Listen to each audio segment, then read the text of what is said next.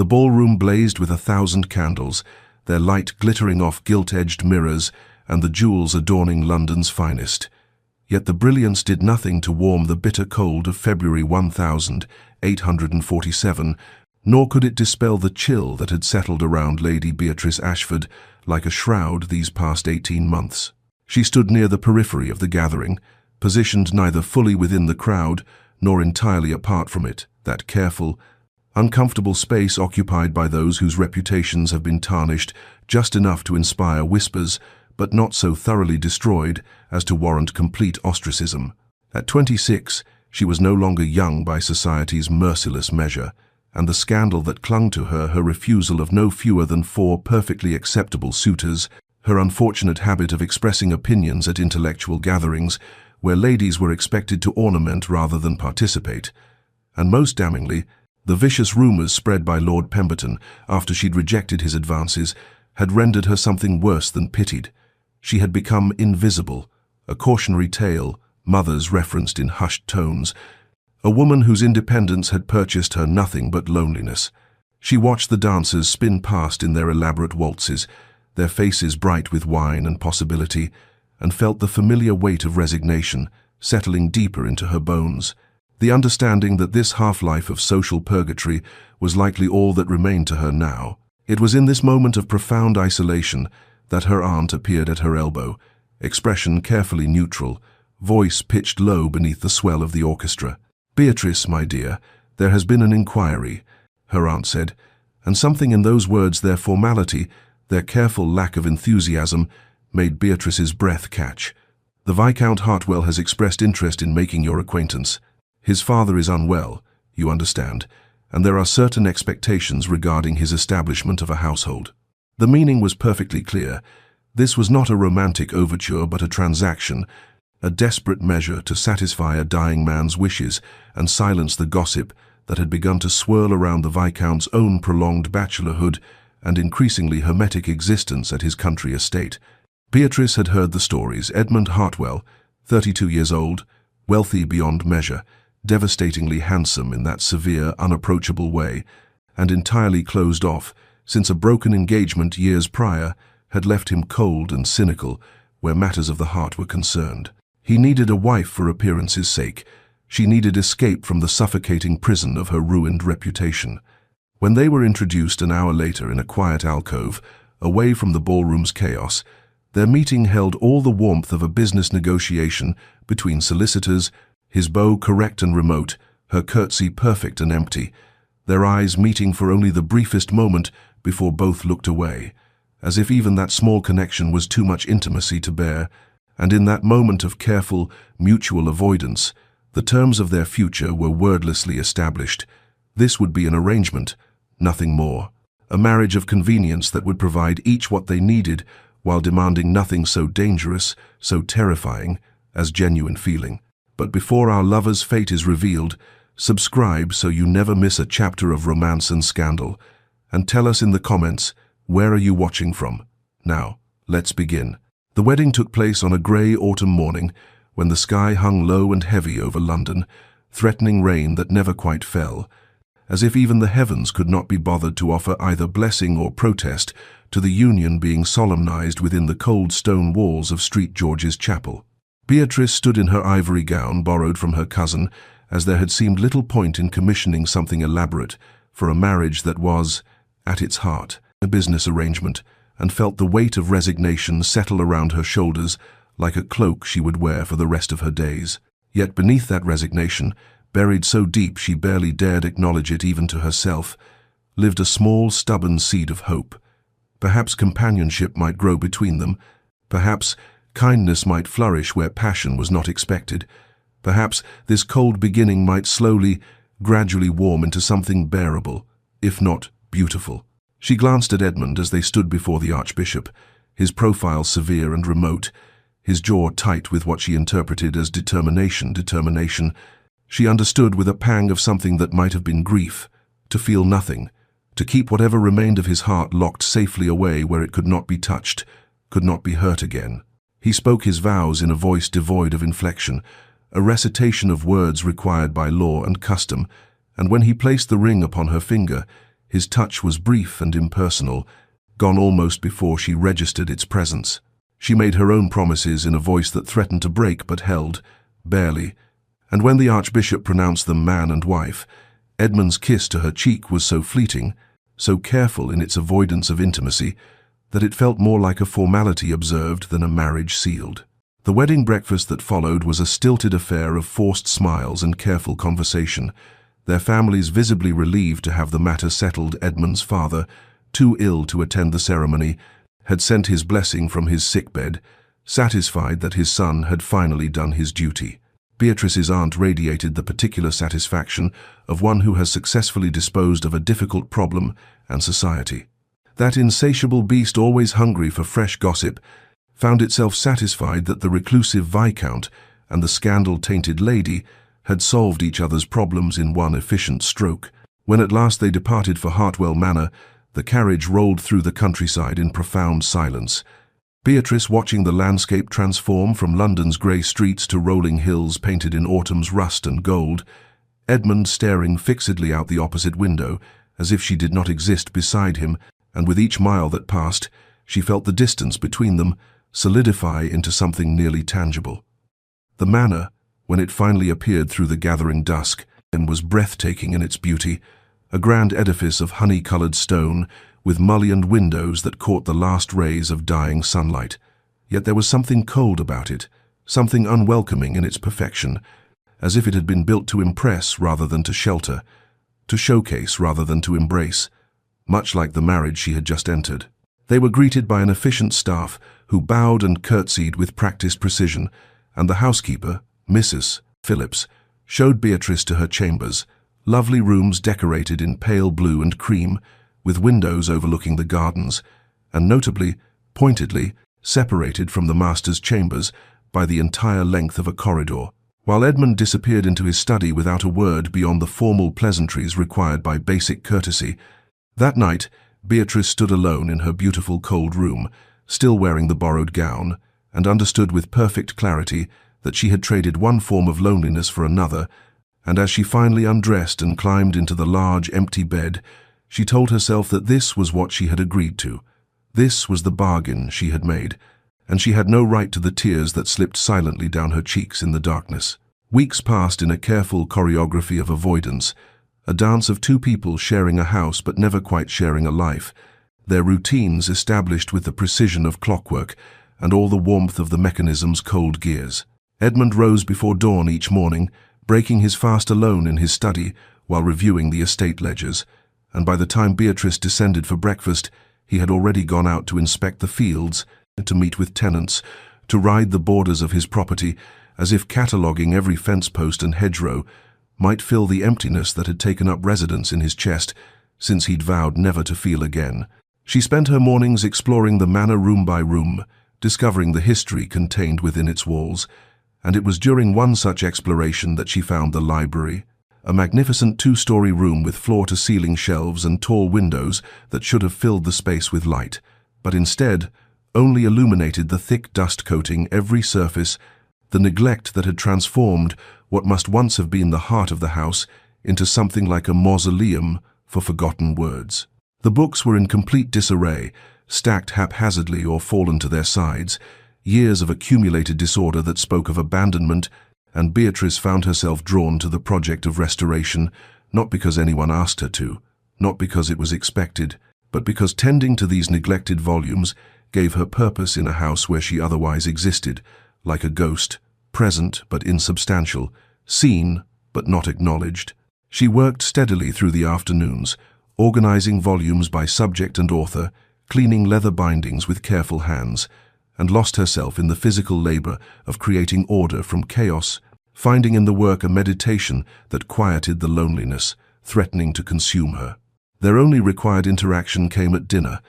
that nightly ritual of excruciating formality where they sat at opposite ends of a table designed to seat 20, served course after course by servants whose careful expressions revealed nothing of what they must think of this strange, silent marriage. Edmund spoke only when politeness demanded it, inquiries about her health,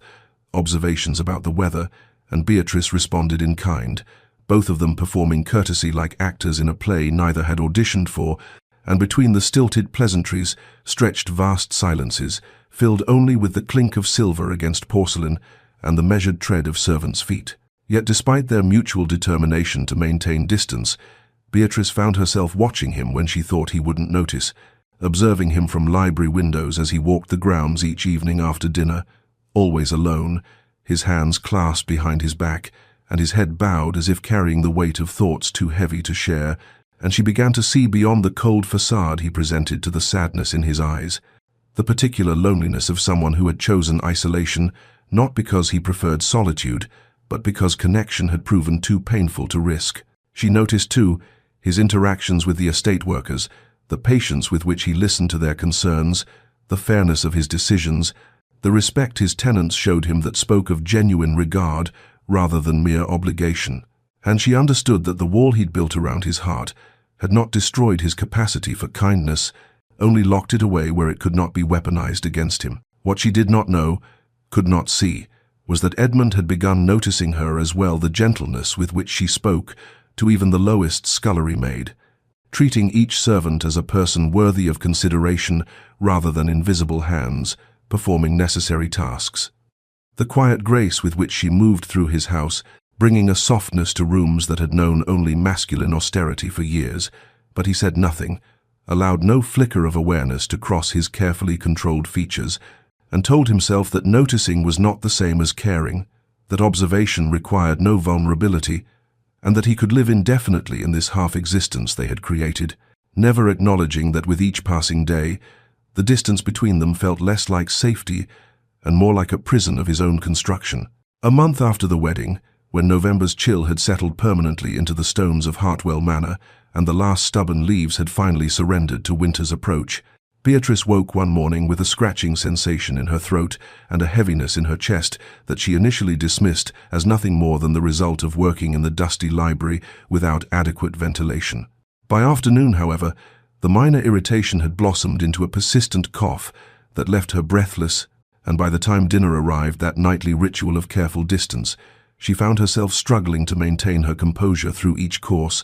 her throat raw and her head beginning to ache with a dull, insistent pressure. Edmund noticed, of course, though his face betrayed nothing beyond a slight tightening around his eyes, and when she excused herself early, offering apologies that came out rougher than intended, he merely inclined his head in acknowledgement and watched her retreat with an expression Mrs. Phillips, clearing the plates, could not quite decipher. That evening, maintaining the careful propriety that governed every aspect of their separate lives, Edmund sent the housekeeper to check on the new Viscountess, instructing her to ensure Beatrice had everything she required and to summon the doctor if her condition worsened, and Mrs. Phillips returned with the report that her ladyship was resting comfortably and had requested only some hot water with honey and lemon, which was promptly delivered. Edmund retired to his study as usual, attempting to focus on correspondence that suddenly seemed utterly meaningless, and told himself that his concern was merely the responsibility any husband would feel for a wife's well-being, nothing more personal than duty required. Yet as the hour grew late and the house settled into nighttime silence, he found himself climbing the stairs and walking down the corridor that led to her chambers, telling himself he was simply passing by on his way to his own rooms, despite the fact that this route was entirely out of his way. He stood outside her door in the darkened hallway, his hand raised to knock but frozen in indecision, and heard through the heavy wood the sound of her coughing, harsh, painful spasms that seemed to go on, and something in his chest constricted with an intensity that alarmed him, but he did not knock, he did not enter, merely stood like a sentry in the shadows until the coughing subsided and silence returned, and then he retreated to his own cold bed, where he lay awake far longer than he wished to examine. The next morning, he rose even earlier than usual and went directly to the kitchen, where he surprised the cook by instructing her personally to prepare a specific tea chamomile with honey and a touch of brandy, the exact preparation he had noticed Beatrice taking at dinner several weeks prior, when she had mentioned, in one of their few actual exchanges, that her mother had always sworn by the combination for throat complaints, and he ordered it sent to her chambers with breakfast. When Beatrice received the tray and saw not just the standard breakfast tea but this particular preparation, made exactly as she preferred it, she sat very still in her bed for a long moment, the cup warming her hands, and understood with sudden clarity that Edmund had been paying attention, that despite the distance he maintained and the walls he had built so carefully around himself, he had noticed this small detail about her preferences and remembered it. She found him that afternoon in his study, having ventured downstairs despite Mrs. Phillips's gentle protests that she should rest, and when she thanked him for the tea, for his thoughtfulness in remembering such a small thing, he looked up from his ledgers with an expression that might have been surprise or might have been something more vulnerable, quickly shuttered away, and he said simply, "It was nothing."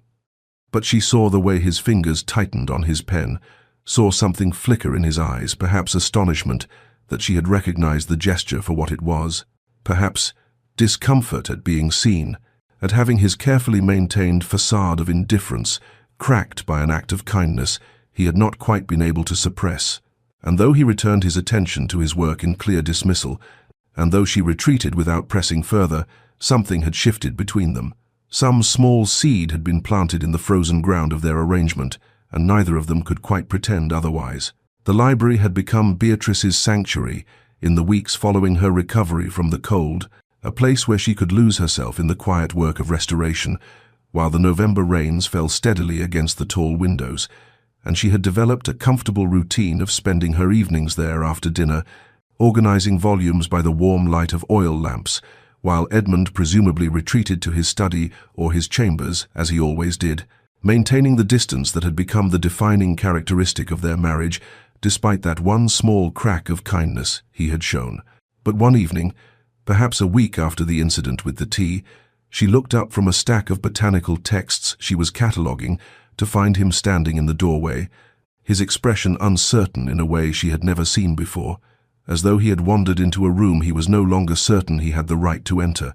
And when she met his eyes, he seemed on the verge of retreating until she said simply, "Good evening," with no question in her voice, no demand for explanation, just acknowledgement of his presence. He entered slowly, his gaze moving across the shelves she had spent weeks cleaning and organizing,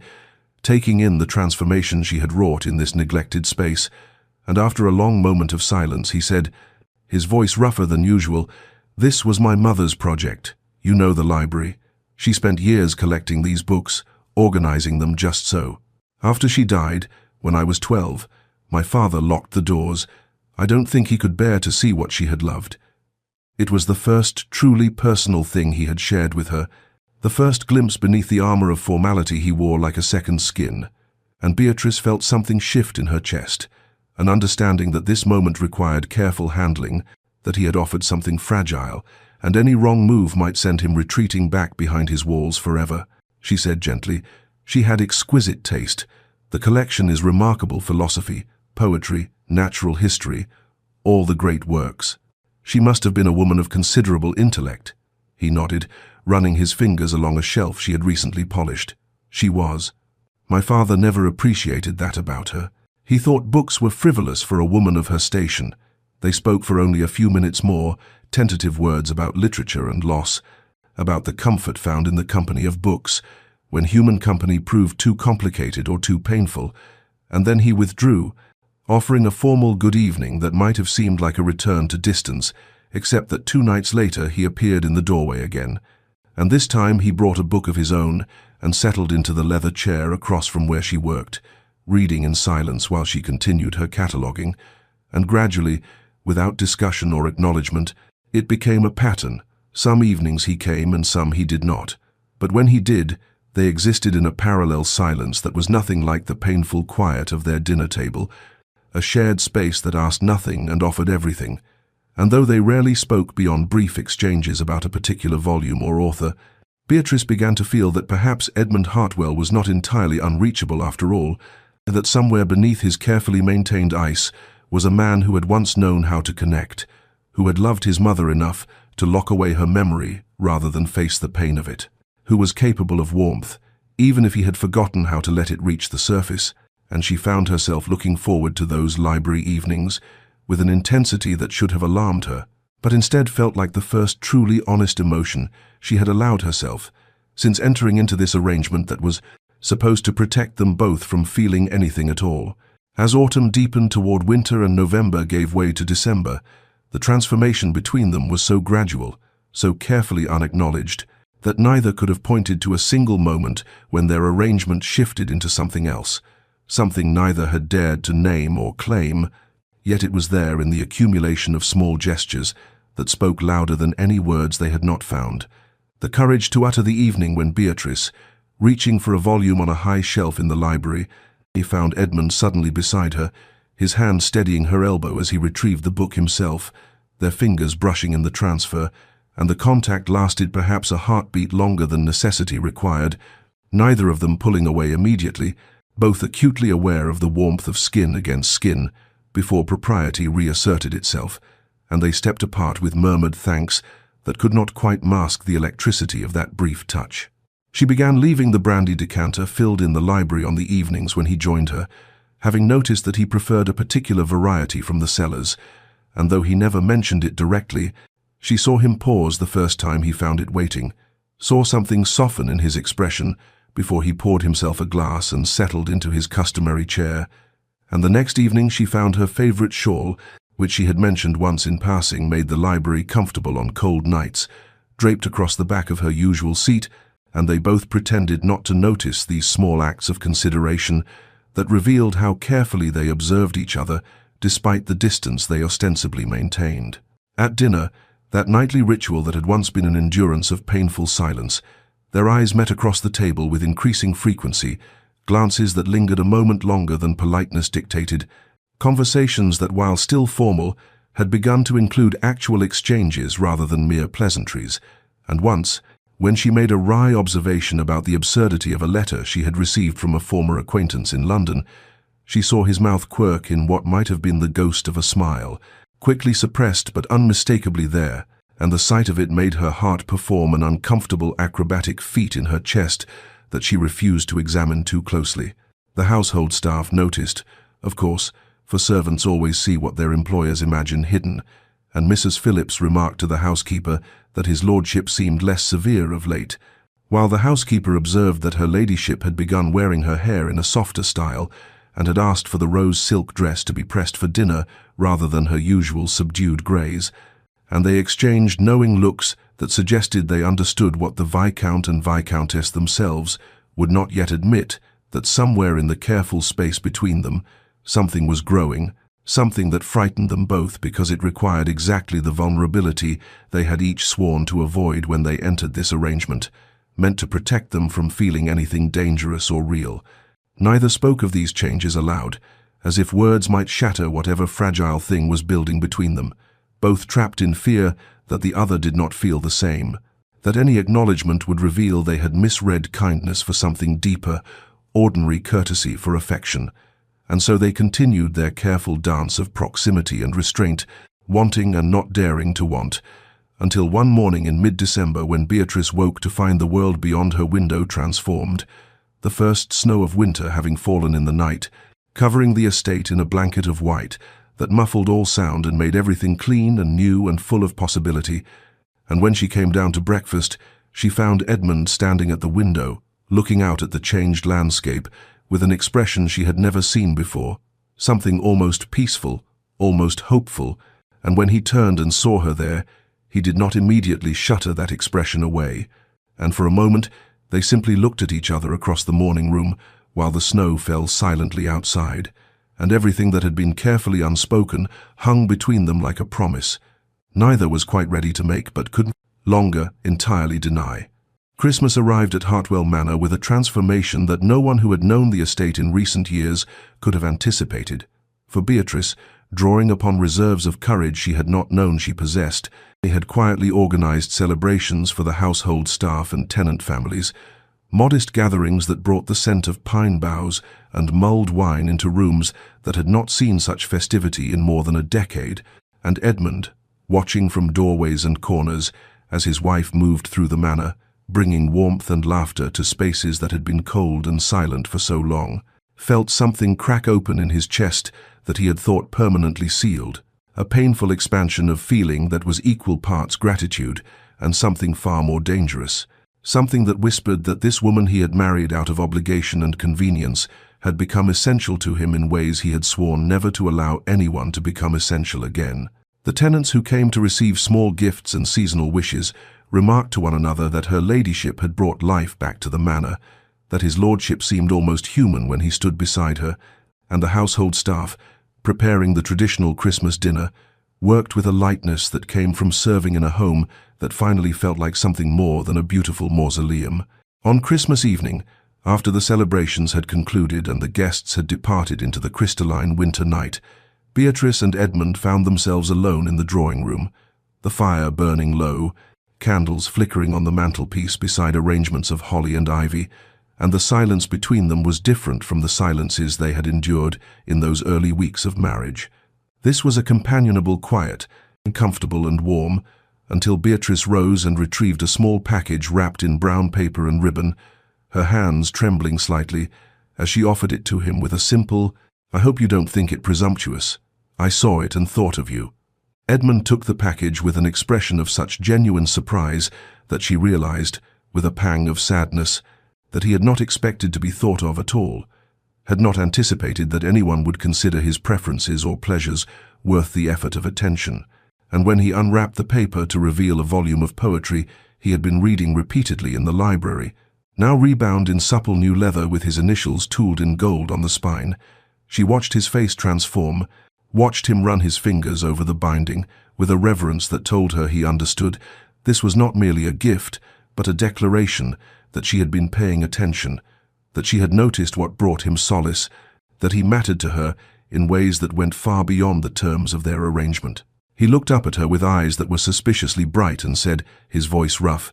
"Beatrice, I have nothing for you. I didn't think." And the visible regret in his expression, the self-recrimination, moved her more than any prepared speech could have, and she assured him quickly that it didn't matter, that she had not given the gift with any expectation of reciprocation, but he was already standing, already moving toward the door with sudden purpose, and she remained by the fire, uncertain and hoping, until he returned several minutes later, carrying a small wooden box that looked old and precious, and when he opened it to reveal a strand of luminous pearls, perfectly matched and glowing in the candlelight, she drew in a sharp breath of recognition,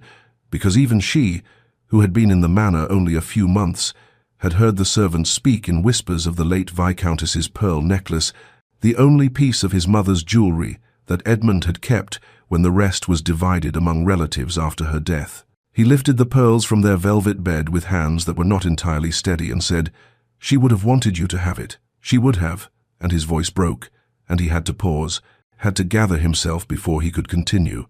She would have loved that someone was bringing warmth back to this house, that someone was making it a home again. And when Beatrice turned to allow him to fasten the clasp at her nape, when she felt his fingers brush against her skin and linger there just a moment longer than necessary, when she turned back to face him and saw in his eyes something raw and unguarded and terrifyingly vulnerable, she understood that something fundamental had shifted between them, that they had crossed some invisible threshold from which there could be no retreat back into the safe distance of their arrangement, and neither of them spoke of it. Neither dared to name what hung in the air between them, like the scent of pine and promise. But when she whispered, "Thank you, Edmund. I shall treasure it always," and he replied, "As I shall treasure this," holding the rebound book against his chest as though it were something sacred, they both knew that they were no longer speaking only of gifts exchanged at Christmas, but of something infinitely more precious and infinitely more frightening that neither was quite ready to claim but could no longer deny. January arrived with bitter cold that turned the windows of Hartwell Manor into canvases of frost and ice, the kind of penetrating chill that made even the heartiest fires seem inadequate. Yet between Edmund and Beatrice there grew a warmth that had nothing to do with the hearths that blazed in every room, and everything to do with the way they had begun, almost without realizing it, to lower the final defenses they had maintained even through the tentative intimacy of the library evenings and the revelatory exchange of Christmas gifts. And when a storm descended in the second week of the month, bringing snow so thick and wind so fierce that the estate was rendered utterly isolated from the village and the world beyond, they found themselves snowed in together with nothing to separate them from honesty except the fear they had both carried for so long. That evening, as the wind howled against the manor walls and the library fire crackled with unusual intensity, they sat closer than they ever had before, sharing the brandy that had become their ritual, and perhaps it was the isolation, the sense that the world had narrowed to just the two of them and this room, or perhaps it was simply that the pretense had become more exhausting than the truth. But when Beatrice spoke, her voice was quieter than usual, almost hesitant, and she said something she had never intended to share with anyone, least of all with this man she had married. As a matter of convenience, she spoke of her loneliness in London, the years of watching herself become invisible as the scandal attached itself to her name. And then, with a courage that made her hands tremble around her glass, she told him what had truly happened, that a gentleman she had refused, a man of charm and cruelty, had spread lies when his pride could not bear her rejection, had whispered to society that she had encouraged him, and then spurned him capriciously, and though the lies were vague enough to avoid outright accusation, they were specific enough to taint her, to make her someone respectable families would not risk association with, and she confessed that she had begun to fear she would remain forever unseen, forever defined by falsehoods, forever alone. Edmund listened with an expression that shifted from attention to anger on her behalf to something that looked almost like pain, and when she fell silent, when the only sounds were the fire and the storm, he spoke in turn, his voice rough with emotion he no longer tried to hide, and he told her about Catherine,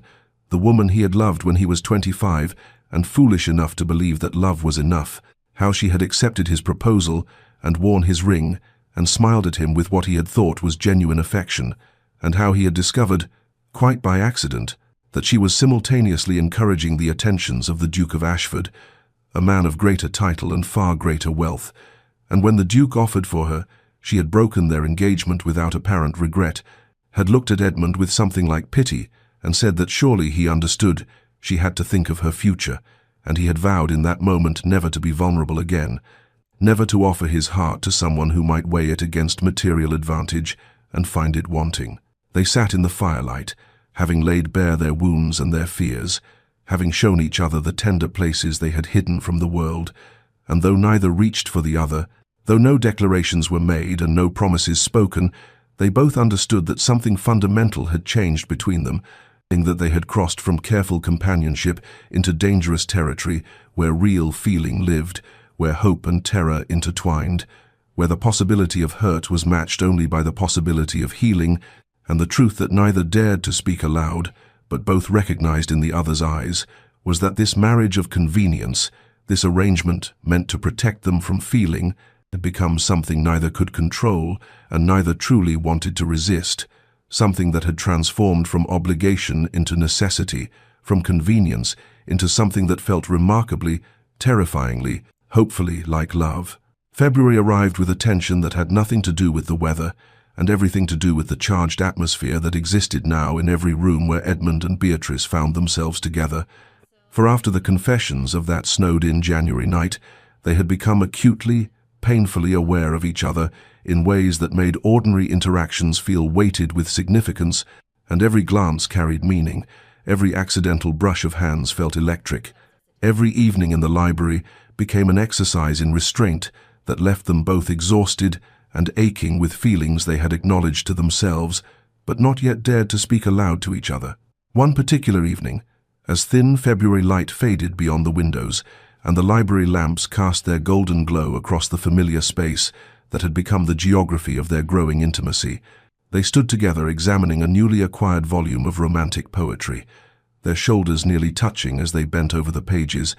and Beatrice was reading aloud a passage about love and longing when she became aware that Edmund had gone very still beside her, and that he was no longer looking at the book, but at her face with an intensity that made her breath catch and her words falter mid-sentence. And when she looked up to meet his gaze, she found in his eyes something so raw and undisguised that she felt her heart begin to race, felt the air between them thicken with possibility and promise, and terrible, wonderful fear. He reached out slowly, giving her every opportunity to step away, to retreat into the safety of distance, but she remained frozen, caught between longing and terror as his hand rose toward her face, his fingers trembling slightly as they approached her cheek, and the moment stretched and expanded until it seemed to contain everything, all the months of careful distance, all the evenings of growing closeness, all the words spoken and unspoken, all the hope and fear and desperate wanting that neither had been brave enough to claim, and she could feel the warmth of his hand, though he had not yet touched her skin, could see in his expression the same paralysis of desire and doubt that held her motionless, and for one suspended breath it seemed inevitable that the distance between them would finally close. But then something shifted in his face, some shadow of old hurt or remembered betrayal, some terror that the woman before him might wound him as Catherine had wounded him, and he pulled his hand back abruptly as though burned, stepped away from her with a jerky movement that shattered the spell of the moment, and said in a voice gone stiff and formal, "Forgive me. That was, I apologize, Lady Hartwell. I should not have." And he was gone before she could respond, leaving her standing alone in the library, with the book of poetry still open in her hands, and her heart hammering against her ribs, and her mind racing with confusion and hurt, and the terrible question of whether she had misread in everything, whether all the warmth and growing intimacy had been only her own foolish imagination, whether he did not feel for her what she had begun to believe he felt, what she had allowed herself to hope he felt. Edmund, fleeing to his own chambers like a coward, pressed his forehead against the cold glass of his window and stared out at the winter bare gardens without seeing them, furious with himself for his weakness in almost touching her, and more furious still for his cowardice in pulling away. And the truth that burned through him with merciless clarity was that he loved her with an intensity that terrified him, loved her in ways that made him vulnerable in exactly the manner he had sworn never to be vulnerable again, for he had married her precisely to avoid this kind of feeling, had chosen an arrangement over courtship specifically to protect himself from the possibility of caring too much and being hurt too deeply, and yet here he stood, undone by a woman he had tried to keep at arm's length, a woman who had somehow slipped past every defense he had constructed and made herself absolutely essential to his happiness, and the depth of his feelings for her was precisely what paralyzed him, because he could not bear the thought that she might not return them, could not survive another rejection, another moment of offering his heart and having it weighed and found insufficient, and so he had pulled away, had retreated into coldness and formality, had hurt her to protect himself, and he hated himself for it even as he knew he would do it again, and could keep doing it until he found the courage to risk everything or lost her entirely to his own fear. Early March arrived with tentative promises of spring, the first crocuses pushing through the melting snow around Hartwell Manor's gardens, and with it came news from the village that several families had fallen ill with fever, the kind of sickness that spread through households like wildfire and left grief in its wake. And when Beatrice learned that the Marston family tenant farmers, with 4 young children, had all taken ill, and that Mrs. Marston was too weak to care for her little ones, she insisted on going to them despite the housekeeper's worried protests and Edmund's visible tension when she announced her intention at breakfast, though he said nothing to stop her, only watched her with an expression that might have been concern, or might have been the lingering awkwardness that had persisted between them since that terrible moment in the library when he had almost touched her face and then fled. She went with baskets of food and medicine, with clean linens and a determination to be useful,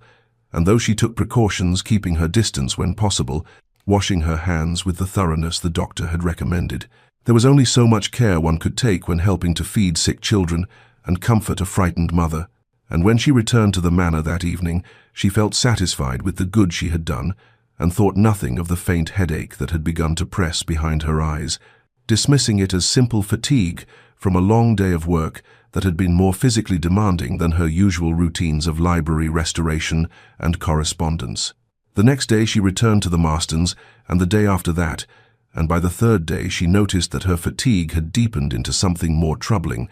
a heaviness in her limbs that made even simple movements feel effortful. But she attributed it to poor sleep and continued with her routine, taking tea with Edmund in strained near silence that broke her heart a little more each day,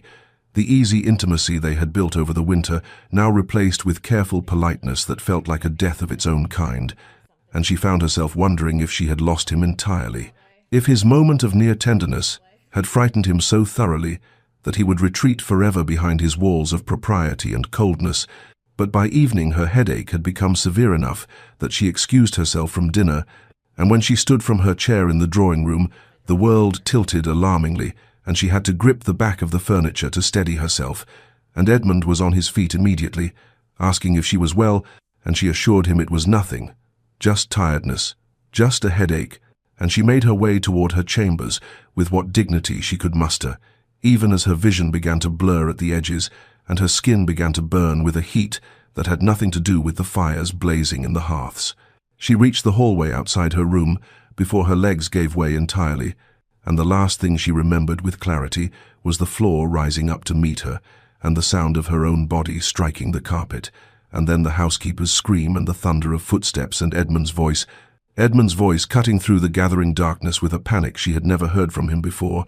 shouting for help, shouting her name, and then his hands on her face and the world disappeared into fever and flame. When Edmund was summoned from the stables where he had gone to escape the torment of being near Beatrice while maintaining the careful distance his cowardice demanded, when he was told that Lady Hartwell had collapsed, something fundamental shattered in his chest, and he ran through the manor with his heart in his throat, taking stairs 3 at a time, and when he reached her and saw her crumpled in the hallway, unconscious, her skin flushed with fever, every careful wall he had constructed, every protection he had maintained, every defense against feeling too much simply ceased to exist, and he gathered her into his arms with shaking hands and carried her to her room, calling for the doctor with a voice that came out raw and commanding and barely controlled, and the household staff moved with urgent efficiency because they had never, not once in all the years of his lordship's residence at the manor, heard such emotion in his voice or seen such fear in his eyes, and they understood as they sent riders racing toward the village that something had changed, that whatever careful arrangement had existed between the Viscount and his wife had transformed into something that made his hands tremble as he laid her on the bed and refused to leave her side, even to let the maids tend to her, and when the doctor finally arrived and examined her with grave efficiency and pronounced it the same fever that had struck the village, the same illness that had already claimed 2 lives that week, Edmund's face went white as death itself, and his voice, when he asked about treatment, about prognosis, about anything that could be done, shook with barely suppressed terror, and the doctor's answer that they could only keep her comfortable, only wait and hope, that the fever must run its course, and some survived it, and some did not land it, like a physical blow that made Edmund grip the bedpost to remain standing. And when the doctor suggested that his lordship should perhaps keep his distance to avoid contagion, should leave her care to the servants who could nurse her in shifts, Edmund looked at him with eyes gone hard and said in a voice that allowed no argument, "I'm not leaving her," and the staff exchanged glances, heavy with worry and something that might have been hope, because they understood in that moment that their master loved his wife, loved her with a desperation that had been hiding beneath months of careful courtesy, and that the next days would test him in ways that estate management and social obligations never could, would demand from him a courage that had nothing to do with stoicism and everything to do with the terrifying vulnerability of loving someone enough to risk losing them, of caring so deeply that the possibility of grief became unbearable. And as the doctor took his leave with instructions to send for him if her condition changed, Edmund pulled a chair to Beatrice's bedside and took her burning hand in his and prepared to face the greatest fear of his carefully defended life. The doctor departed with his bag of useless remedies and his warnings about contagion that Edmund had dismissed with barely concealed contempt, and as the sound of hooves faded down the manor drive, Edmund settled into the chair he had pulled to Beatrice's bedside and understood with crystalline clarity that he would not be leaving this room, and would not be observing proper distance or taking sensible precautions or protecting himself from illness, because the only unbearable thing in this moment was the thought of her suffering alone, of her waking in confusion or pain to find herself abandoned, and he took her burning hand in both of his and felt the fever radiating from her skin like heat from a forge, and thought wildly that surely his touch should cool her, surely his will should be enough to draw the sickness from her body. But she only trembled and murmured incoherently, and he reached for the basin of cool water the housekeeper had left and began the work that would occupy the long hours ahead, dampening cloths and laying them gently across her forehead, her throat, her wrists, anywhere the fever seemed to burn most fiercely. The night deepened around them, and the house fell into worried silence, the servants speaking in hushed voices beyond the door, occasionally bringing fresh water or broth that Edmund barely acknowledged, and Beatrice drifted between states of consciousness that bore little resemblance to true awareness, sometimes thrashing against the blankets he tried to keep over her, sometimes lying so still that his heart would seize with terror until he felt the shallow rise and fall of her breathing. And in the moments when her eyes opened and seemed to recognize him, she would whisper through cracked lips that he should go, that he must leave her, that he would fall ill himself if he stayed, and each time she said it, something fierce and protective rose in his chest, and he would lean closer and stroke the damp hair back from her face and say with a conviction that surprised him with its intensity, "I'm not leaving you." And it was the first time in their months of marriage that he had spoken to her with such raw, unguarded emotion, the first time he had allowed her to hear in his voice what he had been too cowardly to say in health.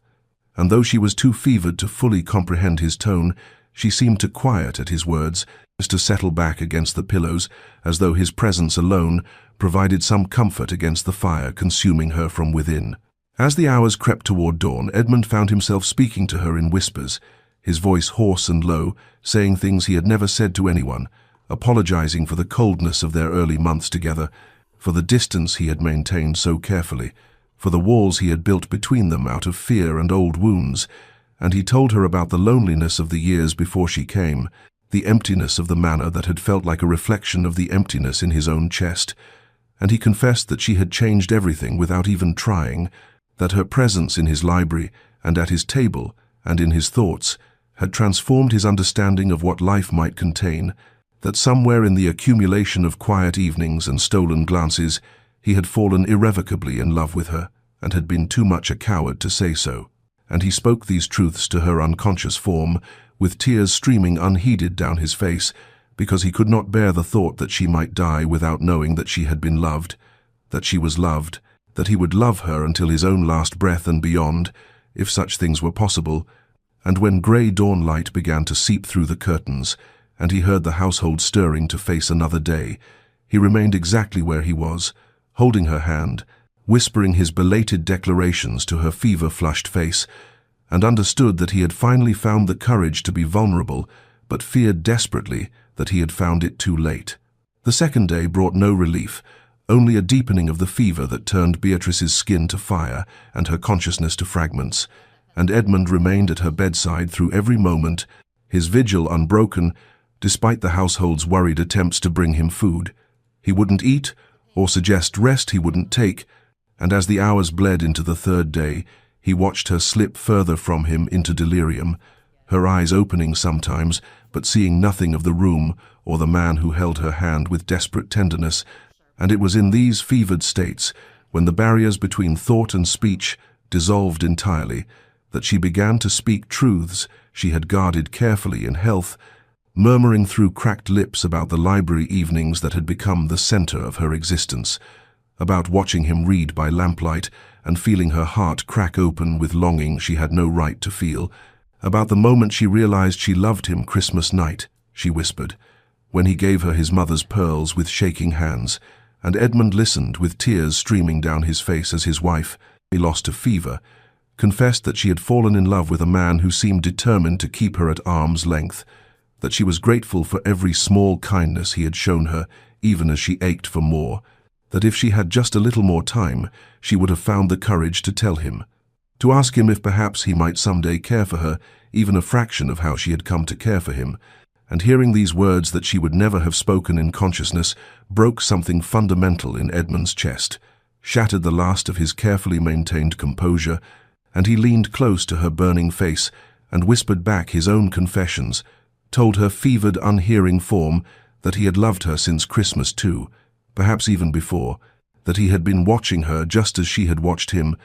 that every moment in the library had been torture and paradise combined, because he wanted so desperately to reach for her and was so deeply afraid of what it would mean to want something that much, and he told her that he had been a fool and a coward, that he had wasted months they could have spent in happiness because he was too afraid of being hurt again, too damaged by old wounds to recognize the gift she represented, and he begged her forgiveness for his coldness, for the distance he had maintained, for the almost kiss he had fled from like a coward, and he promised that if she would only survive this, if she would only come back to him, He would spend the rest of his life making up for the tenderness he had withheld, would tell her every day that he loved her, would never again let fear keep him from showing his heart. The third day wore into evening, and the household staff left food outside the door that went untouched, and Edmund's valet knocked softly and begged his master to rest for just an hour and to take some brandy, and perhaps change his clothes. But Edmund sent him away with a hoarse voice that allowed no argument, because the thought of leaving her, even for a moment, even to attend to his own deteriorating condition, was unbearable, and he continued his whispered confessions and his desperate ministrations,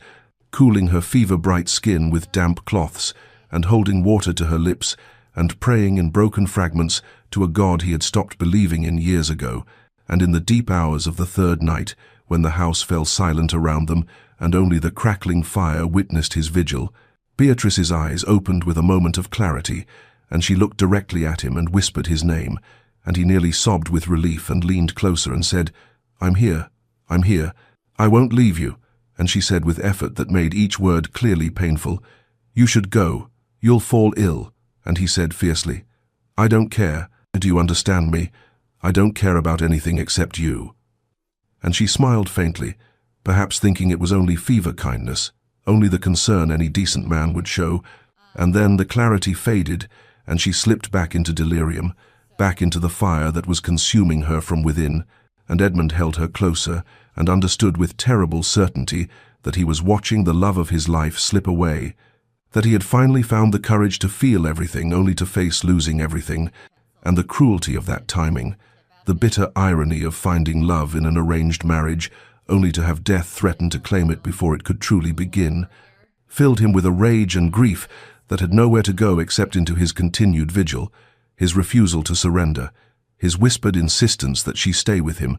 that she fight, that she not leave him alone in a world that would be unbearable without her light. The fourth day dawned grey and cold, and the doctor returned at Edmund's valet's urgent summons to find the Viscount still at his post beside the sickbed,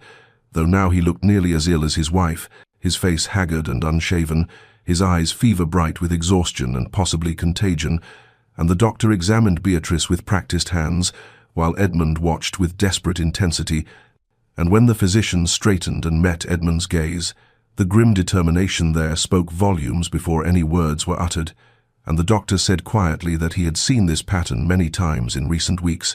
that the fever typically peaked on the fifth day, and that most who reached that crisis did not survive it, that Edmund should prepare himself for the likelihood that the Viscountess would not see another week, and Edmund heard these words as though from a great distance, as though they were being spoken in some foreign tongue that his mind refused to translate into meaning. And he said with a calmness that was more terrifying than rage, "She will survive." And the doctor began to speak of acceptance and God's will and the limits of medical science. But Edmund simply turned back to Beatrice and dismissed the man with a gesture that brooked no argument, and when they were alone again, he looked at his wife's fevered face and understood with absolute clarity that he had arrived at a threshold where will and love and desperation were all he had left to offer against the advancing shadow and of death. Through the fourth day and into the night, Edmund felt his own body beginning to fail, felt the familiar ache in his bones and the heat behind his eyes that signaled the fever taking root in his own blood, and he knew distantly that he should leave her now, should save himself while there was still time, should preserve at least one life from this tragedy. But the thought was absurd, impossible, because what life would that be without her in it? What purpose would his continued existence serve in a world where Beatrice had been and was no longer? And so he ignored his own deteriorating condition and focused entirely on her, on keeping her as comfortable as possible, on speaking to her constantly in case some part of her consciousness could still hear him. And as the fifth day arrived with its pale dawn light, and she seemed to slip even further from him, her breathing growing shallow and labored, her skin burning despite all his efforts to cool it, Edmund made a decision born of desperation and devotion in equal measure, and he removed his boots and climbed carefully into the bed beside her, gathering her fever-racked body against his chest and wrapping his arms around her as though he could physically hold her to this world, as though his embrace could be an anchor strong enough to keep her from drifting into the darkness that seemed to be pulling at her with every passing hour. He held her like that through the entirety of the fifth day, speaking to her in a constant low murmur, telling her about the life they would have when she recovered, the library evenings, and the children they might have, and the years and years they would spend together. And he prayed for the first time since his mother's death, prayed with a fervor that surprised him, because he had thought that capacity for faith had died in him long ago, and he bargained with God and fate, and any power that might be listening, offering anything, everything, in his own life if necessary. If only she would be spared. And when night fell again and she grew worse still, her breathing becoming ragged, and her body so hot it seemed impossible that she could survive such heat, Edmund pressed his lips to her temple and whispered over and over like an incantation, "Stay with me, please. I love you. Stay." And he refused to acknowledge the tears streaming down his face, or the trembling in his own fevered body, or the terrified certainty growing in his heart that love might not be enough, that wanting something desperately did not guarantee its granting. And still he held her through the dark hours when the house fell silent around them, and death seemed to hover in the very air of the room, held her with every ounce of strength remaining in his failing body, held her as though letting go even for a moment would mean losing her forever. The 6th day arrived with a grey dawn that crept through the curtains like a tentative promise, and Edmund lay beside Beatrice, still holding her against his chest, though he himself had long since slipped into a state that was neither sleep nor waking, but rather a fevered half-consciousness, where the boundaries of the world had become uncertain, and it was in this liminal state that he first noticed the change, the subtle shift in the quality of heat radiating from her body, no longer the scorching fire that had burned through 5 endless days, but something gentler, something that felt almost like normal warmth rather than the consuming blaze of fever. And he was afraid to believe it, afraid that hope itself might be a cruelty. But his hand moved to her forehead with trembling fingers and found her skin cooler, unmistakably cooler, and a sound escaped his throat that was half sob and half prayer. The morning hours passed with agonizing slowness as Edmund watched for any sign of relapse, any return of the fever that had nearly claimed her. But by midday, when weak sunlight finally broke through the grey clouds outside the window, Beatrice's temperature had dropped further still. Her breathing had eased from labored gasps to something approaching normal rhythm, and Edmund felt tears streaming down his face, though he made no sound, merely held her and shook with relief. He was too exhausted to properly express. And as afternoon shadows began their slow creep across the floor, her eyelids fluttered in a way that seemed different from the unconscious movements of delirium, and then they opened fully, and her gaze, though weak and confused, was clear, truly clear for the first time in 6 days, and she looked up at the haggard face of the man holding her and whispered in a voice like dry leaves, "Edmund?" That single word, his name spoken with recognition and awareness, broke something fundamental in Edmund's carefully maintained control. And this man who had been raised to show no weakness, who had built walls of ice around his heart after being betrayed, who had married Beatrice specifically to avoid feeling anything too deeply, found himself sobbing openly against her hair, his whole body shaking with the force of emotions too large to contain, and he managed to say through his tears, you stayed with me, and Beatrice," weak as she was, and confused by finding herself in her husband's desperate embrace, in a way their arrangement had never included, understood somehow that something profound had shifted during the days she couldn't remember, and she raised one trembling hand to touch his face and said with effort that cost her dearly, "I couldn't leave you." And Edmund pulled back just enough to look at her, his eyes red-rimmed and wild, his face unshaven and haggard, and his whole appearance that of a man who had walked through hell and barely survived, and he said with raw honesty that he could never have managed in health. "And I couldn't let you go. I love you. God help me, Beatrice, I love you. I have loved you for months, and I nearly lost you before I found the courage to tell you." And Beatrice stared at him as these words she had dreamed of but never expected to hear, washed over her fevered, exhausted consciousness, and she saw in his desperate face and trembling hands, and the way he held her as though she might disappear if he loosened his grip even slightly, that he meant it. That this was not fever kindness or duty, but real love, hard won and nearly lost, and all the more precious for how close it had come to remaining forever unspoken. The week that followed moved with the strange quality of a dream. Time measured not in hours or days, but in spoonfuls of broth accepted, in moments of wakefulness that grew gradually longer, in the slow return of colour to Beatrice's pale cheeks, and through it all, Edmund remained at her side, with a devotion that would have seemed impossible to anyone who had known him during those first cold months of their marriage, and the pretense that had governed their relationship for so long had been burned away entirely by the fever's fire, leaving only truth between them, raw and vulnerable and infinitely precious. He told her everything during those slow recovery days, repeating the confessions he had whispered while she lay unconscious, and she listened with wonder as he described holding her through the dark hours, refusing to let death claim her, praying with a fervor he thought he'd lost forever, and she wept as he spoke of his terror at nearly losing her before they'd truly begun, and she told him in return of her own hidden feelings, admitting that she had loved him for months but had been too afraid of rejection to speak, and too convinced that he could never return the affection of a woman he'd married merely for convenience, and they spoke of all the wasted time, the months of careful distance and unspoken longing, the fear and pride that had kept them apart, and Edmund said with profound regret that he had been a coward and a fool, that he had nearly let his past wounds destroy his future happiness,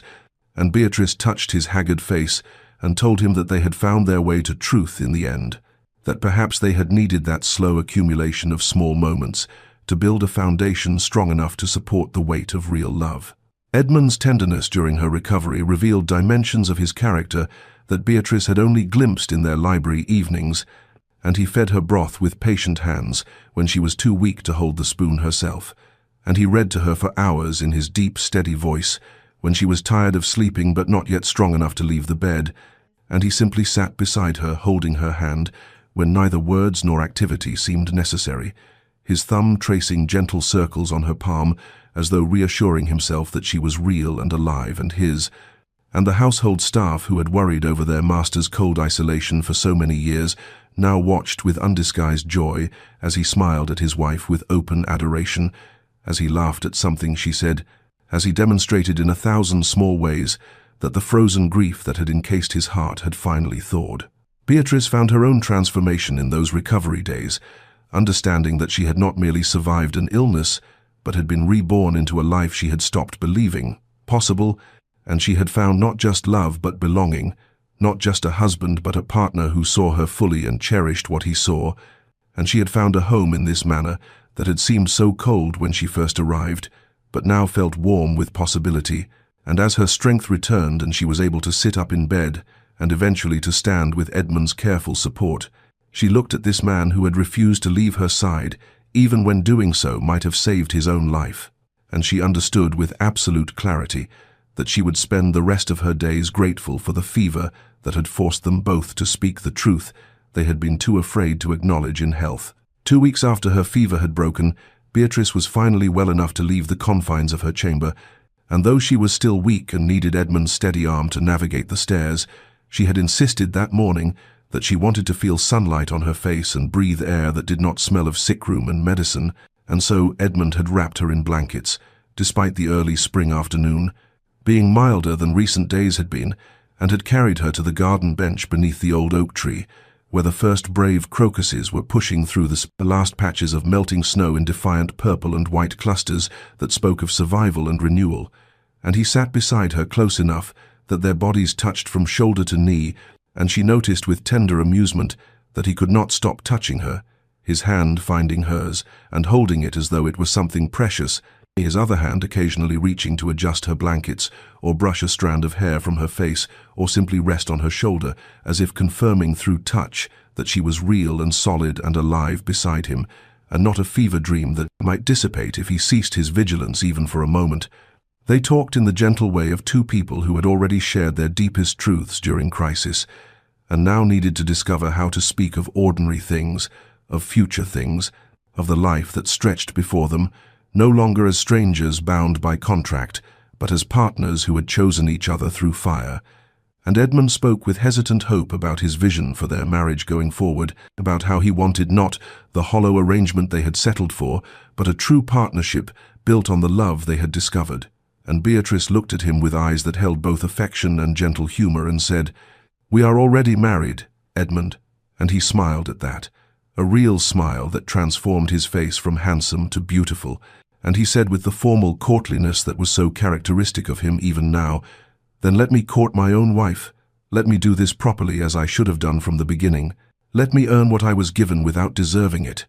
And Beatrice felt her heart swell with love for this man, who had been so cold and was now so warm, who had built such high walls and had torn them down stone by stone,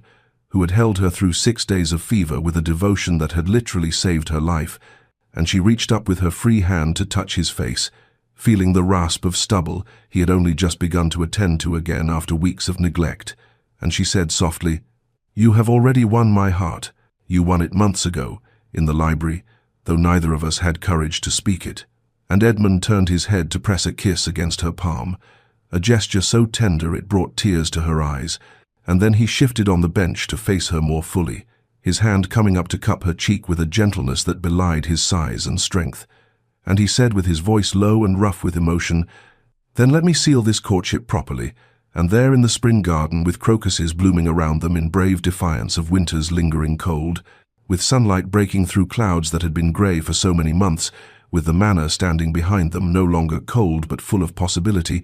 Edmund leaned forward and kissed his wife for the first time,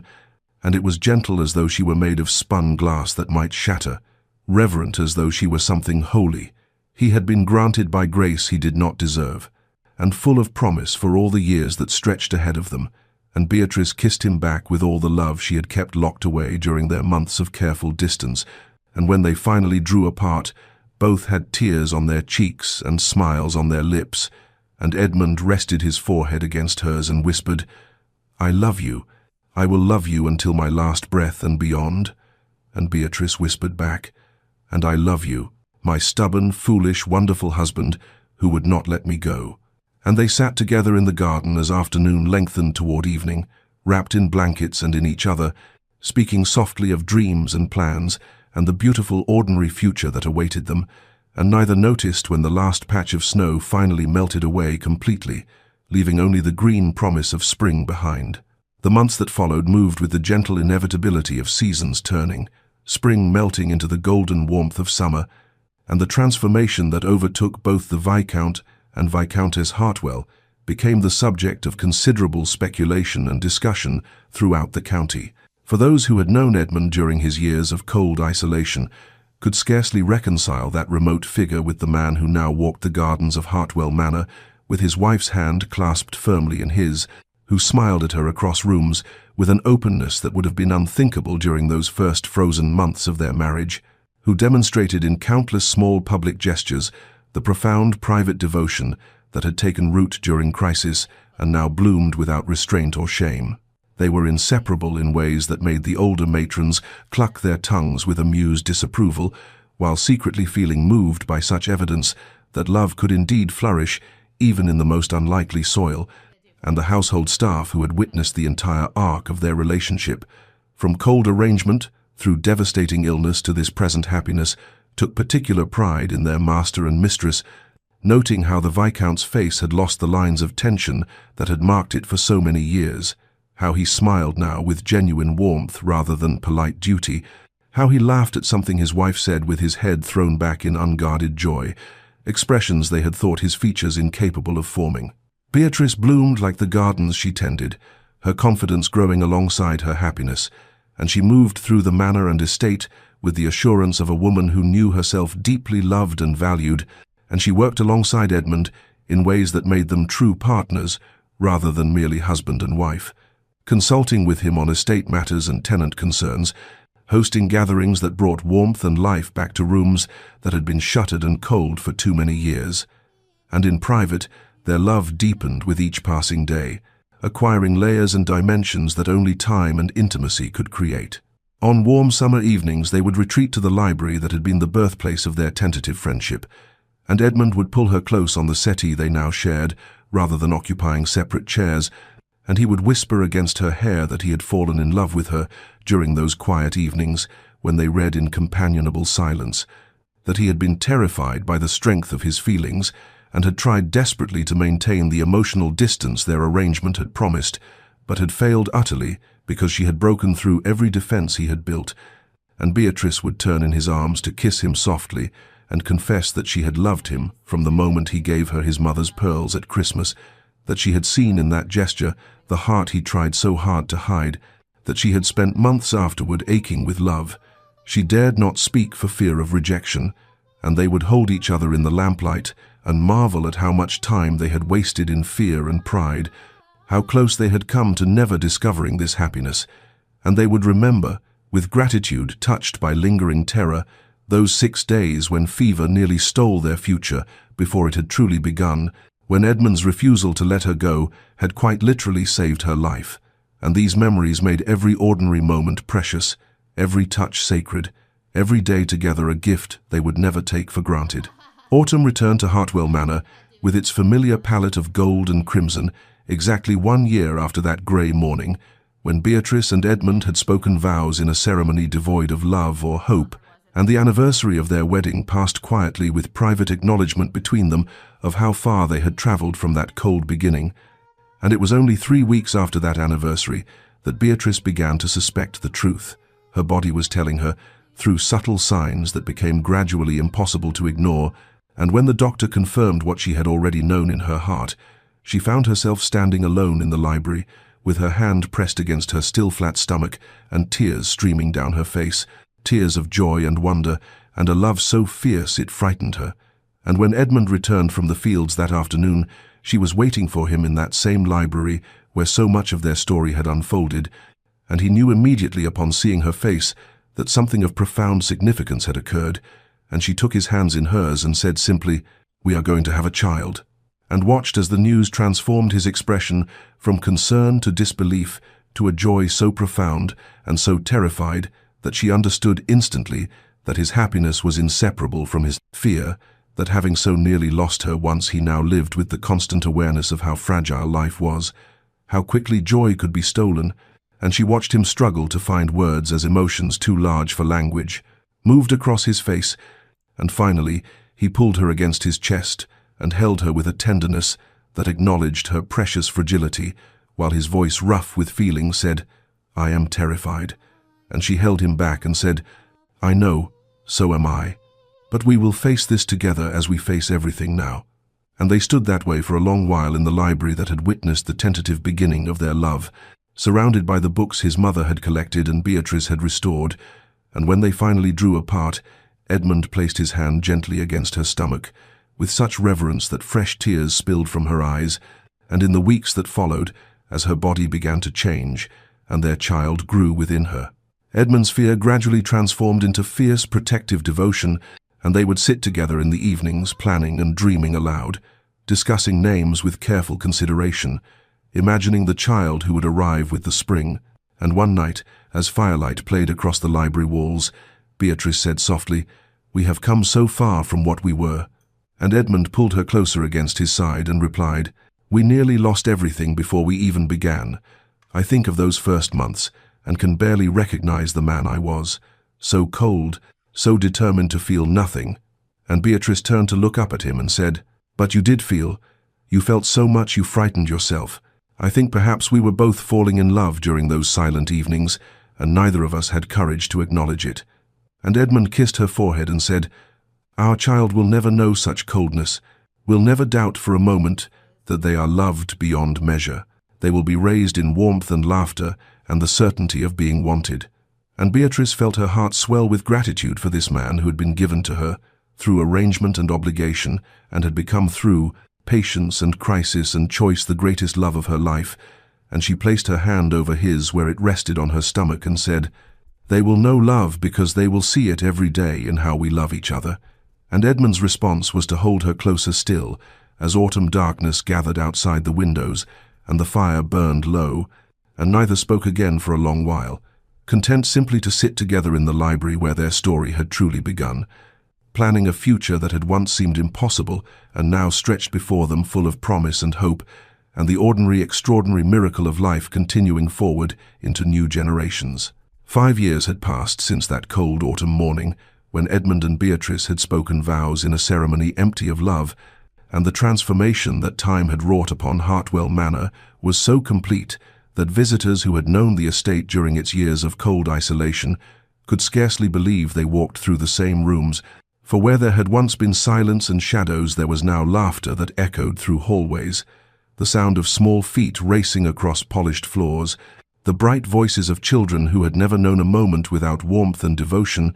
And on a golden afternoon in late September, Edmund and Beatrice stood together on the terrace overlooking the gardens, watching their 3 children at play. The eldest, a daughter of 4 with her mother's dark hair and her father's grey eyes, who commanded her younger brothers with gentle authority as they chased each other between the rose beds that Beatrice had planted during her the first summer of true happiness, and Edmund stood with his arm around his wife's waist in a gesture so natural and constant that neither of them noticed it anymore, though visitors invariably remarked upon it, commenting with barely concealed wonder that they had never in all their lives seen a couple so openly devoted, so clearly and completely in love. And it was true that Edmund still reached for Beatrice's hand a dozen times each day, as if needing the constant reassurance of her physical presence, that his eyes followed her across rooms with an attention that had not diminished but rather deepened with the years, that he touched her constantly, in small ways that spoke of tenderness and need, and a love that had become the very foundation of his existence. And Beatrice returned his devotion with equal measure, her face still lighting with genuine joy each time he entered a room, her hand still seeking his in moments both significant and ordinary, her trust in him absolute and visible in every glance and gesture. The children were watched over by a nursemaid, who kept a respectful distance, allowing them freedom to play while ensuring their safety. And as Edmund and Beatrice observed their daughter help her youngest brother navigate a difficult step, their eyes met with shared understanding and gratitude for these lives they had created, these small souls who would never know the cold isolation that had marked their parents' early months, who were being raised in the certain knowledge that they were wanted and loved beyond measure. And in the quiet moments when the children were abed, and Edmund and Beatrice would retreat to the library that remained their sanctuary, they would sometimes speak of those 6 days when fever had nearly stolen their future before it had properly begun. And Beatrice would say, as she had said countless times before, "You held me to this world when I would have slipped away. Your refusal to let me go quite literally saved my life." And Edmund would pull her close and reply with words that had become their private litany. "I would hold you through anything, through fever and fear and whatever trials this life brings. For the rest of my life and for all my lives, should we be blessed with more than one, I will never let you go." And these words, spoken in lamplight with their children safe above them and the estate prosperous around them, carried the weight of absolute truth, a vow more binding than those they had spoken in that grey church 5 years past. And they would hold each other in the library, where their love had first taken root during silent evenings of barely acknowledged longing, and remember, with gratitude touched always by lingering wonder, how close they had come to missing this happiness, how a marriage begun in cold obligation and mutual protection from society's expectations had transformed through patience and crisis, and the courage to be vulnerable into a love that astounded them both, with its depth and constancy. And Edmund would kiss his wife's forehead and think as he thought every day that he had been given more than he deserved, and that this woman and these children and this life full of warmth and laughter was a gift beyond price. And Beatrice would rest her head against her husband's shoulder and feel the same profound gratitude for a future that had once seemed impossible and now stretched before them, rich with promise and joy. Dear listener, you who have traveled alongside Edmund and Beatrice through cold beginnings and fevered crisis to this place of lasting joy, perhaps you recognize in their story something universal and true about the nature of love and transformation.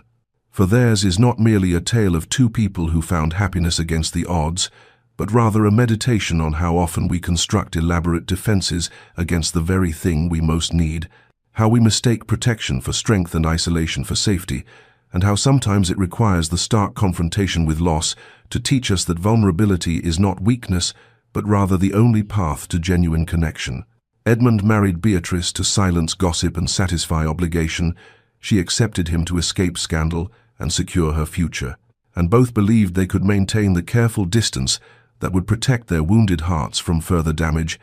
Yet what they discovered during those months of silent companionship in the library was that the human heart cannot be commanded to remain closed, that love grows in the smallest gestures and the quietest moments, That presence and attention and the gradual lowering of walls create intimacy, whether we intend it or not. And when fever came and threatened to steal away what Edmund had only just begun to acknowledge he wanted, his response was instinctive and absolute. He could not let her go, and in those 6 days of vigil, he spoke aloud what fear had kept locked within him. He declared his love to a woman who might not survive to hear it, and that act of desperate honesty became the foundation of everything that followed. There is wisdom in their story for all of us who have built walls, who have chosen safety over risk, who have convinced ourselves that we can live half-lived lives and call it prudence. For the truth is that we are not promised endless time. We are not guaranteed another chance to speak what remains unspoken or to reach for what we have denied ourselves out of fear. Edmund and Beatrice wasted months in cold silence, both loving and both afraid, and they were given the gift of crisis that forced honesty. But you need not wait for fever or disaster to show your heart, to speak your truth, to acknowledge the love that grows despite your best efforts to prevent it. Look around you at the connections you have denied, the walls you have built, the ways you protect yourself at the cost of genuine intimacy, and ask yourself whether the safety you have purchased is worth the price of isolation, whether the life you are living is the one you truly want, or merely the one you have settled for because wanting more seems too dangerous. Love in its truest form requires courage. It demands that we risk rejection and pain and loss, but it offers in return something that nothing else can provide: the profound comfort of being fully known and fully loved, of sharing your life with another soul who sees you completely and chooses you anyway, of building together something larger and more beautiful than either of you could create alone. May you find the courage to lower your walls before crisis forces them down. May you speak your truth while there is still time. May you reach for love even when fear counsels retreat. And may you discover, as Edmund and Beatrice discovered, that what begins in obligation or convenience or protection can transform into something transcendent if you allow it room to grow. This has been a Schmoody production, and if this story has touched something within you, if you recognize yourself in these characters or find hope in their transformation, please consider subscribing to this channel where we explore love in all its complexity and celebrate the courage it takes to open your heart, despite the risks. May you rest peacefully tonight with hope in your heart. May you wake tomorrow with renewed courage to reach for the love you deserve. And may you remember always that it is never too late to choose vulnerability over protection, connection over isolation, and love over fear. The chandeliers of Haverton House cast their merciless golden light across the ballroom's polished floors, and in that cruel illumination, every flaw became magnified, every deficiency laid bare for society's examining eye. Eleanor Hartley had long since made peace with her position by the tall windows overlooking the garden, where the heavy damask curtains provided a measure of shadow and the cool glass offered relief from the oppressive heat of 300 bodies in forced gaiety. She stood precisely where wallflowers had stood for generations,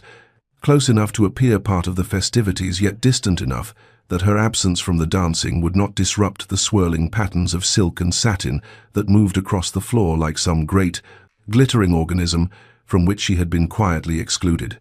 24 years old now, in her 4th season, though her mother had ceased calling it a season and now referred to it with brittle cheer as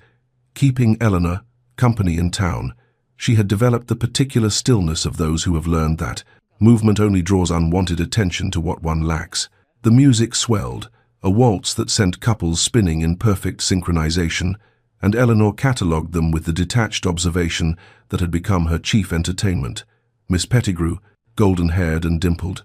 Her 3rd dance with Lord Ashworth, Lady Caroline Stanhope, whose classical features had inspired more than one amateur poet this season. Miss Rothschild, whose father's fortune rendered her merely pretty face, transcendent in the eyes of every second son seeking salvation from debt. Eleanor knew she possessed none of what drew the male eye. Her hair was an indeterminate brown that no amount of artful arrangement could render fashionable, her features regular but unremarkable, her figure neither voluptuously curved nor fashionably willowy, but something disappointingly in between. Too plain for marriage. She had overheard her Aunt Marguerite remark to her mother last season, the words drifting through a partially closed door with the clarity of an executioner's pronouncement. Her mother had not disagreed, had only sighed and said, perhaps a country vicar or a widower in need of a sensible helpmeet for his children. Eleanor had felt something inside her crystallize at those words, the last soft hopes of girlhood hardening into the brittle armor of acceptance. She had intelligence, she had read extensively, she could converse knowledgeably on subjects that made other young ladies' eyes glaze with incomprehension. But what currency had such qualities in a marriage market where the tender was beauty, youth, and practiced feminine charm? The breeze through the partially opened window carried the scent of roses from the garden below, sweet and somehow mournful, and Eleanor closed her eyes briefly, allowing herself this single moment of something dangerously close to self-pity before straightening her spine and fixing her expression into the pleasant neutrality that had become her social mask. The evening would end as all such evenings ended, her dance card empty save for one dutiful turn with her brother, her parents' disappointment palpable in the carriage ride home, and another night added to the growing collection of evidence that Eleanor Hartley was destined for a quiet life of genteel spinsterhood, a maiden aunt to whichever of her siblings produced children first, her own dreams of partnership and passion filed away like outdated correspondence, acknowledged but no longer actively mourned. The disturbance began as a ripple at the ballroom's entrance, a subtle alteration in the atmosphere that Eleanor registered even from her distant position by the windows, the way one senses an approaching storm before the first clouds appear on the horizon. Conversations faltered mid-sentence, fans paused in their languid arcs, and heads turned with the synchronized precision of a flock of birds changing direction, all attention suddenly fixed upon the tall figure who had just been announced, with a formality that bordered on reverence, His Grace, the Duke of Greystone. Sebastian Aldridge entered as he did all things with an economy of movement that suggested both absolute confidence and profound disinterest in the impression he created, though the impression itself was undeniable. He was tall, lean in the way of men who forgot to eat when absorbed in more interesting pursuits, his dark hair unfashionably long and his evening clothes immaculate, yet somehow conveying the sense that he tolerated them rather than took pleasure in their elegance. But it was his face that had earned him his reputation for coldness. Aristocratic features rendered severe by an expression of such studied indifference that it approached disdain, grey eyes that observed the assembled company with the detached interest of a naturalist examining specimens of limited fascination. Eleanor had never been introduced to him, moved as they did in entirely different spheres, but she knew his history as everyone did 32 years old, one of the wealthiest men in England, brilliant by all accounts with interests spanning classical philosophy to modern agriculture, and stubbornly, magnificently unmarried, despite the desperate machinations of every ambitious mother who had presented a daughter for his consideration over the past decade. He attended society functions rarely, and then with such visible reluctance that his presence became noteworthy, precisely for its scarcity, and his departure was typically marked by a collective sigh of relief from those who had spent the evening trying to interpret his silence as either profound thought or cutting judgment. The crowd parted for him as he moved into the ballroom, not with the eager deference shown to popular or charming nobility, but with something closer to wariness, as though they feared contamination from his chill. Lady Pemberton materialized at his elbow with her eldest daughter, the statuesque Miss Amelia Pemberton, whose beauty had been celebrated in verse. Eleanor watched as the Duke inclined his head with mechanical politeness, spoke perhaps 3 words, and managed to convey such absolute disinterest that Lady Pemberton retreated with heightened colour and wounded pride. Missus Rothschild attempted next, positioning her daughter in his path with theatrical subtlety. The Duke's grey eyes passed over the girl as though she were part of the room's furniture, notable perhaps for aesthetic contribution, but requiring no personal engagement. One by one, the ambitious mothers tried and failed, their daughters' practiced smiles faltering under the frost of his regard, and Eleanor found herself experiencing an unexpected sympathy for this cold, isolated man who seemed as much a prisoner of his position as she was of hers, though his cage was gilded with gold, where hers was merely painted with the thin veneer of polite inclusion. He had stopped now near the center of the ballroom, apparently content to observe rather than participate, and Eleanor thought she recognized something in his careful stillness, in the way he held himself apart, the same protective distance she herself maintained, the same preemptive retreat from rejection, dressed in the more dignified clothing of choice. Eleanor had perfected the art of invisibility over 4 seasons. the ability to fade into wallpaper and drapery so completely that her presence became merely atmospheric, and so when the Duke of Greystone's grey eyes swept across the ballroom with that particular quality of detached assessment she had observed in his earlier survey of the assembled company, she felt no flutter of anticipation, no foolish hope that his gaze might settle upon her indeed. She was in the process of studying the garden below, contemplating whether she might slip outside for a moment of solitary peace, when she became aware of a disturbance in the social fabric around her, a sudden charged silence that made her turn back toward the ballroom, just in time to see him moving directly toward her position by the windows, his stride purposeful in a way that his earlier meandering had not been,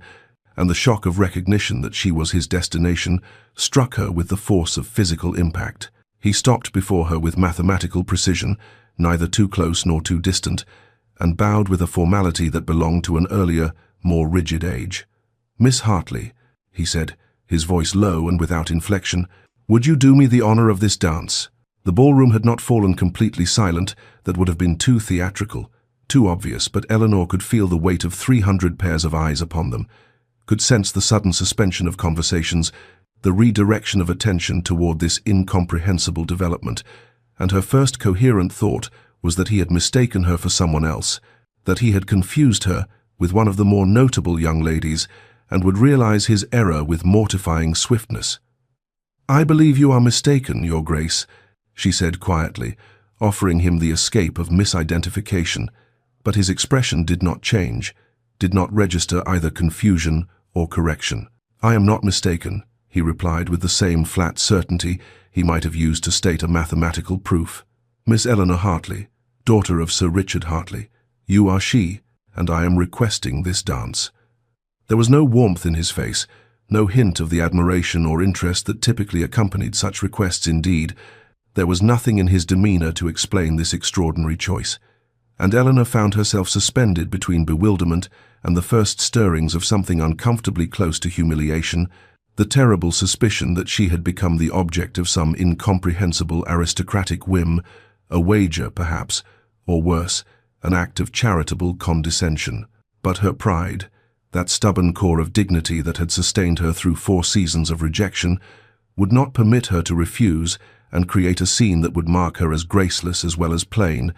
and so she placed her gloved hand in his extended one and allowed him to lead her onto the floor just as the orchestra began the opening strains of a waltz. And if she had felt invisible before, she now felt searingly, unbearably visible, aware of every whisper, every incredulous stare, every speculation that followed them onto the dance floor like a wake of disturbed water behind a passing ship. His hand settled at her waist with correct but impersonal pressure.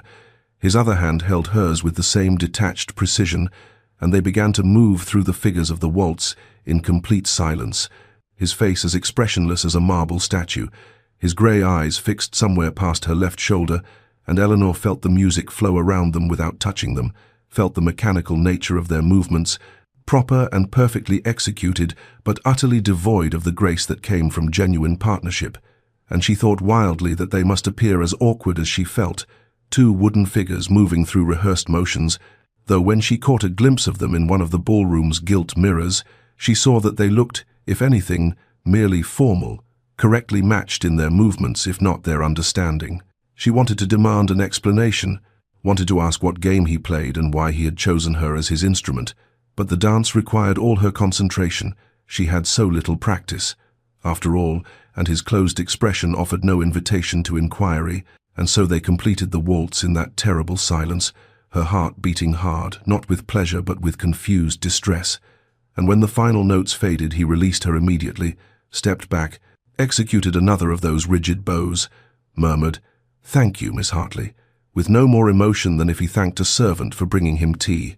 and then he turned and walked away, leaving her standing alone in the center of the dance floor, bewildered and inexplicably wounded, while all around her society began to whisper and speculate about what they had just witnessed, and Eleanor, who had learned to disappear, now found herself the focus of an attention far more uncomfortable than neglect had ever been. The morning after the Pemberton ball arrived with leaden clouds and the first whisper of summer rain, and Eleanor woke to discover that she had become, through no action or desire of her own, the subject of intense and uncomfortable speculation throughout London society, a transformation as bewildering as it was unwelcome. Her mother appeared at breakfast with an expression Eleanor had not seen in 3 years, bright, calculating interest, and announced that no fewer than 4 calling cards had already been delivered before 9 o'clock, an unprecedented occurrence in a household where visitors had become increasingly rare as Eleanor's prospects dimmed with each passing season. "The Duke of Greystone," her mother said, handling the topic with the delicacy of one approaching a skittish horse, "is known to be most particular in his attentions." One must wonder what prompted such marked distinction. The unspoken question hung between them like morning mist. Why you? Eleanor had no answer, could offer nothing but the same bewildered confusion that had kept her awake through the long hours of darkness, replaying that silent waltz, searching for meaning in the Duke's expressionless face, and finding nothing but her own reflected incomprehension. Her younger sister Caroline, safely engaged to a respectable gentleman, and therefore free to speak with the casual cruelty of the secure, voiced what Eleanor knew others would be whispering in drawing rooms throughout Mayfair. Perhaps it was a wager. Lord Ashford is known to make the most extraordinary bets, and the Duke is in his circle. Or perhaps, she paused with theatrical consideration, it was an act of charity, a gesture of Christian kindness toward the less fortunate. The words struck with the precision of carefully aimed arrows, and Eleanor felt something harden in her chest, a familiar protective shell reforming around the vulnerable places that had briefly, foolishly, entertained the possibility that the Duke's attention had meant something other than incomprehensible, aristocratic whim. When she ventured out that afternoon for her customary walk in the park, an activity she had always undertaken with the blessed anonymity of the overlooked, she found herself the object of covert glances and barely concealed whispers, ladies inclining their heads together as she passed, their fans rising to shield mouths that shaped her name, and the Duke's with equal measures of disbelief and speculation. Mrs. Thornbury, who had not acknowledged Eleanor's existence in 2 full seasons, stopped her carriage to offer honeyed words about what a lovely couple they had made on the dance floor, though her eyes held the sharp gleam of one searching for weakness, for the flaw that would explain this inexplicable development. Most disturbing of all was the sudden appearance of gentlemen who had previously looked through her as though she were constructed of glass. Mr. Fitzwilliam requested permission to call. Lord Ashford's younger brother engaged her in conversation about the weather with an earnestness that bordered on comedy, and even the insufferable Mr. Pemberton, who had once described her in her hearing as regrettably plain, inquired with transparent casualness whether she would be attending Lady Morrison's musical the following week. They approached her not with genuine interest, Eleanor understood with bitter clarity, but with the cautious curiosity of men who wondered if the Duke of Greystone had perceived some hidden value they had overlooked, some quality invisible to ordinary eyes but apparent to his superior discernment, and the humiliation of being suddenly visible only because a more important man had briefly noticed her was in some ways more painful than the years of being invisible had been. By week's end, Eleanor had heard herself described as the Duke's charitable project, as the subject of some obscure aristocratic experiment, and most cutting of all, as proof that even the coldest men sometimes perform acts of inexplicable pity, and she determined with the fierce pride that was perhaps her only genuine wealth that she would forget the entire incident, would return to her comfortable invisibility, and would refuse absolutely to allow herself to wander about grey eyes and unexplained waltzes and the terrible, treacherous hope that perhaps, impossibly, it had meant something more. A week of determined avoidance had passed, during which Eleanor declined social invitations with the excuse of a mild indisposition and spent her days in the quiet refuge of books and solitary walks, attempting to reconstruct the comfortable invisibility that had been her protection and her prison, and it was during one such escape that she found herself at the British Museum on a Wednesday afternoon when fashionable society was occupied elsewhere, standing before the Elgin marbles in a gallery blessedly empty, save for 2 elderly scholars arguing in hushed tones about provenance in the far corner. The marble figures rose before her with their damaged grace, bodies frozen in eternal motion, and she stood contemplating the Parthenon frieze with its procession of draped figures, finding something profoundly peaceful in their ancient silence.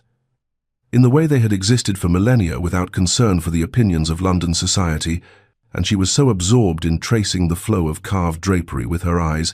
that she did not hear footsteps approaching until a voice behind her said with startling clarity, "The paradox is that they appear more alive in their incompleteness than they might have in perfection."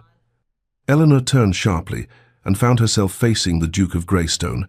who stood at a respectful distance with his hands clasped behind his back, his grey eyes fixed not upon her but upon the marble frieze, and her first instinct was flight, an overwhelming desire to escape before this incomprehensible situation could extend itself further. But something in his stance, the way he appeared genuinely absorbed in contemplation rather than in her, kept her rooted in place. "Your Grace," she said carefully, offering the minimum courtesy required, and he inclined his head in acknowledgement but did not shift his gaze from the sculptures, as though her presence were unremarkable, as though they were merely two individuals who happened to share an interest in classical antiquity rather than the subject of a week's worth of speculation and gossip. The missing pieces allow the imagination to complete them, Eleanor found herself saying, drawn despite her wariness into the observation he had begun, and perhaps what we imagine is more vital than what the sculptor actually created. Now he did look at her, and for the first time since their silent waltz, she saw something flicker in those carefully controlled eyes. Surprise, perhaps, or recognition. "You argue that incompleteness is superior to wholeness?" he asked, not with challenge but with genuine curiosity, the same tone one scholar might use with another, and Eleanor felt something shift in the space between them, a movement from the personal into the realm of ideas, where she had always felt most certain. "I argue that perfection can be static," she replied, emboldened by the intellectual nature of the exchange, while imperfection invites participation, demands that the observer bring themselves to the work and complete it with their own understanding. They stood in silence for a moment, both regarding the frieze, and Eleanor was acutely aware that this conversation bore no resemblance to the painful formality of their dance, that something genuine was passing between them for the first time, an exchange of actual thoughts rather than social performance. "Miss Hartley," he said finally, turning to face her fully, and his expression was still controlled but no longer entirely blank, "I wonder if I might request permission to call upon you and your family." The question landed like a stone in still water, sending ripples of confusion and alarm through Eleanor's fragile peace, and she felt her protective walls rising instinctively, the suspicion that she was still somehow the object of an incomprehensible game. "I cannot imagine why you would wish to do so, Your Grace," she said with a directness that bordered on rudeness, but he did not flinch from it, did not retreat into aristocratic offense. "Because in a ballroom full of performances," he replied quietly, "you spoke the truth about damaged marble, and I find I have had quite enough of performances." Then he bowed, more briefly than formality required, and walked away before she could form a response, leaving her standing alone before the ancient stones, her heart beating with something that was not quite hope, but was no longer entirely resignation, and wondering with vertiginous uncertainty whether she had just witnessed the beginning of something genuine or merely a more sophisticated version of the incomprehensible attention that had plagued her for a week. The Duke of Greystone arrived at the Hartley residence on Thursday afternoon precisely at 3 o'clock, announced by the butler with a gravity that suggested he were heralding royalty rather than a social call, and Eleanor watched from the drawing-room window as his perfectly appointed carriage drew to a halt, noting the way her mother's hands fluttered to her hair and her father straightened his waistcoat with uncharacteristic nervousness, the air itself seeming to vibrate with barely suppressed excitement at this unprecedented elevation of their household's social standing. When Sebastian entered the drawing-room, he brought with him that same quality of controlled reserve she had observed at the ball, his movements precise and formal, his bow to her parents executed with exactitude, and Eleanor felt the familiar weight of performance settling over the gathering like a heavy curtain, transforming what might have been a simple visit into an elaborate theatrical production in which everyone knew their lines had tremendous importance, but no one was entirely certain of the script. Her mother served tea with hands that trembled slightly, chattering about the weather and the season and the quality of the roses this year with the desperate brightness of one trying to fill silence before it could become awkward, while her father adopted an expression of benevolent authority that sat uncomfortably on features more accustomed to mild worry about household accounts. Sebastian accepted tea he did not drink, responded to pleasantries with appropriate but minimal replies, and maintained throughout an air of such stiff propriety that Eleanor found herself wondering if she had imagined the genuine conversation at the museum, if that moment of intellectual connection had been merely a brief aberration in an otherwise impenetrable facade. It was her father who finally, clearing his throat with purpose, suggested that perhaps the Duke might enjoy seeing Eleanor's watercolors in the morning room, a transparent ploy to provide them some measure of privacy, and Eleanor led Sebastian from the drawing room with the creeping sensation that she was walking towards something irrevocable, though what that might be she could not name. In the relative quiet of the morning room, with her mediocre landscapes arranged on the walls as though they possessed some merit worth displaying, Sebastian turned to face her fully and said with careful formality, "Miss Hartley, I wonder if you have given thought to our conversation at the museum," and she replied with equal care that she had thought of little else, though she remained uncertain as to its meaning or his intentions. He moved to examine her paintings with what appeared to be genuine interest, pausing before a rendering of the lake at her uncle's estate, and said quietly, "You paint what you observe, not what is fashionable to paint," which she could not determine was compliment or criticism, until he added, "I find that quality increasingly rare and increasingly valuable." Then he turned to face her with an expression that was not quite vulnerable, but was no longer entirely armored, and requested permission to escort her to upcoming events, to continue their acquaintance in a more formal capacity, to explore whether the understanding they had briefly achieved might be cultivated into something more substantial, and Eleanor heard herself agreeing despite every instinct of self-preservation that warned her against hoping, against trusting, against believing that the Duke of Greystone could possibly see in plain Eleanor Hartley anything worth such devoted attention, and as he took his leave with proper formality and a glance that lingered perhaps a moment longer than strictly necessary, she wondered with equal measures of terror and trembling possibility whether she was being courted or merely studied, whether this was the beginning of something genuine or simply a more elaborate performance than any she had witnessed before. The weeks that followed assumed a quality of surreal theatre that left Eleanor perpetually disoriented, as though she had stepped through a looking-glass into a world where all the rules that had governed her existence had been quietly rewritten without her consultation, and it began at the Pemberton ball, where Sebastian appeared at her side within minutes of her arrival, and claimed not one but 3 dances on her card, his elegant script transforming the empty ivory pages into a declaration that society could not ignore, and she felt the weight of 100 eyes upon them as they moved through a quadrille, with the same formal precision that had characterized their first waltz, though now there was something almost comfortable in their shared silence, as though they had agreed without words that they need not perform conversation for the benefit of observers. Within a fortnight, his presence at every event she attended had become so reliable that her mother began consulting his known schedule when deciding which invitations to accept, and Eleanor found herself the unlikely center of attention she had spent 4 seasons carefully avoiding, her dance card, that annual document of her social failure, now bearing not only Sebastian's name in multiple slots, but also the names of other gentlemen who suddenly discovered her worthy of notice, as though the Duke's attention had bestowed upon her some previously invisible quality that rendered her visible to eyes that had looked through her for years. Mr. Pemberton, who had never once acknowledged her existence, requested a country dance, and spoke with great earnestness about his admiration for intelligent women, while Lord Ashworth's second son, who had openly mocked her plain appearance the previous season, now found occasions to promenade with her in Hyde Park and praise the understated elegance of her manner,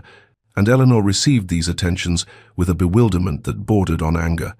understanding with perfect clarity that she had not changed, that nothing about her appearance or character was different from what it had been when these same gentlemen had dismissed her as beneath their notice, and the realization that her worth in their eyes derived entirely from Sebastian's inexplicable interest made her feel simultaneously elevated and diminished, valued and invisible. At the Marchmont Musicale, Sebastian arrived late and made his way directly to her side despite the performance already underway, settling into the chair beside her with a murmured apology that drew disapproving glances from those who valued propriety over precedence, and she felt the warmth of his presence like a physical thing, solid and undeniable, and wondered with increasing desperation what game he was playing and what rules governed it, whether this extraordinary attention would evaporate as mysteriously as it had begun and leave her more isolated than before, or whether something genuine underlay the careful formality of their public interactions. When the soprano concluded her aria and the audience shifted for interval refreshments, Sebastian offered his arm and guided her toward the terrace, where the June evening spread soft and fragrant, and she gathered her courage to ask the question that had haunted her through 3 weeks of unprecedented attention. But before she could speak, he said quietly, his eyes fixed on the darkening garden rather than on her face, "I realize my presence may be complicating your season, Miss Hartley, and I wonder if you wish me to withdraw." And the vulnerability beneath the formal words struck her with unexpected force, the suggestion that he too felt uncertain, that this strange dance they were performing had no clear steps for either of them, and she found herself answering with a honesty that surprised her. "I wish only to understand what this is, Your Grace, for I confess I am entirely at sea." And in the gathering dusk, she thought she saw him smile, brief and almost sad, before he replied, "As am I, Miss Hartley, as am I." The confrontation came at the Westbury garden party on a late June afternoon, when the roses hung heavy with perfume and the heat lay thick upon the assembled guests, and Eleanor found herself at the limits of her endurance with confusion and half-answers, and the terrifying suspension of not knowing whether the ground beneath her feet was solid or simply another illusion that would dissolve and leave her falling. And when she saw Sebastian standing alone near the hedge maze, his profile stark against the green, she felt something harden in her chest and propel her forward with a determination that overrode every instinct of propriety and caution,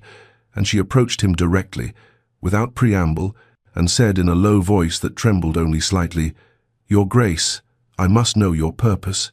and watched his shoulders stiffen as though she had struck him, his eyes when they met hers containing something almost like panic before the familiar mask of cool reserve settled back into place. He began to offer some formal deflection, some carefully constructed response about the pleasure of her company, but she interrupted with uncharacteristic boldness, the words tumbling forth with all the accumulated frustration of weeks spent suspended in uncertainty. "I am not a fool, despite what society may believe about plain women, and I will not continue this peculiar dance without understanding what music we are meant to be following, for I cannot determine if I am being courted or studied like one of your museum pieces, and I will not be made a spectacle for purposes I cannot fathom." And the raw honesty of her declaration seemed to strip something away from him, peeling back the layers of ducal composure to reveal something underneath that was startlingly human and unmistakably wounded. For a long moment he simply looked at her, and she saw his jaw tighten as though he were physically restraining words that wanted to escape. And then he said quietly, each word carefully measured, "I tire of performances, Miss Hartley," and the weariness in his voice was so profound that she felt it in her own bones. "I have spent my entire life surrounded by people who perform, who smile and flatter, and calculate every word for maximum advantage,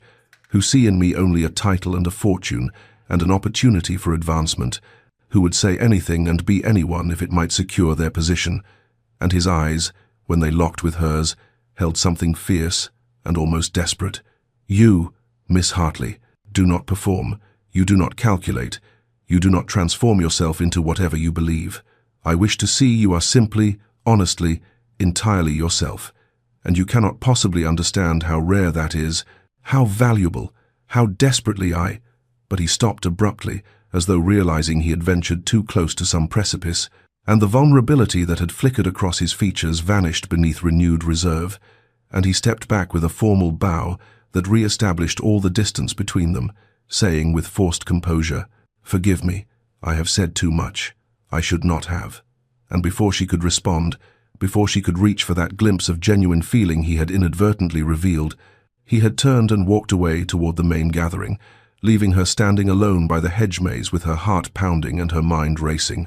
understanding for the first time that perhaps his mystery was not indifference but its opposite, not coldness but an excess of feeling so carefully controlled that it appeared as ice, and the possibility that the Duke of Greystone might be as frightened and uncertain as she was transformed everything she thought she understood about their strange, tentative connection. The days following the garden party encounter found Eleanor in a state of restless curiosity that would not be satisfied by speculation alone, and she discovered within herself a determination to understand the man who had so thoroughly disrupted her settled expectations, for his words by the hedge maze had revealed depths she had not anticipated and sparked questions that demanded answers. And so she began with careful discretion to inquire into Sebastian Aldridge's history, asking her cousin Margaret, who knew everyone's business, mentioning casually to her mother's friend Lady Thornbury that she had heard the Duke was once engaged, observing conversations at tea parties where the older matrons spoke of families they had known for decades, and gradually, piece by careful piece, a picture emerged that transformed her understanding entirely. Sebastian's childhood, she learned from Lady Thornbury's surprisingly sympathetic account, had been marked by a coldness that made his current reserve seem almost warm by comparison, for his mother, the late Duchess, had been a woman of extraordinary beauty and equally extraordinary vanity, who measured worth entirely by appearances and social position, who had displayed her handsome son like a prized possession while remaining utterly indifferent to his actual nature. And his father, the old Duke, had been a man of rigid propriety and exacting standards, who valued duty and dignity above all human warmth. And between these two forces, Sebastian had been shaped like iron in a forge, taught that feeling was weakness, and that the only safety lay in perfect, impenetrable control. The broken engagement came later. Margaret confided over tea in the Hartley drawing-room, her voice dropping to a whisper as she recounted what she knew of Lady Arabella Winters, a diamond of the first water 6 years past, whose beauty had been celebrated in sonnets, and whose pursuit of the young Duke had been relentless and ultimately successful, for Sebastian at 26 had apparently believed himself in love and had offered for her hand with a sincerity that shocked those who knew his usual reserve, only to discover 3 weeks before their wedding that Arabella had been conducting a simultaneous flirtation with Lord Carrington and had told her confidant within Sebastian's hearing, though she did not know he was present, that she found the Duke intolerably dull, but his fortune and position more than compensated for the tedium of his company, and Margaret's eyes were soft with sympathy as she described how Sebastian had ended the engagement with perfect formality and then withdrawn almost entirely from society,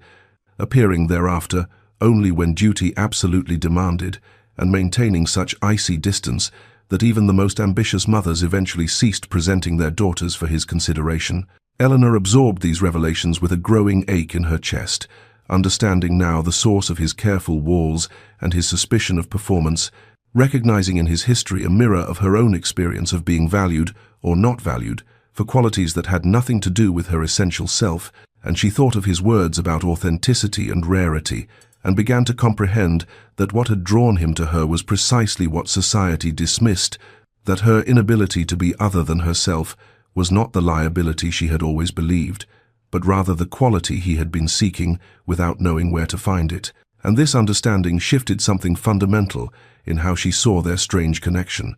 transforming it from incomprehensible puzzle to tentative beginning, and she found herself hoping with an intensity that frightened her that perhaps two people wounded by similar betrayals might find in each other not just recognition but genuine refuge. The turning point came at Whitmore Hall in early July, where both Eleanor and Sebastian found themselves among the guests invited for a week-long house party in the countryside, and though they had exchanged polite greetings upon arrival and observed each other across crowded drawing-rooms, they had not spoken privately since that charged encounter by the hedge maze, and Eleanor felt the weight of her new knowledge about his history pressing against every interaction, seeing now in his careful reserve not coldness but old wounds imperfectly healed.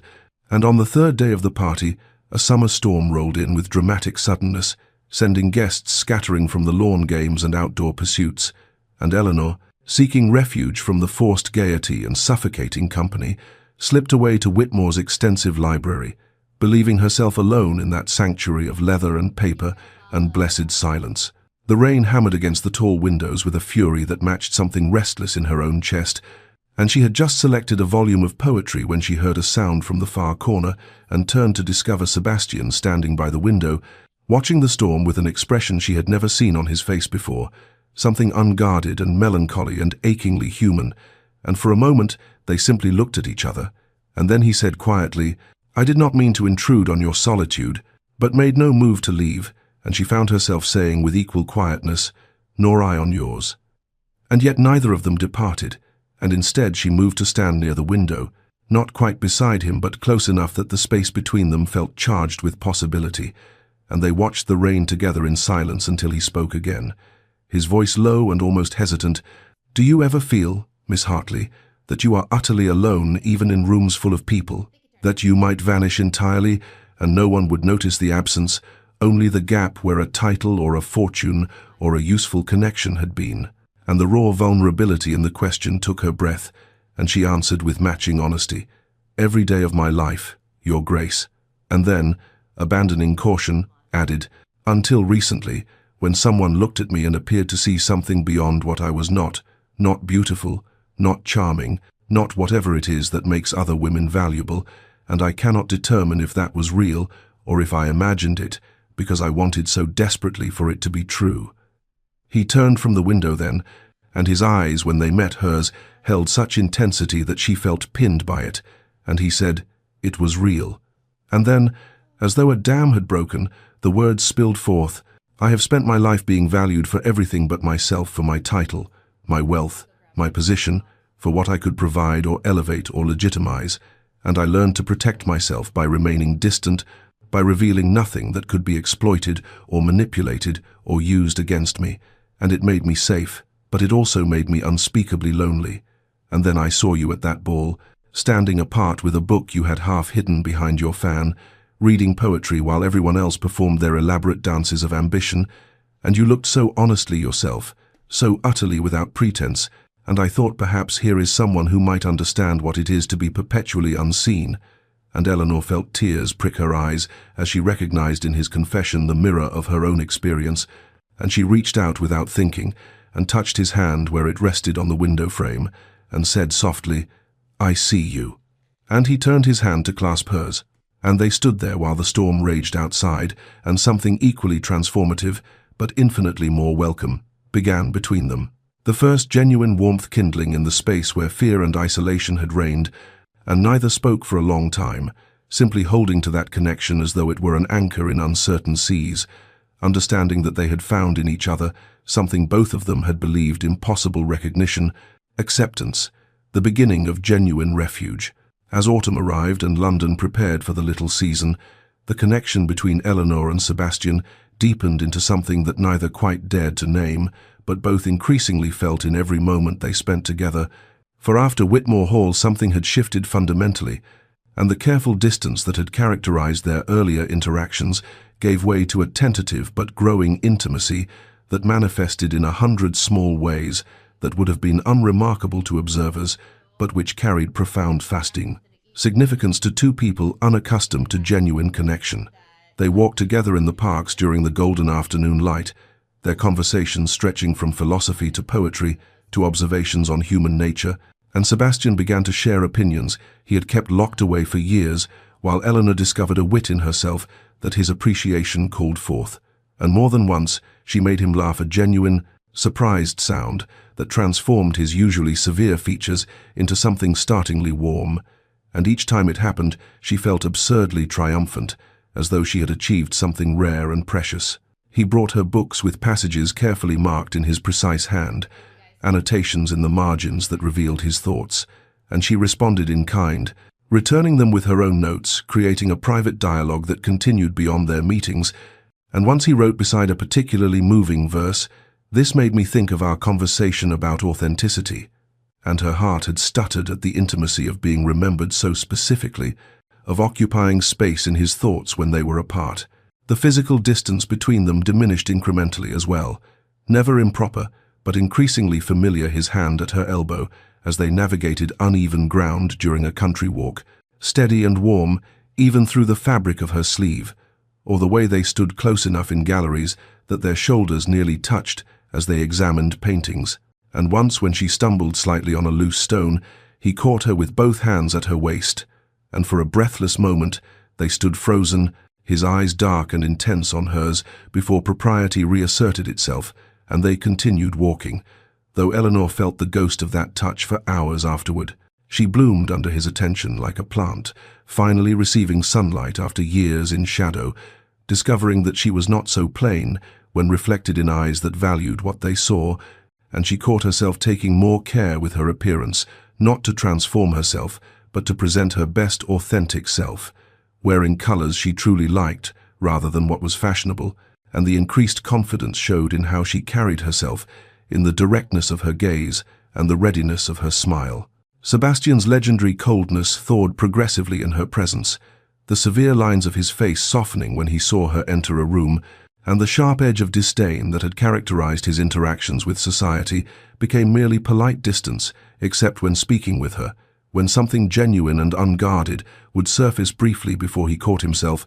and she began to understand that his reserve was not natural temperament, but learned protection, armor, he was slowly, carefully beginning to remove in the safety of her company. Yet for all this growing closeness, neither spoke the words that might define what was forming between them, both perhaps too accustomed to disappointment to risk naming hope, both waiting for some sign from the other that would justify vulnerability. And so the autumn weeks passed in this state of suspended possibility, intimate and distant at once, a relationship that felt monumental in its significance to them both, while appearing to observers merely as a prolonged and oddly matched courtship, and Eleanor found herself suspended between contentment in what they shared and yearning for something more, something neither had yet found courage to claim. The proposal came in late October, when the leaves had turned to copper and gold, and the air carried that peculiar crispness that speaks of summer's definitive end,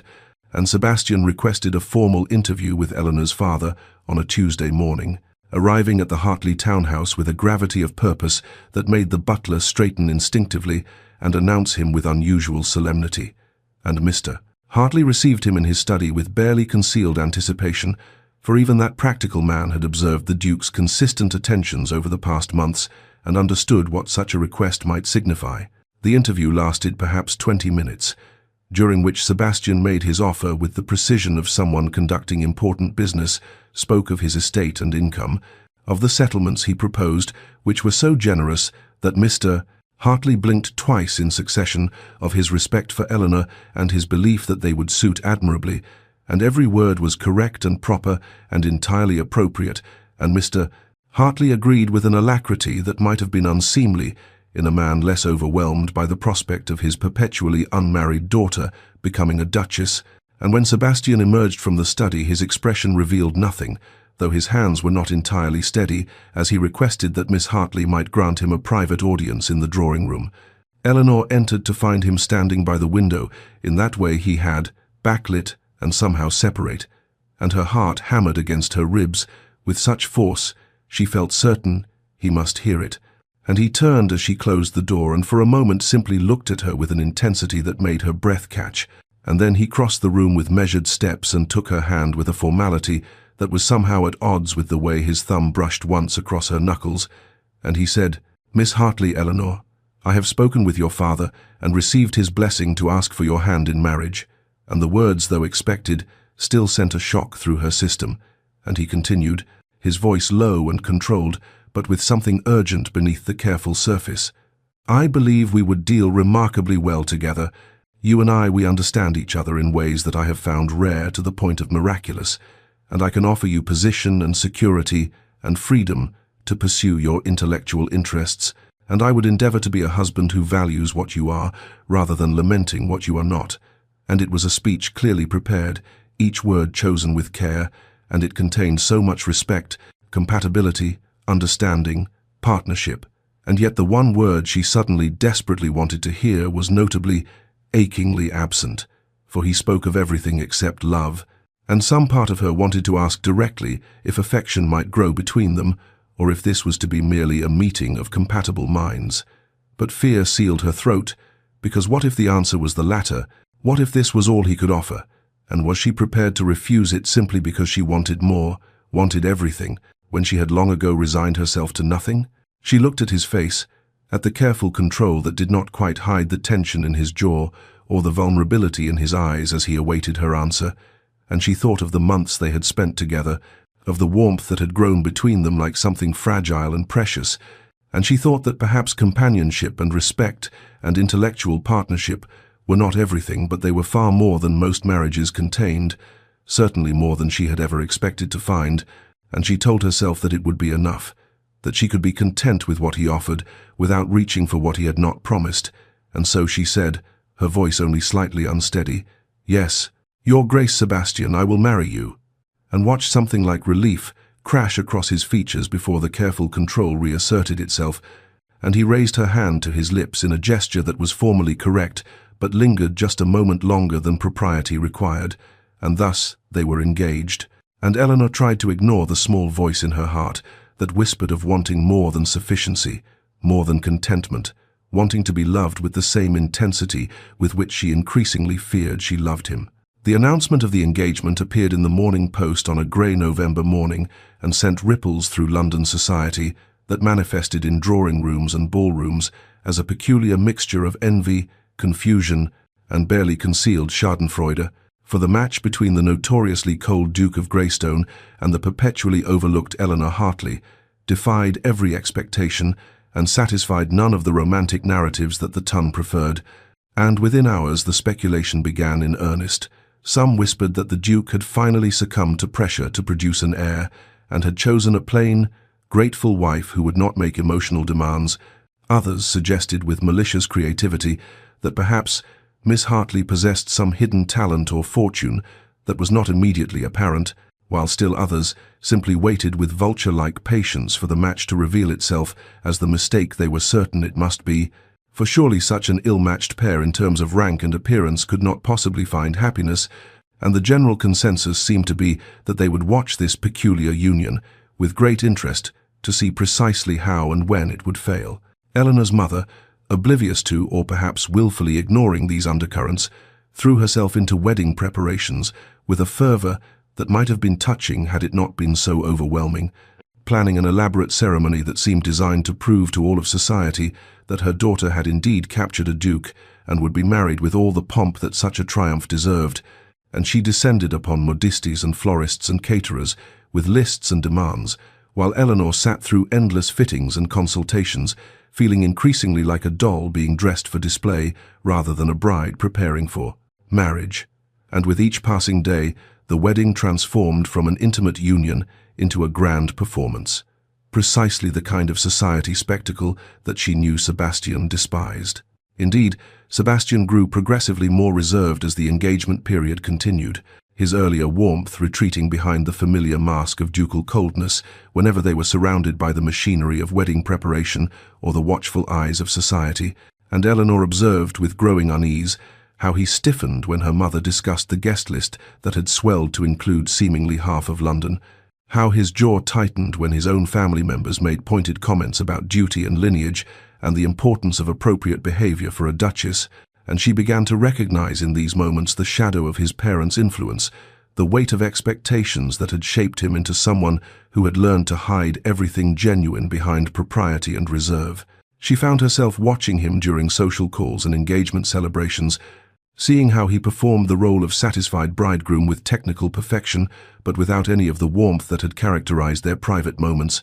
and a cold fear began to grow in her chest that perhaps they were indeed repeating the pattern of his parents' marriage, that perhaps the intimacy they had built would not survive the weight of society's expectations and family obligations, that they would become like so many aristocratic couples she had observed, polite strangers sharing a title and a house but nothing of genuine substance. The dinners with his family were particularly revealing and disturbing, for the Dowager Duchess regarded Eleanor with a cold assessment that found her wanting in every particular except malleability, making pointed comments about how a duchess must conduct herself and maintaining the dignity of the Greystone name. And Eleanor watched Sebastian retreat further with each criticism, becoming more remote and formal, as though demonstrating to his mother that he understood the rules, that he would not embarrass the family with unseemly displays of affection or by treating his plain wife as though she were somehow special. In private moments, which grew increasingly rare amid the whirlwind of preparation, Eleanor wanted desperately to reach for him, to ask if he too felt the growing chasm between them, to recapture the connection they had built so carefully during the autumn, but she found herself afraid afraid that acknowledging the distance might make it permanent, afraid that he would confirm her worst suspicion, that perhaps this marriage was indeed merely practical, that the warmth she thought they had shared was only ever meant to be a temporary courtship phase before settling into the cold reality of aristocratic union. And so she remained silent, protecting her increasingly fragile heart while watching the man she had agreed to marry disappear behind the Duke. And as the wedding day approached with inexorable momentum, she felt herself suspended between hope and despair, between the memory of who they had been together in quiet libraries and gardens, and the reality of who they seemed to be becoming under society's relentless gaze. The crisis arrived on a grey December afternoon, during what should have been a routine fitting at Madame Archambault's exclusive establishment on Bond Street, where Eleanor stood upon a raised platform surrounded by mirrors, while seamstresses pinned and adjusted the wedding gown that her mother had commissioned. An elaborate confection of silk and lace that seemed designed to transform Eleanor into something she was not, something grand and ducal and entirely foreign to her nature, and her mother had stepped out briefly to confer with the modiste about the veil, leaving Eleanor alone in the fitting room, or so she thought until she heard voices drifting from the adjacent chamber, where the wall did not quite reach the ceiling,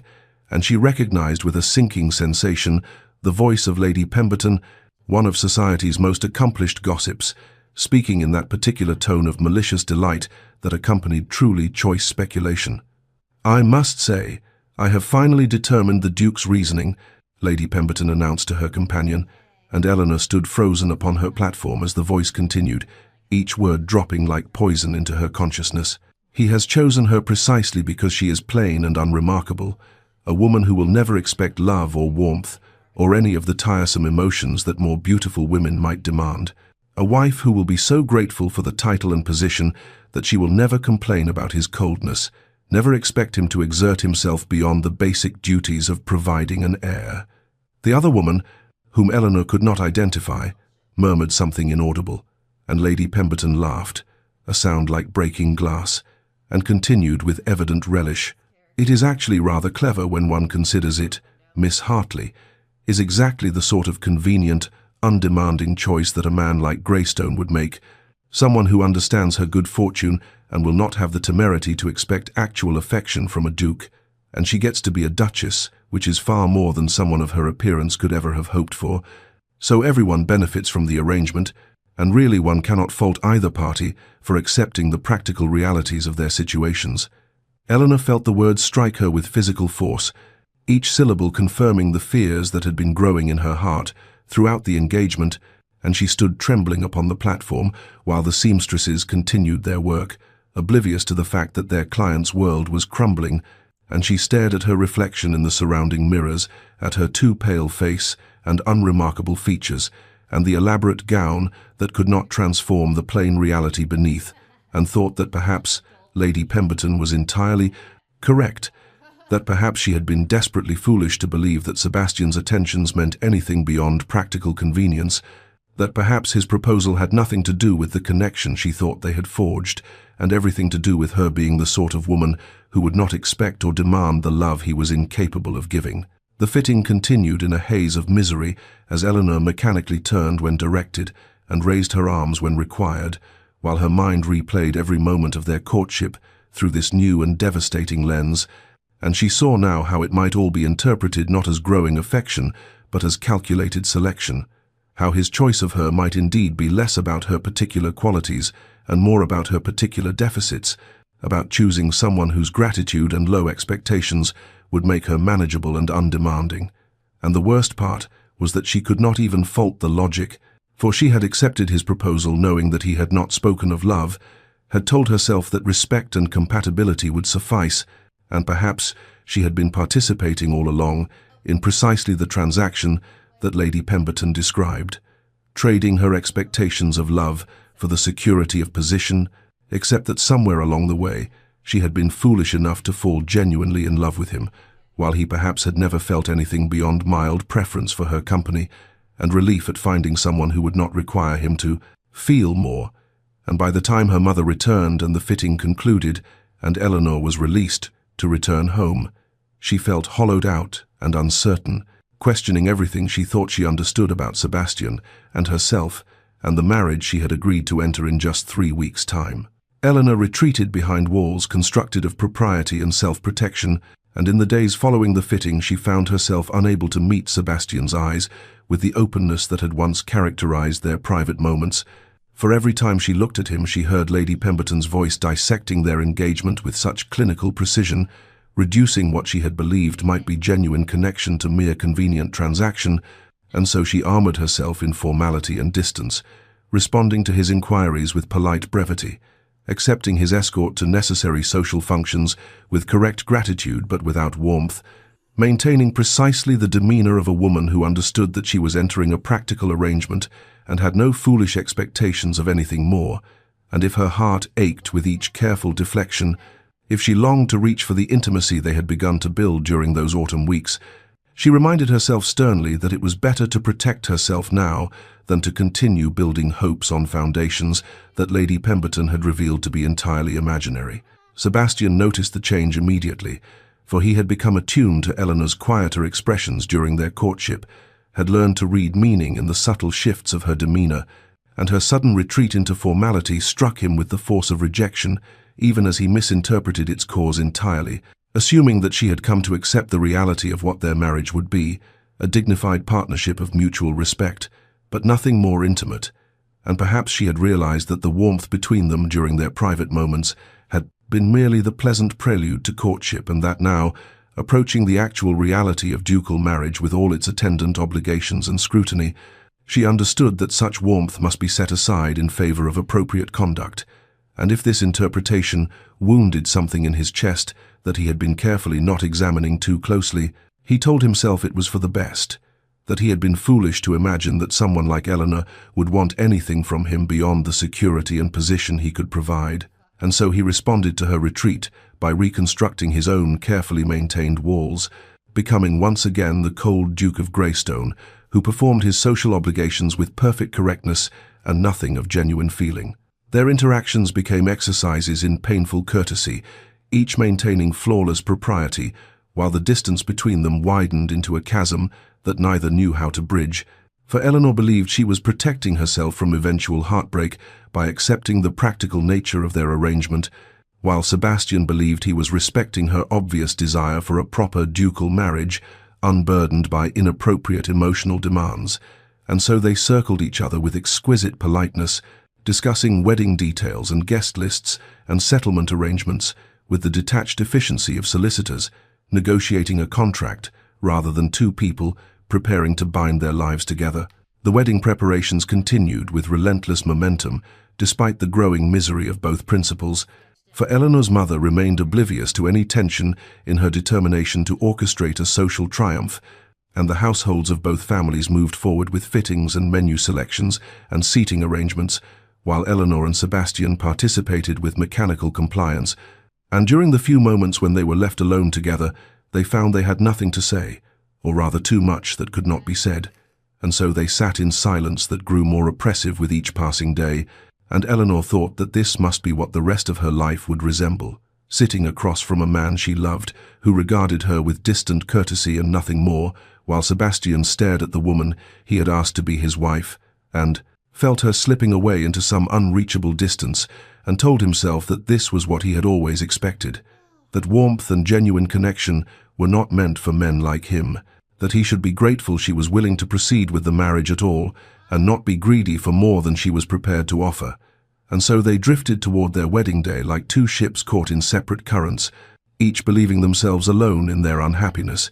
each protecting a heart that the other would have cherished had they only found the courage to speak. Sebastian stood in his study at Greystone House, staring at the decanter of brandy he had poured, but not yet drunk, while the winter afternoon faded beyond the windows, and the room settled into shadows that he did not bother to dispel by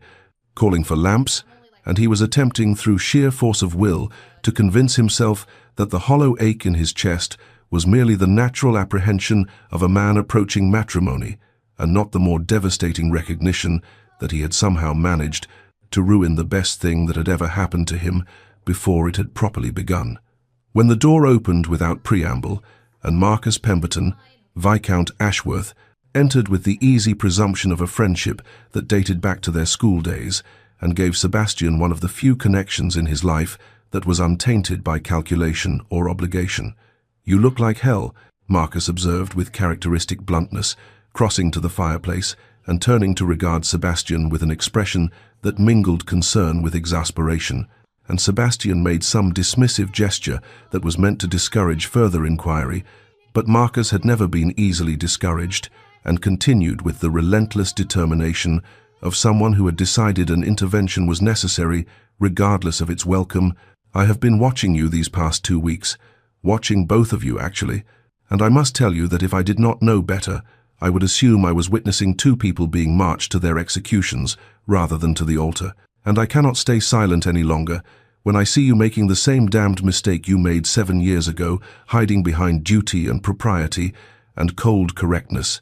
when what is required is honesty and courage, and the willingness to risk your pride for something that actually matters." Sebastian felt something flash through him, anger or panic or perhaps relief that someone had finally named what he had been so carefully not acknowledging, and he turned away from his friend's too perceptive gaze and said with attempted coldness that fooled neither of them, "I have no idea what you mean. The arrangements are proceeding perfectly well, and Miss Hartley has given no indication of any dissatisfaction." But Marcus made a sound of pure frustration and crossed the room to stand directly in Sebastian's line of sight, and said with unusual intensity, "Do you love her, Sebastian? Because I rather think you do. I have seen the way you look at her when you think no one is watching, have seen you actually smile in her presence, which is more than I have witnessed in years, and yet here you are retreating behind your walls and allowing her to retreat behind hers, and pretending that you are both content with some bloodless arrangement of convenience, when anyone with eyes can see that you are both miserable." The words struck Sebastian like physical blows, demolishing the careful edifice of denial he had been constructing, and he felt something crack open in his chest as recognition came flooding through the understanding that Marcus was entirely correct, that somewhere during those autumn weeks of shared conversations and quiet walks and moments of genuine connection, he had fallen utterly and irrevocably in love with Eleanor Hartley, with her intelligence and authenticity, and the way she looked at the world with such careful observation, with her quiet strength and her refusal to perform for society's approval, and the particular quality of peace he felt in her presence. And the realization was both devastating and terrifying, because it meant that he had everything to lose, that if she did not feel the same, then his careful existence would become unendurable, and he found himself sinking into the chair by the fire and saying in a voice that emerged rough and uncertain, "What if she does not want my love? What if she has retreated because she has realized that she cannot bear the thought of actually being bound to me beyond the formal requirements? What if I speak and lose even the cold comfort of her presence?"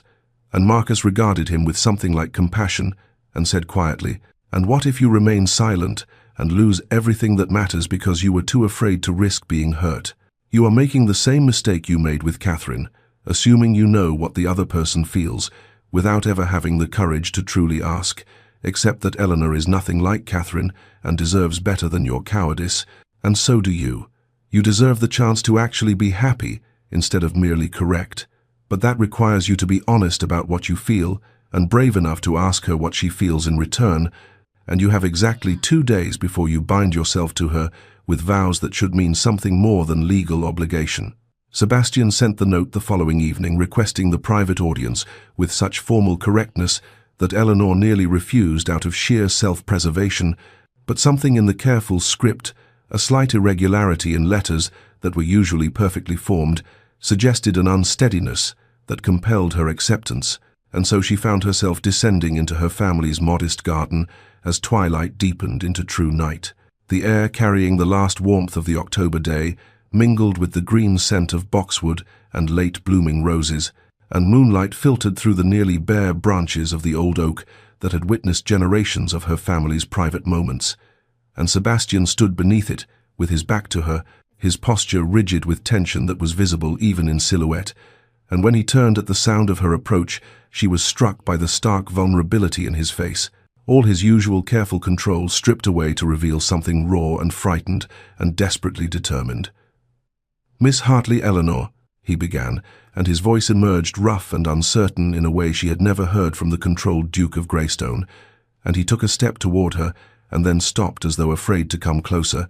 and the words that followed came haltingly, unpracticed, as though he was speaking a language he had never been taught and was discovering as he went.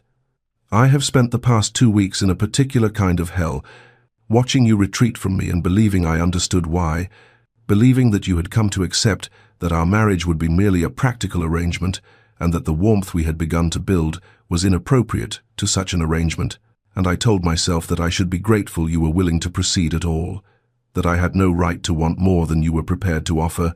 But then Marcus Viscount Ashworth forced me to examine what I have been so carefully avoiding, acknowledging,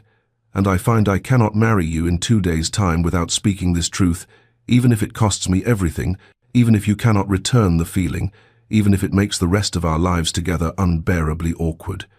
He drew a breath that she could see shake through him, and the moonlight cast shadows across his face that made him look both younger and more careworn, and he continued with increasing intensity.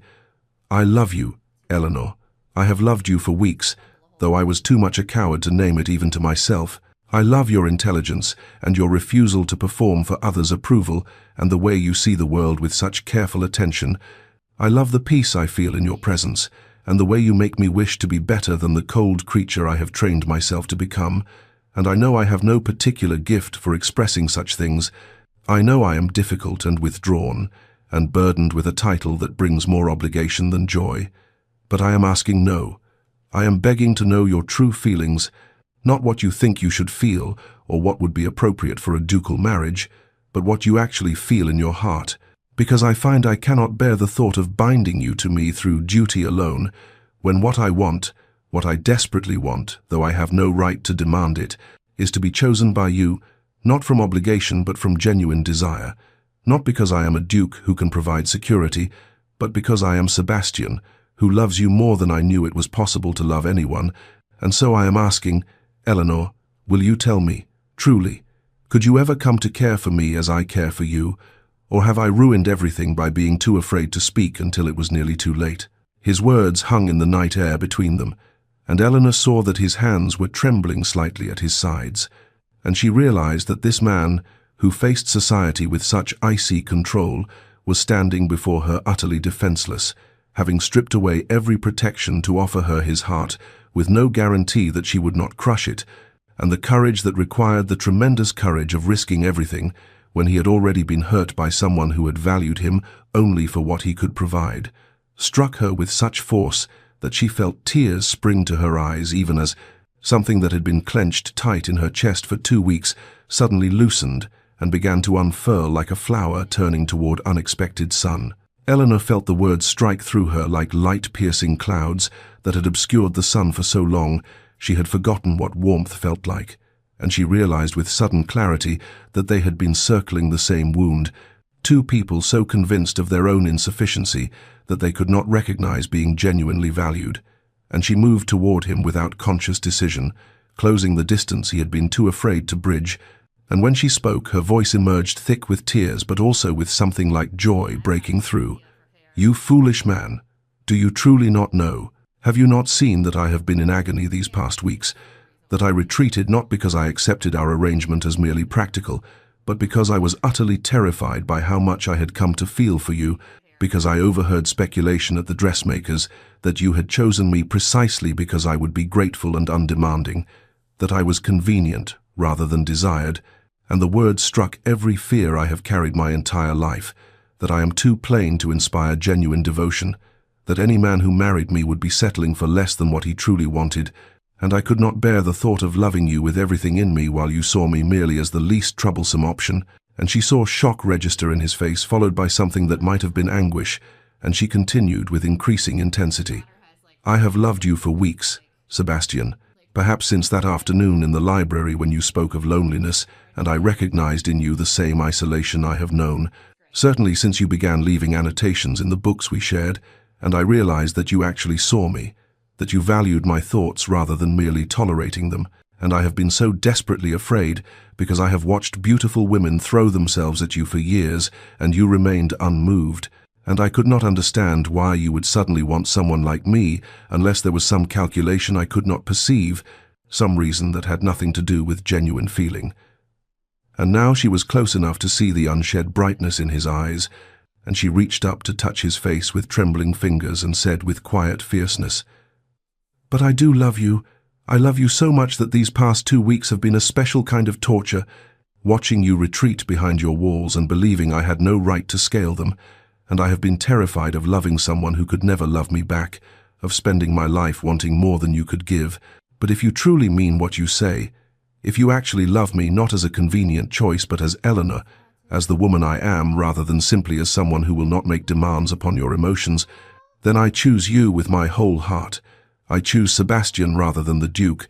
I choose the man who looks at Greek sculptures with such careful attention and who makes dry observations that make me laugh, and who has shown me more genuine kindness in these months than I have known in years. And yes, I will marry you not from duty, but from desire. Not because you can provide security, but because I cannot imagine my life without you in it. Because you have become necessary to my happiness in ways I did not know were possible." The last words emerged as barely more than a whisper, and then his hands came up to frame her face with such tenderness that fresh tears spilled down her cheeks, and he said her name like a prayer before lowering his mouth to hers in a kiss that was nothing like the chaste brush of lips that propriety might have permitted, but rather a claiming and a surrender simultaneously, a conversation conducted without words that spoke of hunger and relief, and promises that transcended anything that could be expressed in language. And Eleanor felt herself melt into him as his arms came around her properly for the first time, and she understood with sudden certainty that this recognition of being seen and valued and chosen for exactly who she was what she had been waiting for without knowing it was possible. And when they finally drew apart, they were both trembling and breathless, and Sebastian pressed his forehead to hers and said roughly, "We have been such fools, both of us, so convinced of our own unworthiness that we nearly destroyed the best thing either of us has ever found." And Eleanor laughed through her tears and said, "Then let us be fools no longer. Let us be brave enough to trust what we have discovered." And they stood wrapped in each other beneath the old oak tree, as moonlight painted silver patterns through the branches, and the night air carried the scent of roses and the particular sweetness of understanding finally achieved. And Eleanor thought that perhaps being overlooked for so long had been necessary precisely so she would recognize true value when it appeared, and that the plainness society had judged her for was actually clarity, the ability to see past surfaces to what genuinely mattered, and that gift had allowed her to perceive the extraordinary man hidden beneath the cold Duke's exterior, just as his similar gift had allowed him to perceive her worth when others saw only unremarkable appearance, and their matching wounds had become their strength rather than their weakness, because they understood each other's fears without requiring explanation. And as Sebastian held her as though she was precious beyond measure, Eleanor felt something fundamental shift in how she understood herself, felt the years of believing she was insufficient finally begin to release their hold, replaced by the revolutionary recognition that she was enough, had always been enough, had simply been waiting for someone who possessed the wisdom to see it. The morning of the wedding arrived with November, sunlight slanting through high windows in a quality of light that seemed almost sacramental, as though the world itself recognized the solemnity of what was about to occur. And Eleanor stood in her chamber as her mother fastened the final buttons of her gown, not the elaborate confection of silk and lace that had been originally planned, but a simpler dress of ivory satin that Eleanor had quietly insisted upon, elegant in its restraint, beautiful in a way that felt true to who she actually was rather than who society might have wanted her to become. And when she looked at her reflection, she saw not the plain wallflower who had begun the season in resignation, but a woman whose face bore the unmistakable radiance of being genuinely loved, and she thought how strange it was that happiness should prove so much more transformative than any amount of rouge or elaborate coiffure could ever accomplish. The ceremony itself took place not in the grand cathedral that a duke's wedding typically demanded, but in the smaller chapel Sebastian had requested, with only family and closest friends in attendance. And as Eleanor walked down the aisle on her father's arm, she saw Sebastian waiting at the altar with an expression of such unguarded emotion that several guests drew in audible breaths. For the Duke of Greystone had entirely abandoned his usual icy composure and stood watching her approach as though she was something miraculous. And when she reached him and he took her hand, his fingers trembled slightly against hers, and he whispered for her ears alone, "You are so beautiful." And she knew he meant it, in the way that truly mattered, and the vows they spoke carried a weight of genuine meaning that made them feel less like recitation and more like sacred promises. And when the vicar pronounced them married and Sebastian kissed her, it was with a tenderness that made several ladies reach for handkerchiefs, while others whispered that they had never seen the Duke look so utterly transformed. The reception that followed in the garden of Sebastian's London residence proved equally remarkable, not for its grandeur, though everything was elegant and tastefully arranged, but for the unmistakable happiness that radiated from the esposa, bride and groom. For Sebastian kept Eleanor's hand in his throughout the afternoon, and smiled at her with such frequency that his usual stern expression seemed to belong to a different man entirely, and Eleanor laughed with a freedom she had never displayed in society before, and guests who had come prepared to whisper about the oddness of the match, instead found themselves unexpectedly moved by the genuine devotion so plainly visible between husband and wife, and Lady Hartwell remarked to her companion that she had attended perhaps 50 weddings in her life, but never one where the couple seemed so perfectly suited or so obviously in love, and even the most cynical observers had to acknowledge that whatever the Duke's reasons for choosing Eleanor Hartley, they clearly had nothing to do with convenience or settling for less than what he wanted.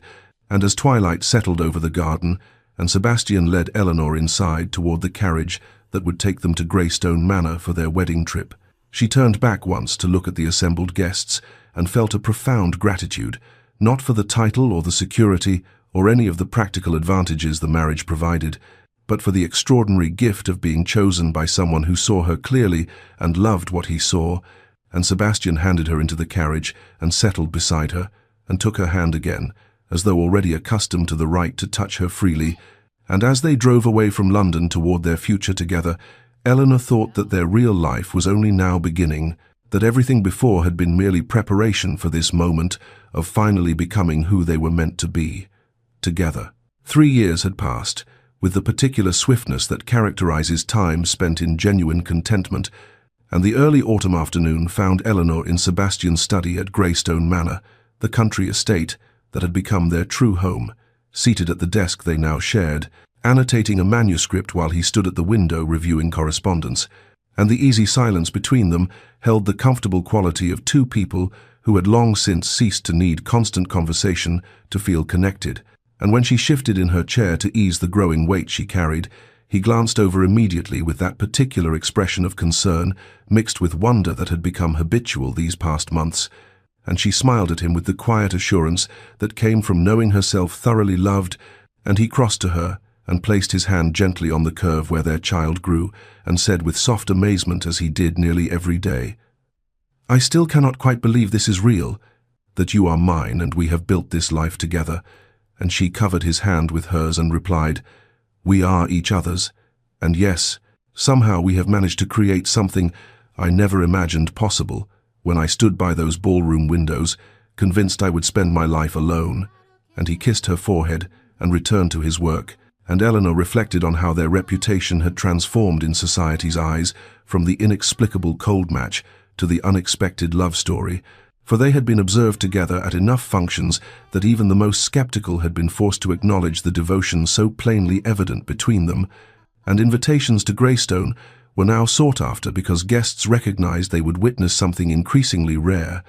a marriage characterized by genuine partnership and affection,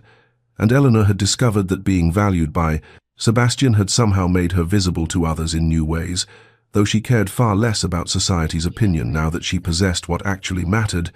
and she thought how strange and wonderful it was that the very qualities that had made her unmarketable as a debutante, her intelligence, her directness, her refusal to perform, were precisely what Sebastian had needed, and his similar qualities that society had judged as coldness had been protection around a heart that felt deeply but had learned to guard itself, and they had recognized each other across a crowded ballroom, not despite their wounds but because of them, and that recognition had become the foundation for everything they had built together. Dear reader, perhaps you too have stood in spaces where you felt invisible, have been judged by surfaces and found wanting, have wondered if the particular shape of who you are could ever be valued rather than merely tolerated.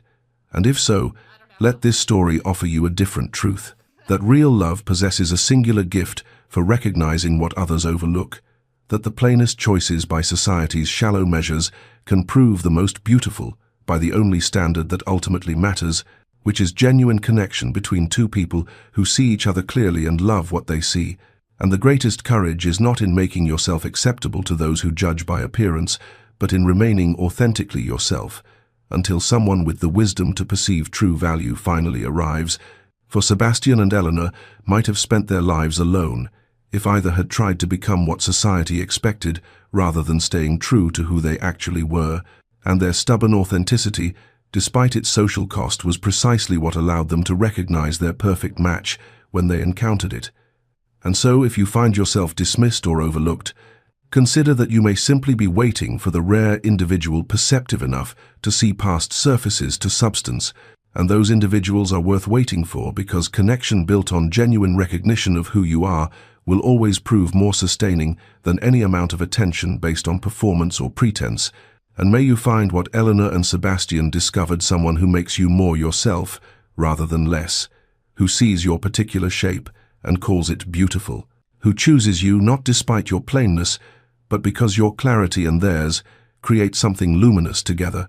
And may you have the courage to wait for that real thing rather than accepting lesser substitutes. And may you rest tonight in the knowledge that somewhere there exists someone who will look at you the way Sebastian looked at Eleanor across that ballroom, seeing not what society dismisses, but what actually matters. And may that meeting come to you with perfect timing, and may you recognize it when it arrives, and may your life be rich with the kind of love that transforms wounds into wisdom and loneliness into belonging, and may you always remember that being overlooked by those who cannot perceive value is no measure of your worth. And may you find peace in knowing that authentic connection, when it finally comes, will be worth every moment you spent waiting, and may your rest be sweet and your dreams full of hope. The chandeliers of Hartwick House blazed with 1,000 candles, their light refracting through crystal prisms to cast dancing shadows across the polished marble floor, where couples whirled in time to the orchestra's waltz, and Eleanor Hartwell stood at the periphery of it all, her gloved hands clasped before her pale blue gown,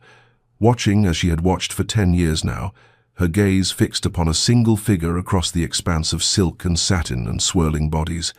Lord Adrian Blackwood stood near the far column, his dark evening clothes immaculate,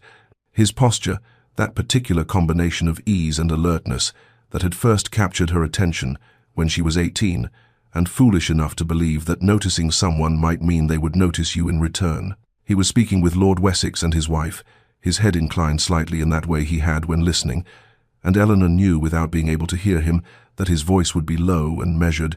each word chosen with care, because she had observed him from distances like this for a decade and had learned the vocabulary of his gestures, the grammar of his movements, even as he had never learned hers. The ache that lived beneath her ribs, that old familiar companion, tightened as she watched him laugh at something Lady Wessex said,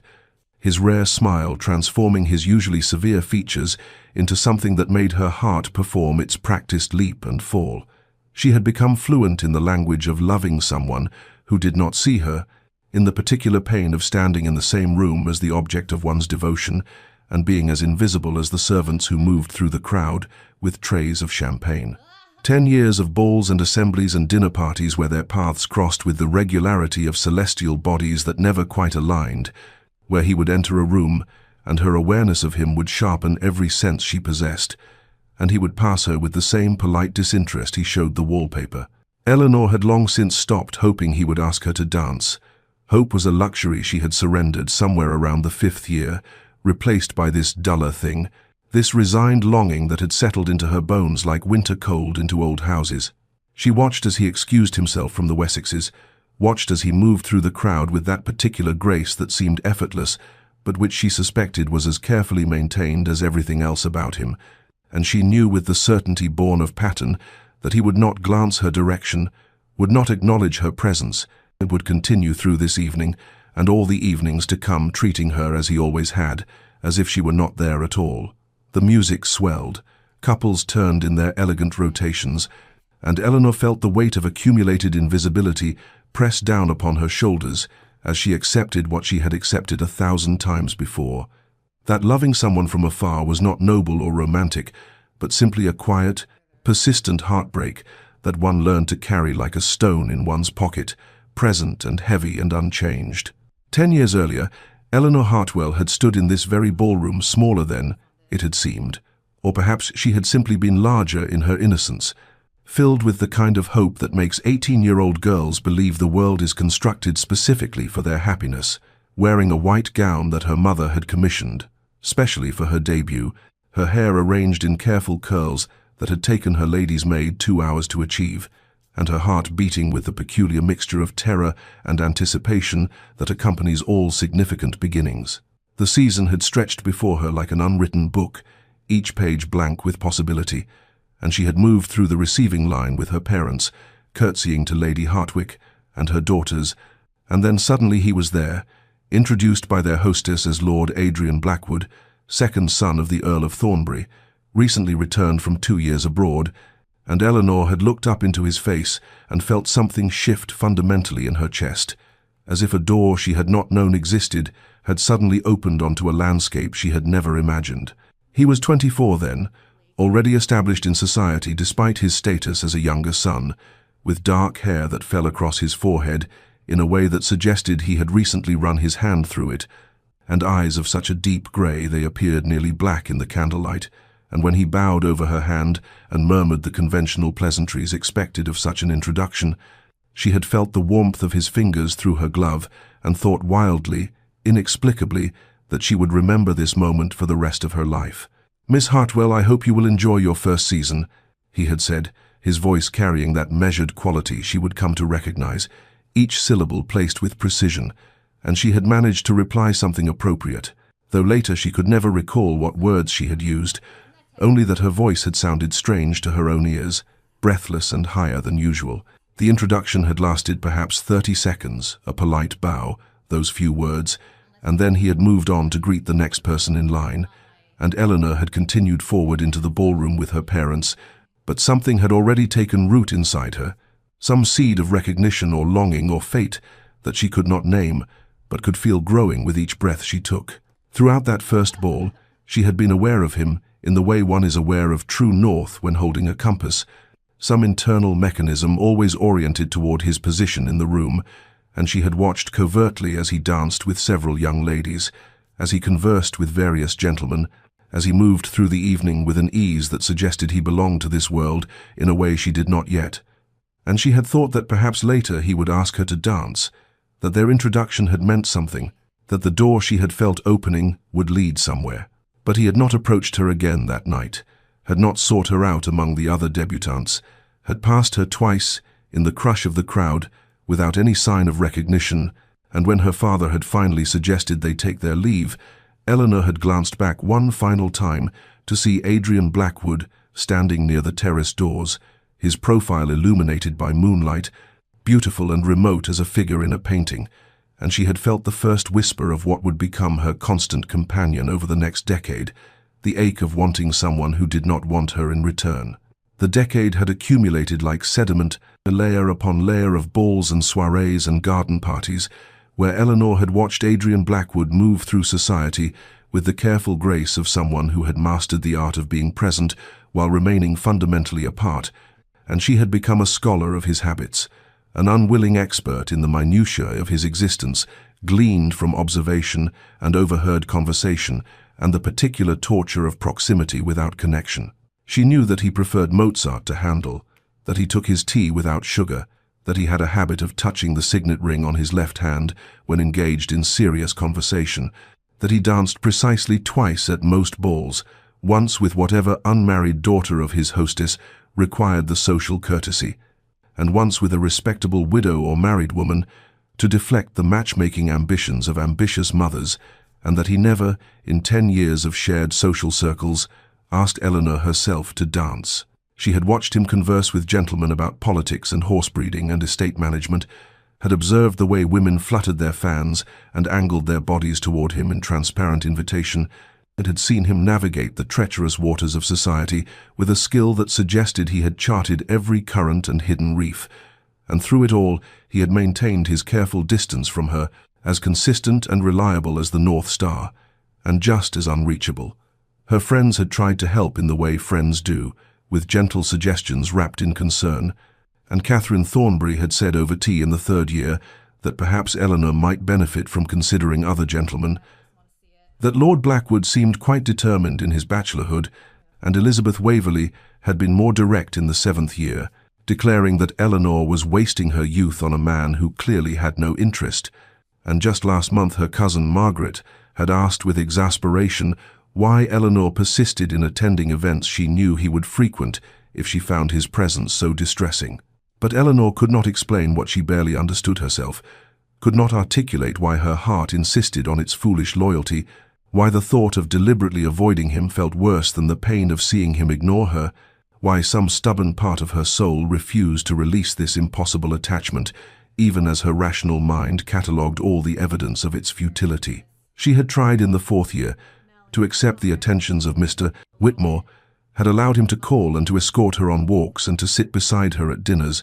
but when he had spoken of his admiration for her, she had felt only a vast emptiness where reciprocal feeling should have resided. And when she had seen Adrian across the room at the Beaumont ball and felt that familiar constriction in her chest, she had realized with quiet despair that her heart recognized only one master, regardless of how cruelly he ignored its service. The years had taught her to hide her affliction better, to smile appropriately and dance with other partners and engage in conversation without her attention, obviously wandering to wherever Adrian stood in the room, but they had not taught her how to stop loving him, and as she stood now at 28, with another season drawing to a close and another year of invisibility recorded in the ledger of her disappointed heart, Eleanor wondered if perhaps her friends were right, if perhaps it was time to accept that some longings were never meant to be fulfilled, and that she would carry this useless love to her grave like a woman buried with a treasure no one wanted to claim. The conversation happened on a Tuesday afternoon in late April, when the cherry blossoms had begun to fall from the trees in the garden, like snow made of petals, and Eleanor had been reading in the morning room when her mother entered with her father following behind, their expressions carrying that particular weight that announces significant pronouncements, and even before they sat across from her in the matching chairs, upholstered in cream silk, Eleanor felt something in her stomach tighten with foreknowledge of unwelcome news. Her father cleared his throat in the manner he always employed before discussing matters of consequence, and her mother folded her hands in her lap with a composure that did not quite reach her eyes, and they began with the usual preambles about her well-being and their concern for her future, their love for her and their desire to see her settled, and Eleanor set down her book and prepared herself for what she had known, in some deep place beneath her conscious thought, must eventually come. "Lord Pemberton has expressed his interest in paying you particular attention," her mother said, her voice carrying that bright quality women adopt when presenting difficult truths as pleasant opportunities, and her father added that Pemberton was a respectable man, financially sound, with estates in Yorkshire that provided a comfortable income and a London residence suitable for the season, and that at 28, Eleanor could no longer afford to dismiss such advantageous prospects without serious consideration. The words hung in the air between them like a sentence pronounced, and Eleanor understood with absolute clarity what was being communicated beneath the careful language that she had become a burden, that her persistent spinsterhood reflected poorly on the family, that her parents' patience with her inexplicable reluctance to marry had reached its natural terminus, and that this was not truly a discussion, but rather a declaration dressed in the clothing of parental consultation. She thought of the past 10 years, of the seasons that had accumulated like falling leaves, of the proposals she had gently declined from Mr. Whitmore and Captain Sheffield, and even young Lord Hartley, who had been sweet but utterly unsuitable, and she understood that her parents had been more than generous in allowing her to refuse these matches, had indulged what they surely perceived as female capriciousness, or perhaps an overly romantic disposition that needed time to mature into practical acceptance, but that their generosity had limits, and she had finally reached them. "Lord Pemberton is everything appropriate," her mother continued, leaning forward with an urgency that betrayed her studied calm, "and you are not growing younger, Eleanor, and we will not always be here to provide for you. And what will become of you then, without a husband, without protection, dependent upon your brother's charity, or forced to take employment as a governess or companion?" Her father's face softened with something like pity as he added that they only wanted her happiness, her security, that they could not bear to think of her alone and unprotected in a world that showed little mercy to unmarried women of advanced age. And Eleanor felt the walls of her life contracting around her like a room growing smaller with each breath. She wanted to argue, to explain that she had been waiting, hoping that there was a reason for her refusals, even if she could not articulate it without sounding like a foolish girl clinging to fantasies. But what defense could she offer against 10 years of evidence that Adrian Blackwood had no interest in her, no awareness of her devotion, no intention of ever offering her the life her parents now insisted she accept from someone else? The choice before her was brutally simple: surrender her impossible hope and accept security with Lord Pemberton, or maintain her vigil for a man who had never once looked at her with anything beyond polite indifference, and risk becoming the very burden her parents feared she would be. And sitting there in the morning room, with the scent of dying cherry blossoms drifting through the open window, Eleanor felt something crack inside her chest, some fragile structure that had been holding her together through a decade of accumulated disappointment, and she heard herself say in a voice that sounded nothing like her own that she would receive Lord Pemberton when he called, that she would consider his suit with the seriousness it deserved, and her parents smiled with relief, while Eleanor looked past them to the garden beyond, and wondered if this was what surrender felt like. This quiet acquiescence to a future she had never wanted, but could no longer avoid. Lord Pemberton began calling on Thursday afternoons with the regularity of clockwork, arriving precisely at 3, with flowers or small volumes of poetry that he presented with a formal bow and a smile that never quite reached his pale blue eyes. And Eleanor received him in the drawing-room where her mother sat at an appropriate distance, doing needlework and pretending not to monitor every word exchanged, while her father occasionally passed through to nod approvingly at Pemberton's presence, and the whole performance felt like a play in which Eleanor had been assigned a role she had no desire to perform, but could not refuse without consequences she was not prepared to face. Pemberton was exactly what her parents had promised, kind in a distant sort of way, appropriate in every gesture and comment, financially secure, with properties that he described in meticulous detail, as though acreage and annual yields might inspire romantic feeling, and utterly, completely, devastatingly devoid of anything that made Eleanor's heart quicken, or her breath catch, or her soul recognize itself in another human being. He spoke of weather and crops and the latest parliamentary debates with the same measured cadence, never saying anything that might challenge or surprise or reveal depths beneath his carefully maintained surface, and when he laughed it was a polite sound produced at socially appropriate moments rather than anything resembling genuine mirth. And Eleanor found herself counting the minutes until he would take his leave, and she could stop pretending that she found his company anything other than exhausting in its very pleasantness. They took walks in the garden where Pemberton commented on the cultivation of roses and the proper maintenance of gravel paths, while Eleanor tried to imagine this as her future, this endless procession of conversations about nothing that mattered. And they attended the theatre, where he explained the plot as though she could not follow it herself, and afterwards discussed the production's merits and flaws with the detached analysis of someone reviewing an agricultural report, and they took tea at her aunt's house, where Pemberton charmed the older ladies with his impeccable manners and appropriate deference, while Eleanor smiled until her face ached and wondered if this hollowness she felt was normal, if perhaps all women experienced this disconnect between what they were told they should want and what their hearts actually craved. She tried to appreciate his qualities the way one might try to appreciate a well-constructed piece of furniture. He was solid, reliable, built to last, designed to serve his purpose without flaw or deviation, but furniture did not inspire love, and when he took her hand to help her into the carriage or touched her elbow to guide her through a doorway, she felt nothing beyond the mild discomfort of contact with someone whose touch carried no electricity, no recognition, no promise of anything beyond social transaction. Her mother asked eagerly after each visit how the courtship progressed, and Eleanor provided the expected reassurances while carefully avoiding any admission of the emptiness that grew larger with each passing Thursday, and her father nodded with satisfaction and spoke of settlements and wedding dates as though these were already decided. Matters, and Eleanor felt herself being carried along by currents too strong to resist, a woman drowning in propriety and expectation, while everyone watching believed she was simply learning to swim.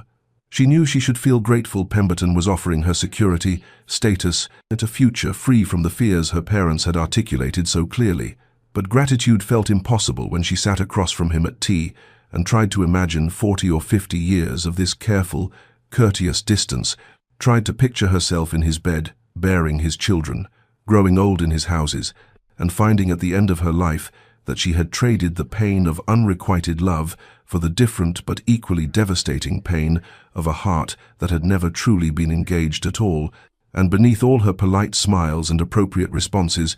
Eleanor felt something inside her screaming that this was wrong, that she was betraying herself in some fundamental way. But she had no alternative to offer, except a decade of evidence that the man she truly wanted had never wanted her in return. The Marchmont ball arrived on a Friday evening, when the air held that particular quality of early summer warmth, and Eleanor attended with Lord Pemberton at her side, his hand proprietorial at her elbow, as they entered the ballroom where chandeliers cast golden light across the assembled company, and she had dressed with more care than usual in a gown of deep emerald silk that her mother insisted brought out the color of her eyes, though Eleanor suspected the effort was less for Pemberton's benefit than for her own desperate need to feel something other than the numbness that had settled over her like fog in the 3 weeks since his courtship had begun. And when he asked for the second dance of the evening, she accepted with the practiced smile she had perfected, the one that suggested pleasure without promising anything her heart could not deliver,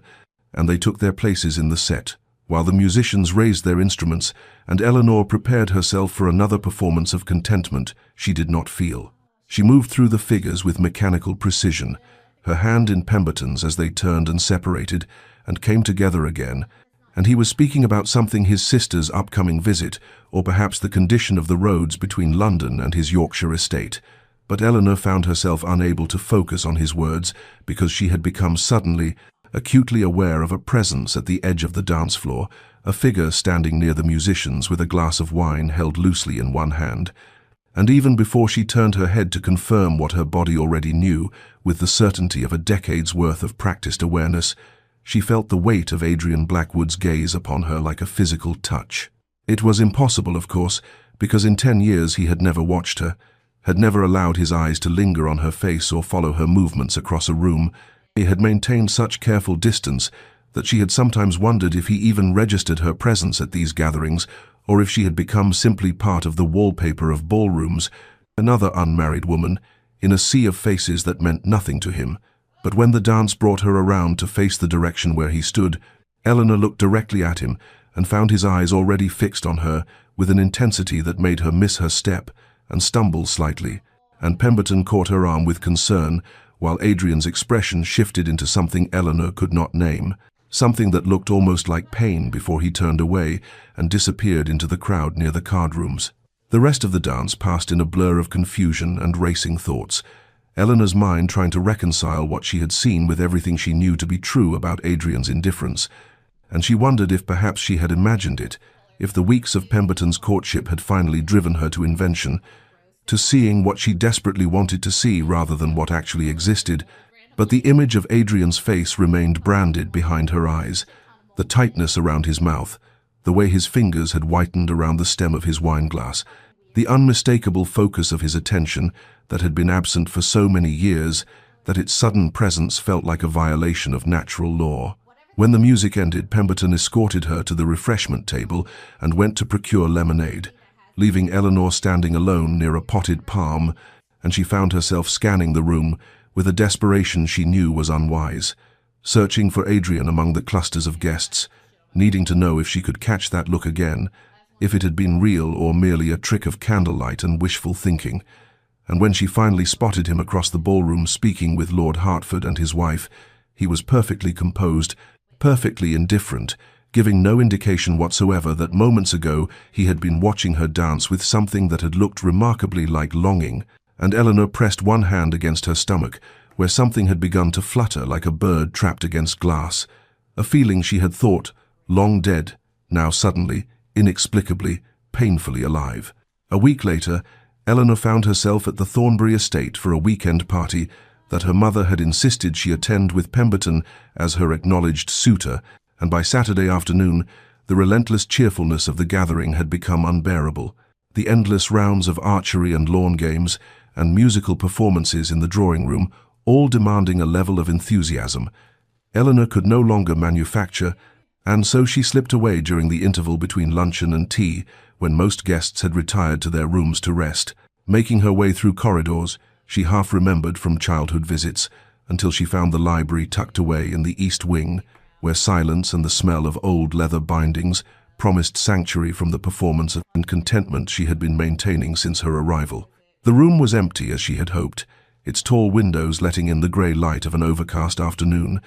and Eleanor moved along the shelves, trailing her fingers across spines embossed with gold lettering, seeking nothing in particular except the comfort of being alone with something real, something that did not require her to smile or nod or pretend that her heart was not in a state of confused upheaval since the Marchmont ball, when Adrian had looked at her with an expression she still could not decipher,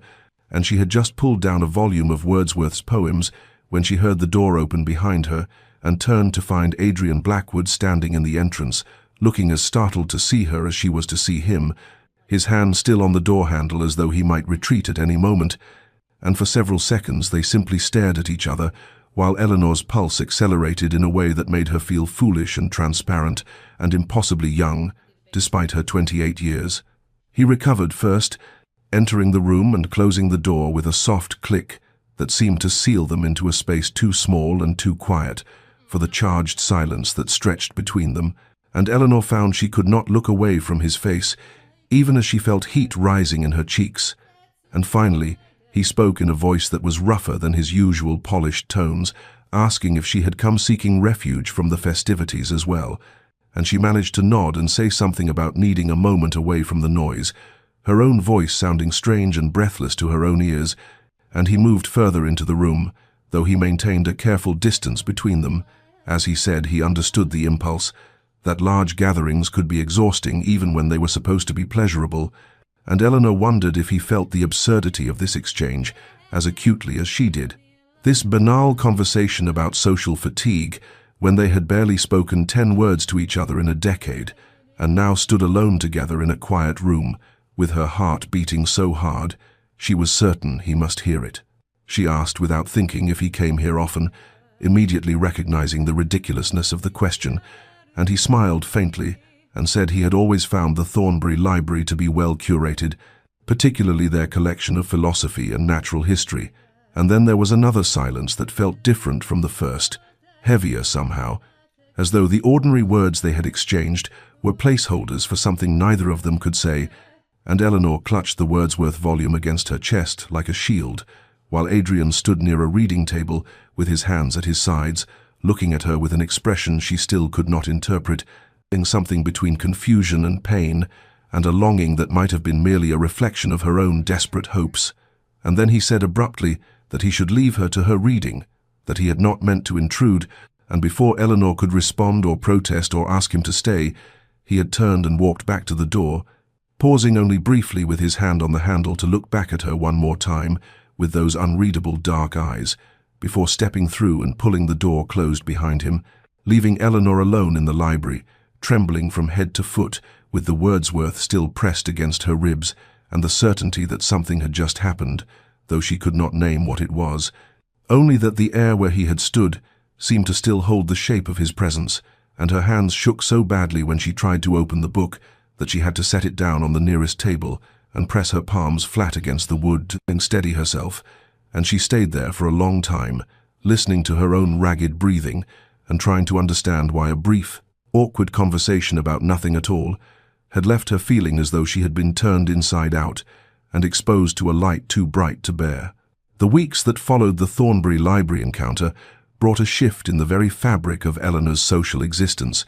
as though some invisible hand had rearranged the seating charts and guest lists and spatial configurations of every gathering to place her in Adrian Blackwood's orbit with a frequency that felt both deliberate and impossible, and she began to wonder if she was imagining the pattern or if something had indeed changed in the careful architecture of distance he had maintained for so long. Because at the Waverley dinner party, she found herself seated 3 chairs down from him at a table that seated 20, close enough that she could hear his voice when he spoke to Lady Waverley about agricultural reforms, and close enough that twice during the fish course she looked up to find his eyes on her before he quickly looked away. And then at the musicale hosted by the Duchess of Somerset, Eleanor had taken a seat near the back of the music room, only to have Adrian arrive late and take the only remaining chair, which happened to be directly beside hers, so close that when he sat down, the fabric of his coat brushed against her sleeve, and she could smell whatever soap or cologne he used, something clean and faintly cedar-scented that made her breath catch in her throat, and they sat through an entire performance of Schubert Lieder without speaking, while Eleanor's awareness of his presence beside her made it impossible to focus on the music, every small shift of his posture or clearing of his throat registering in her consciousness with disproportionate significance. And afterward, when the guests rose to take refreshment, he had turned to her and asked in a voice carefully stripped of inflection whether she had enjoyed the performance, and she had said yes, though she could not have recalled a melody if her life had depended on it. At the card party at the Hendersons, Eleanor found herself at a whist table partnered with Adrian against Lord and Lady Fairmont, and for 2 hours they played cards with the kind of wordless coordination that suggested either great skill or great attunement to each other's thoughts. And when Adrian laid down the winning trick in the final hand, his fingers brushed against hers as they both reached for the cards at the same moment, and the contact lasted perhaps 2 seconds. But Eleanor felt it like an electric shock that travelled up her arm and lodged somewhere beneath her ribs, and she saw in his face a flicker of something that might have been the same shock of recognition before he withdrew his hand and stood to thank their opponents with perfect composure, while Eleanor remained seated, trying to steady her, breathing, and wondering how it was possible for a touch so brief to feel so monumental. The pattern continued through June as the season reached its height, with Adrian appearing at the Blackwoods garden party, where Eleanor was playing croquet with Pemberton and several others, Adrian standing on the sidelines watching the game with an expression she could not read, and then at the theatre where Eleanor sat in her family's box and looked across to see Adrian in the box opposite, his attention ostensibly on the stage, but his gaze sliding toward her during the intervals with that same quality of intensity she had first noticed at the Marchmont ball, and each encounter left Eleanor more confused and more certain simultaneously, confused about what these moments meant, but certain that something was happening, some shift in the tectonic plates of their long stalemate. And yet through all of it, Adrian never asked her to dance, never sought her out for private conversation, never gave any indication beyond these accumulated moments of proximity and charged glances that he saw her as anything other than another acquaintance in their shared social circle, and Eleanor found herself caught in a kind of exquisite torture, hyper-aware of his presence whenever they occupied the same space, but unable to name what she was witnessing or whether it meant anything beyond her own desperate interpretation.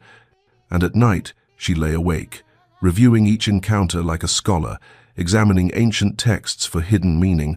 searching for certainty in the angle of his gaze, or the tone of his voice, or the way his hand had trembled slightly when it touched hers over the whist cards. But certainty remained elusive, and Eleanor was left suspended between hope and madness, wondering if she was finally seeing what had always been there, or if she was constructing an elaborate fantasy from the raw materials of coincidence and wishful thinking. The announcement came during breakfast on a Tuesday morning in late June, when Eleanor sat across from her mother in the sunlit breakfast room, picking at toast she had no appetite for, while her father read the morning paper and made occasional commentary about parliamentary proceedings, and her mother set down her teacup with the kind of deliberate precision that always preceded statements of significance, and said that Lord Pemberton had spoken to Eleanor's father the previous evening and had indicated his intention to make a formal proposal within the fortnight, and Eleanor's mother's face was alight with satisfaction as she continued that this was everything they had hoped for.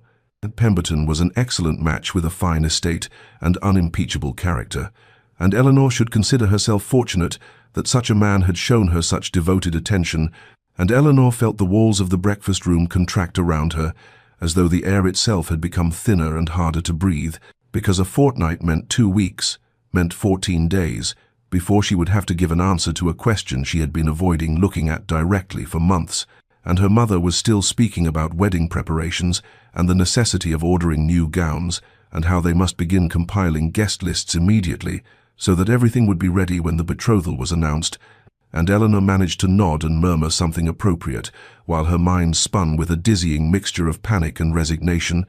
and that treacherous flicker of hope that refused to be extinguished, no matter how many times she told herself she was being foolish. The days that followed passed in a blur of social obligations that felt increasingly surreal, as though Eleanor were watching herself move through drawing rooms and gardens and ballrooms from a great distance,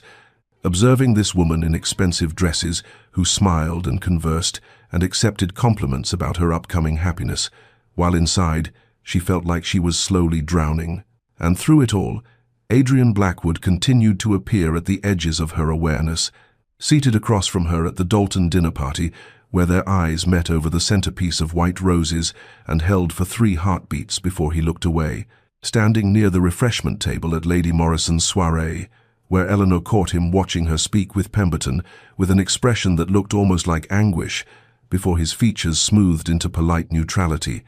and Eleanor began to feel as though she were losing her grip on reality, because how could she reconcile 10 years of studied indifference with these recent weeks of charged glances and orchestrated proximity? And late at night, when she could not sleep, she would lie in her bed staring at the ceiling and reviewing every encounter since the Marchmont ball, trying to determine whether she was witnessing something real or constructing an elaborate delusion from the desperate materials of her own longing. Because what if these moments she had been cataloguing and analyzing and investing with such significance were nothing more than coincidence and her own fevered imagination? What if Adrian had not changed his behavior at all, and she was simply seeing what she wanted to see, because the alternative was accepting a marriage to a kind man she did not love and relinquishing forever the dream she had carried for a decade? And the uncertainty was more painful than the original rejection had been, because at least the rejection had been clear and constant, whereas this ambiguity left her suspended between hope and despair, with no solid ground beneath her feet. Eleanor found herself analyzing her own thoughts with the detachment of a natural philosopher, examining a specimen, wondering if this was what madness felt like, this obsessive circling around the same questions without resolution, this inability to trust her own perceptions or distinguish between reality and wishful projection. And she thought perhaps she should speak to someone about what she was experiencing, but who could she tell? Because to voice her confusion would require admitting that she had spent 10 years harboring feelings for a man who had never shown her the slightest interest, and that now, when she was on the verge of accepting another man's proposal,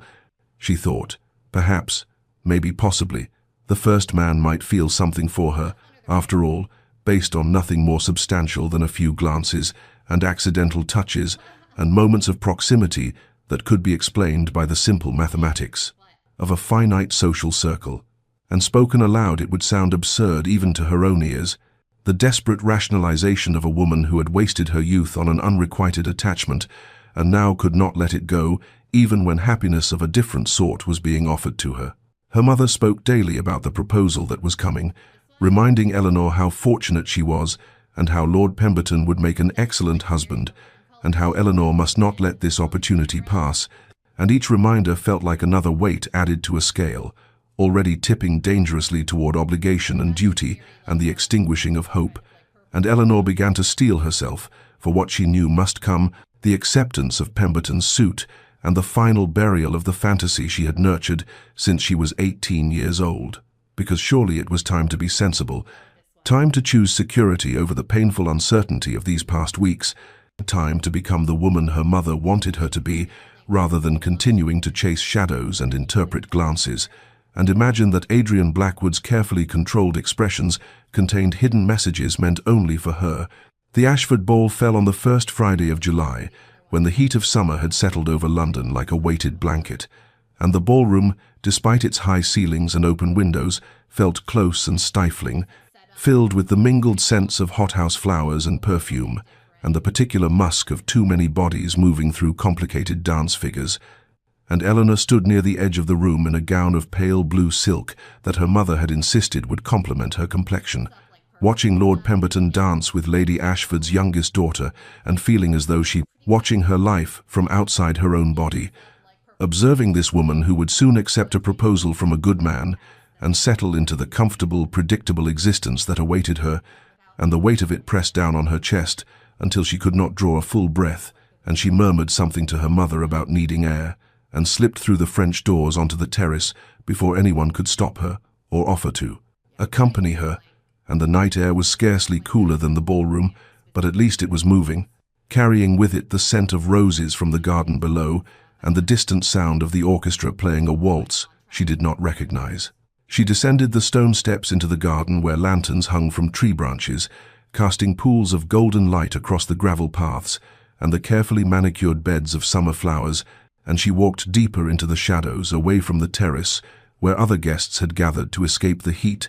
seeking the darker reaches of the garden, where she might be alone with her thoughts for a few precious minutes before duty called her back, and she found herself near the fountain at the garden's center, where the water made soft musical sounds as it fell, and the moonlight turned everything silver and strange. And she stood there with her hands pressed against the cool stone rim of the fountain, thinking that in 2 days Pemberton would call and speak to her father, and the thing would be done, and the door on whatever foolish hope she had been, harboring, would close forever. She did not hear Adrian approach until he spoke her name from behind her, and she turned so quickly she nearly lost her balance. And there he was, standing in a shaft of moonlight, with his evening clothes perfectly arranged, and his expression unreadable in the shifting shadows. And he said, "Forgive me, I did not mean to startle you." But his voice held a quality she had never heard in it before, something raw and urgent that made her heart begin to race. And she said, "Lord Blackwood," because she could think of nothing else to say, and the formal address felt absurd given the circumstances. But what else was there between them, except formality and distance and all these years of careful avoidance? He took a step closer, and she saw that his hands were clenched at his sides, as though he were restraining himself from some action. And he said, "I saw you leave," and there was an admission in those 4 words that felt dangerous and thrilling and terrifying all at once. And Eleanor said, "I needed air," which was true but incomplete, and they stood there in the moonlight, beside the fountain, with the sounds of the ball drifting down from the house, and the night wrapped around them like a cocoon, separating them from the world they had just left. And Adrian said in a voice that seemed to be pulled from somewhere deep in his chest, "Why are you accepting Pemberton?" And the question hung between them, charged with everything they had never said to each other in 10 years of studied politeness and careful distance. Eleanor felt something crack open inside her chest, something that had been locked away and guarded for so long that its sudden exposure felt like violence, and she said, "That is hardly your concern." But her voice shook on the words betraying her, and Adrian took another step forward until they were close enough that she could see the muscle working in his jaw and the way his eyes looked almost black in the dim light. And he said, "Is it not?" And it was not quite a question and not quite a statement, but something in between. And Eleanor said, "You have shown no interest in my affairs for a decade, Lord Blackwood. I cannot imagine why you would begin now." And she heard the bitterness in her own voice and hated herself for it, but could not call it back. And Adrian flinched as though she had struck him and said, "You think I have shown no interest." And his voice was rough and strange and filled with something that sounded like pain. And Eleanor said, "What else am I to think?" And they were closer now, though she could not say which of them had moved. Close enough that she could feel the heat radiating from his body and smell that cedar scent she had noticed at the musicale, and see the rapid rise and fall of his chest as though he had been running, though he stood perfectly still. He opened his mouth as though to speak, then closed it again, and she saw the war happening behind his eyes, saw him reach for words and fail to find them, or find them and decide against speaking them, and the silence stretched between them taut as a wire. And Eleanor thought wildly that she should return to the ballroom, that standing here alone with him in the dark garden was improper and dangerous, and she was promised to another man, or as good as promised, but her feet would not move and her eyes would not leave his face. And finally Adrian said, "Eleanor, just her name, nothing more," but he said it like a prayer or a curse or both, and then he turned and walked away from her back toward the lights of the house, leaving her standing alone beside the fountain, with her heart hammering against her ribs and her mind reeling, and the ghost of her name on his lips echoing in the darkness. Lord Pemberton called on the Sunday afternoon, following the Ashford ball, arriving precisely at 3 o'clock, as he had indicated he would in the note he had sent the previous day. and Eleanor sat in the drawing room in a gown of rose-colored muslin that her mother had selected, watching him settle into the chair across from her with the careful deliberation that characterized all his movements, and her parents had withdrawn with a show of discretion that fooled no one, leaving Eleanor alone with a man who had come to determine the course of her future. And Pemberton cleared his throat and began to speak about his estate and his prospects, and his deep regard for Eleanor's character and accomplishments, and she listened with a strange detachment, as though she were floating somewhere near the ceiling, observing this scene rather than living it, watching this kind, decent man offer her security and respect and a comfortable life. And when he finally asked the question that had been building through 10 minutes of preamble, when he said, "Miss Hartwell, would you do me the very great honor of consenting to become my wife?" Eleanor heard herself say, "Not yes, but might I have some time to consider?" And she saw the flicker of surprise cross his face, though he recovered quickly and said, of course she must take whatever time she required, though he hoped she would not keep him waiting over long. And after he left, her mother came into the drawing room with eyes bright with expectation, and Eleanor had to say that she had asked for time to think, and her mother's face fell into an expression of confused disappointment, and she said, "But why on earth would you need time, Eleanor? He is everything we could have hoped for." And Eleanor had no answer that would satisfy, because how could she explain that she needed time to kill whatever foolish hope still lived in her chest, time to reconcile herself to the death of a dream she had carried for 10 years, time to become the sensible woman who could accept a good man's proposal without reservation. The days that followed were a special kind of torture as Eleanor moved through her daily routines, while her mind circled endlessly around the same worn paths, reviewing every interaction with Adrian Blackwood from their first meeting a decade ago to that charged encounter in the Ashford garden, trying to construct a coherent narrative from fragments and glances and moments that might mean everything or nothing. And she would lie awake at night, cataloguing the evidence on both sides. The years of indifference weighed against these recent weeks of proximity. His question in the garden about why she was accepting Pemberton set against his immediate retreat when she challenged him, and no matter how many times she reviewed the data she could reach, no certain conclusion except that she was driving herself toward madness with this obsessive analysis. She thought about the library encounter and the way he had looked at her across the Dalton dinner table, and that moment at the musicale when their hands had touched, and she tried to determine whether these instances represented a pattern of genuine feeling or merely the inevitable friction that occurs when two people move through the same limited social sphere, and the uncertainty was corrosive, eating away at her ability to think clearly about anything else. And she began to understand that this was precisely why she needed to accept Pemberton's proposal, because she could not continue to live in this state of suspended animation, waiting for a sign that might never come from a man who had given her no reason to hope except for a handful of ambiguous moments that could be explained by coincidence and her own desperate wishful thinking. Eleanor's mother grew increasingly anxious as the days passed without a decision, asking each morning whether Eleanor had reached a conclusion and reminding her that Lord Pemberton was a patient man. But his patience was not infinite, and other young women would be only too happy to accept what Eleanor seemed determined to refuse, and her father called her into his study one evening and spoke more gently than her mother, but with equal concern, saying that he wanted Eleanor's happiness above all things, but she must understand that opportunities like this did not come often, especially for a woman of 28 who had shown no interest in any of the other men who had paid her court over the years. And Eleanor sat in her father's study, feeling the walls close in, and knowing he was right, knowing that she was being foolish and romantic and utterly impractical, knowing that she should accept the security being offered rather than gambling everything on a fantasy. On the 7th day after Pemberton's proposal, Eleanor sat at her writing desk and composed a note asking him to call the following afternoon. And as she sealed the letter, she felt something inside her chest go cold and still, as though a door were closing on a room she would never enter again.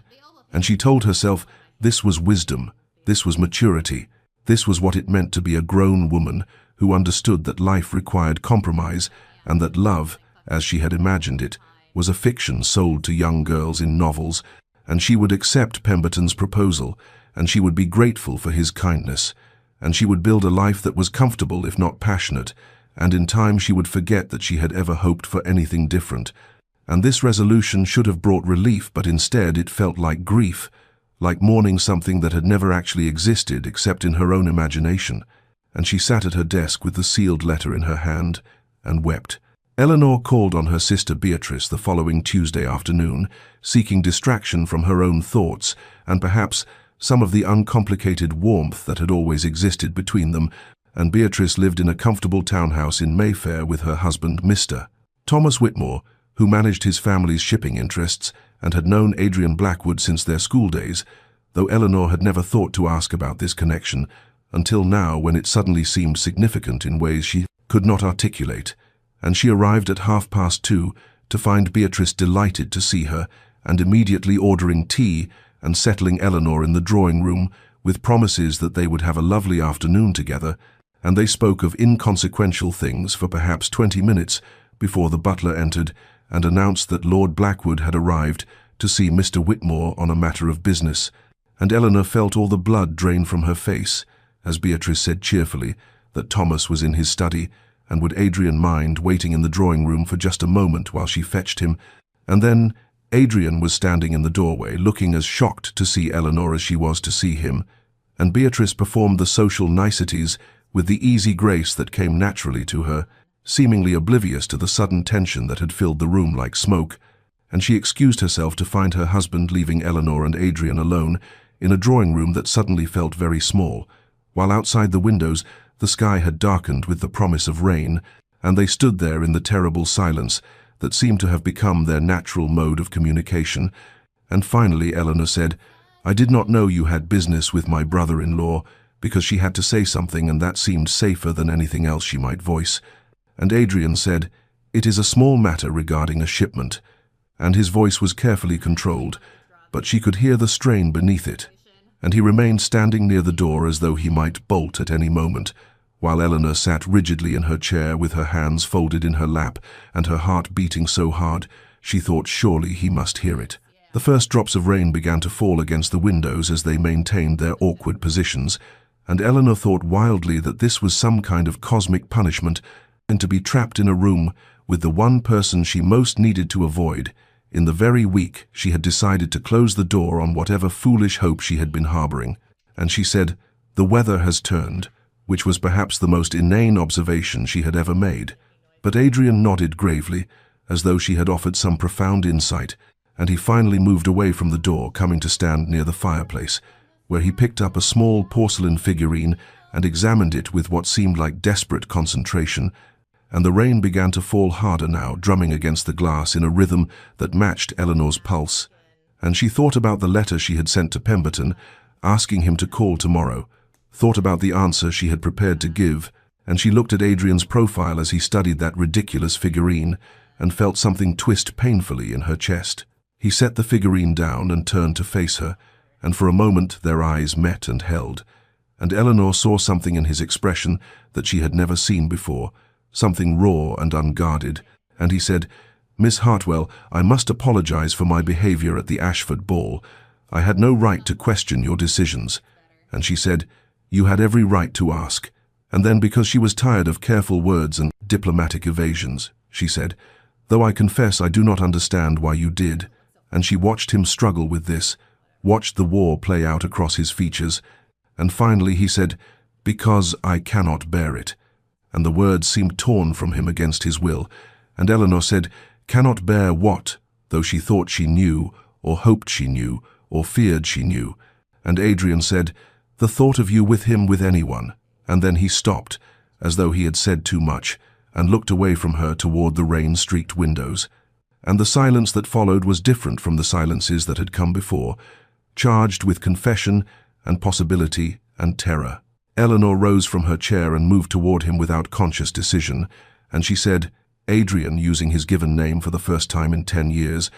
and he looked at her with an expression of such longing and despair that she felt her breath catch, and he said, "I should not have said that I have no right." But Eleanor said, "Why do you have no right?" And her voice was shaking now, and they stood there in Beatrice's drawing room, with the rain falling outside and the afternoon light fading to grey. And Adrian said, "Because I have spent 10 years staying away from you, because I believed it was the right thing, the honourable thing, because I thought." And he stopped again as though the words were too difficult, and Eleanor said, What did you think? And she was close enough now to see the lines around his eyes, and the tension in his jaw, and the way his hands were clenched at his sides. And he said, I thought you deserved better than what I could offer, and there was such pain in his voice that Eleanor felt tears prick at her eyes. And she said, better than what? And Adrian said, better than a second, son with limited means and a family history best forgotten, better than a man who could give you nothing but his heart. And the confession hung between them as the rain continued to fall. The words hung in the air between them like something fragile and precious that might shatter if either of them moved too quickly, and Eleanor found she could not speak for a moment and could not do anything but stare at Adrian as the rain continued its relentless percussion against the windows and the grey afternoon light cast shadows across his face. And she thought of 10 years of watching him from across ballrooms, 10 years of carefully composed indifference, 10 years of believing herself invisible to the one person she most wished would see her, and now he stood before her saying he had stayed away because he thought she deserved better, and the revelation was so unexpected and so utterly incomprehensible that she felt dizzy with it, felt the room tilt slightly, as though the very foundations of her understanding had shifted. She said, your heart, and her voice was barely a whisper, and Adrian looked away from her toward the rain-streaked windows as though he could not bear to meet her eyes. And he said, I have watched you for 10 years, Miss Hartwell, and there was such rawness in his voice that Eleanor felt something crack open in her chest, and he continued speaking in fragments, his words tumbling out in a way that was so unlike his usual careful control, and he said, at every ball, every dinner, every musicale I have watched you and told myself I was doing the right thing, by staying away, that I was being honorable by not pursuing what I had no right to pursue. And Eleanor said, what do you mean, no, right? What are you talking about? Because none of this made sense, because if he had been watching her, then surely he must have known that she had been watching him too. And Adrian turned back to face her, and she saw that his composure was crumbling, saw the careful mask he had worn for a decade beginning to crack, and he said, I heard your father once speaking with Lord Ashford at his club. I was not meant to hear, but I did, and your father said that you deserved a man of substance and position, that you should not be wasted on some second son, with nothing to offer. And Eleanor felt ice flood through her veins as understanding began to dawn. And she said, when was this? And Adrian said, 10 years ago, just after we were introduced at your first ball. And the timeline clicked into place with horrible clarity, and Eleanor thought of that first meeting, thought of the way Adrian had seemed interested and then had simply vanished from her orbit, thought of 10 years of distance that she had attributed to indifference when it had been something else entirely. She wanted to be angry, but the emotion that rose in her was more complex than that, a terrible mixture of grief and frustration and a painful kind of hope, and she said, so you decided for me, and Adrian flinched at the words, and he said, I decided to give you the chance to find what you deserved. I could not trap you in a limited life when you could have so much more. And Eleanor said, and what if what I deserved was the right to make my own choices? And her voice was shaking now, and Adrian said nothing, but she could see the struggle in his face, and she pressed on because 10 years of silence had earned her the right to demand answers. And she said, did you never think to ask me what I wanted? Did you never consider that perhaps your assumptions about what I deserved might not align with my own desires? And Adrian said, I thought I was protecting you. And Eleanor said, from what? From the possibility of happiness, from the chance to choose my own path. And the words came out harder than she intended, but she could not contain the tumult of emotions that his confession had and unleashed. The rain intensified outside, becoming a downpour that obscured the street beyond the windows, and Eleanor moved closer to Adrian until only a few feet separated them, and she could see that his hands were trembling slightly, though he kept them rigid at his sides. And she said, you speak of watching me for 10 years, but did you ever truly see me? Did you see that I was watching you as well? And Adrian's eyes widened slightly at this, and Eleanor felt a terrible vulnerability in admitting what she had never admitted to anyone, but she continued because the moment demanded honesty, no matter how exposing. And she said, I have spent 10 years believing myself unworthy of your notice, 10 years thinking there was some fundamental flaw in me that made me invisible to you, and all this time. And her voice broke slightly, and she had to stop and gather herself before she could continue. And when she spoke again, her words were quieter but no less intense,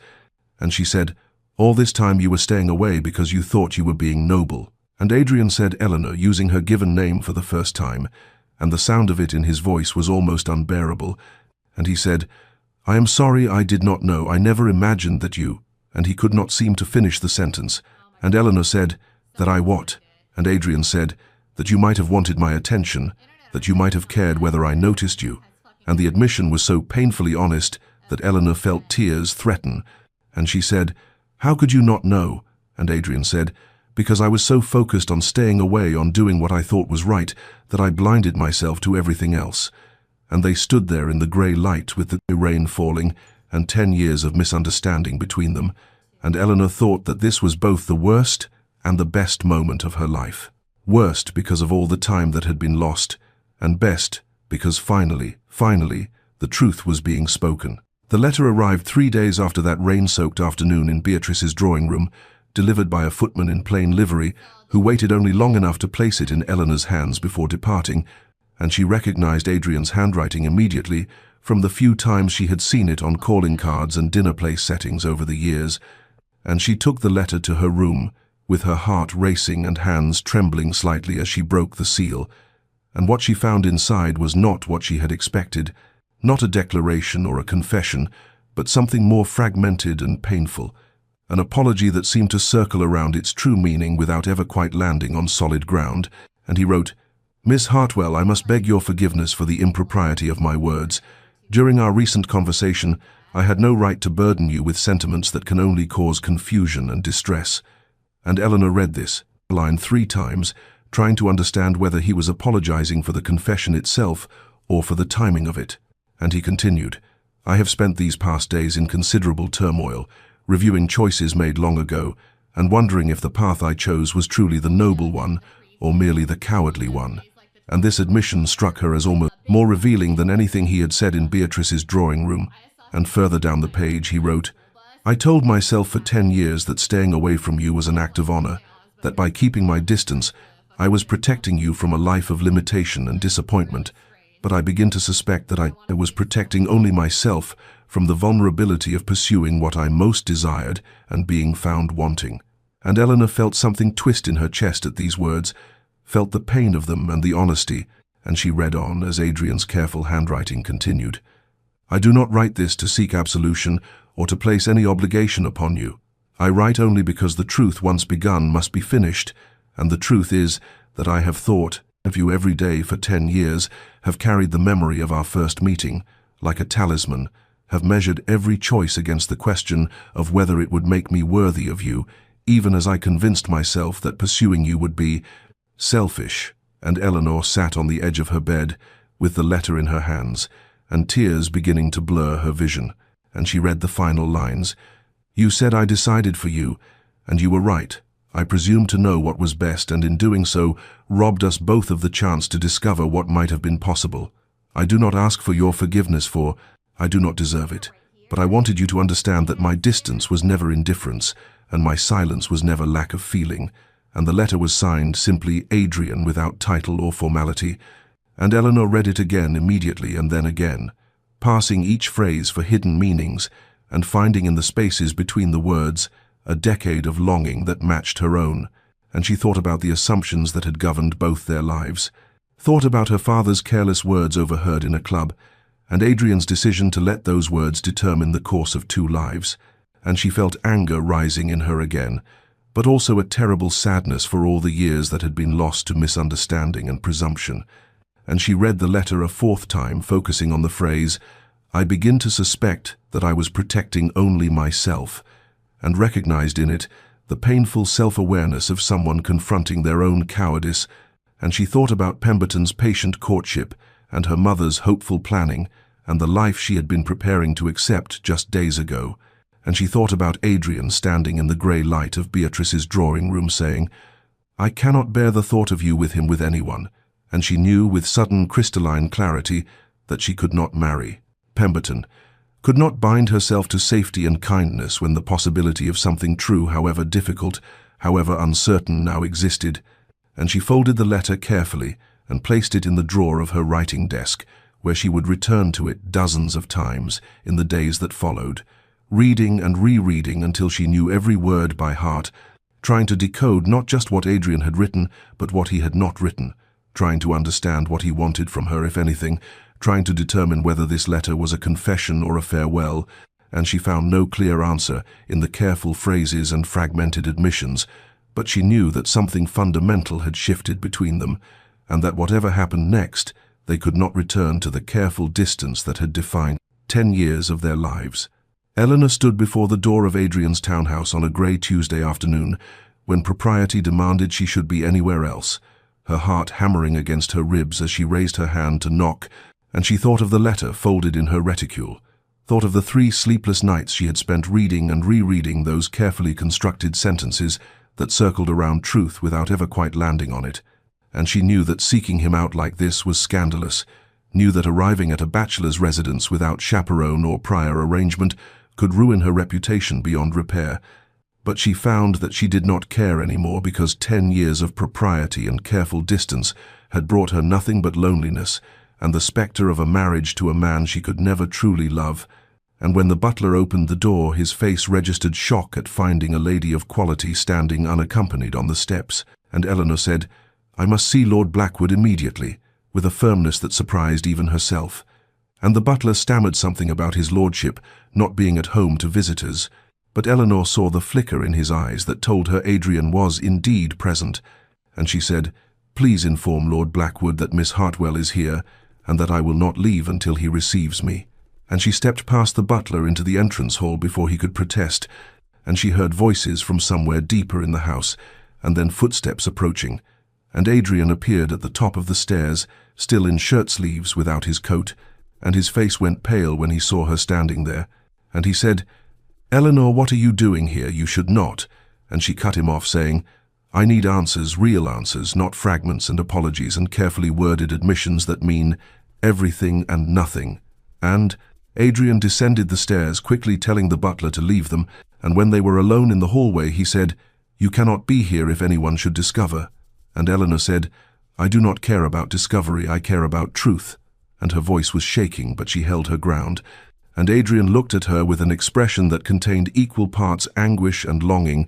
and he said, "Please let me call for a carriage, let me send you home before." And Eleanor said, "Before? What before we speak honestly for once? Before you tell me plainly what all these fragments mean?" And she pulled the letter from her reticule and held it up between them, and she said, "You write of staying away and of protection and of unworthiness, but you do not write of what you actually feel. You do not say clearly what any of this means." And Adrian reached for her arm as though to guide her toward the door, but stopped himself before touching her, and he said, "I have told you more than I should have told you, things that can only complicate your life when you have a perfectly good offer from Pemberton." And Eleanor felt fury rise in her at this, and she said, "Do not speak to me of Pemberton, do not deflect and dodge when I am asking you directly to tell me the truth." And Adrian said,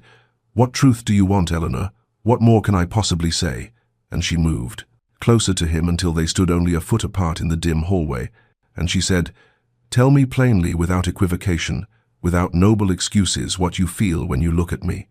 And the question hung between them like something alive and dangerous,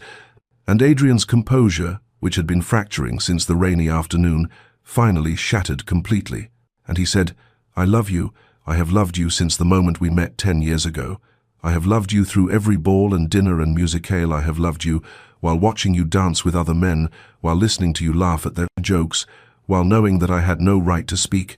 And his voice broke on the final words, and Eleanor felt tears spring to her eyes, because this was what she had needed to hear, not apologies or explanations, but the simple, raw truth. And she said, "Then why did you stay away? Why did you waste 10 years? And Adrian said, "Because I thought it was what you deserved, because I convinced myself that loving you meant letting you find someone better." And Eleanor said, "You arrogant fool, you presumptuous, misguided man." And there was no heat in the words, only a kind of desperate sadness. And she said, "Did it never occur to you that I might have wanted a choice in the matter, that I might have preferred a modest life with someone I loved to a grand life with someone I did not?" And Adrian stared at her as though her words were incomprehensible, and he said, "You could not have wanted, you never showed any sign." And Eleanor laughed bitterly and said, How could I show anything when you never looked at me, when you made it abundantly clear that I was beneath your notice? And Adrian said, beneath my notice? You were never beneath my notice. You were so far above it that I could hardly breathe when you entered a room. And the admission seemed to cost him something, and Eleanor felt the last of her composure crumble, and she said, then why, Adrian, why all this distance, all this careful avoidance? And he said, because I was afraid, because I knew that if I allowed myself to pursue you, I would be condemning you to less than you deserved. I could not bear to be the one who limited your life. And Eleanor closed the remaining distance between them and said, you have already limited my life by your absence. You have given me 10 years of believing myself unworthy of love. And Adrian reached for her, then finally touching her face with trembling fingers, and he said, you are worthy of everything. I am the one who is not worthy. And Eleanor said, let me decide, that let me have the choice you took from me 10 years ago. And they stood there in the hallway with the truth, and finally spoken between them, raw and painful, and somehow transformative. Adrian led Eleanor into his study, because they could not remain standing in the hallway where any servant might pass and see them in such intimate proximity, and once the door was closed behind them, he moved to the window and stood with his back to her for a long moment, as though gathering the courage to speak the whole truth. And when he finally turned, his face was marked with a kind of exhausted resignation, as though he had carried a weight for so long that the prospect of setting it down was both relief and terror. And he said, I need to tell you how this began, how I made the choice that cost us 10 years. And Eleanor stood very still near the door, waiting for whatever revelation would come. And Adrian said, it was at the Ashford ball the night we first met, and you were 18, and I was 24, and I had been in society long enough to be cynical about its rituals and calculations. And he paused, running a hand through his hair in a gesture of distress, and he continued, your father introduced us very briefly, just a polite acknowledgement, and you smiled at me, and I felt something shift in my chest, something I had never felt before. And Eleanor remembered that moment, remembered the flutter of hope she had felt at his handsome face, and the way his eyes had met hers for just an instant before he bowed and moved away. And Adrian said, I watched you the rest of that evening, watched you dance and laugh with your friends, and I knew that I wanted to pursue your acquaintance, but I also knew the obstacles. And he moved away from the window, pacing. Now, as the words came faster, and he said, I am a second son, Eleanor. My older brother inherited the estate and the title, and I have only a modest income from my mother's settlement and a position managing affairs for my brother. And Eleanor started to speak, but he held up a hand, asking her to let him finish. And he said, later that same evening I was in the card room, and your father was there with several other gentlemen, and they were discussing their daughters and their prospects as fathers do. And his voice took on a bitter edge, and he said, your father spoke of you with such pride, such obvious love, and he said that you deserved the very best, that he would never consent to see you married to anyone who could not provide you with security and position. And Adrian stopped pacing and looked directly at Eleanor, and he said, he mentioned specifically that he had no patience for second sons with uncertain prospects that his daughter would marry well or not at all. And Eleanor felt something cold settle in her stomach as she began to understand the foundation of Adrian's decision, and he said, I convinced myself that your father was right, that pursuing you would be selfish when I had so little to offer. And he laughed without humor, adding,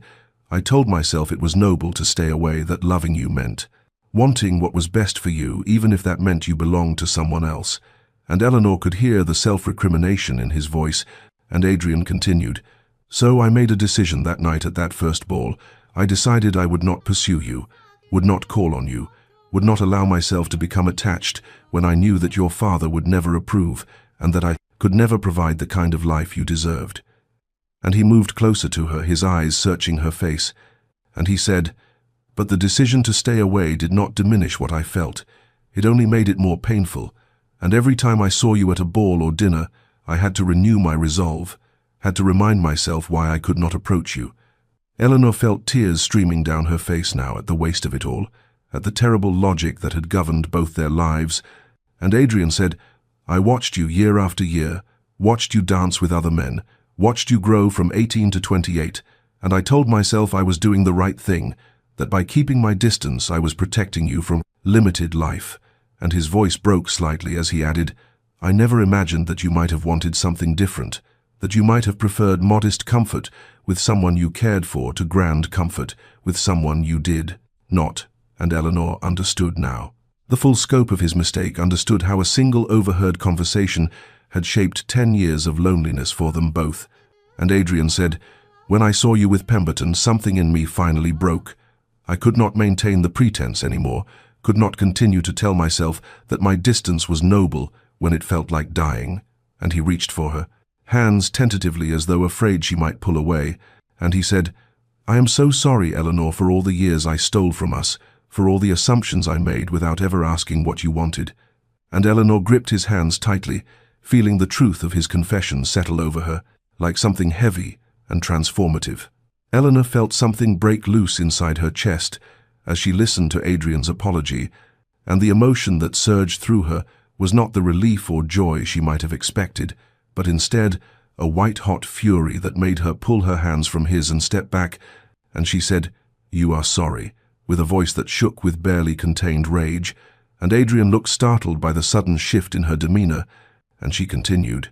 "You are sorry for stealing 10 years from us, for making decisions about my life without consulting me, for presuming to know what I wanted better than I knew myself." And her voice rose as the full weight of what had been lost crashed over her, and she said, "You heard one conversation, one single evening of my father expressing his hopes for my future, and from that you constructed an entire edifice of noble sacrifice without ever considering that I might have different desires, different dreams, different values than what you assumed."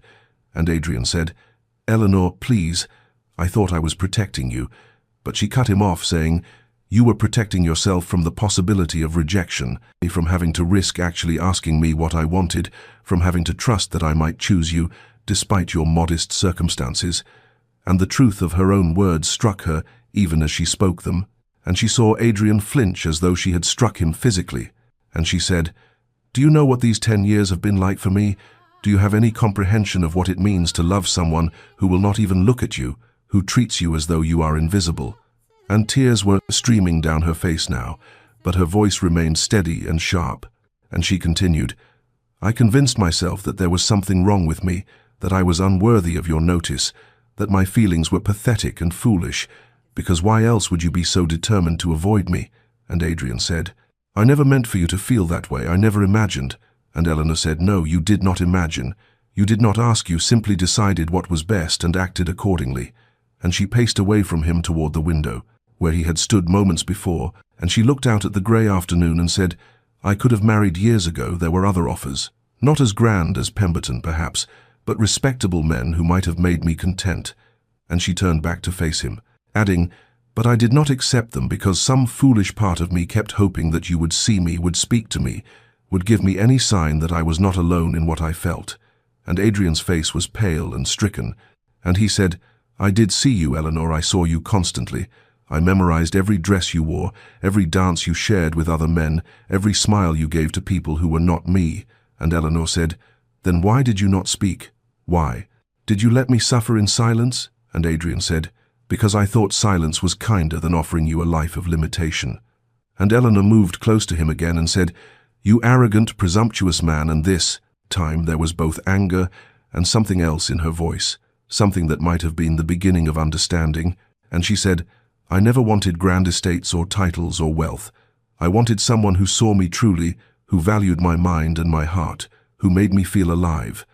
And her voice dropped to barely more than a whisper as she added, "I wanted you, Adrian. I have wanted you since that first night, when you bowed and walked away, and I have wanted you through every lonely year since." And she saw his eyes fill with tears, and she said, "But you never gave me the choice. You decided for both of us, that we would be better apart, that your love required distance rather than presence." And Adrian reached for her again, and this time she let him take her hands, and he said, "I was wrong, Eleanor, I was so terribly wrong, and I do not know how to repair what I have broken." And Eleanor looked at their joined hands and felt the anger begin to transform into something else. And she said, "I do not know either. I do not know if 10 years can be forgiven or forgotten." And Adrian said, "I am not asking for forgiveness. I am asking only for a chance to try to build something now with the time we have left." And Eleanor felt exhausted suddenly, as though the fury had burned through her, leaving only a profound weariness. And she said, "I need time to think. I need to understand what this means." And Adrian nodded and said, "I will give you all the time you need." And they stood there in his study with the truth finally spoken between them, raw and painful, and somehow necessary. 3 weeks passed before Eleanor received the invitation to the Winterbourne ball, and when she saw the familiar crest on the cream-colored card, she felt her hands begin to tremble, because this was the same venue where she and Adrian had first met a decade ago, the same ballroom where he had bowed politely and walked away, planting the seed of a longing that would define 10 years of her life. And she had already refused Lord Pemberton's suit in a conversation that left her mother in tears and her father grimly silent, and she had spent the weeks since her confrontation with Adrian in a state of suspended uncertainty, because they had not spoken again after she left his study, though she had received one brief note saying only, "I will wait for your answer for as long as it takes." And now she stood in her dressing room while her maid fastened the buttons of her gown, which was a deep midnight blue that made her skin look luminous in the candlelight, and she thought about not attending, thought about sending her regrets and staying home in the safety of her room. But something in her insisted that she must go, that whatever was to happen between her and Adrian must be faced rather than avoided. And so she descended the stairs and climbed into the carriage, and made the familiar journey to the Winterbourne estate, where the windows blazed with light and music, spilled out into the winter evening. And when she entered the ballroom, it was as though she had stepped backward in time to that night 10 years ago, when she had been 18 and full of hope. And the same chandeliers cast the same golden glow, and the same musicians played in the gallery, and the same crush of elegant bodies moved in patterns of dance and conversation. And Eleanor stood at the edge of the room, scanning the crowd with her heart beating so hard she could feel it in her throat. And then she saw him standing near the windows in conversation with another gentleman. But his attention was not on his companion, because his eyes were moving across the ballroom, searching, and when his gaze found her, she saw him go very still, and he excused himself from his conversation and began to move toward her with a deliberate, purposeful stride that made the crowd seem to part before him. And Eleanor could not move, could not breathe, could only watch as he crossed the distance between them, with his eyes never leaving her face. And when he reached her, he bowed with the same formal courtesy he had shown 10 years ago, but this time he did not walk away. And instead he said, "Miss Hartwell, would you grant me the honor of this dance?" And his voice was steady, but she could see the tension in his shoulders, the uncertainty in his eyes. And she said yes, because what else could she say when this was the moment she had imagined for a decade? And he took her hand and led her onto the dance floor. And as the music began, they moved together in the steps of a waltz that felt both achingly familiar and entirely new. And he held her with perfect propriety, but she could feel the warmth of his hand through her glove, could feel the solid presence of him after years of distance, and they danced in silence for several measures, while around them the other couples swirled, and the chandeliers threw patterns of light across the polished floor. And then Adrian leaned closer, his mouth near her ear, and said in a voice meant only for her, "I have loved you since we met, Eleanor, from that first moment, 10 years ago. In this very room I have loved you, and I have been a fool and a coward, and I do not deserve your forgiveness, but I am asking for a chance to prove that I can be worthy of what you have already given me." And Eleanor felt tears prick her eyes as she said, "You whispered that you loved me, but you never showed me, never gave me any sign." And Adrian said, "I am showing you now in front of everyone here. I am claiming what I should have claimed a decade ago." And she looked up at him and saw in his face such naked hope and fear that her anger finally began to dissolve into something that might eventually become forgiveness. And she said, "This is only a beginning, Adrian. We have much to repair." And he said, "I know, and I will spend whatever time it takes." And they continued to dance as the ballroom spun around them, and Eleanor felt for the first time in 10 years that she was precisely where she was meant to be. The morning after the Winterbourne ball, Eleanor woke to find a note delivered with her breakfast tray, and the handwriting was Adrian's careful script, asking if he might call upon her that afternoon. And when he arrived precisely at 3 o'clock, her mother received him with a coolness that bordered on hostility, because Eleanor had confessed her refusal of Pemberton and her feelings for Adrian, and her mother could not understand why her daughter would choose a second son with modest means over a wealthy lord. But Eleanor sat in the drawing room with Adrian, while her mother served as reluctant chaperone, and they spoke of small things at first, the weather and the previous evening's festivities, but there was an ease between them, now that had been absent, before a sense that the worst had been revealed and survived, and when Adrian left, he asked if he might call again the next day, and Eleanor said yes, and so began a pattern that would define the following weeks. He came each afternoon, sometimes bringing books he thought she might enjoy or flowers from his modest garden, and they took chaperoned walks through the park, where the early spring flowers were beginning to emerge from winter's grip, and they discovered in each other a compatibility that went beyond the attraction that had sustained Eleanor through 10 years of longing, for they shared views on literature and philosophy and politics, and Adrian made her laugh with observations that were both clever and kind, and Eleanor found that she could speak her mind freely without fear of censure or dismissal,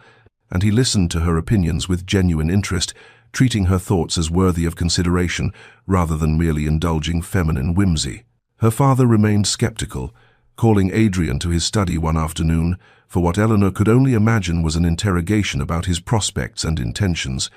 and when Adrian emerged an hour later, he looked somewhat pale but determined, and he told Eleanor later that her father had made clear his disappointment that she had refused a more advantageous match, but Adrian had stated his intentions plainly and promised to provide for Eleanor to the best of his ability, and her father had grudgingly given permission for the courtship to continue, though he had not given his blessing. As the weeks accumulated into a month and then 2,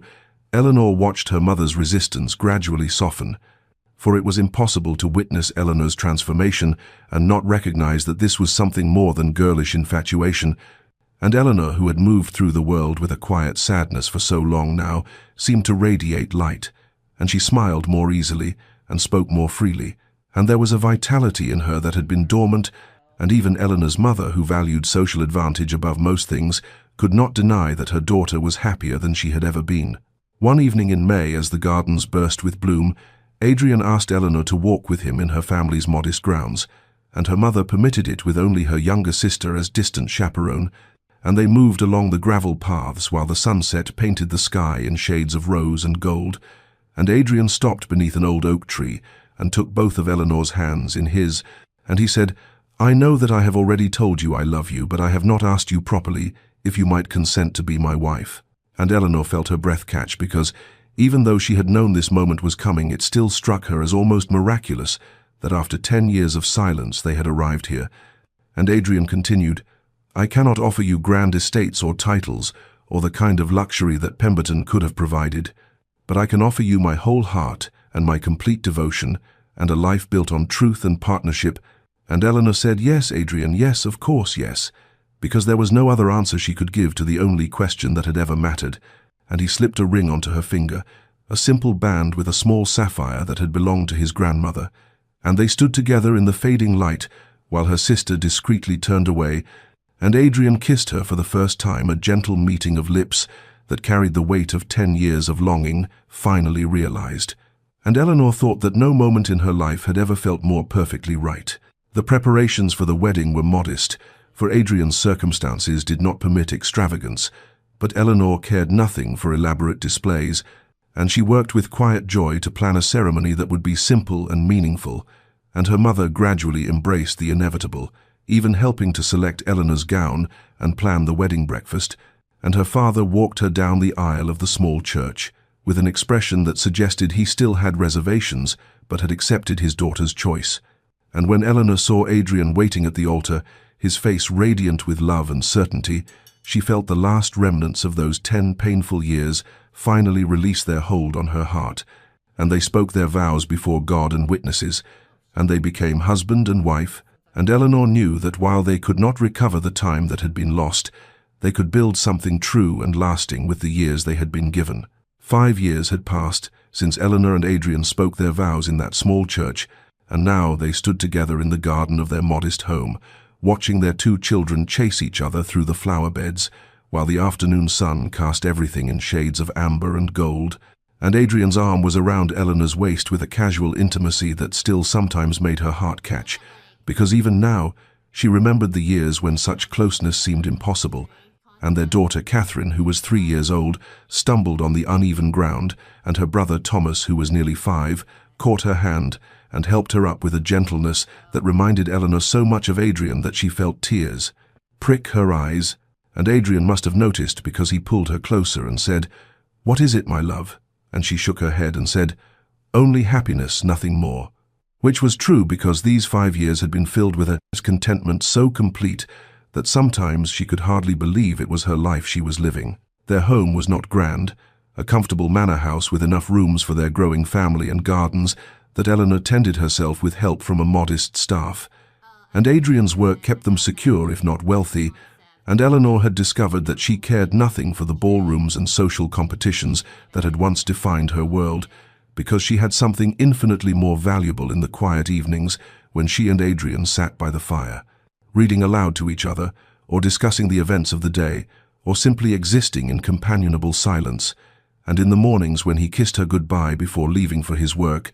and in the nights when they lay together in the darkness, speaking of dreams and memories and the future they were building together. Sometimes Eleanor thought about those 10 lost years and felt a pang of regret for the time they could have had. But mostly she had made peace with the past, because she understood now that perhaps they had both needed those years to become the people who could build this life together,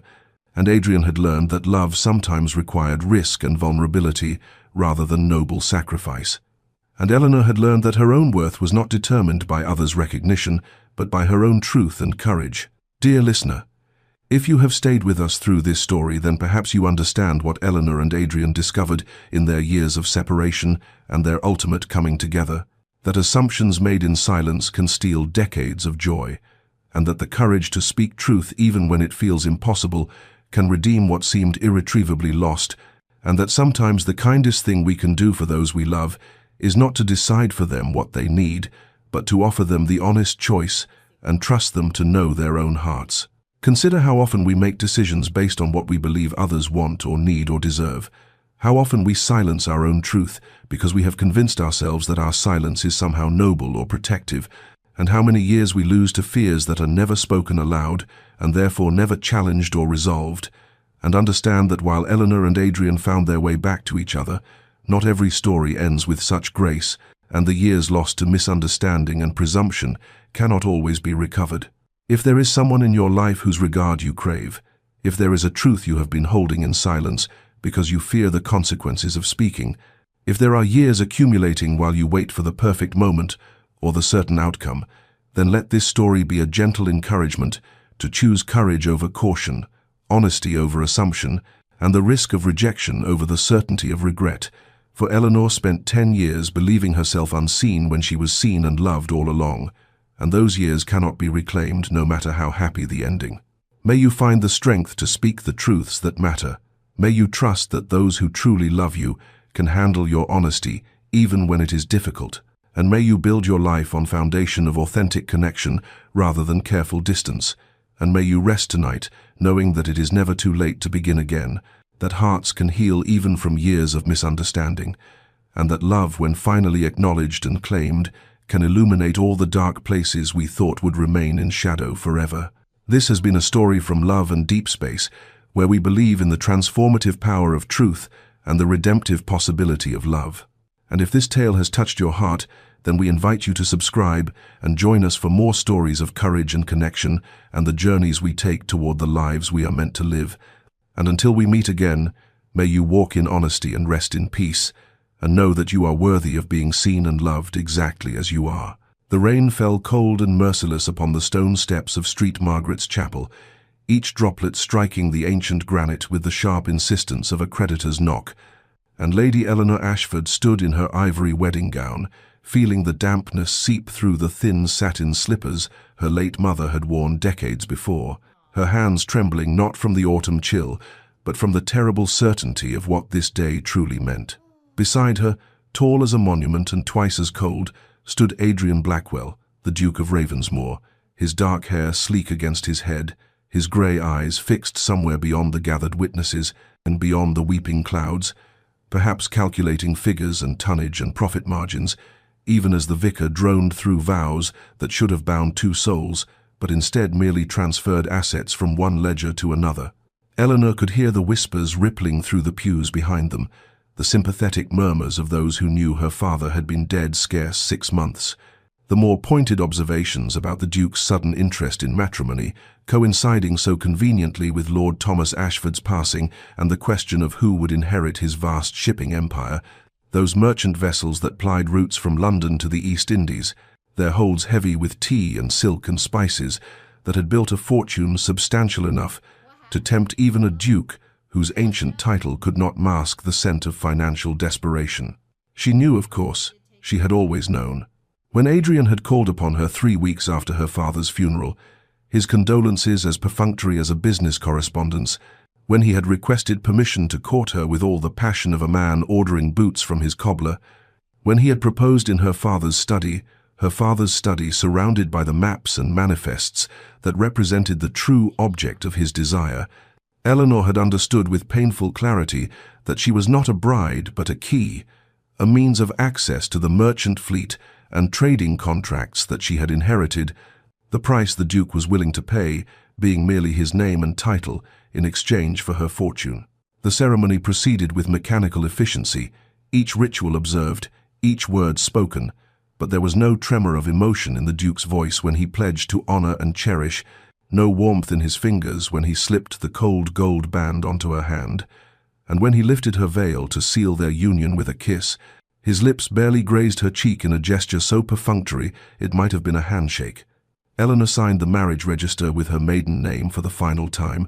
watching as Adrian signed with bold, decisive strokes, the same hand that would soon sign orders and contracts for her father's ships, and then it was done. She was the Duchess of Ravensmoor, a title that should have filled her with pride, but instead felt like a shroud. The carriage that bore them away from the chapel was as silent as a hearse, the rain streaming down the windows, obscuring the faces of the onlookers who had gathered to witness the union of ancient nobility and new wealth, and Eleanor sat across from her husband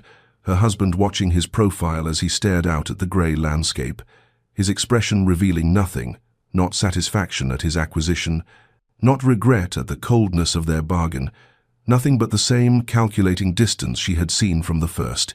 and she understood that whatever life awaited her at Ravensmoor Hall, it would not include the foolish dreams of affection she had once harbored as a girl when her father still lived, and the future had seemed bright with possibility rather than dark with transaction. But before our lover's fate is revealed, subscribe so you never miss a chapter of romance and scandal, and tell us in the comments, where are you watching from? Now, let's begin. Ravensmoor Hall rose from the moorland like a monument to all things austere and unforgiving, its grey stone walls the colour of storm clouds, its countless windows reflecting the dying light with the cold glitter of indifferent eyes. And as the carriage rolled up the long gravel drive lined with ancient oaks that had shed their leaves in surrender to autumn's advance,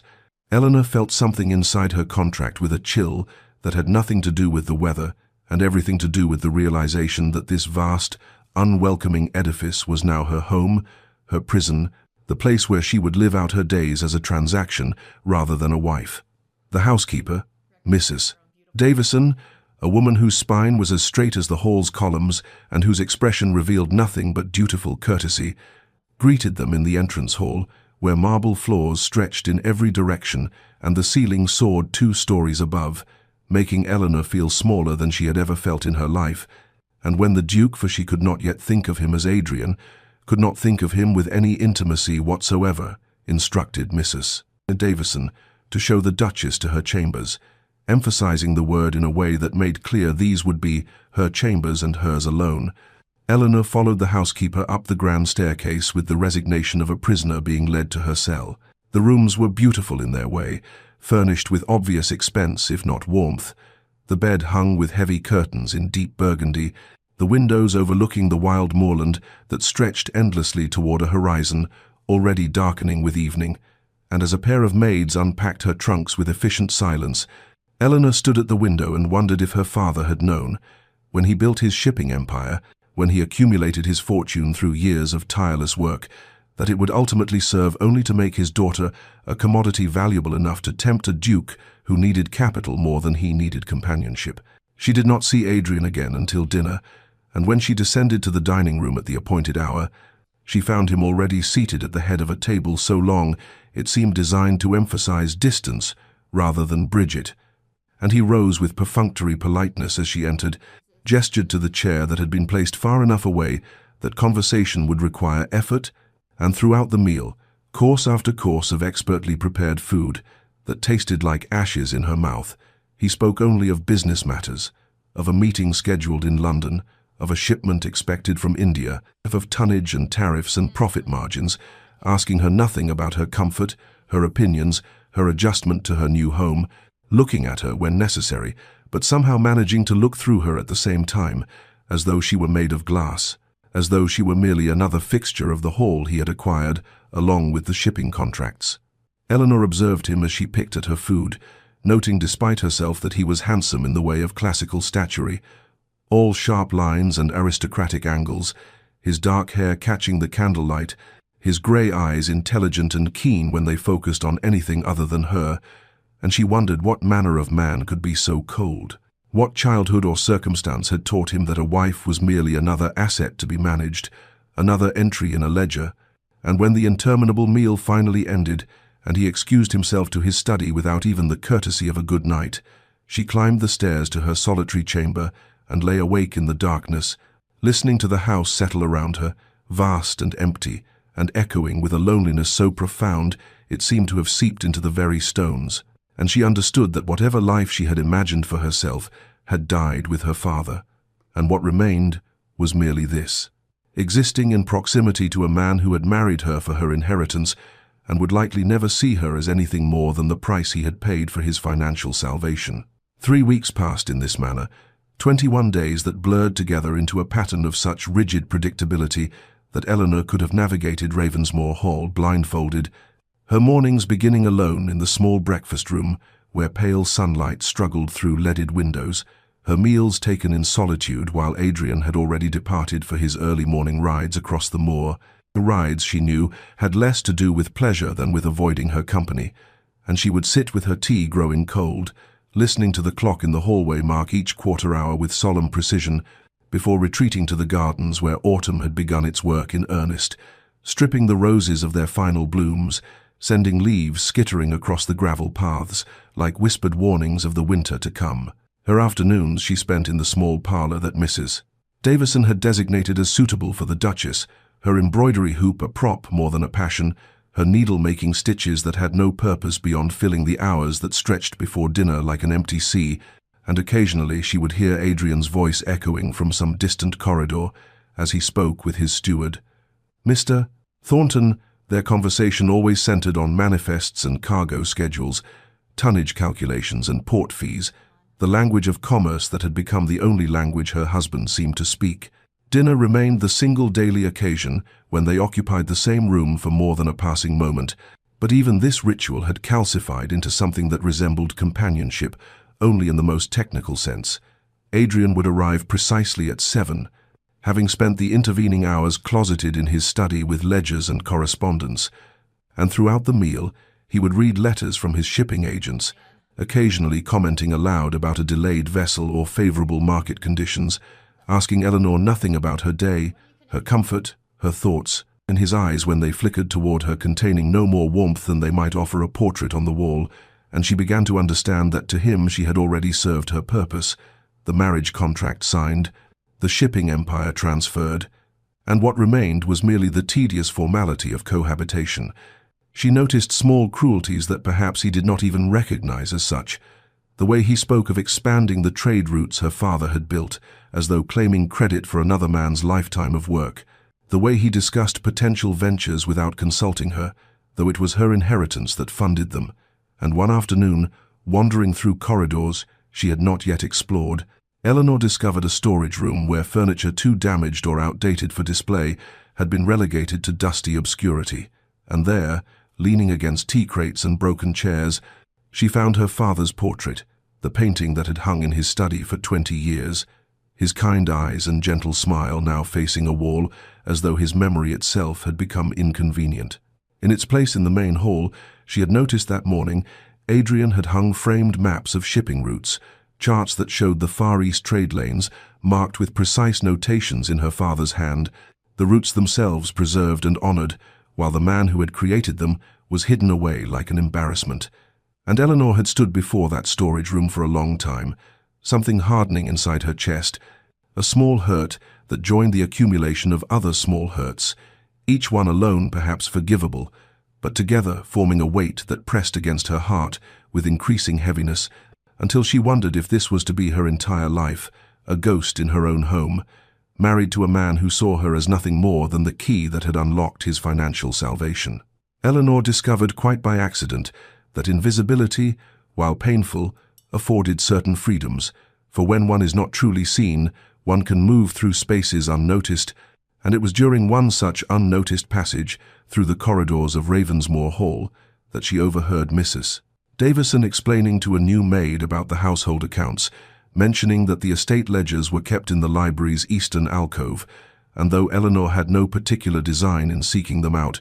she found herself drawn to the library the following afternoon when Adrian was closeted with Mr. Thornton discussing timber contracts, and there in the alcove she discovered not only the current household accounts but older ledgers as well, records that stretched back 5 years, and what she read in those careful columns of figures told a story far more revealing than any conversation she had shared with her husband. The numbers painted a portrait of steady decline, of an estate hemorrhaging money despite every economy, of debts mounting like storm clouds on a summer horizon,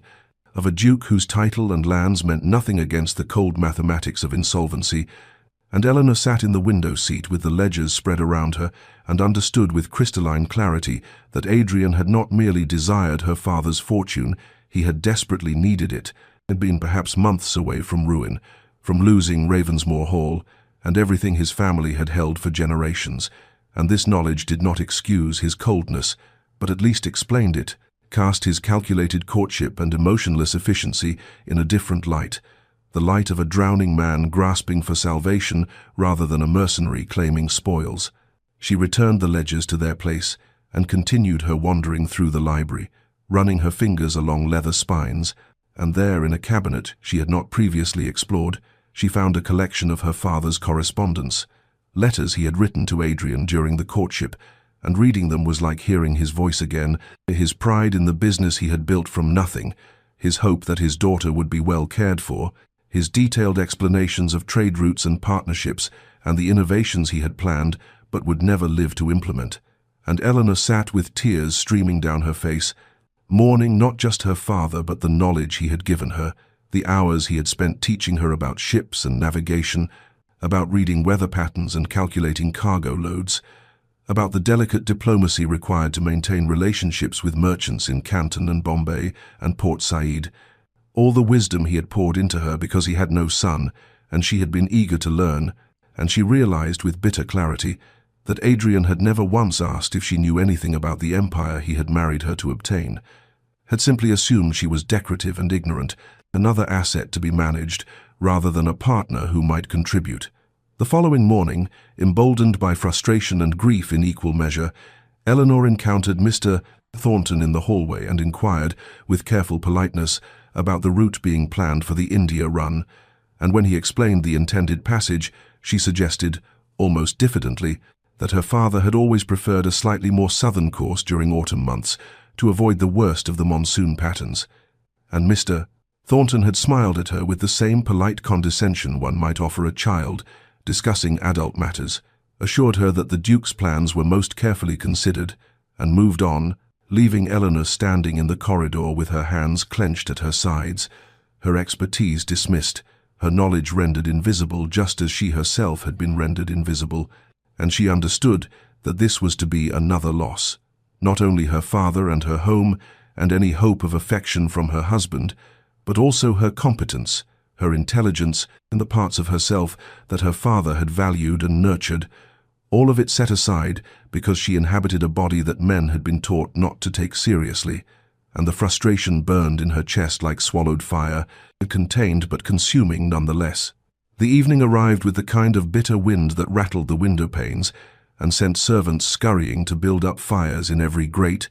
and Eleanor entered the dining room at precisely 7 o'clock, as had become their unvarying custom, expecting the usual perfunctory meal, the usual silence broken only by the rustle of Adrian's correspondence. But the moment she crossed the threshold, she sensed something different in the atmosphere, a tension that hummed like a plucked string, and she found Adrian already seated, his posture rigid, a telegram crumpled beside his plate, and a glass of wine his second, she noted, for another sat empty, held in his hand, with enough force that his knuckles had gone white. He looked up as she entered, and for once his eyes actually focused on her face rather than sliding past toward some middle distance, though what she saw in them was not warmth but a kind of barely controlled agitation, and through dinner he ate nothing, simply poured himself a third glass, and then a fourth, drinking with mechanical precision, while staring at the telegram as though he could change its contents through sheer force of will. And finally, Eleanor, unable to bear the oppressive silence, asked with careful neutrality whether the news was troubling, and Adrian's laugh was sharp and bitter as he pushed the telegram across the table toward her. She read it quickly, her father's training allowing her to grasp immediately the implications. The Times Morning Star Asterisk, one of the largest vessels in the fleet, had failed to arrive in Bombay, was 3 weeks overdue, and the cargo of Chinese silks and porcelain represented a staggering sum, enough to damage even a healthy business and potentially crippling given what Eleanor now understood about their financial situation. Which route did she take? Eleanor asked quietly, her voice careful, and Adrian looked at her with something almost like surprise, as though he had forgotten she could speak in complete sentences, and he told her the Northern Passage, the faster route. And Eleanor felt her heart sink, because she knew, had learned at her father's knee, that the Northern Passage in late autumn was treacherous, that the monsoon patterns shifted unpredictably, and the Bay of Bengal became a graveyard for ships that tried to shave days off their journey by courting those dangerous waters. The northern route, she said, not quite a question, and something in her tone made Adrian set down his glass and truly look at her, his eyes sharpening with attention that was entirely new, and she continued, "My father always avoided the Northern Passage after September. The weather patterns are too unstable, the risk of storms too great, and he lost a ship there in '38 and swore never again." And she watched Adrian's face transform, saw surprise give way to something else. A dawning realization that perhaps his wife was not merely decorative, that perhaps she possessed knowledge he had never thought to access, and he leaned forward, his earlier agitation channeling into focus, and asked her what route her father had preferred. Eleanor told him about the longer southern passage, the way her father had cultivated relationships with harbour masters in Ceylon who would send word of weather conditions, the careful calculations of time versus safety, and Adrian listened with an intensity that might have been flattering had it not been born of desperation. And when she finished, he sat back, something crumbling in his expression, and she realized he was calculating how much money his ignorance might have cost, how his assumption that he knew better than the man who had spent 40 years building this empire had perhaps sent a ship and its crew to their deaths. The meal ended in silence, but it was a different quality of silence, charged with unspoken recognitions, and Adrian retreated to his study without a word, and Eleanor retired to her chambers, expecting nothing more from the evening. But hours later, unable to sleep, she walked the corridors and saw the thin line of lamplight beneath his study door, and something compelled her to check, and she found the door unlocked and him asleep at his desk, his head pillowed on his arms,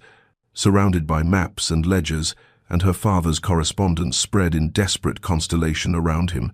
and in sleep his face had lost its hard edges, the harsh lines of calculation and control smoothed away to reveal someone younger, someone who looked almost vulnerable, and Eleanor stood in the doorway for a long moment, before quietly retrieving a blanket from the library and draping it across his shoulders, her hand hovering for just a heartbeat near his dark hair before she pulled away and left him sleeping. And she did not know why she had offered even that small tenderness to a man who had shown her none, except that in his exhaustion and worry she had glimpsed, perhaps, a human being beneath the cold facade, and that frightened her almost as much as it moved her. 2 months into their marriage, Adrian appeared at breakfast, an unusual occurrence in itself, for he typically took his morning meal in his study while reviewing correspondence, and announced with his characteristic curtness that they would be travelling to Portsmouth within the week, that his presence was required to meet with shipping partners and inspect the fleet, and that Eleanor would accompany him. For appearances, he added after a pause that made the addendum seem almost apologetic, though his tone remained clipped and formal. The days that followed were filled with preparations, trunks packed by efficient maids, Eleanor's traveling clothes laid out and pressed,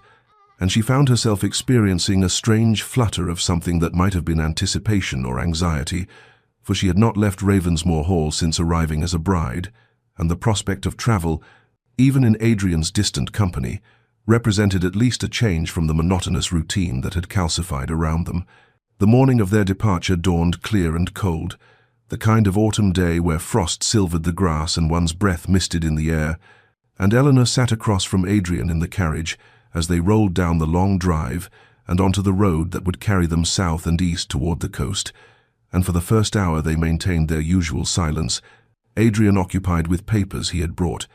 Eleanor watching the countryside slide past the window, but then something shifted, some subtle relaxation in the atmosphere, and Adrian set aside his work and began, haltingly at first, to point out landmarks, the old Saxon church in the village they passed, the estate of a family he had known in childhood, and the ridge, where one could see 3 counties on a clear day, and though his commentary was brief and factual, Eleanor found herself grateful for these small offerings, these fragments of knowledge about the world beyond Ravensmoor's walls. The countryside grew wilder as they travelled, the cultivated fields giving way to rougher terrain, forests of oak and ash pressing close to the road, and Eleanor noticed how the farms grew more scattered, the villages smaller and more isolated, and there was something both beautiful and unsettling about this wilderness.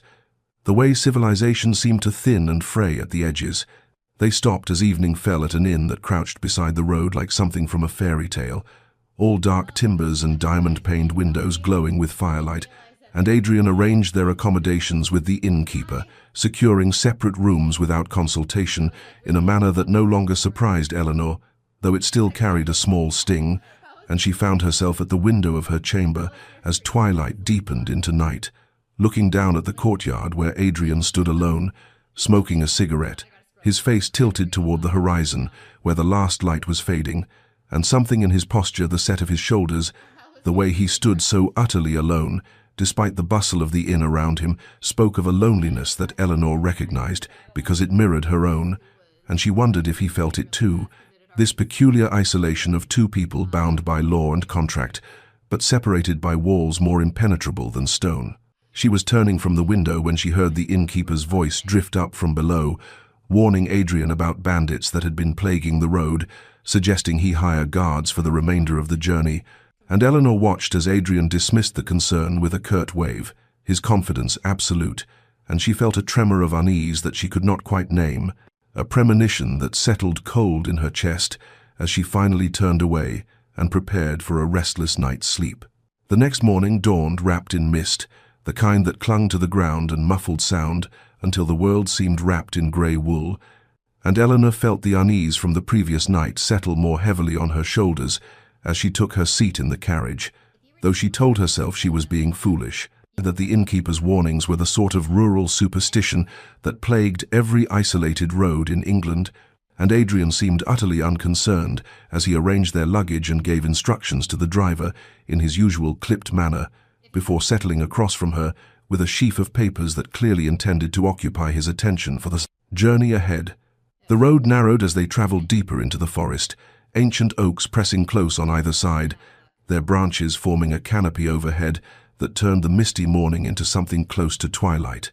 and autumn leaves, gold and crimson and brown, drifted down in lazy spirals to carpet the road, beautiful and melancholy,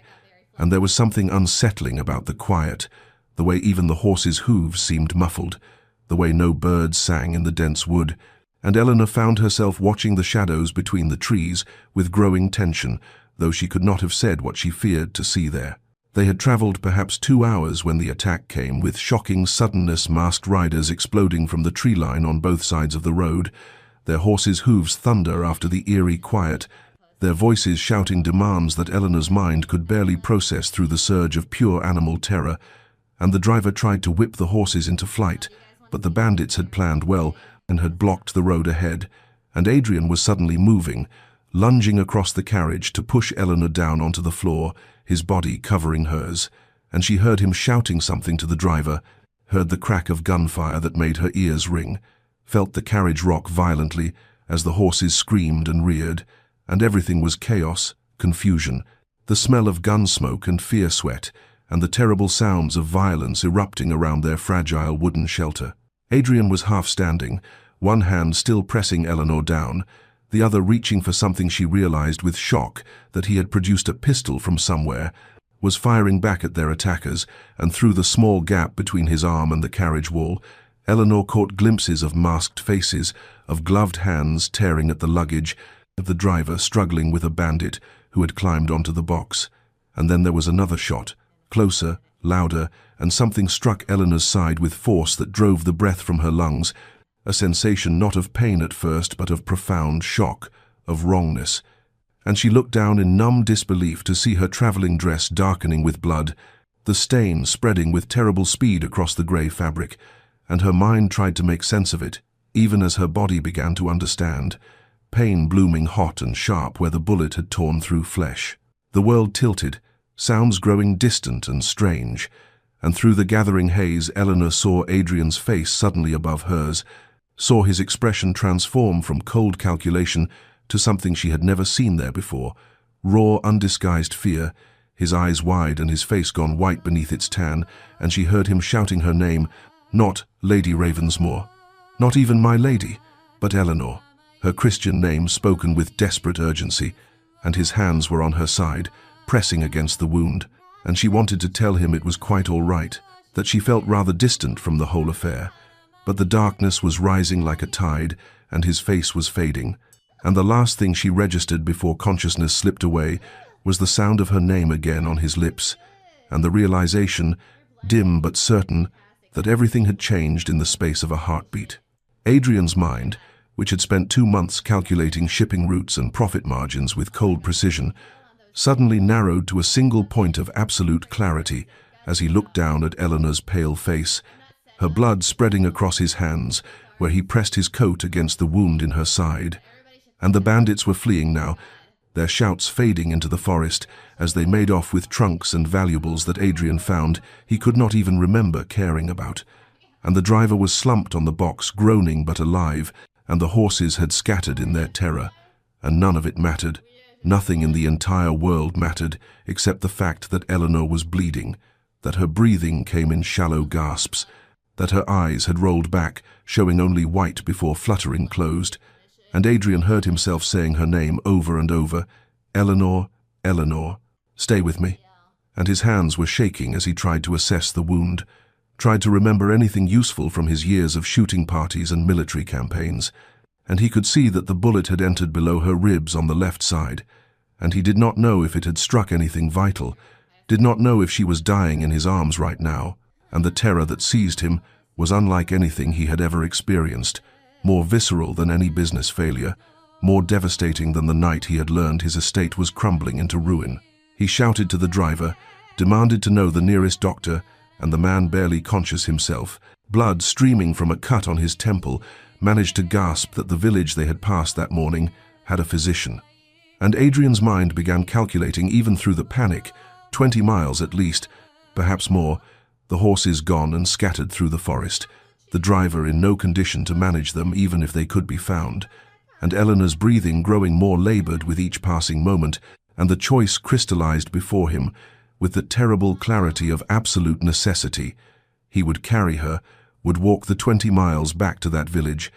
would not stop or rest or falter because the alternative was unthinkable, was a void that yawned before him darker than any he had imagined possible. He stripped off his coat, wadded it against her wound, then lifted her into his arms, and she was so light, lighter than he had imagined, and her head lolled against his shoulder, and he felt the warmth of her blood seeping through his waistcoat,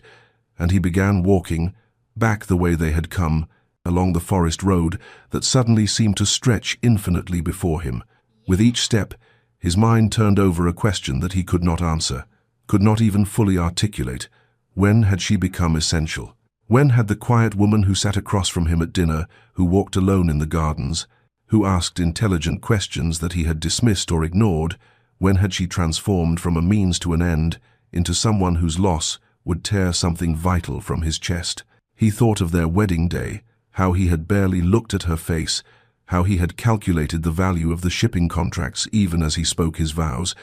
and shame burned through him hotter than the exertion of carrying her, and he adjusted his grip, felt her breath warm against his neck, and kept walking as the autumn sun climbed higher, and the forest path stretched on before him, and he whispered to her, though she could not hear, promised things he had never thought to promise anyone, and knew with absolute certainty that nothing in his carefully constructed life had prepared him for this moment, when everything he had thought mattered revealed itself as dust and shadow compared to the weight of her in his arms and the desperate hope that he would not be too late. Adrian had been walking for perhaps 2 hours, though time had taken on a strange quality where he could not be certain if minutes or lifetimes were passing, and his arms ached with a deep burning pain that radiated through his shoulders and down his back. His breathing labored as he picked his way along the forest road that seemed to stretch endlessly before him, and Eleanor's weight, so light at first, had become a burden that tested the limits of his endurance, though he would sooner have died than set her down, would sooner have collapsed entirely than failed in this desperate mission. He talked to her constantly, his voice hoarse and rough, saying her name, telling her to stay with him, pleading with her in a way he had never pleaded for anything in his carefully controlled life. And sometimes she stirred slightly, her head moving against his shoulder, a small sound escaping her lips. And these tiny signs of life were the only things that kept his feet moving forward when every muscle screamed for rest. The autumn sun climbed higher, filtering through the canopy of leaves overhead in shafts of golden light that would have been beautiful if Adrian had possessed any capacity to notice beauty, and his mind, seeking escape from the physical torment and the crushing fear, began to turn over memories like a man examining evidence of his own crimes, and he remembered their wedding day with sudden terrible clarity, how he had stood beside her in that cold chapel and calculated shipping routes, even as he spoke his vows, how he had looked at her pale hands, trembling as she signed the register, and felt nothing but satisfaction that the contracts were now his, how he had sat across from her in the carriage afterward and reviewed ledgers instead of speaking to his new wife, and the shame of it crashed over him in waves that matched the rhythm of his labored steps. He remembered dinners where she had sat across the long table at Ravensmoor Hall, quiet and composed, sometimes attempting conversation that he had deflected with curt responses or ignored entirely as he read correspondence.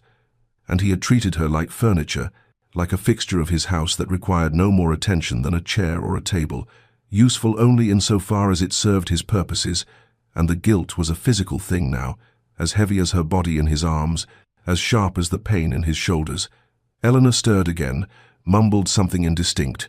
and he caught his father's name, Thomas, spoken with such longing that Adrian's chest tightened, and he realized with stunning clarity that he had never asked about her grief, had never acknowledged that she had lost her father mere months before their marriage, had never considered that she might be mourning, might need comfort or understanding, or simple human kindness, and instead he had taken everything her father built and ignored the daughter who had loved him, and the cruelty of it, the thoughtless, calculated cruelty, made Adrian want to stop walking and weep, but he could not stop, would not stop, because stopping meant she might die, and that had become unthinkable. He adjusted his grip, feeling her blood still seeping warm through his shirt, and he kept walking through the dappled sunlight, through the beauty of autumn that mocked his desperation, and he whispered promises to her unconscious form, promised to be better, to see her, to value her, if only she would live, if only he was not too late. Eleanor existed in a twilight world where past and present wove together like threads on a loom, the patterns indistinguishable and strange, and she could not say with any certainty whether she was lying in her childhood bed at Ashford House, or floating in darkness, or dying in some nameless forest. And through it all she felt arms around her, strong and unrelenting, and heard a voice that seemed to come from very far away, calling her back from wherever she was drifting. In the fever dreams that consumed her consciousness, she was a child again, standing on the docks at Portsmouth with her father, and the salt air filled her lungs as he pointed to the great merchant ships at anchor, his voice warm with pride as he explained how to read the wind, how to calculate routes across vast oceans, how the stars at night could guide a vessel home, and she listened with fierce attention because these moments with him were precious, were everything, and he smiled down at her and said that one day all of this would be hers to steward, that he trusted her to honor what he had built, and she wanted to tell him that she had tried, that she had wanted to be worthy, but the dream shifted, and she was standing in a cold chapel, in a dress that felt like a shroud, and beside her was a stranger with a hard, beautiful face who spoke vows without once meeting her eyes, and she knew with terrible clarity that her father's ships were all this stranger wanted, that she herself was merely the inconvenient vessel through which the transaction must be completed, and the grief of it, the loneliness, crashed over her in waves that left her gasping. Then suddenly the dream changed again, and she was in the carriage, and there was noise and chaos and terror, and pain bloomed hot and sharp in her side, and she looked up to see Adrian's face above her, and something in his expression was different, was raw and afraid in a way she had never seen, and he was saying her name, her actual name, not the title he used like a barrier between them, and even through the pain and fear, she recognized that something fundamental had shifted in that moment, that the mask he wore had cracked and revealed something desperate beneath. She tried to hold on to that image, that flash of genuine emotion, but the fever pulled her down again into confused fragments of memory and sensation, and she felt movement, felt herself being carried, and Adrian's voice came to her through the haze, telling her to stay with him, and she wanted to tell him that she was trying, that she did not want to slip away into the darkness, but her tongue would not form words, and she could only drift, could only surface occasionally into brief moments of painful clarity, where she saw the canopy of autumn leaves overhead and felt the rhythm of footsteps and understood dimly that he was carrying her, that he had not stopped or set her down, and the determination in his voice when he spoke to her was like a rope she could hold, could use to pull herself back from the edge. In one of those surfacing moments, when the pain sharpened enough to cut through the fever's fog, she managed to open her eyes and saw his face above her, saw the lines of exhaustion carved deep around his mouth, and saw the fierce concentration in his eyes, and she understood somehow that he had been walking for a very long time, that his arms must be screaming with the burden of her weight, but he had not faltered, would not falter, and the knowledge of it broke something open inside her chest that had nothing to do with the bullet wound, and she whispered through cracked lips the only words she could manage. "Don't stop," though she was not entirely certain what she meant by it, whether she meant the walking or something larger, something about the fragile thing that seemed to be building between them in this desperate journey. And then the darkness pulled her down again, but this time it felt less frightening because his arms were still around her, and his voice was still calling her name, like an anchor in the storm. Night had fallen with the quiet inevitability of a curtain descending on a tragedy, and Adrian had been walking for perhaps 6 hours, though he could no longer be certain of time or distance or anything beyond the weight in his arms and the burning agony that had spread through every muscle of his body,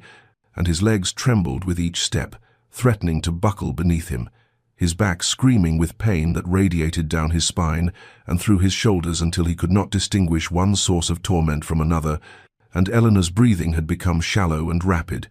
a terrible whispering sound that filled him with a fear more absolute than any he had known, and the road before him stretched into darkness so complete that he could barely distinguish the path from the forest on either side, and twice he stumbled on unseen ruts in the packed earth, nearly falling, catching himself at the last moment with a lurch that sent fresh waves of pain through his exhausted body and made Eleanor moan softly against his chest, and he realized with growing desperation that he was lost, that in the darkness he might have missed a turning or wandered from the main road entirely,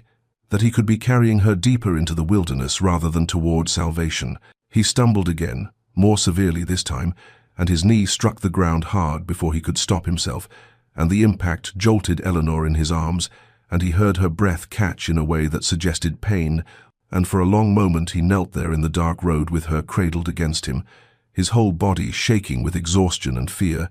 and the temptation to simply remain there, to rest, to surrender to the overwhelming fatigue, crashed over him with the force of a physical blow,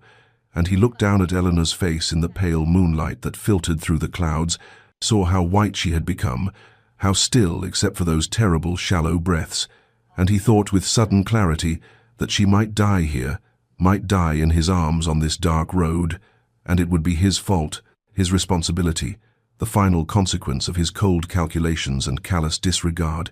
and the despair of it was a weight greater than her body, was a crushing burden that made breathing difficult and thinking impossible. But then, kneeling there in the darkness with his wife dying in his arms, Adrian realized something that cut through the exhaustion and fear with absolute clarity. He could not lose her, would not accept a world in which Eleanor did not exist, and this realization had nothing to do with ships or fortunes or the practical concerns that had governed his entire life. And he understood in that moment of terrible honesty that somewhere during those quiet weeks at Ravensmoor Hall, during those dinners where she sat across from him in patient silence, during those mornings when he passed her in the corridors and she offered small, tentative smiles that he never returned, somewhere in all those moments he had failed to notice or value, she had become essential, had become the only real thing in his carefully constructed world of ledgers and contracts and cold ambition, and the thought of returning to Ravensmoor Hall without her,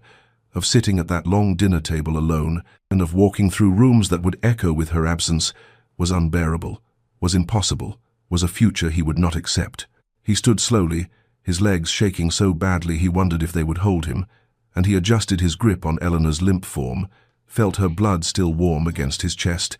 and he began walking again, one foot in front of the other, moving forward because the alternative was unthinkable,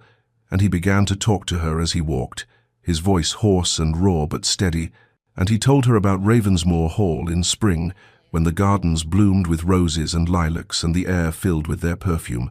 and he promised to show her those gardens, and to walk with her through them and learn the names of every flower.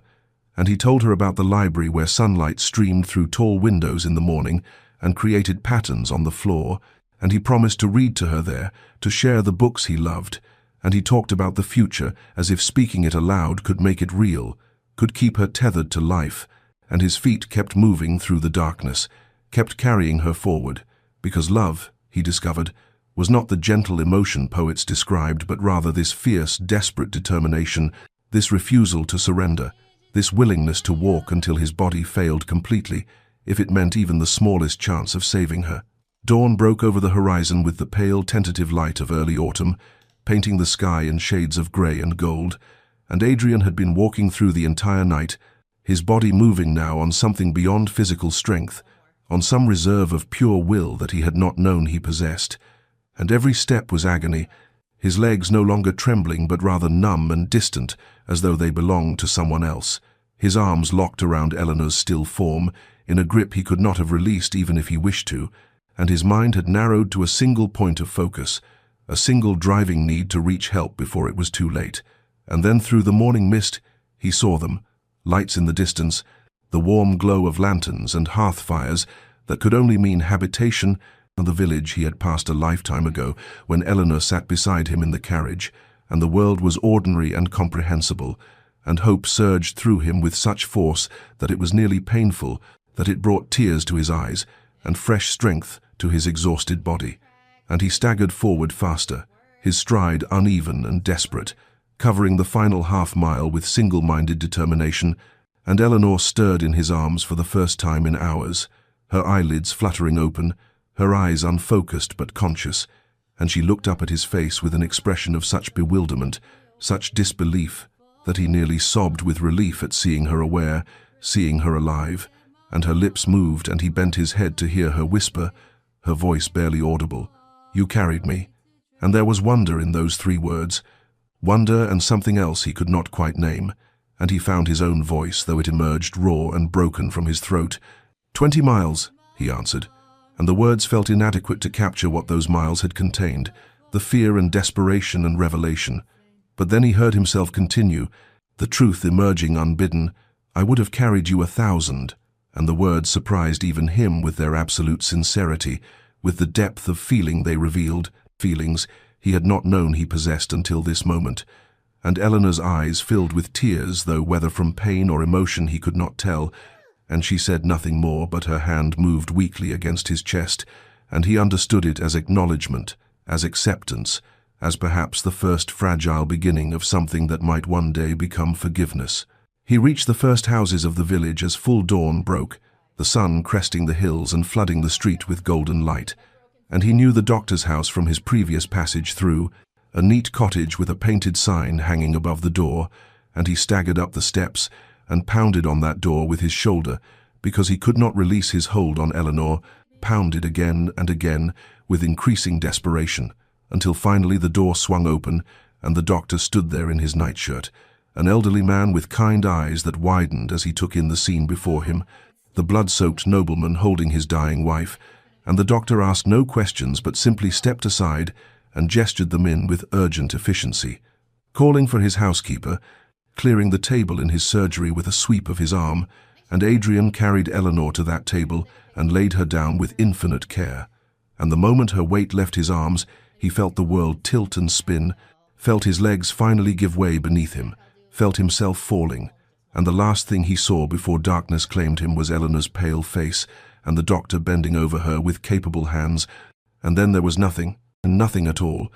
only the black velvet of unconsciousness into which he surrendered gratefully, his body and mind finally releasing their burden now that she was safe,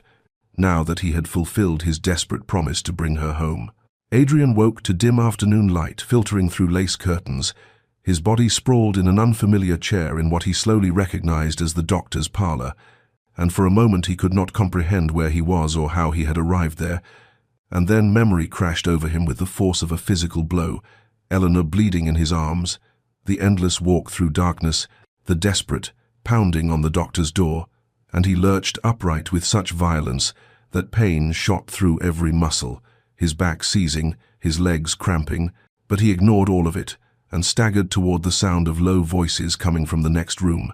and he pushed through the door to find the doctor washing his hands in a basin, while Eleanor lay on a narrow bed, so pale and still that Adrian's heart stopped until he saw the gentle rise and fall of her chest beneath the clean white bandages that wrapped her torso. And the doctor turned to him with a grave expression and explained in quiet professional tones that he had removed the bullet and stitched the wound, that she had lost considerable blood, but the bullet had missed vital organs by perhaps an inch, that she was alive but weak and fighting fever,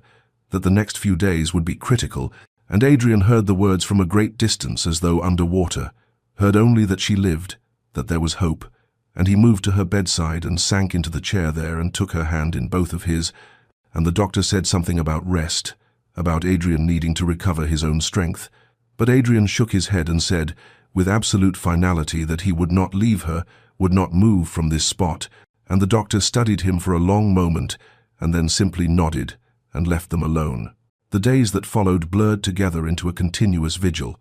time measured not in hours but in the rhythm of Eleanor's breathing, in the heat of fever that rose and fell beneath his touch, and Adrian sat beside her bed holding her hand, sleeping in fitful stretches in the chair when exhaustion overcame him, waking with a start whenever she stirred or cried out, and the doctor brought him food which he ate mechanically without tasting, brought him clean clothes which he barely acknowledged, and once the doctor commented with something like wonder that he had never seen a husband so devoted, and the words struck Adrian strangely because he realized that he had indeed become something he never was before, a true husband,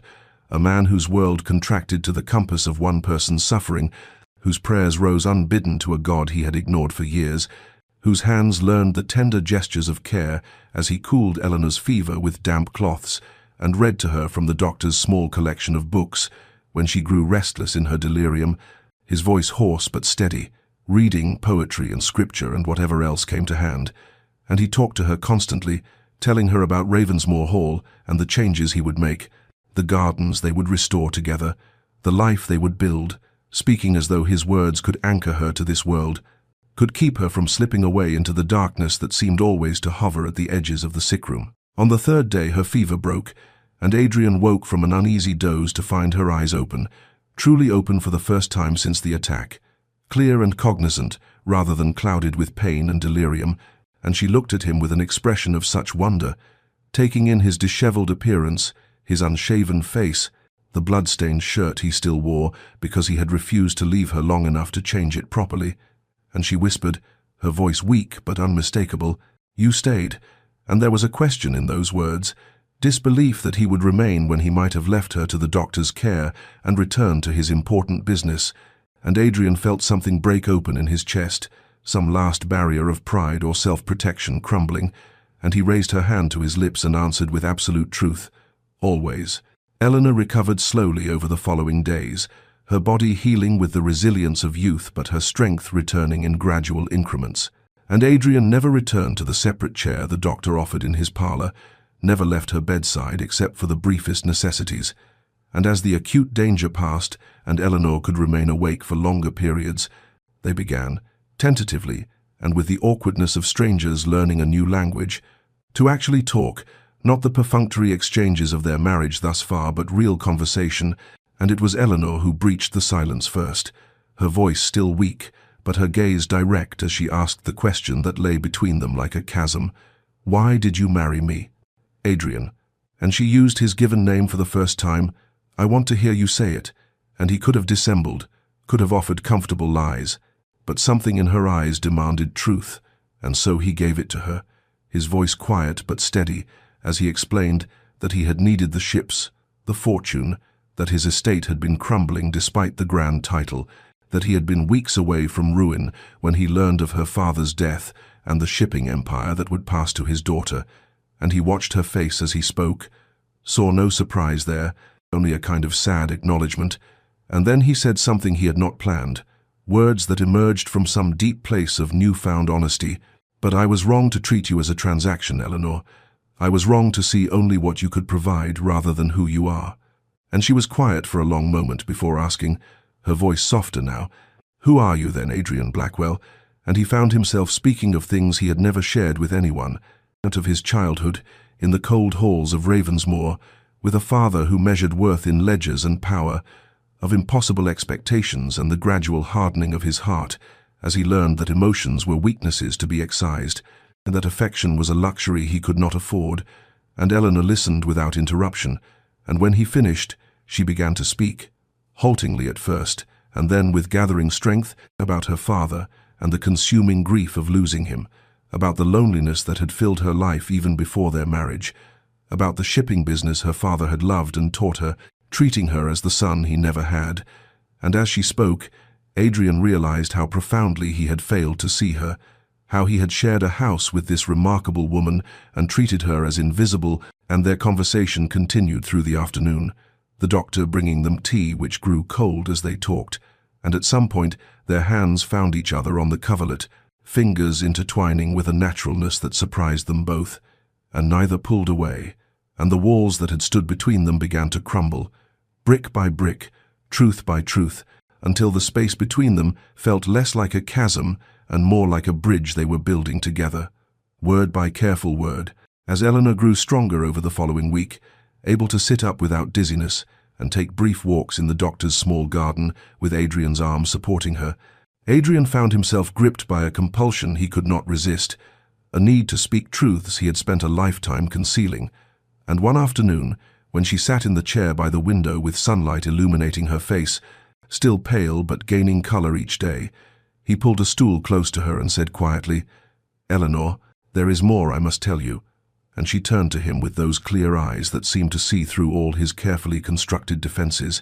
and he told her everything, holding nothing back. Now the full extent of the debts that had accumulated under his father's neglect and his own prideful mismanagement, the desperation that had driven him to seek a marriage of convenience,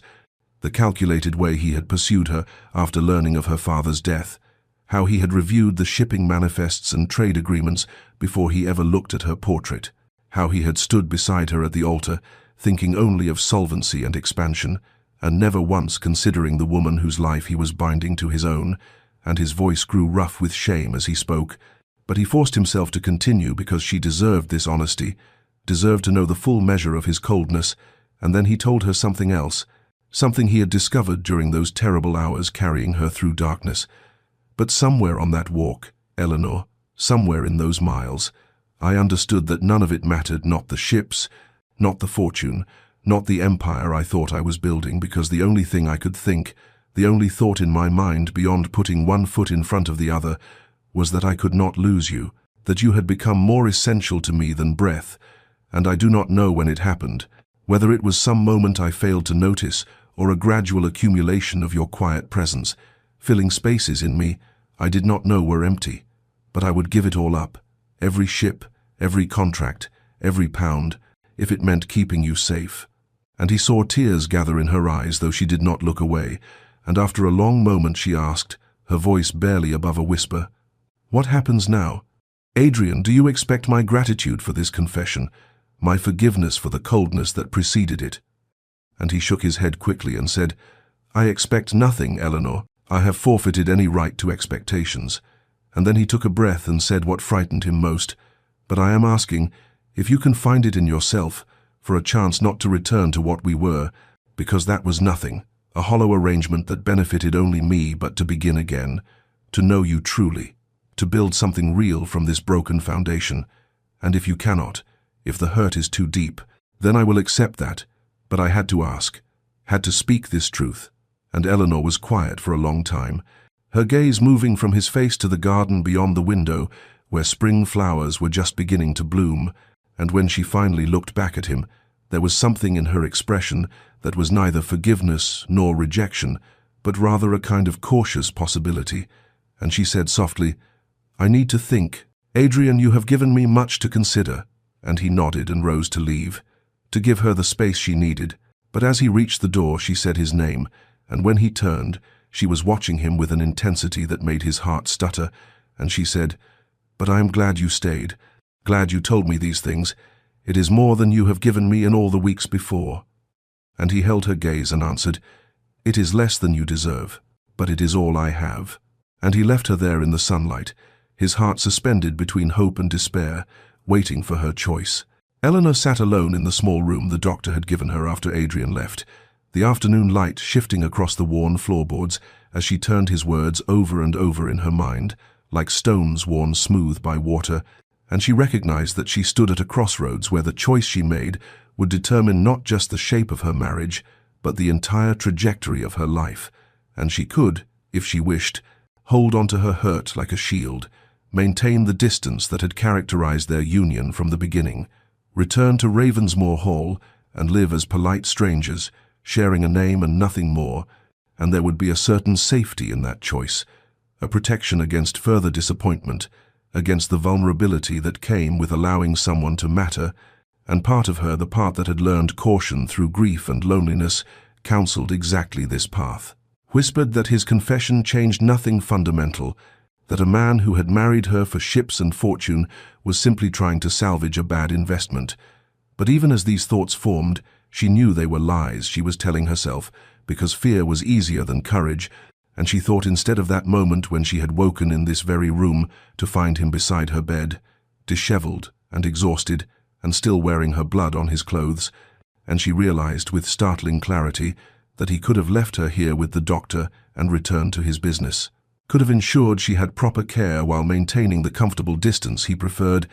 but he had stayed, had kept vigil beside her for days, and before that, he had carried her 20 miles through darkness, had chosen her life over the fortune she represented, over the practical considerations that had governed every decision he made. And she remembered surfacing briefly during that terrible walk, remembered seeing his face above her with an expression of such desperate determination that it had pierced even her fevered confusion, remembered his voice in the darkness telling her to stay with him, and she understood that whatever had begun between them during those hours was real, was perhaps the first real thing in their entire acquaintance. And yes, he had married her for her father's ships, had treated her with cold indifference, had failed to see her as anything more than a means to an end.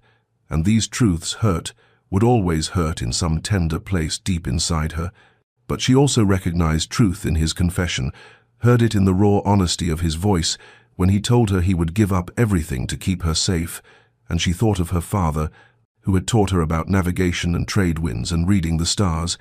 but who had also taught her that the greatest courage was not in avoiding storms, but in choosing to sail through them, and she realized that she could choose differently, could take the risk of believing that something real might grow from even the coldest beginning, that two people who had started as strangers bound by contract might become something more if they had the courage to be vulnerable, to build brick by careful brick, something neither of them had planned but both of them needed. And as the sun moved lower in the sky and the room filled with golden light, she felt the decision crystallize inside her, like ice becoming water, fear becoming possibility, and she knew what she would say when he returned. 2 weeks later, when the doctor finally declared Eleanor strong enough to travel, provided they took the journey slowly and stopped frequently for rest. Adrian arranged for the most well-sprung carriage he could hire in the village and lined it with every cushion and blanket the innkeeper could spare. And as he helped Eleanor into the carriage that morning, his hand supporting her elbow with infinite care, she noticed how different this departure felt from that terrible day when they had set out for Portsmouth, and indeed, everything about the journey back to Ravensmoor Hall bore no resemblance to the journey out, where before there had been silence broken only by the clatter of wheels and the occasional curt observation about landmarks. Now there was conversation that flowed easily between them, tentative at first, but growing more natural with each mile, and Adrian insisted they travel slowly, stopping every few hours so Eleanor could walk a bit and rest properly, and he watched her constantly with an attentiveness that was both touching and slightly amusing, asking if she was comfortable, if she needed more cushions, if the jostling pained her wound, until finally she laughed and said, "Adrian, I am not made of glass, I will not shatter."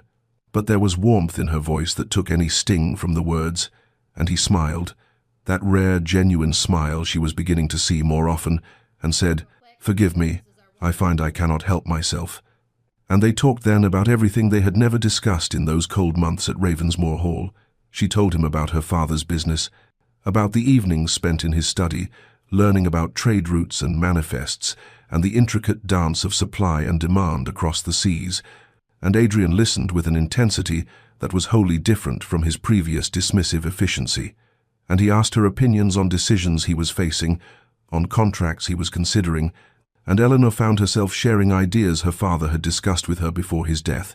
innovations in cargo management, and new routes that might prove profitable. And Adrian's amazement was evident as he said, "You have a mind for this, Eleanor, your father taught you well." And there was respect in his voice that warmed her more than any fire,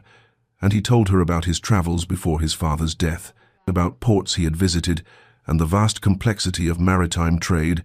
and she asked about his childhood, and he spoke more openly than he ever had about the cold estate, where emotions were forbidden and weakness was punished, and she began to understand the armor he had built around himself. And when they reached the inn where they had stopped before, that place where the innkeeper had warned about bandits, and Adrian had arranged separate rooms without consultation, he turned to her as the carriage halted and asked quietly, "Eleanor, would you, that is, I could arrange separate rooms again, if you prefer, but I thought perhaps," and she understood what he was asking. This man who was learning vulnerability, one painful step at a time, and she said gently, "I would like to share a room, if the offer is genuine," and the relief in his face was answer enough. And that night they lay in separate beds in the dim firelight, and talked in the darkness about poetry she loved, and places he hoped to show her someday, and small dreams they had never shared with anyone. And his voice in the darkness was intimate in a way that had nothing to do with physical proximity, and everything to do with the walls finally coming down. And when she finally drifted to sleep, she heard him whisper, "Good night, Eleanor," with such tenderness that she carried it into her dreams, and she understood that what they were building now was more intimate than many marriages ever achieved. This careful architecture of trust and genuine knowing, brick by patient brick. The carriage rolled through the iron gates of Ravensmoor Hall in the late afternoon, and as Eleanor looked up at the imposing stone facade that had seemed so cold and forbidding when she first arrived as a bride, she found that everything appeared different now, softened somehow by the transformation that had occurred not in the house itself, but in the two people returning to it. And Adrian helped her down from the carriage with such careful attention that Mrs. Henshaw, the housekeeper who had rushed out to greet them, stood frozen in surprise at the Duke's tender solicitude. And in the days that followed, Adrian set about making changes that announced to the entire household that something fundamental had shifted. He commissioned a portrait of Eleanor to hang in the main hall, where visitors would see it immediately upon entering, and he personally retrieved her father's portrait from the storage room, where it had languished, and placed it in the library, in a position of honor, beside the shipping maps. And when Eleanor discovered this, she felt tears prick her eyes at the recognition implicit in the gesture. And Adrian had the connecting door between their bedchambers unlocked and left standing open, and that first night back he said quietly, "The choice is yours, Eleanor, always yours." And she looked at that open doorway and understood that he was offering not just physical proximity, but the vulnerability of allowing her into every aspect of his life, and she walked through it without hesitation and found him sitting by his fire. And they talked until the candles guttered low, and she fell asleep in the chair beside him with his coat draped over her shoulders, and they began establishing new rhythms that bore no resemblance to those cold early weeks. They took breakfast together in the morning room, where sunlight streamed through tall windows, and Adrian asked her thoughts on the day's business and listened intently as she offered suggestions drawn from her father's teachings. And they walked in the gardens, even as autumn deepened toward winter, and he asked her opinions on everything from tenant concerns to investment opportunities. And Eleanor found herself gradually taking a role in the shipping business that her father had built. And Adrian not only welcomed her involvement, but actively sought her counsel, including her in meetings with his steward and solicitors, and the men who had initially been skeptical soon recognized that the new Duchess had a mind as sharp as any businessman's, and the servants whispered among themselves about the change in their master,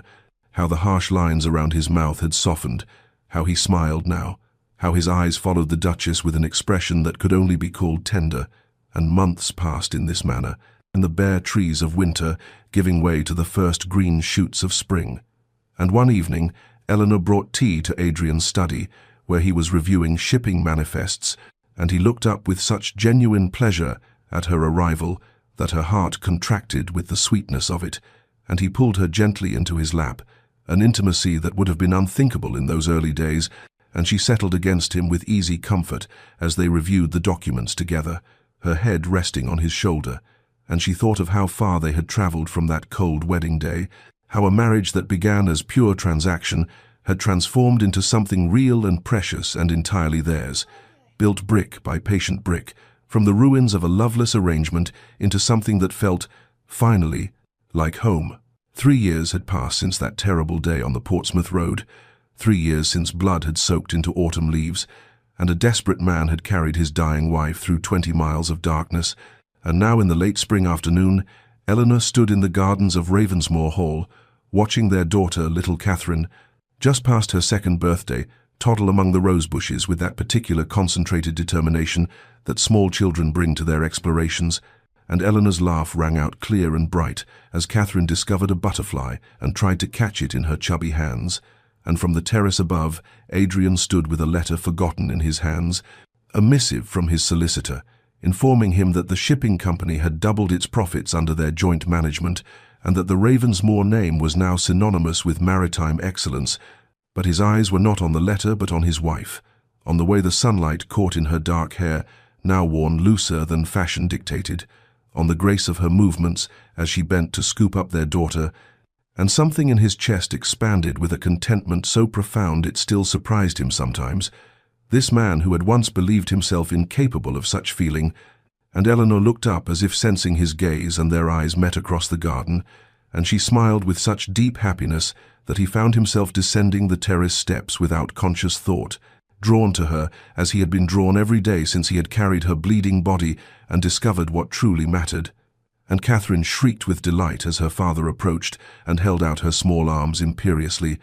and Adrian scooped her up with the easy confidence of a man who had learned that showing love was not weakness, but the greatest strength, and he took Eleanor's hand with his free one, and they walked together through the gardens that had once seemed so cold and formal, but that Eleanor had transformed into something warm and alive,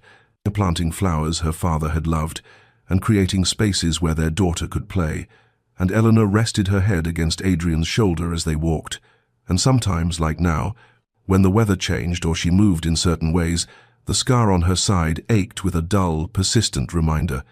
But she found she did not mind it, for it marked the moment when everything had changed, when a marriage of cold transaction had been burned away in blood and desperation, and a man had discovered he could not bear to lose what he had never valued. And Adrian felt her slight wince, and immediately his arm tightened around her, and he asked quietly, "The scar?" "Oh," and she nodded, and he kissed her temple with infinite tenderness, and said what he said every time, "I am sorry you bear that mark." And she replied, as she always did, "I am not. It reminds me of the night you carried me, of the moment you became truly my husband." And Catherine, nestled between them, reached up to pat her mother's face with sticky fingers and declared, "Mama happy," with the certainty of a child who has never known anything but love. And Adrian looked at the house behind them, at Ravensmoor Hall, glowing warm in the golden afternoon light, its windows open to let in spring breezes, its rooms filled now with laughter and life, and all the messy, beautiful chaos of a family, and he thought of how he had stood on those same terrace steps 3 years ago, and watched this woman, who was still virtually a stranger, prepare for a journey. And he had felt nothing but cold calculation about shipping contracts and trade routes. And now she was the center of his entire world, and he whispered against her hair, "I love you," and she turned in his arms and kissed him softly and said, "I love you too." And they stood there in the garden they had built together, their daughter between them, and the house that had once echoed with emptiness was a home now, filled with a love that had grown from the most unlikely soil, watered by blood and desperation and the courage to begin again. The evening settled gently over Ravensmoor Hall as Adrian and Eleanor stood together on the terrace where so much of their story had unfolded, his arm around her waist and her head resting against his shoulder in the easy intimacy of a couple who had traveled far from that cold wedding day when they had been strangers, bound by contracts and necessity, and they watched the last golden light fade from the gardens where their daughter had played earlier, now sleeping peacefully in the nursery above, and Eleanor traced the line of the scar beneath her gown with absent fingers and said quietly, "Do you ever think about that day on the Portsmouth Road, how differently everything might have gone?" And Adrian's arm tightened around her and he said, "Every day I think of how close I came to losing you before I ever truly had you." And they stood in companionable silence for a moment before Eleanor turned to face him fully and said, "We have been very fortunate, have we not, to find love in such unlikely circumstances?" And he kissed her forehead and agreed that fortune did not begin to describe the grace that had transformed their transactional arrangement into something real and precious and entirely their own. Dear listener, perhaps you have heard this story and found yourself thinking of arrangements in your own life that began without love, of relationships that seemed destined to remain cold and practical, of moments when you wondered whether warmth could ever grow from such frozen soil. And if so, know that love is not always the thunderbolt of romance novels or the instant passion of fairy tales. Sometimes love is a choice made in the darkness, a decision to keep walking when your arms ache and your strength fails, a willingness to begin again when beginning seems impossible. And what Adrian and Eleanor discovered on that terrible day when blood soaked into autumn leaves was that the human heart is capable of profound transformation if given the courage to be vulnerable, if offered the grace of a second chance, if met with honesty about past wrongs and genuine commitment to building something better. The coldest arrangements can yield the warmest loves if both parties find within themselves the bravery to tear down walls built of pride and self-protection, and to speak truth, even when truth reveals ugly motivations and painful mistakes, to extend forgiveness when forgiveness seems undeserved, to trust again when trust has been broken, and perhaps most importantly, to recognize that love is not merely a feeling but an action. It is the 20 miles walked through darkness, the vigil kept at a sickbed, the daily choice to honor and cherish what you once took for granted, the willingness to carry each other through whatever wilderness life presents. If you find yourself in a relationship that seems broken beyond repair, in a marriage that has become mere cohabitation, in a partnership where warmth has long since fled, do not dismiss the possibility of transformation too quickly, for what seems transactional or hollow may yet become something beautiful if you have the patience to nurture it, and the honesty to acknowledge where you have failed, and the courage to try again with open heart and genuine commitment. May you find, as Adrian and Eleanor found, that the most profound loves sometimes grow not despite difficult beginnings, but because of them, watered by the tears of recognition and fed by the soil of hard-won understanding. And may you have the strength to carry those you love through their darkest hours, knowing that in the carrying you may discover depths in yourself you never knew existed. And may you rest tonight in the peace of knowing that redemption is always possible, that cold hearts can learn to warm, that strangers can become beloved, and that love, true, deep, lasting love, can spring from even the most unlikely and unpromising circumstances if tended with patience and watered with grace. This story comes to you from Gentle Pages, where we believe in the transforming power of love and the possibility of second chances if this tale has touched your heart. Please subscribe and share it with someone who needs to hear that even the coldest beginning can lead to the warmest ending. and may you find your own unexpected love. May you have the courage to begin again, and may you rest well tonight, dear listener, wrapped in the knowledge that transformation is always, always possible. The late autumn wind swept through the grounds of Ashworth Manor with a mournful whisper, carrying with it the scent of dying leaves and approaching winter, and within the grand estate's eastern drawing-room, Duchess Eleanor Ashworth sat in perfect stillness beside a window that overlooked gardens, slowly surrendering their colour to the season's inexorable march toward dormancy. The fire in the hearth crackled with false cheer, its warmth unable to penetrate the cold that had settled into her bones over the past 2 years, a cold that had nothing to do with temperature and everything to do with the particular variety of loneliness that comes from being unseen by the one person whose gaze should matter most. Her fingers turned the wedding band on her left hand with absent, practiced movements, watching how the firelight caught in the modest sapphires set into the gold, remembering with bitter clarity the day it had been placed there by a man who had looked somewhere past her shoulder during the entire ceremony, his jaw set with grim duty, his eyes empty of anything resembling joy or even basic acknowledgement of her presence. 2 years had passed since that cold morning in the chapel, 2 years of existing as little more than a ghost in her own home, and a spectre. Her husband moved around with the careful precision of someone navigating a room in darkness, never once allowing his gaze to fall upon her face, never once truly seeing her despite sharing a surname, a home, a life that was no life at all. Duke Christopher Ashworth had perfected the art of avoidance with such thoroughness that Eleanor had begun to wonder if she had somehow become translucent, if the force of his determined blindness had actually rendered her invisible, erasing her from reality itself through sheer will and practiced indifference. She knew the servants whispered about it, about the Duke who treated his wife with less acknowledgement than he afforded the furniture, who would leave a room if she entered it, who scheduled his days with military precision to ensure their paths crossed as infrequently as possible, and when circumstance forced them into proximity, he would fix his gaze on points just beyond her, his attention carefully calibrated to miss her entirely. The marriage had been arranged, she knew,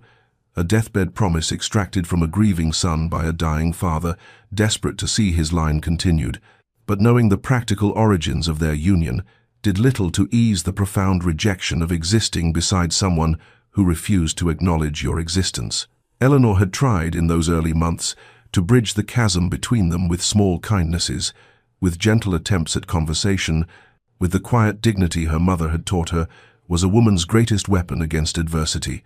But kindness required a recipient, conversation required a participant, and dignity, and she was learning, was cold comfort when weighed against the soul-deep weariness of being persistently, deliberately unseen. The ring felt heavier today than it had yesterday, its weight somehow increasing with each rotation around her finger, and for the first time since the morning it had been placed there, Eleanor allowed herself to consider what it might feel like to remove it, to slip the band from her finger and set it aside, to see what remained of herself when she stopped wearing the symbol of a marriage that existed only in name and legal document. But before our lover's fate is revealed, subscribe so you never miss a chapter of romance and scandal, and tell us in the comments, where are you watching from? Now let's begin. The memory of that wedding day 2 years prior remained crystalline in Eleanor's mind, preserved with the cruel clarity that trauma often bestows upon moments we would rather forget, and she could still recall the way morning light had filtered through the chapel's stained glass windows, painting the stone floors in colors that seemed to mock the solemnity of vows spoken without love or even basic warmth. Christopher had stood beside her at the altar with the rigid posture of a man facing execution rather than marriage, his jaw clenched so tightly she could see the muscle jumping beneath his skin, his eyes fixed on some point beyond the priest's shoulder, as if by looking anywhere. But at his bride he could deny the reality of what was happening, and when the moment came to slip the ring onto her finger, his hands had been cold and impersonal, the touch lasting no longer than absolutely necessary before he withdrew, as if her very skin burned him. She had learned later, through the whispered conversations of servants who forgot she was present, about Lady Victoria Thornbury, the luminous beauty who had captured Christopher's heart in their youth. The woman he had planned to marry before a riding accident had stolen her from the world 6 months before his father's illness. made a swift marriage alliance necessary for the preservation of the dukedom. The old duke had been practical even in dying, recognizing that his son's grief made him vulnerable, that without intervention Christopher would retreat so far into mourning that the family line would end with him, and so he had arranged the marriage with Eleanor's father, a union that brought favorable connections and a bride of suitable breeding, a transaction completed with all the warmth of a business contract and twice the reluctance on the groom's part. Eleanor had arrived at Ashworth Manor with hope nonetheless, the naive optimism of a young woman who believed that patience and gentleness could heal even the deepest wounds, who thought that given time, her husband might see her as something more than an unwelcome replacement for his lost love. But that hope had withered with brutal efficiency when Christopher had informed her on their wedding night, his voice flat and emotionless, that she should not expect anything beyond the basic civilities their positions demanded, that he would respect her as his duchess, but she should harbor no illusions about affection or companionship. The weeks had turned to months, the months to years, and Eleanor had gradually understood with soul-crushing certainty that she had not married a man but rather a monument to grief, a living memorial to Lady Victoria, who walked through life without truly inhabiting it, and she herself had become nothing more than a ghost, haunting the periphery of a dead woman's story, forever unseen, forever secondary, forever alone despite the gold band that proclaimed her married. Now, sitting in the drawing-room with that same ring turning endlessly on her finger, Eleanor felt the full weight of those 2 years pressing down upon her shoulders, the accumulated burden of 1,000 small rejections, 1,000 moments of being looked past rather than looked at, and the weariness that filled her was so profound it seemed to seep into her very bones, making even the simple act of continuing to exist in this half-life feel like an insurmountable task. The household operated on schedules as precisely choreographed as a ballet, routines designed with meticulous care to ensure the Duke and Duchess of Ashworth occupied their grand home without ever truly inhabiting the same spaces at the same moments. And Eleanor had learned through painful observation that Christopher rose before dawn each morning, taking his breakfast in his study while reviewing estate correspondence before departing for his various business appointments or rides across the property, his absence from the manor stretching through the long daylight hours until he returned well after darkness had fallen, often taking his evening meal in his chambers or the library rather than the formal dining room where propriety might demand he acknowledge his wife's existence. Eleanor had attempted conversation in those early months, intercepting him in hallways with gentle inquiries about his day or observations about the weather or the gardens, but her efforts had been met with responses so clipped and minimal that they could barely be classified as words at all, mere sounds of acknowledgement that confirmed he had heard her, without actually engaging with anything she had said, and eventually she had ceased trying, the well of hope within her running dry after being drawn upon too many times without ever being replenished. The servants moved through the manor with visible discomfort, their eyes sliding away from both Duke and Duchess when the cold dynamic between them became too painful to witness,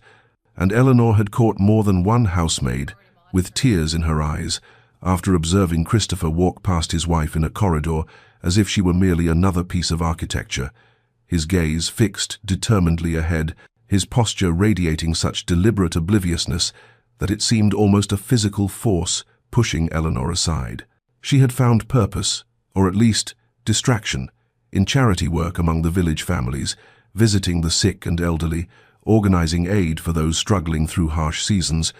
and these hours spent among people who actually saw her, who greeted her with warmth and gratitude, became the only moments when she felt real, when the weight of invisibility lifted enough for her to remember what it felt like to exist in the world as something more than a shadow. This particular evening had been especially difficult, a formal dinner where custom demanded they both be present,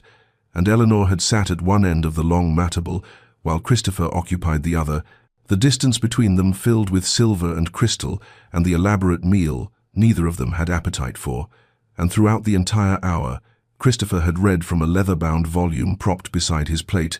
his attention absorbed so completely by the printed words that he had not spoken a single syllable, had not even glanced in her direction when she had quietly asked him to pass the salt, forcing a footman to intervene and complete the simple gesture of marital consideration that her husband could not be bothered to perform. Now, back in the drawing room with the fire burning low and the autumn wind rattling the windows, Eleanor turned the wedding ring on her finger one more time, feeling the smooth metal slide against her skin, and something shifted in her chest, a resolution crystallizing from the murky waters of her despair, a clarity born from the simple recognition that 2 years of patience had purchased her nothing but further loneliness, and she knew with sudden certainty that she could not continue living this half-life, could not keep wearing the symbol of vows that only she honored, could not remain invisible in her own existence, simply because the man who had promised to cherish her had chosen instead to pretend she did not exist. The crisis arrived on a rain-swept evening in late October, when Eleanor found herself walking past Christopher's chamber on her way to her own rooms, and heard through the partially open door the sound of his voice speaking in sleep, the words indistinct at first, but growing clearer as she paused despite herself. And then she heard it, clear as cathedral bells in the quiet hallway. "Victoria, please don't leave me," spoken with such raw anguish that it seemed to tear from somewhere deep within him, a pain so profound that even unconsciousness could not contain it, and Eleanor stood frozen in the corridor as the truth she had known intellectually crashed into her with visceral force. The understanding that 2 years of patience and dignity and quiet hope had changed absolutely nothing, that she was no closer to being seen by her husband now than she had been on their wedding day, that she would always and forever be competing with a ghost she could never hope to displace, because the dead remain perfect in memory, while the living accumulate flaws with every breath. She retreated to her chambers with legs that trembled beneath her skirts, dismissing her lady's maid with a voice that came out steadier than she felt, and sat at her vanity, staring at her own reflection as if seeing a stranger. This woman who had allowed herself to become invisible, who had accepted crumbs of basic civility and called it marriage, who had worn the symbol of vows that meant nothing to the man who had spoken them, and the ring on her finger suddenly felt unbearably heavy, a shackle rather than an adornment, a lie she had been complicit in telling to the world and to herself. The next morning, her maid Margaret found her red-eyed and hollow, and with the perceptiveness that came from years of service, the older woman had set down the breakfast tray and asked gently if her grace wished to talk, and Eleanor, so starved for genuine human connection that even this small offer of understanding broke through her careful composure, had told her everything, the words spilling out in a rush about the wedding night's rejection, the 2 years of being looked past, the name spoken in sleep that confirmed what she had always suspected, and Margaret had listened with an expression that moved from sympathy to indignation, finally saying in her forthright way, "Begging your pardon, Your Grace, but a woman's got to have some dignity, and there's no dignity in wearing the ring of a man who won't even do you the courtesy of looking at you. Ghost or no ghost, grief or no grief, a body's got to respect herself if nobody else will." The words had struck Eleanor like a physical blow, not because they were harsh, but because they were true, because they gave voice to the knowledge that had been growing in her heart like a dark flower,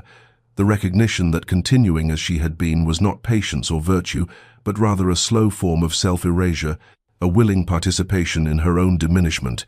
and she had looked down at her wedding ring with new eyes,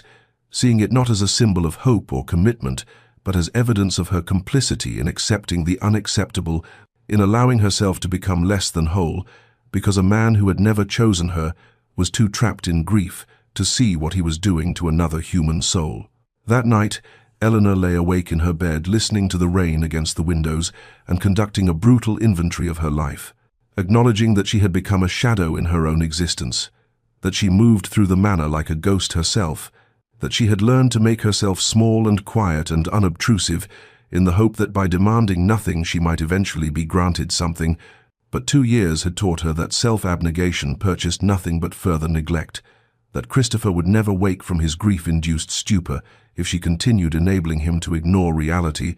and more importantly, that she deserved better than this half-life regardless of whether he ever changed or not. The decision crystallized in the darkest hours before dawn, settling into her bones with a finality that felt like both grief and relief,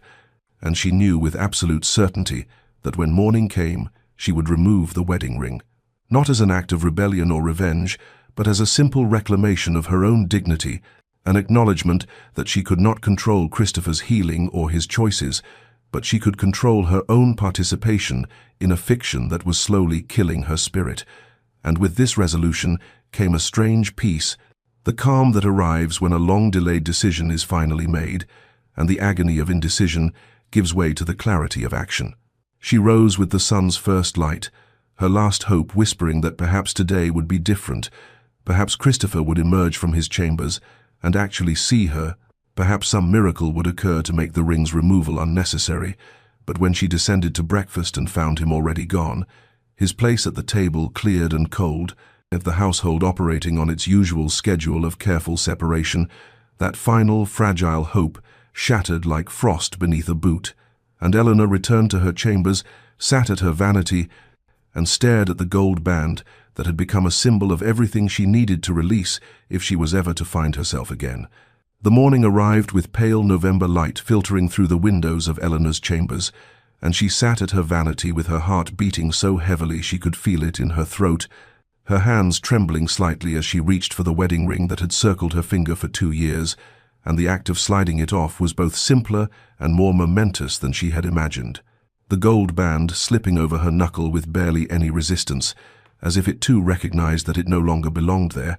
and when she set it on the polished wood surface before her, the small metallic sound it made seemed impossibly loud in the quiet room, final as a judge's gavel. Her finger looked strange and pale, the skin beneath where the ring had rested a shade lighter than the rest of her hand, a band of untouched flesh that marked where the symbol of her marriage had been,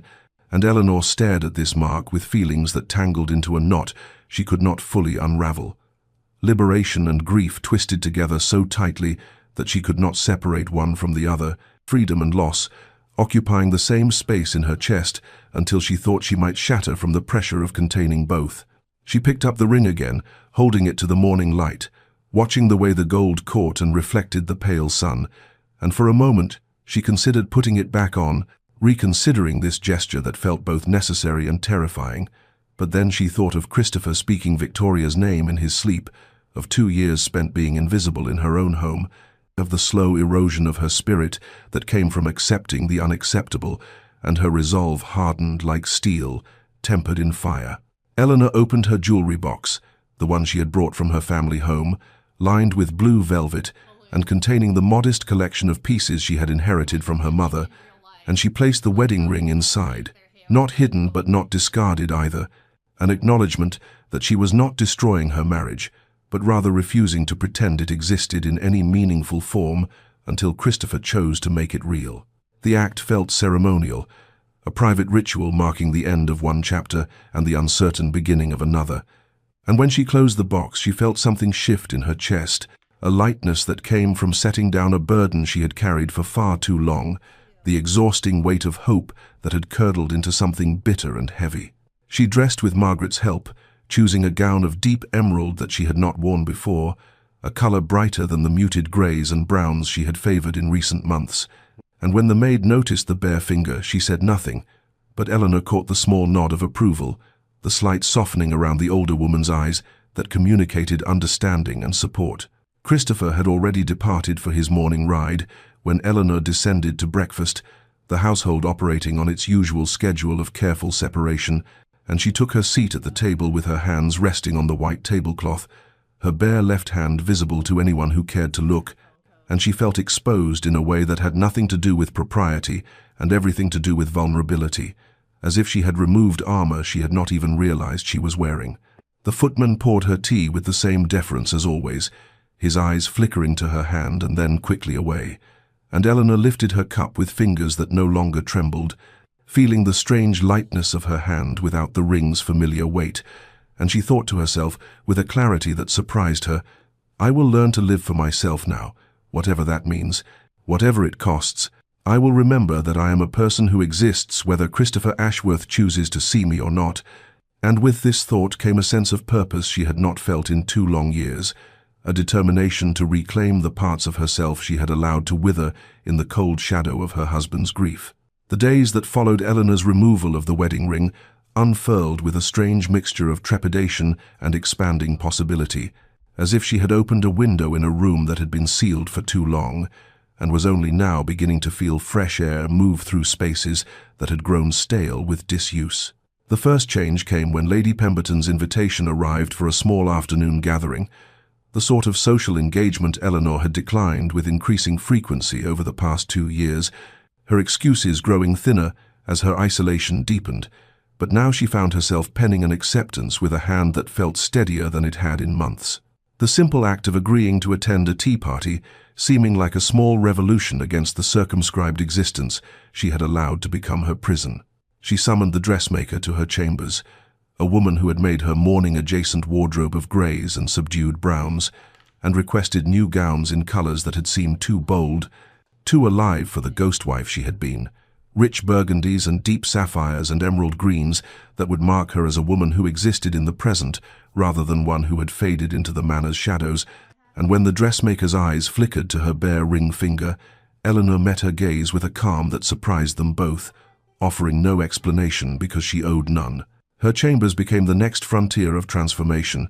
as Eleanor instructed the household staff to remove the heavy damask curtains that had made the rooms feel like a tomb even in daylight, replacing them with lighter fabrics that allowed the November sun to illuminate corners that had been perpetually dim. And she brought in flowers from the conservatory, bright chrysanthemums and late-blooming roses that added color and life to spaces that had reflected her own withering spirit. And each small change felt like an act of reclamation, a taking back of territory she had ceded without even realizing she was surrendering. The household staff navigated these changes with the careful discretion that came from years of service in great houses, their eyes noting the absent ring and the transformed chambers, and the Duchess, who seemed to stand taller, speak more clearly, move through the manor with purpose, rather than the tentative half-presence that had characterized her existence for 2 long years. And though they said nothing directly, Eleanor felt their subtle support in the efficiency with which her requests were carried out, in Margaret's approving nods, in the way the footmen seemed to look at her rather than past her, as they had learned to do in imitation of their master. She attended Lady Pemberton's gathering wearing a gown of deep blue that made her eyes seem larger and brighter, and found herself actually enjoying the company of women she had held at arm's length, their conversation about books and charity work, and the small dramas of their social circle, feeling like nourishment after years of starvation. And when Lady Hartley asked after the Duke with the careful politeness that people used when discussing difficult subjects, Eleanor answered with a composure that came from having finally accepted the truth of her situation, saying simply that His Grace remained devoted to his estate business, the words neither a lie nor an elaboration of fiction. Meanwhile, Christopher maintained his usual patterns as if the world had not shifted beneath his feet, departing each morning for his rides and estate inspections, spending his afternoons in his study with account books and correspondence, taking his dinners either alone or in the company of business associates who required his attention, and if he noticed any change in the household's atmosphere, he gave no sign of it, his carefully constructed routines insulating him from awareness, the way armor protects a soldier from blows that never quite land. A week passed, then another, and the wedding ring remained in Eleanor's jewelry box, gathering the fine dust of disuse.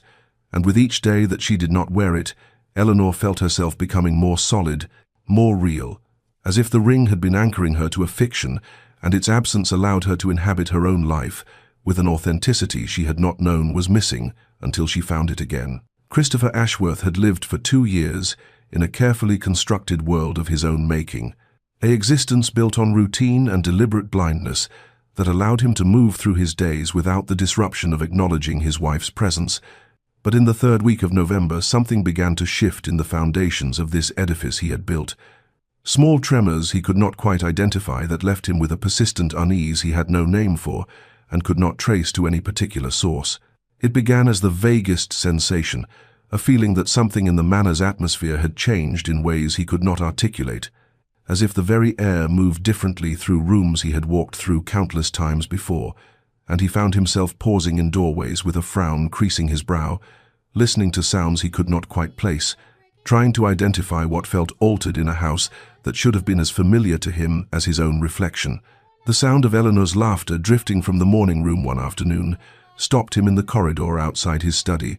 the bright, genuine quality of it so unexpected that for a moment he stood frozen, his hand on the door handle, listening to a sound he could not remember ever hearing before,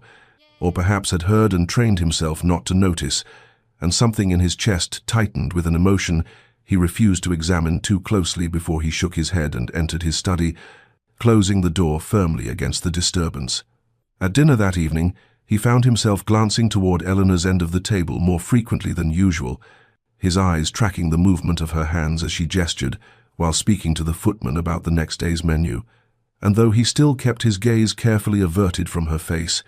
he noticed details that seemed to penetrate his usual fog of deliberate inattention: the deep blue of her gown, a color he did not remember her wearing before, the way she held herself with a straightness in her spine that suggested confidence rather than the defeated slump he had peripherally observed in previous months. His sleep became restless in ways that had nothing to do with his usual dreams of Victoria, his mind churning with half-formed thoughts that dissolved when he tried to examine them directly, leaving him to wake in the dark, hours before dawn, with his heart beating too quickly and a sense that something important was escaping his notice, slipping past his defenses while he slept, and he would lie staring at the canopy of his bed, wondering what had changed and why it should matter to him when he had worked so hard to ensure that nothing about his domestic situation could touch him. His secretary, Mr. Harrison, made an observation during their morning review of estate correspondence that lingered in Christopher's mind long after it should have been dismissed and forgotten, mentioning in passing that the Duchess seemed in remarkably good spirits lately, quite transformed from her previous melancholy, and Christopher had responded with a non-committal sound that discouraged further discussion, but the words echoed in his thoughts throughout the day, raising questions he did not want to answer about what might have caused such a transformation and why he had not noticed it himself. That evening at dinner, Christopher experienced something unprecedented in 2 years of careful avoidance. He almost looked at Eleanor's face, his eyes traveling up from the table toward where she sat, drawn by some impulse he could not control, and at the last moment he caught himself and redirected his gaze to the window beyond her shoulder. But in that fraction of a second before he looked away, he had seen the pale column of her throat, the curve of her jaw, the dark sweep of her hair, and the glimpse left him strangely unsettled, as if he had touched something forbidden and found it burned in ways he had not expected. And for the rest of the meal he kept his eyes fixed firmly on his plate, disturbed by his own near transgression and the way his careful defenses had almost crumbled. Eleanor discovered the painting supplies in the back of a storage room 3 weeks after removing her wedding ring, the wooden box covered in a fine layer of dust that spoke of years of neglect, and when she opened it, the smell of linseed oil and pigment transported her instantly to her girlhood, when she had spent hours capturing the world in brushstrokes, a passion her mother had encouraged, as suitable for a young lady of quality, though Eleanor had loved it for reasons that had nothing to do with suitability and everything to do with the way it made her feel alive and present in each moment of creation. She had the box carried to the small sitting room adjacent to her bedchamber, the one with northern light that would serve perfectly as a makeshift studio, and when she mixed her first palette in 2 years, her hands trembled not with uncertainty, but with the recognition of coming home to something essential she had abandoned in the slow erosion of her sense of self that marriage had wrought. The painting became a daily ritual, a way of reclaiming hours that had previously been filled with the hollow activities of a woman waiting for a life that would never begin, and as she worked, Eleanor felt layers of accumulated sorrow and resignation beginning to lift. Each brushstroke an act of assertion that she existed, that she mattered, that she contained depths and desires that had nothing to do with the man who refused to see her. It was during one of Lady Pemberton's gatherings that Eleanor met Lady Margaret Whitmore, a widow of independent means whose frank conversation and sharp wit cut through the usual superficiality of social discourse, and when Margaret mentioned that she was hosting a salon for ladies interested in discussing literature and philosophy, Eleanor accepted the invitation with an eagerness that would have surprised her former self, the woman who had retreated from society rather than face pitying looks and careful questions about her marriage. The salon met weekly in Margaret's elegant townhouse, and Eleanor found herself among women who spoke of ideas and ambitions, who discussed books with passionate intensity, who seemed to live full lives despite or perhaps because of their various disappointments with the institution of marriage, and in their company, Eleanor felt her mind awakening from the numbness that had settled over it like frost over a garden. Margaret became something unexpected in Eleanor's carefully circumscribed existence. A true friend, someone who asked direct questions and expected honest answers, who listened to Eleanor's halting admissions about her marriage with neither judgment nor false comfort, but rather with the understanding of someone who had survived her own trials and emerged with her dignity intact. They spoke of resilience, of finding purpose beyond the confines others had drawn around their lives, of the quiet courage required to choose oneself when society insisted that a woman's entire existence should be defined by her relationship to a man, and these conversations planted seeds in Eleanor's consciousness that took root and flourished in the fertile ground of her newfound autonomy. One afternoon, while painting, Eleanor realized with a start that she had been working for 3 hours without a single thought of Christopher entering her mind, and this discovery brought a mixture of liberation and melancholy, the recognition that she was finally beginning to exist independently of the emotional weight that had pressed down on her for 2 long years. Her chambers had become a sanctuary entirely of her own creation, filled with her paintings and books, flowers she had chosen, colors that pleased her eye, a space that reflected her emerging sense of self rather than the role she had tried so hard and so unsuccessfully to inhabit. And when she sat at her writing desk in the evenings, she began composing long letters to her sister Catherine, pouring out the story of her awakening with a honesty she had not allowed herself in their brief, cheerful correspondence of the past 2 years. And in writing these truths, Eleanor found them becoming more real, more solid, the narrative of her transformation taking shape in ink and paper until she could see clearly the woman she had been and the woman she was becoming. The Pemberton Ball arrived in early December with all the glittering magnificence that London society expected from one of the season's premier events, and both Duke and Duchess Ashworth were expected to attend, their positions in society making absence impossible, despite the fact that they had not appeared together at a social function in nearly 18 months. Christopher, having developed a pattern of excuses that kept Eleanor home while he fulfilled their obligations alone. Eleanor dressed for the evening with particular care, choosing a gown of deep emerald silk that her modiste had delivered just that week, the color bringing out the richness of her dark hair and the warmth of her complexion in ways that the pale, muted shades she had previously worn had never achieved. And as her maid arranged her hair in an elegant style adorned with pearl combs, Eleanor studied her reflection with a quiet satisfaction that had nothing to do with vanity and everything to do with the simple pleasure of recognizing herself again after 2 years of feeling like a ghost in her own life. Christopher arrived at the ballroom before Eleanor, positioning himself near the refreshment tables where he could observe the gathering without being drawn into extended conversations, and when Eleanor entered some 20 minutes later, he saw her in his peripheral vision, a flash of green among the pastels and whites favored by younger ladies, and though he kept his eyes carefully directed away from her face, he was aware of her movement through the room with an intensity that surprised him, as if some part of his consciousness had been calibrated to track her presence, whether he wished it or not.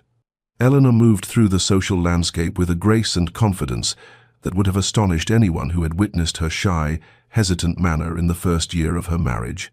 accepting introductions and engaging in conversation with an ease that suggested genuine enjoyment rather than dutiful performance. And when the dancing began, she was immediately claimed by Lord Hastings for a waltz, then by Mr. Pemberton's eldest son for a quadrille, then by a succession of gentlemen whose attention to the Duchess seemed to Christopher, watching from his position against the wall, to be unusually persistent and marked by an admiration that made something hot and uncomfortable twist in his chest. He told himself his irritation stemmed from concern for propriety, that Eleanor's enjoyment of all this male attention reflected poorly on his management of his household, but the explanation felt hollow even to him, failing to account for the way his hands clenched when he saw her laughing at something. Lord Hastings said, or the sharp surge of something that felt dangerously like jealousy when young Pemberton held her hand a moment too long after their dance concluded. Christopher found himself moving closer to where Eleanor stood, surrounded by admirers, close enough to hear her voice as she discussed some point about Italian art with a gentleman he vaguely recognized from his club, and the intelligence and wit in her conversation struck him with unexpected force, as if he were hearing a stranger speak rather than the silent, defeated woman who sat at the opposite end of his dinner table each evening, and he wondered, with a confusion that bordered on anger when she had become this person, this vibrant creature who drew eyes and admiration effortlessly. It was as he stood there, his gaze fixed somewhere near Eleanor's shoulder, that he noticed the bare finger of her left hand as she gestured during conversation, the absence of her wedding ring registering in his consciousness with the force of a physical blow, and though he could not have said why this detail should matter when he had worked so carefully to notice nothing about her, the sight of that naked finger sent a shock through his system that left him breathless and disturbed. Christopher left the ball within the hour, claiming a headache to their hosts, and spent the carriage ride back to Ashworth Manor, staring out at the dark London streets, with his mind churning through questions he had no desire to answer, wondering why Eleanor had removed her ring and when she had done so, what it meant that he had not noticed until now, and most disturbing of all, why the discovery filled him with a panic he could neither name nor understand, as if something he had not known he valued was slipping away while he stood frozen in the prison of his own making. Christopher found himself standing in the east wing of Ashworth Manor on a grey December afternoon, the wing that housed Eleanor's private chambers, and he could not have explained what impulse had drawn him there when he had spent 2 years carefully avoiding this part of the house, structuring his movements to ensure they never coincided with hers. Yet here he stood in the corridor outside her sitting room, with his heart beating uncomfortably fast, and his hands clenched at his sides, as if bracing against some invisible force. The door stood slightly ajar, and through the opening he could see that the room had been transformed since he had last glimpsed it during those early weeks of their marriage, the heavy burgundy drapes replaced with curtains of soft cream that allowed the winter light to fill the space, and everywhere he looked he saw evidence of Eleanor's presence, books stacked on the side table, a shawl draped over the back of a chair, fresh hothouse roses in a crystal vase that filled the air with their delicate scent. He pushed the door open wider, knowing she was out visiting Lady Margaret and would not return for hours, and stepped into what felt like foreign territory, a space that belonged so completely to someone he had refused to know that entering it seemed an act of trespass. Yet he could not stop himself from moving deeper into the room, drawn by a curiosity that felt dangerously like hunger. The paintings stopped him in his tracks, canvases propped against the wall and arranged on a makeshift easel near the window,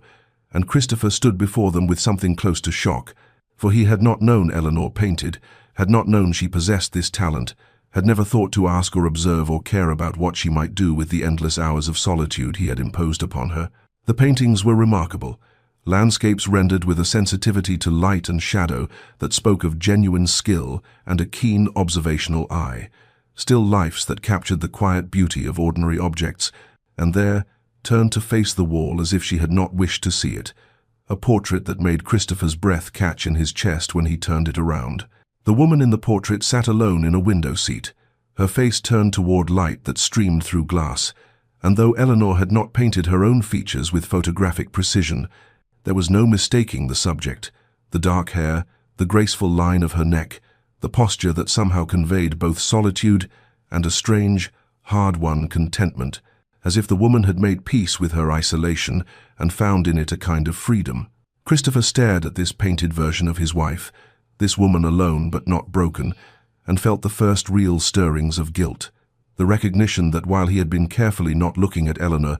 she had been here creating beauty, cultivating an interior life he knew nothing about, existing in dimensions he had never bothered to imagine. He moved to her writing desk, knowing he should not, knowing this was a violation of her privacy, yet unable to stop himself from picking up the book that lay open there, a volume of poetry by Elizabeth Barrett Browning, and he saw that Eleanor had marked certain passages, had written notes in the margins in a small, precise hand, and one annotation in particular arrested him. Love that endures must first survive indifference, but can a heart survive what breaks it? The question hung in Christopher's mind as he set the book down carefully, exactly as he had found it, and he understood with a clarity that felt like waking from a long sleep that he knew nothing about the woman he had married, nothing about her thoughts or dreams, or the interior landscape of her heart, and this ignorance was not accidental but deliberate, a choice he had made every day for 2 years,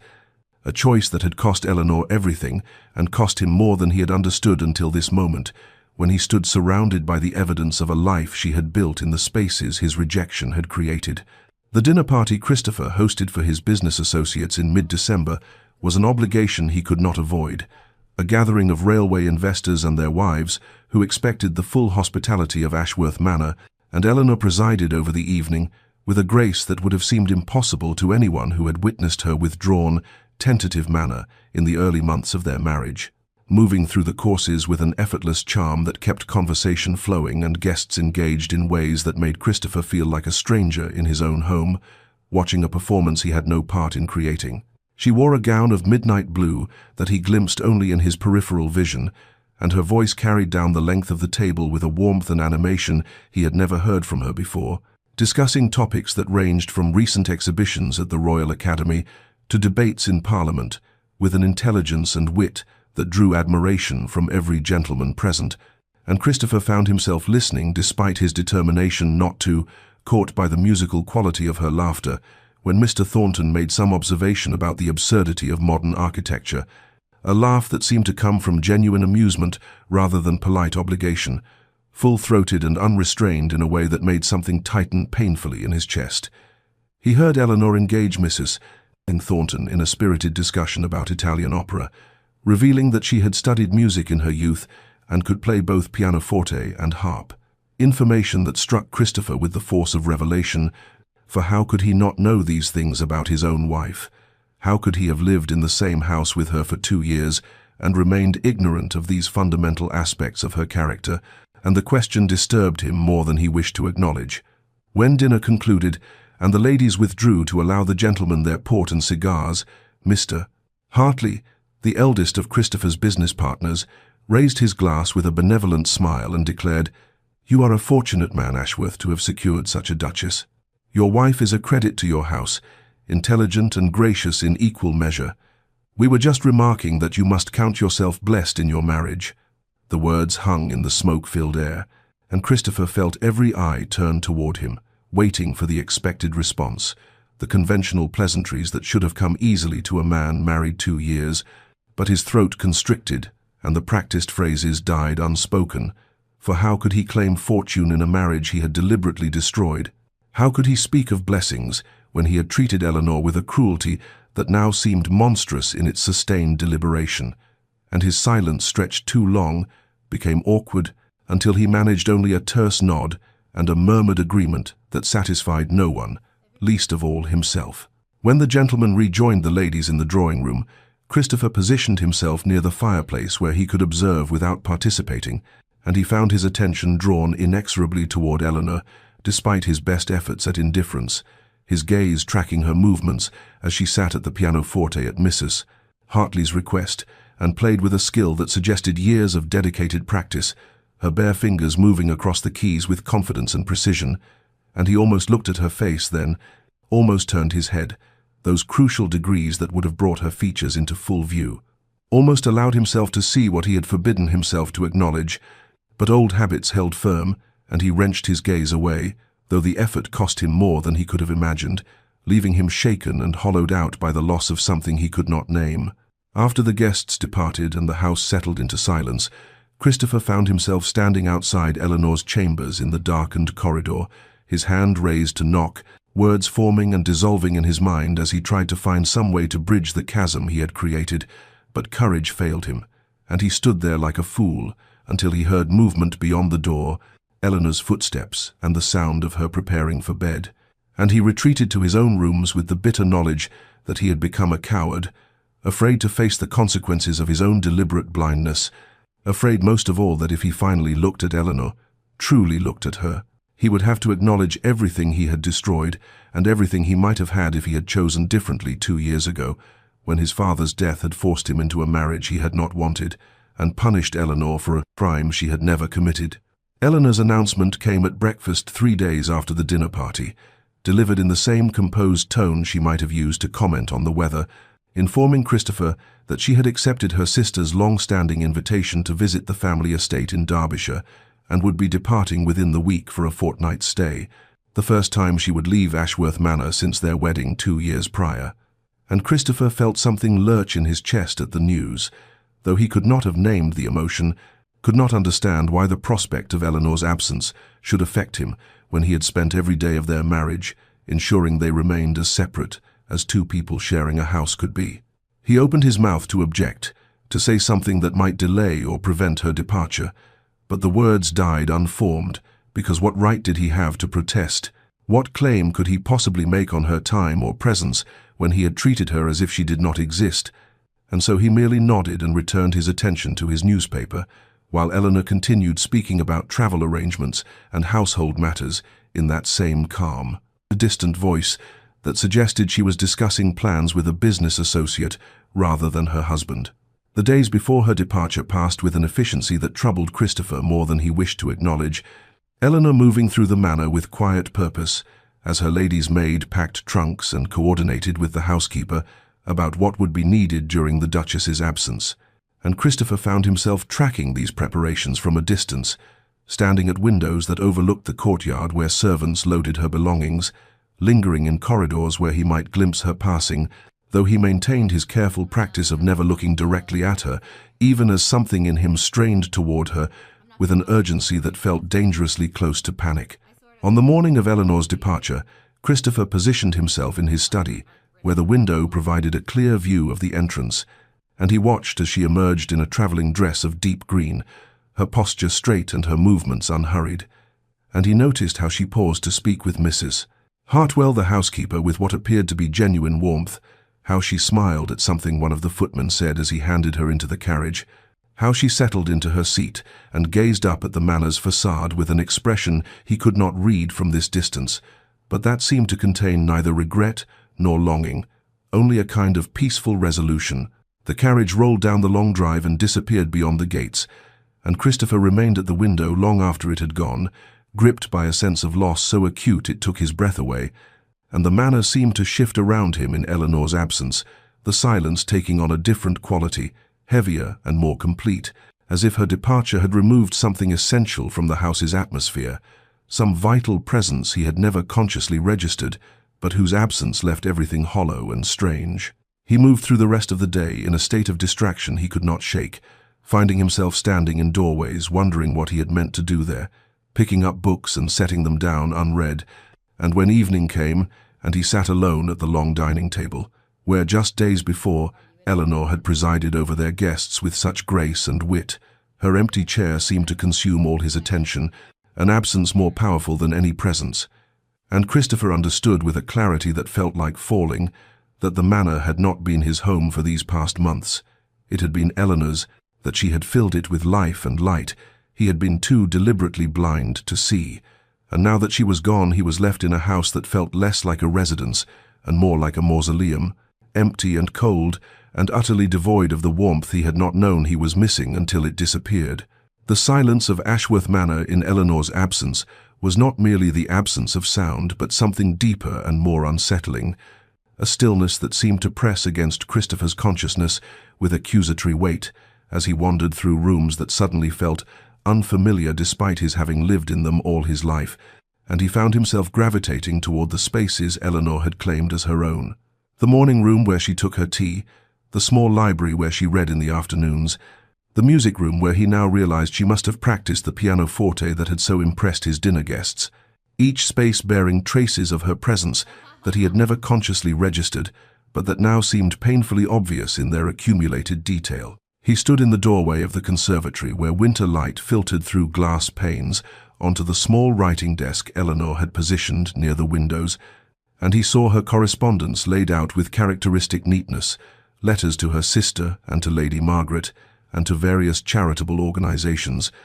and he understood with a shock of recognition that she had built an entire life within these walls, a life he had known nothing about because he had deliberately chosen ignorance, had constructed his whole existence around not seeing her, not acknowledging her, not allowing her to become real to him in any way that might have demanded his attention or his care. When dinner time arrived that first evening, Christopher sat alone at the long mahogany table where Eleanor's empty chair seemed to draw his gaze with magnetic insistence, and he found he could not eat, could not focus on the food before him or the newspaper he had brought as distraction, because all he could think about was how Eleanor had sat there night after night for 2 years, enduring his deliberate discourtesy, his reading and his silence, and his absolute refusal to acknowledge her presence, and the cruelty of it settled over him like a physical weight that made breathing difficult. In desperation, he sought refuge in Eleanor's book, a volume of poetry by Elizabeth Barrett Browning that she had left on the side table in the drawing room, and he opened it to find her annotations in the margins, careful notes written in her precise hand that revealed a thoughtful, searching intelligence, observations about meter and meaning and emotional truth that spoke of a woman who engaged deeply with ideas and art. And Christopher read her words with growing wonder and growing shame, for how had he shared a house with this person and never known her, never even attempted to know her, never once considered that she might be someone worth knowing rather than simply an obligation to be endured. On the third day of Eleanor's absence, a letter arrived addressed to him in an unfamiliar hand,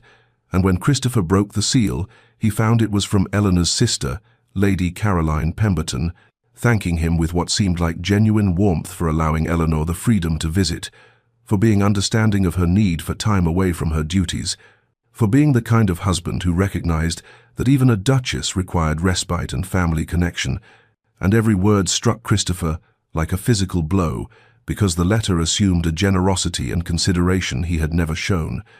painted him as a thoughtful partner, when the truth was that Eleanor had not asked his permission because she had understood with perfect clarity that she did not need it, that their marriage was so hollow and so devoid of genuine connection that her movements were her own affair and his opinion irrelevant. The phrase haunted him through sleepless nights and distracted days, that word allowing, as if Eleanor were a possession whose activities required his approval rather than a person with her own agency and her own desires. And Christopher was forced to confront the uncomfortable truth that he had indeed treated her exactly that way, had viewed her as an inconvenient addition to his household rather than as his wife, had given her the title and the position and the material comforts of being Duchess of Ashworth, while denying her the one thing that might have made any of it meaningful, which was simple human recognition and basic acknowledgement of her existence and her worth. He sat in his study as winter darkness fell early over the grounds,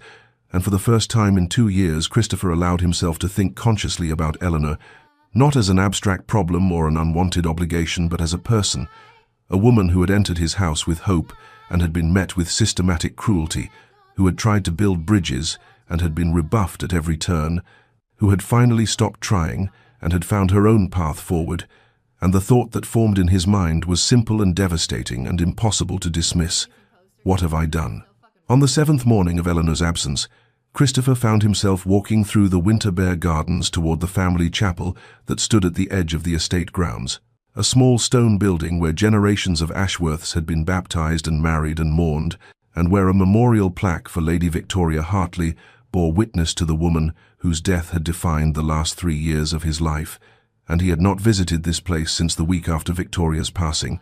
and had avoided it with the same deliberate care he had applied to avoiding Eleanor,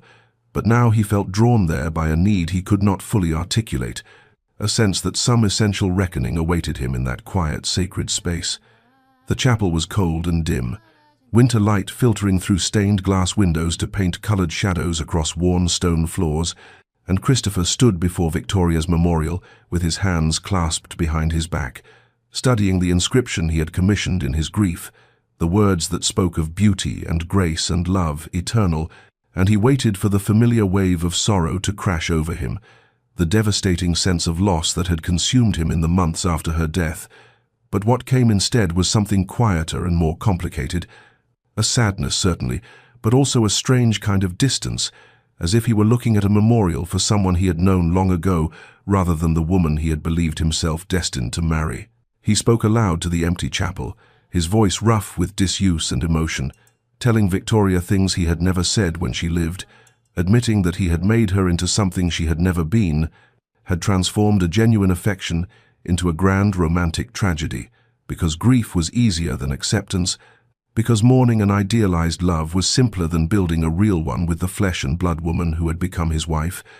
And as the words spilled from him, Christopher understood with devastating clarity that he had been punishing Eleanor, not for failing to be Victoria, but for being real, for being present, for demanding through her very existence that he engage with life rather than retreat into the comfortable fiction of eternal mourning. The realization settled over him like winter frost, cold and inescapable, and Christopher sank onto one of the wooden pews and dropped his head into his hands, finally allowing himself to see the full scope of his cruelty. The systematic way he had denied Eleanor every basic human courtesy, had treated her not merely with indifference, but with active contempt, refusing to look at her as if she were something shameful or grotesque, when the truth was that his refusal had nothing to do with Eleanor herself, and everything to do with his own cowardice, his fear that if he allowed himself to see her, he might have to acknowledge that Victoria was truly gone, and that life continued despite his grief, and that he had married a woman who deserved better than to be a ghost in her own home. He sat in the silence of the chapel as shadows lengthened, and the afternoon wore on, and Christopher made a decision that felt both terrifying and inevitable, acknowledging to himself and to the memory of Victoria that it was time to let her rest. Time to stop using her death as an excuse for his own emotional abdication. Time to try, however imperfectly and however late, to be the husband Eleanor deserved, rather than the monument to grief he had become, though he had no idea how to begin, no template for transformation. Only a bone-deep understanding that when Eleanor returned from Derbyshire, he would have to find the courage to do the one thing he had avoided for 2 years, the one thing that terrified him more than any business venture or social obligation ever had, which was to simply look at his wife, to see her, to allow her to be real to him in all her complexity and humanity. And he practiced there in the empty chapel, lifting his head and trying to imagine Eleanor's face, realizing with shame that he could not clearly picture her features because he had so carefully avoided ever truly seeing them, and the prospect of meeting her gaze felt like preparing to leap from a great height into unknown waters, terrifying and necessary and long overdue. Eleanor's carriage arrived at Ashworth Manor on a crystalline afternoon when winter sunlight made the frost-covered grounds glitter like scattered diamonds, and as the wheels crunched over the gravel drive, she felt a curious mixture of emotions. Relief at returning to familiar spaces mingled with a subtle reluctance to re-enter the cold architecture of her marriage, though she reminded herself that the marriage had changed for her, even if it remained unchanged for Christopher, that she had found her own peace and her own purpose, and no longer needed his acknowledgement to feel whole. And as the footman handed her down from the carriage, Eleanor held her head high and her shoulders back, wearing the confidence she had cultivated during her fortnight away like invisible armor. What she did not expect was to find Christopher standing in the entrance hall, not sequestered in his study as he invariably was during her comings and goings, and the sight of him waiting there stopped Eleanor momentarily in the doorway, her careful composure faltering for just an instant before she recovered and moved forward with measured grace, and she saw him shift his weight slightly as she approached,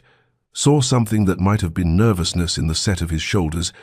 and when he attempted to look at her, she watched his gaze travel upward from the marble floor to the hem of her traveling dress to her waist, and then falter, skittering sideways to fix on some point beyond her shoulder, and Eleanor felt a flash of something that might have been disappointment or might have been vindication, for even now, even after 2 weeks of absence, he could not manage the simple human courtesy of meeting her eyes. Christopher's voice when he spoke was rougher than she remembered, lower somehow, as if disuse had changed its timbre, and he said, "Welcome home, Eleanor," using her given name for what she realized might be the first time since their wedding day, and the sound of it in his mouth was so unexpected that Eleanor felt her prepared coolness waver slightly, but she steadied herself and replied with perfect formality, "Thank you, Your Grace." The journey was pleasant, keeping her tone neutral and polite, the voice one might use with a distant acquaintance rather than a husband. She watched his hands clench and unclench at his sides, watched his gaze drift downward to her hands, where she held her gloves and reticule, and she saw the exact moment when his eyes fixed on her left hand, saw his whole body go still as he registered the absence of her wedding ring, the bare fourth finger with its pale band of skin that remained as evidence of what had been worn there for 2 years, and Eleanor felt a perverse satisfaction at his reaction, even as something in her chest tightened at the visible shock that crossed his features, the way his breathing seemed to catch, and his jaw tightened as if he were experiencing physical pain. The silence stretched between them in the grand entrance hall, while servants moved discreetly around them carrying her luggage, and Eleanor waited with the patience she had learned through 2 years of being ignored, wondering if Christopher would speak again or if this unprecedented attempt at welcome had exhausted his capacity for engagement. And when he finally managed to form words, they came out halting and uncertain. "Did you have a pleasant visit with your sister, Cole?" And Eleanor responded with cool civility about Caroline's health and spirits and the amusements of Derbyshire society, answering his question thoroughly while offering nothing of her inner experience, nothing of how the visit had strengthened her resolve or deepened her understanding of her own worth. And as she spoke, she watched Christopher's continued inability to look at her directly, watched him struggle with something she could not name. And when she finished speaking, she excused herself with flawless courtesy, saying she needed to rest from the journey, leaving Christopher standing alone in the entrance hall, with his failed attempt at connection hanging in the air between them like smoke. The morning after Eleanor's return, Christopher appeared at the breakfast table for the first time in their marriage, arriving before she did, and waiting with barely concealed nervousness as she entered the room, her composure faltering only slightly at the sight of him, seated there with a cup of tea cooling before him, untouched. And when she took her place at the opposite end of the long table, he cleared his throat and asked, with an awkwardness that was almost painful to witness, whether she had slept well after her journey, and Eleanor responded with careful courtesy that she had, "Thank you," her tone suggesting she was speaking to an acquaintance rather than a husband, and Christopher felt the distance between them like a physical thing, a chasm he had spent 2 years excavating and now found himself desperate to cross, though he had no idea how to begin building a bridge. Over the following days he continued appearing at breakfast, asking questions about her painting with genuine if fumbling interest, and Eleanor answered with guarded politeness, clearly confused by this sudden attention, her responses thorough but revealing nothing of her inner thoughts, and Christopher found himself frustrated by his own limitations,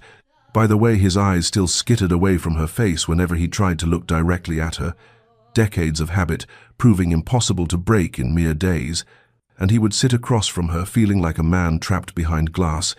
able to see the shape of what he wanted, but unable to reach it. He began leaving small gestures of apology and interest, scattered through her days like breadcrumbs, commissioning fresh flowers to be placed in her studio each morning, lilies and winter roses that filled the space with subtle fragrance, and having his secretary acquire books he thought might interest her based on the volumes he had seen in her chambers, poetry and philosophy, and novels by lady authors, items he left on her desk without explanation, and he requested her presence at dinner, not through servants but by asking her himself, appearing at her studio door in the late afternoon and speaking to the frame rather than to her, saying he would be honored if she would join him for the evening meal, and Eleanor agreed each time with formal graciousness, her acceptance feeling more like an obligation discharged than a desire fulfilled. At these dinners, Christopher attempted conversation, asking about her sister's family and her charitable work and the paintings she was creating, and Eleanor responded with the same careful politeness she had shown since her return, her words correct and her manner impeccable, but her true self held carefully beyond his reach, and Christopher understood with growing desperation that he had taught her too well to be invisible, had spent 2 years training her not to expect anything from him, and now his fumbling attempts at connection must seem either incomprehensible or suspect, possibly even cruel in their own way, like a cat playing with a mouse it has already wounded. He found himself thinking about her constantly, this woman he had ignored so thoroughly, wondering what thoughts moved behind her careful expression, what dreams she harbored, what she felt when she looked at him now, with those cool, measuring eyes that saw him clearly, even though he still could not bring himself to meet them. And the irony was not lost on Christopher, that for 2 years Eleanor had been desperate for his attention while he withheld it, and now he craved her regard while she offered him only polite disinterest, and he recognized this reversal as a justice he had earned, but that did not make it any easier to bear, did not ease the growing ache in his chest every time she thanked him formally for the flowers or the books, her gratitude perfectly executed and completely devoid of warmth, the gratitude one offers a stranger for holding open a door rather than a husband attempting to repair a shattered marriage.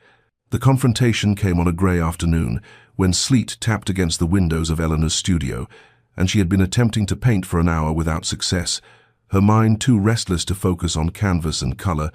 too occupied with the strange metamorphosis occurring in her marriage,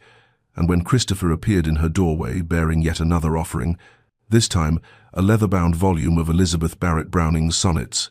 Eleanor set down her brush with deliberate care and turned to face him directly, her voice steady and clear when she said, "Christopher, we need to speak plainly about what is happening here," and she watched him freeze in the doorway,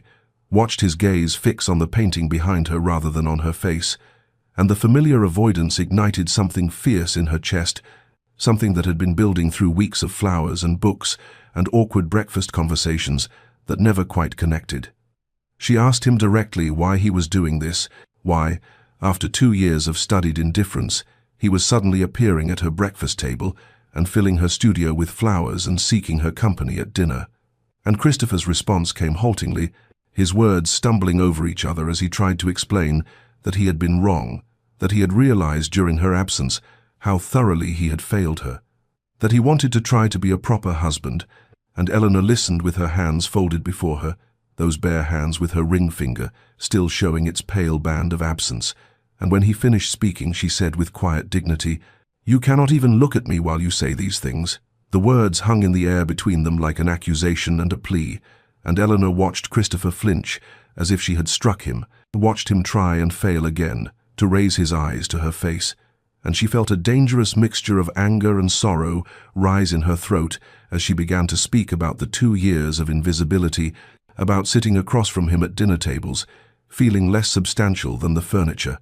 about speaking to him and receiving grunts or silence in return, about slowly disappearing in her own home until she was little more than a ghost haunting the corridors of Ashworth Manor. She told him about the nights she had lain awake, wondering what was wrong with her that her own husband could not bear to look at her, about the gradual erosion of her self-worth, about the careful reconstruction of her dignity that had required her to stop seeking his approval and start seeking her own. And Christopher stood motionless in the doorway, listening to this litany of his cruelties with his jaw tight and his hands clenched at his sides. And when she paused, he said, his voice rough with shame, "I am sorry, Eleanor. I am deeply, profoundly sorry for the pain I have caused you." But Eleanor shook her head slowly and replied that apologies were not enough, that she would not accept half measures or symbolic gestures, that if he truly wanted to repair what he had broken, he needed to actually change, and not just perform change while maintaining the same careful distance he had always kept. She told him then about removing her wedding ring, about the morning she had slipped it off her finger and placed it in her jewelry box, about what that act had meant, the reclamation of herself from a marriage that had never truly acknowledged her existence, and she saw Christopher's eyes drop again to her bare hand, saw something that looked like anguish cross his features, and she said softly but firmly that she would not put that ring back on for gestures and pleasantries, that she deserved a husband who could look at her, who could see her, who could acknowledge her as a living, breathing person rather than an inconvenient reminder of duty, and if he could not offer her that, then she would prefer he return to his previous indifference rather than torment them both with this awkward pretense of connection. That evening, Christopher found himself walking through the manor with no destination in mind, his feet carrying him through corridors and down staircases until he emerged into the garden, where twilight was surrendering to full darkness, and the air held that electric quality that precedes a storm, and he saw Eleanor standing near the fountain, with her shawl drawn tight against the rising wind, her face turned upward toward the roiling clouds, and something in Christopher's chest cracked open like ice breaking in spring thaw, some final resistance shattering under the accumulated weight of his loneliness and shame and desperate longing, and he walked toward her without conscious decision, his feet moving across the gravel path, while thunder rumbled in the distance and the first fat drops of rain began to fall. He stopped 3 paces from her, close enough to see the way the wind caught strands of her dark hair and pulled them free from their pins, close enough to hear her breath, and Eleanor turned toward him with surprise written across her features, and Christopher felt his heart hammering against his ribs as he forced himself, truly forced himself with every ounce of will he possessed, to raise his eyes from the ground and look at her face, to actually look at his wife's face for the first time in their 2 years of marriage. And the world seemed to tilt and realign as his gaze met hers. She had grey eyes, he discovered, grey eyes with flecks of blue like storm clouds shot through with lightning, and they were looking back at him with a mixture of wariness and shock, and something he could not quite name, and her face was not the face he had imagined in the rare moments when he had allowed himself to think about her features. It was better and more complex and more beautiful, with high cheekbones and a mouth that held both strength and softness, and there was intelligence in those eyes, and pain, and a hard-won dignity that he had forged through his neglect, and Christopher felt the full weight of 2 years of blindness crash over him like a wave, felt the enormity of what he had refused to see, this remarkable woman who had lived in his house like a ghost because he had made her one. Eleanor stood perfectly still under his gaze, rain falling harder now and soaking through both their clothes, and Christopher saw her throat work as she swallowed, saw vulnerability flash across her features before she could mask it, and he understood that this moment was costing her something, that allowing herself to be truly seen by him after so long required a courage he was not sure he possessed, and the knowledge of her bravery unmanned him completely. He said, his voice rough and breaking, "Eleanor, I see you. God help me. I finally see you, and you are extraordinary." And the words came pouring out of him without elegance or planning, a raw confession that he had been a coward and a fool, and that he had hidden from her, because looking at her would have required him to acknowledge that Victoria was truly gone, and that he had a living, breathing wife who deserved his attention and his respect and his heart, and that he had been cruel beyond measure, and that cruelty had been deliberate, a choice he had made every day for 2 years, and he could not undo it. But he wanted desperately to do better, to be better, if she would give him the chance. Eleanor's eyes filled with tears that mingled with the rain on her cheeks, and Christopher felt his hands rise of their own accord, hovering near her face with the desperate desire to comfort her, to touch her,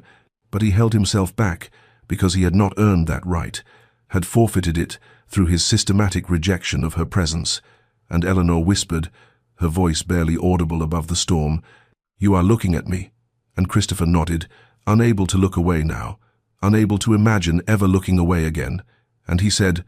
"I am looking at you, and I am sorry. I am so deeply sorry for every moment I refused to do so." And Eleanor reached up slowly and caught one of his hovering hands in both of hers,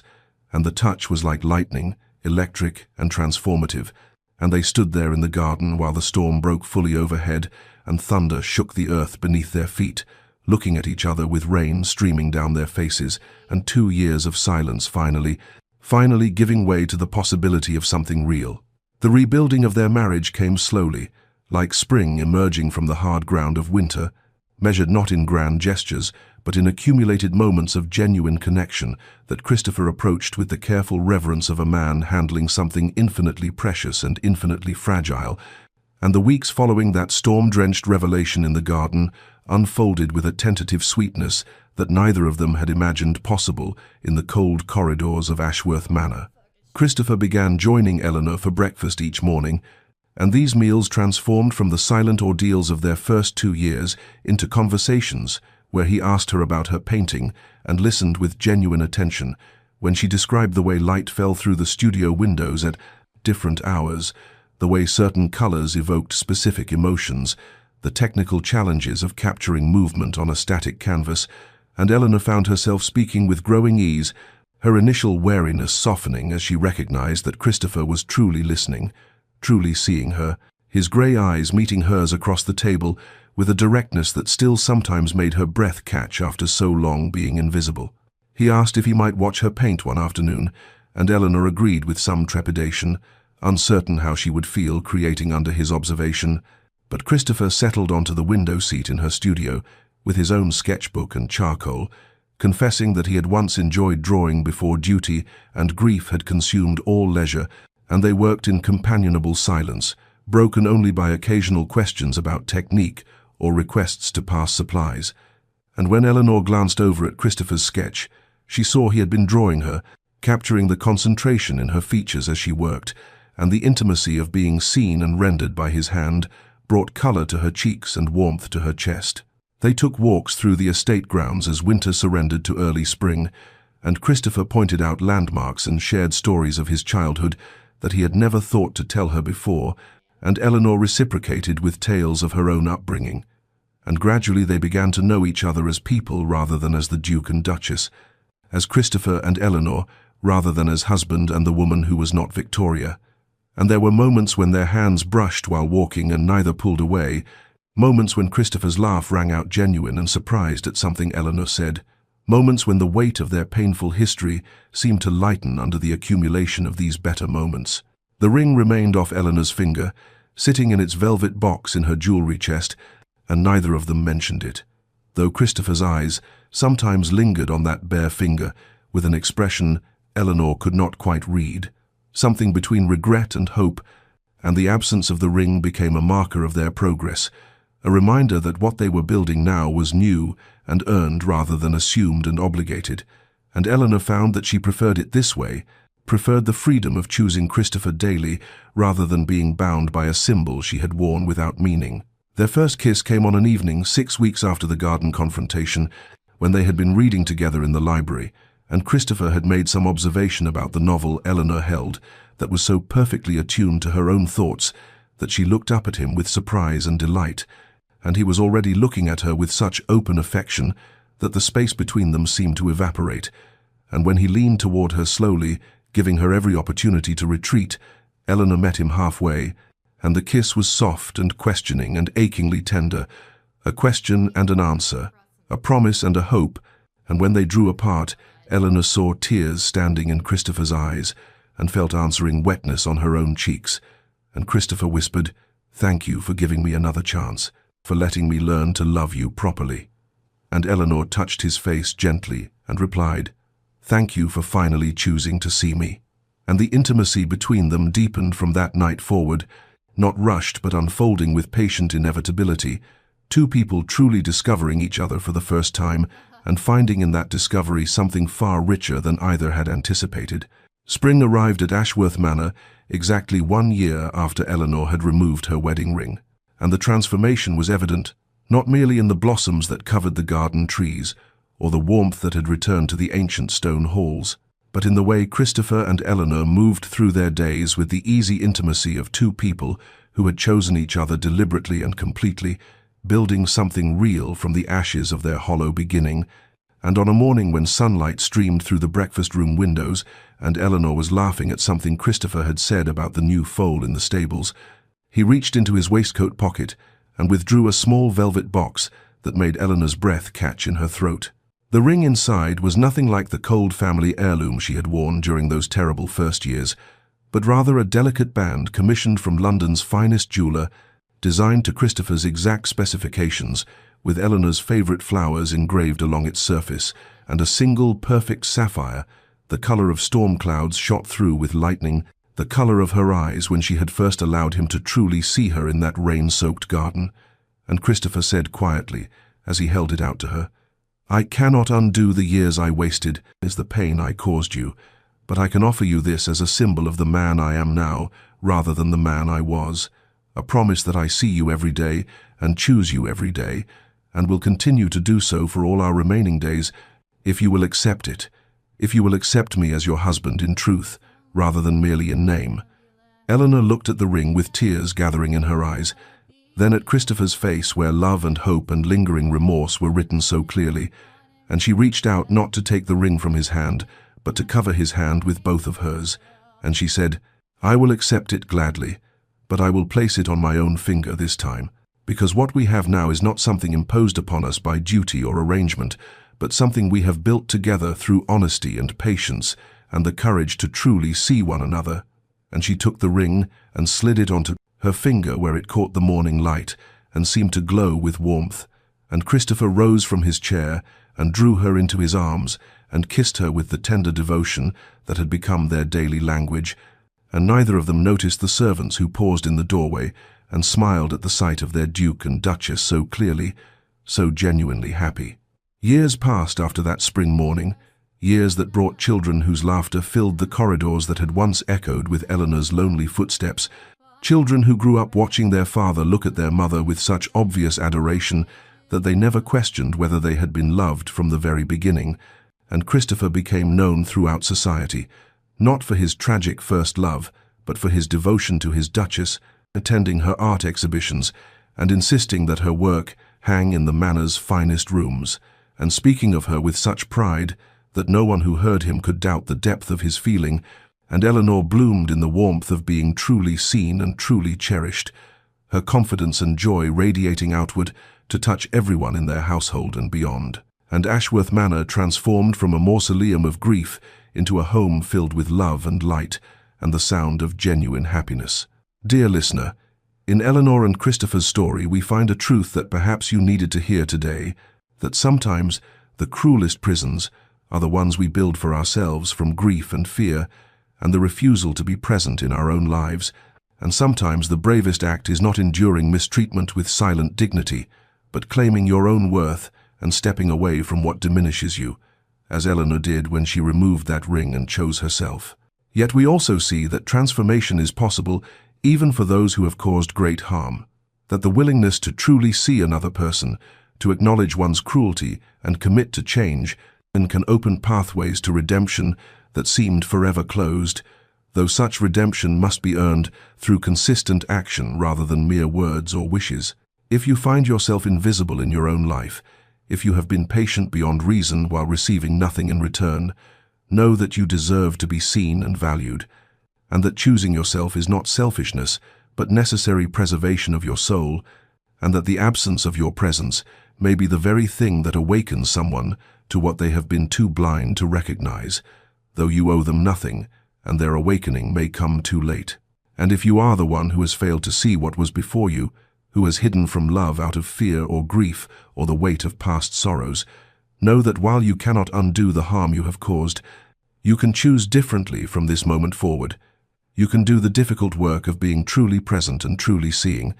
and that such work, sustained with genuine commitment, can create something beautiful from even the most painful beginnings. May you find the courage to be seen and the wisdom to truly see. May you choose yourself when necessary and choose love when possible. May you build relationships founded on genuine recognition rather than obligation or illusion.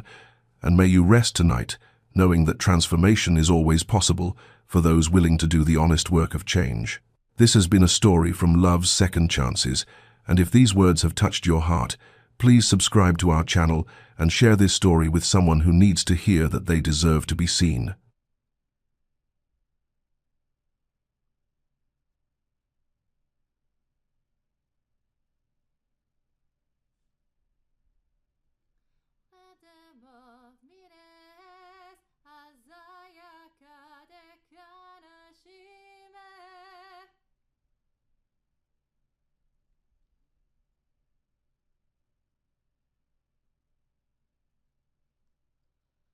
Oh shit, alright.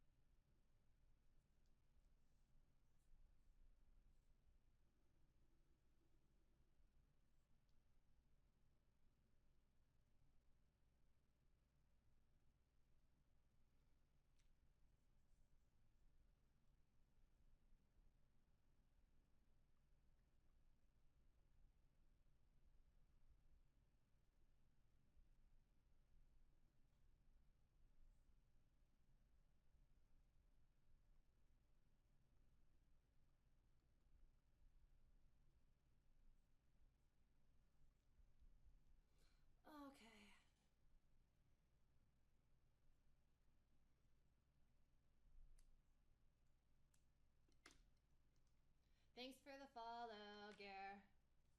Granado.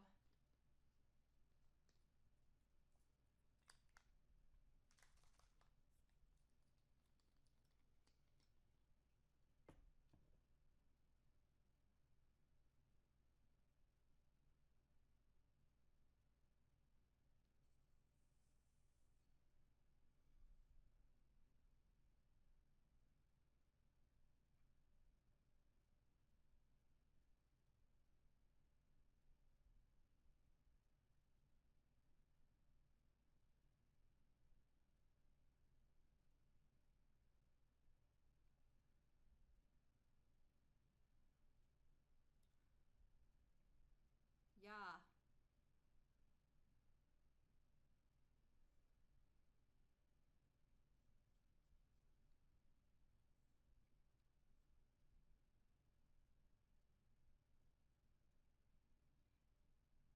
It's in the black and pink hut.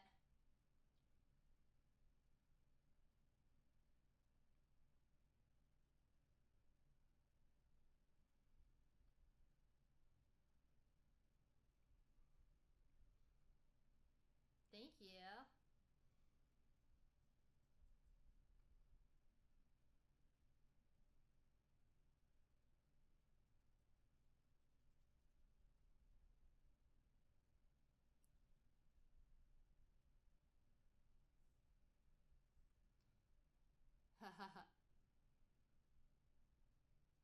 Pink is perfect on this one.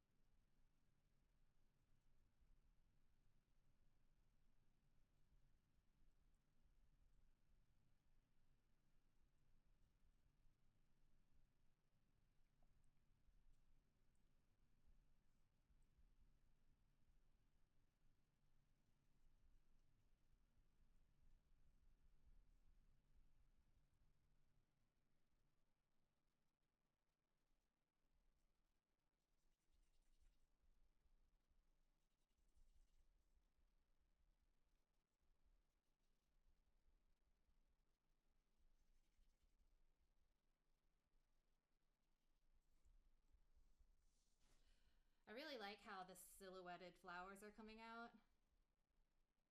And by silhouetted, I mean like the base for like the pink flowers and stuff. It looks really good.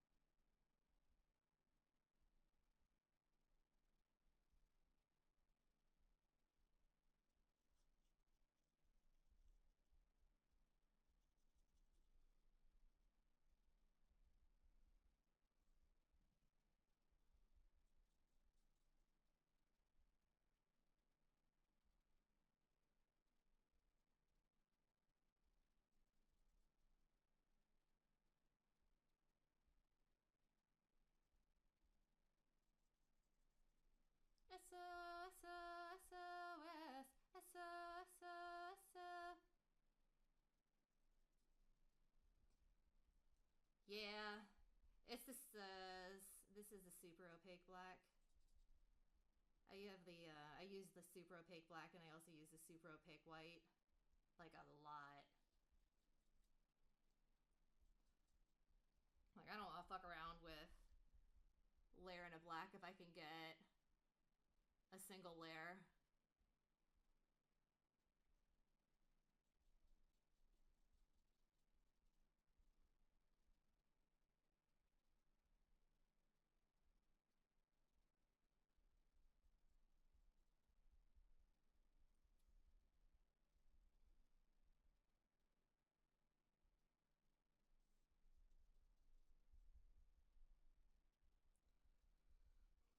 The fucking super opaques that Holbein put out are so fucking good. Super useful.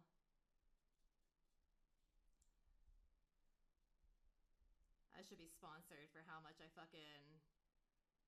hawk that shit.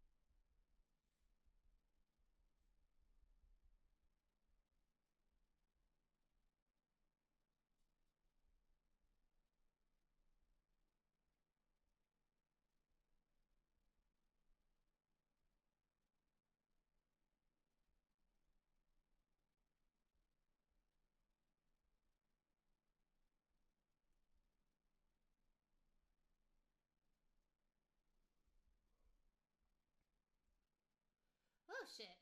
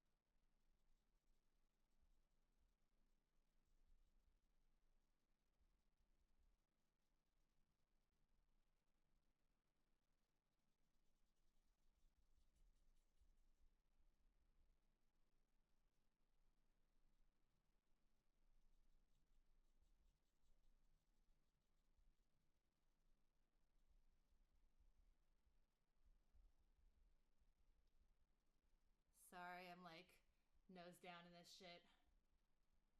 Oh, man. I'm really glad that they like it.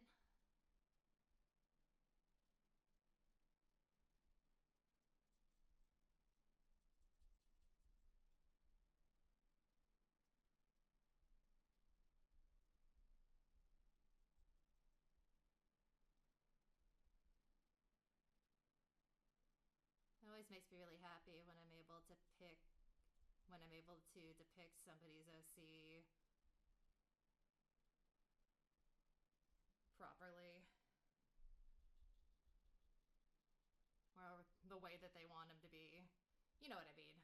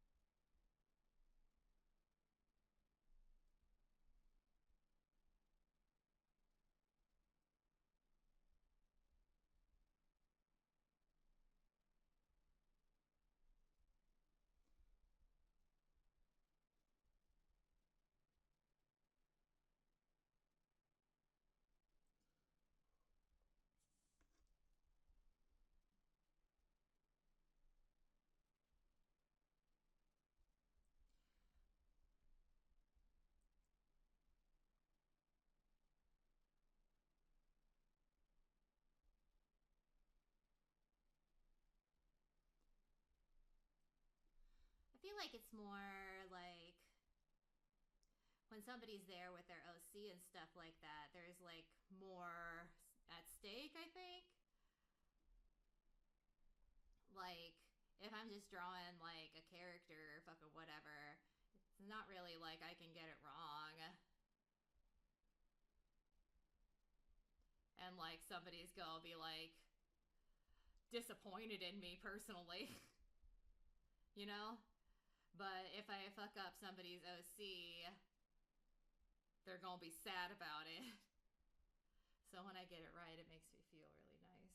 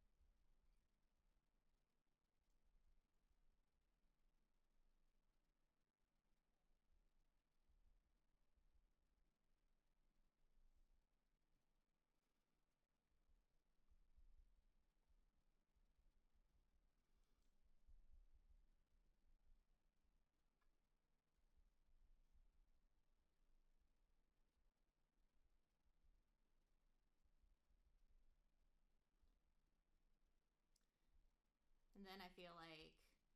the more that you draw that character for that person or whatever, the more that you, I don't know, get to know that character and therefore get to know that person.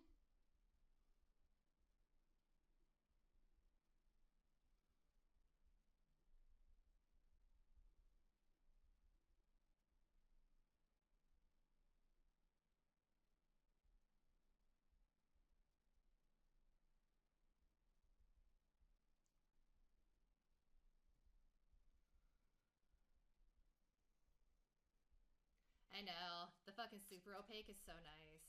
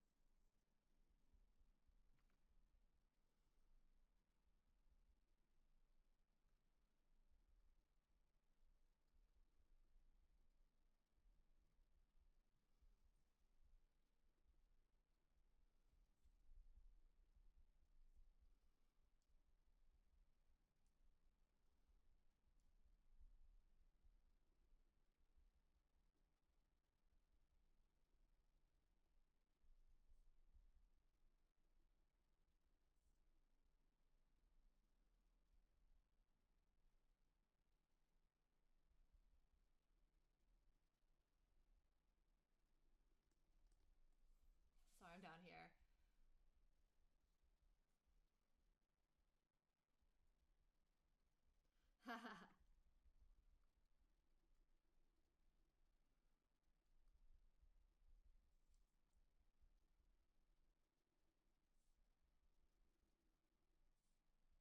I think I was looking forward to Zoisite and Kunzite.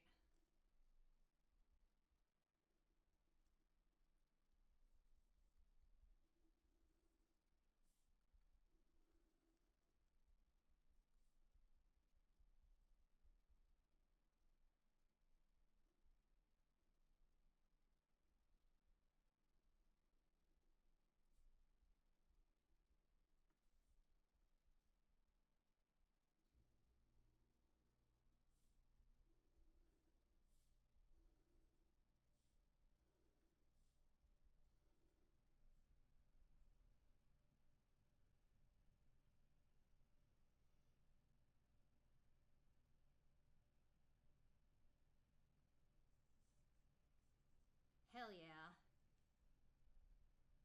Both good options.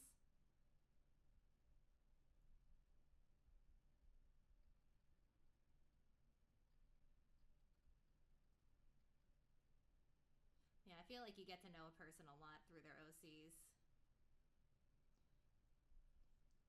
The kind of characters a person creates says a lot about them. The things that they're going through and the things that they are experiencing. The things that are important to them.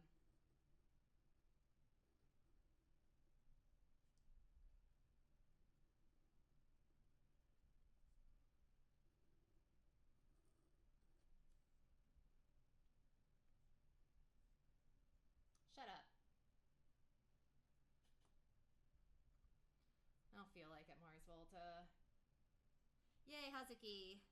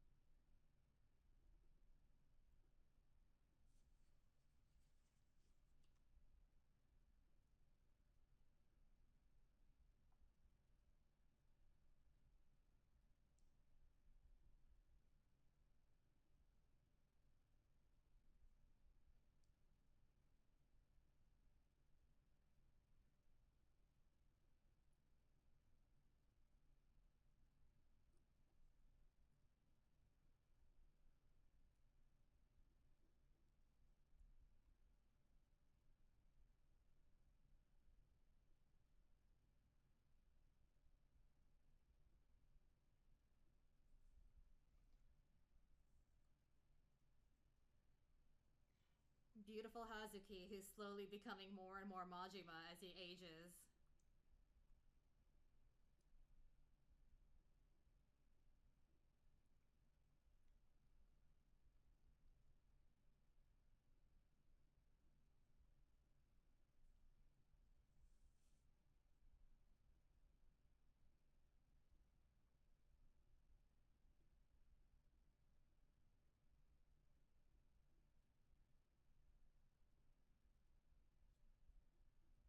We're doing a few wisteria bunches today.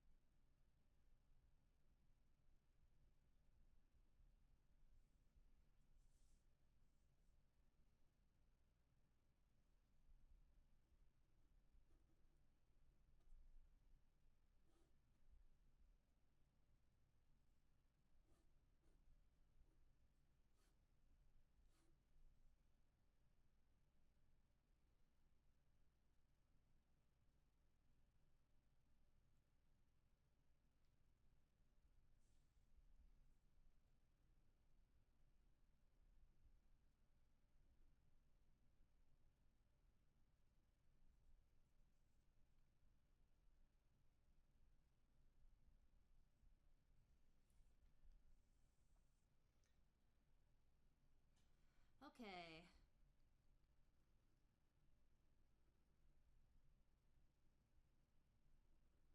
It's almost time for Flower Hell.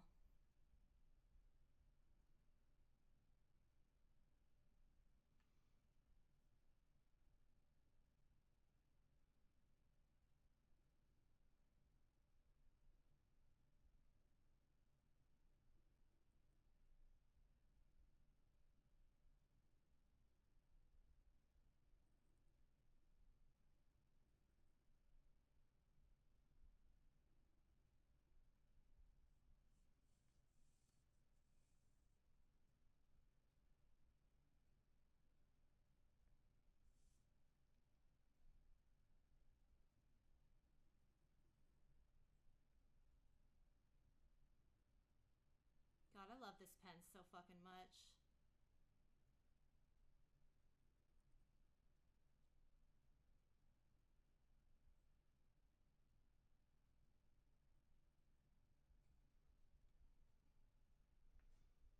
I know, I know.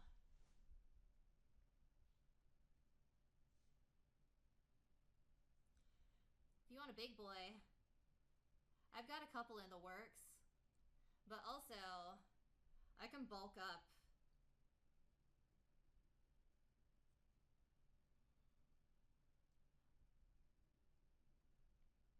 There's like that shattered glass pose. That's like a little bit on the stronger guy side. In the same way that like I've used like the male poses for like female characters and stuff, you can use a twink as a fucking wireframe for a big boy.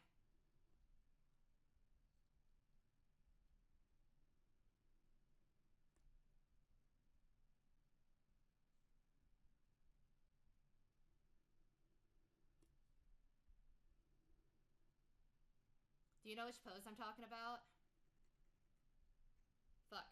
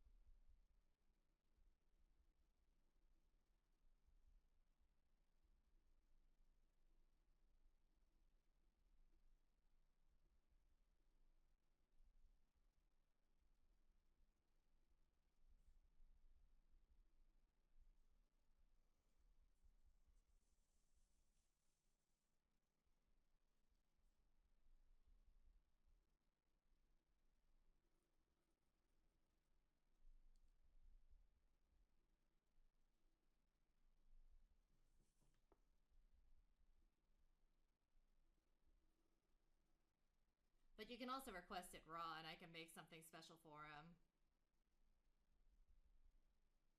If it needs to be like a real big boy.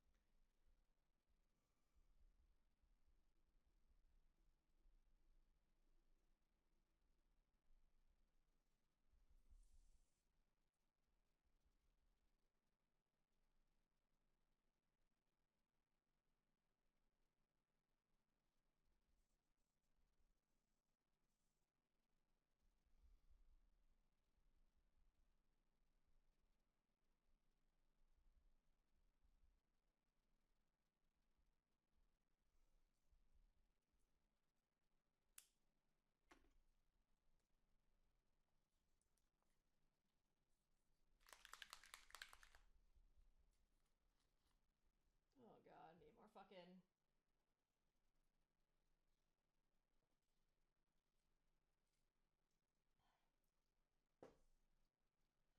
I guess the ginger's not very strong, so I guess it's okay.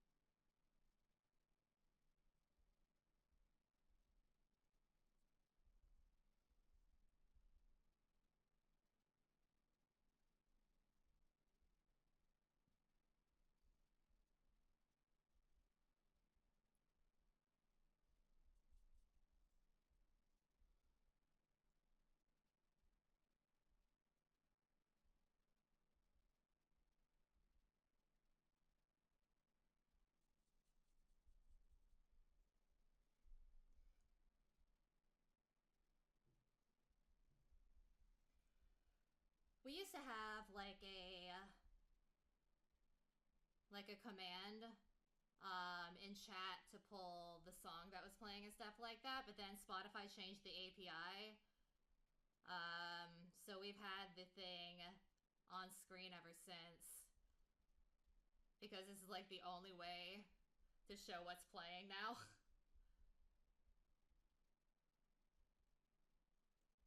I don't know, if they started like being able to like show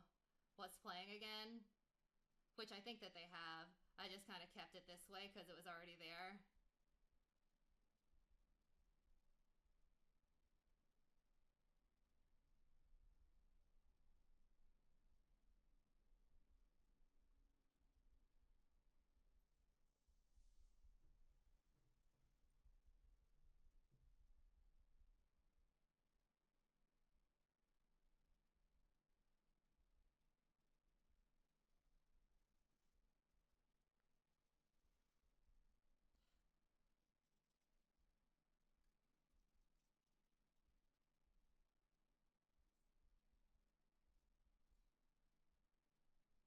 like it though. I made it so he plays like the little videos and stuff like that when they have them.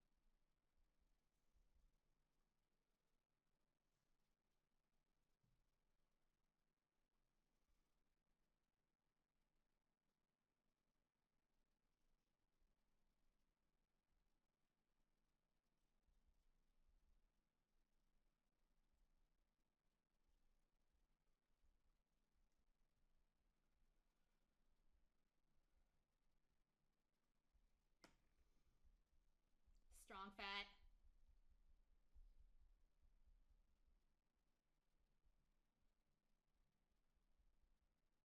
Oh shit.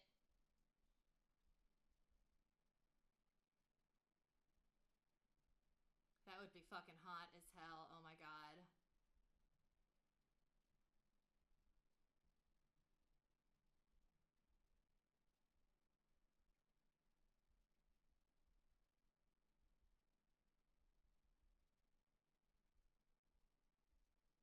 Oh shit, fuck. Whatever, I'll fix it later.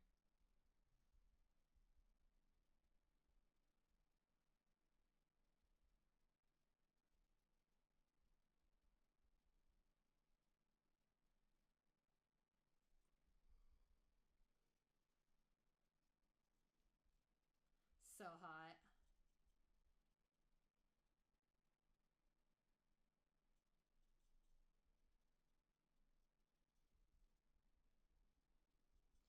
Don't lose sight, bro. Either way, give a fuck. I don't give a fuck what you think. Kiri shitane. Oh. 頭がくるくるした力をくれ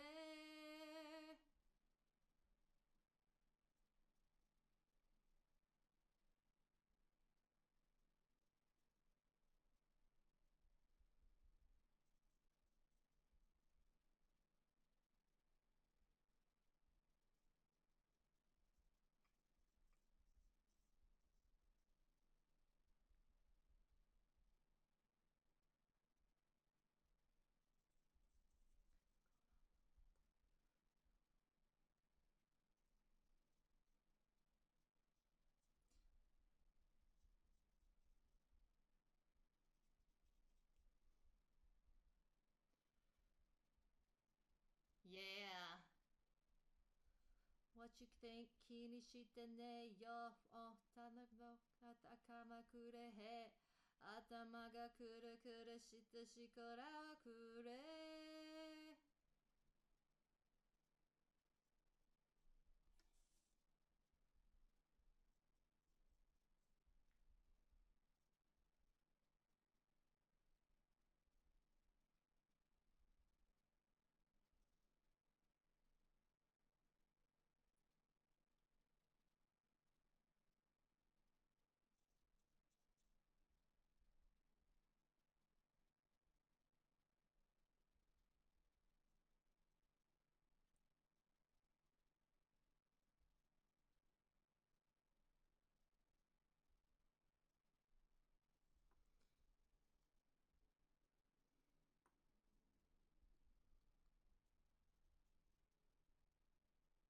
Oh my god, so much flower hell about to happen.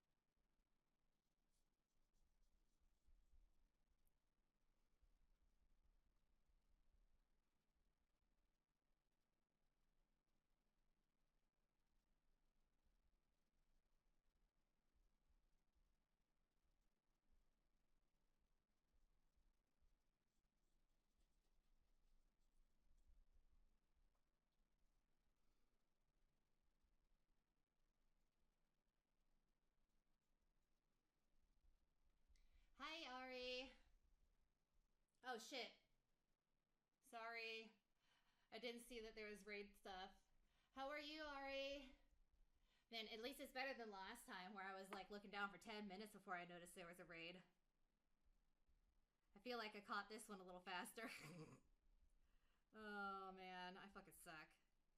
How was your stream, Ari?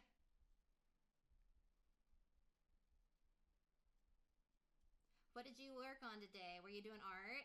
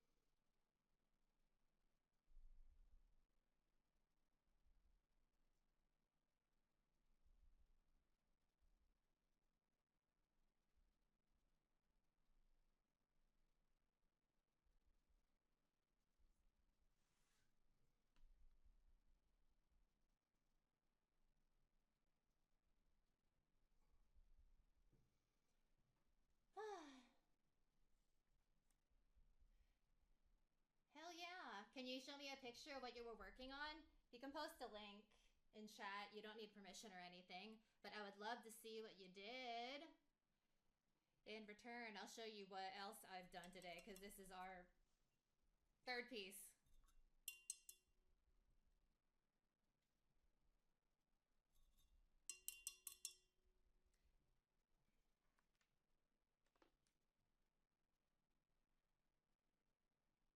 Hell yeah, post your Instagram then. That also works. Oh, my body. Ugh. Before we did this piece here. Yep, third piece today. I'm on a marathon.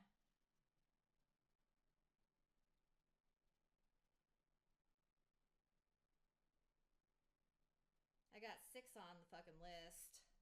So theoretically. Okay.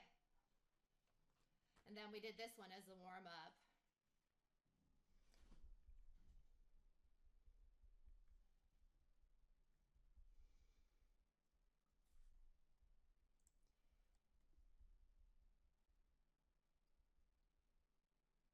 Aww.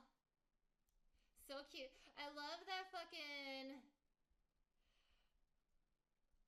The creature from the Brat Lagoon. That's so cute.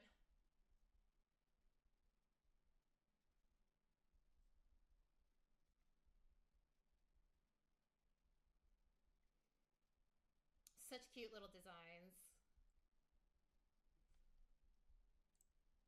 Fuck yeah. So yeah, that's what we're doing. I'm about to fucking embark on a flower hell adventure. Go back in there. Go in the. Oh god, hold on. Sorry.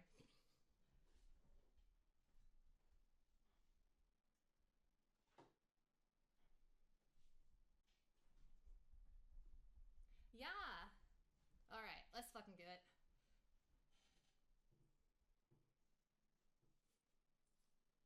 Well, I guess I should fucking.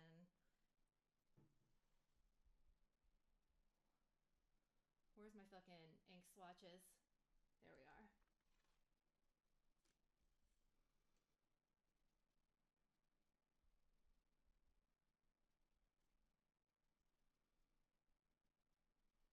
I should probably just do a fucking.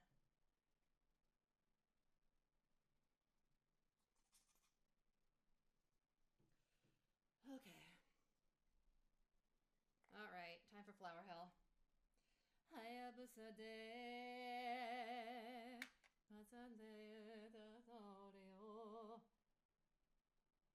All right, you ready for some flower hell?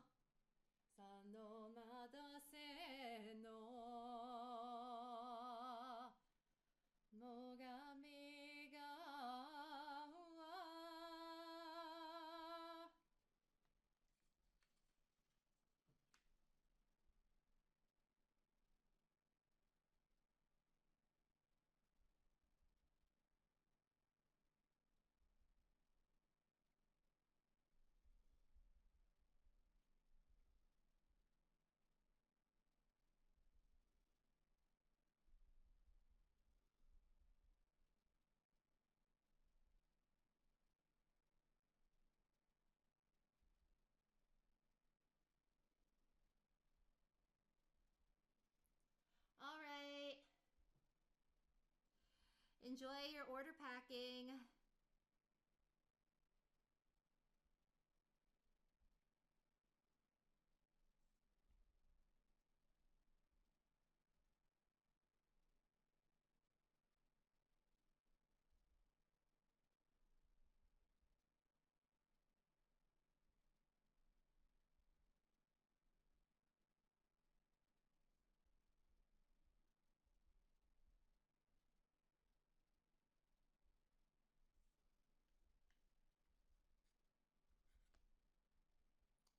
It's always work shit.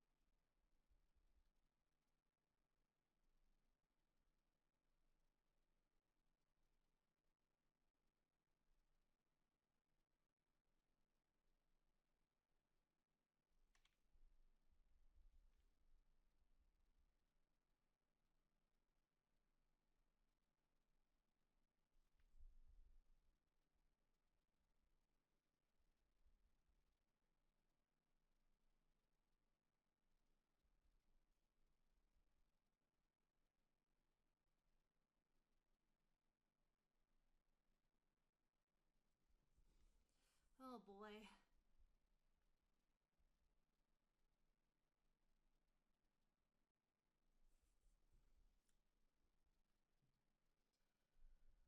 Oh my god.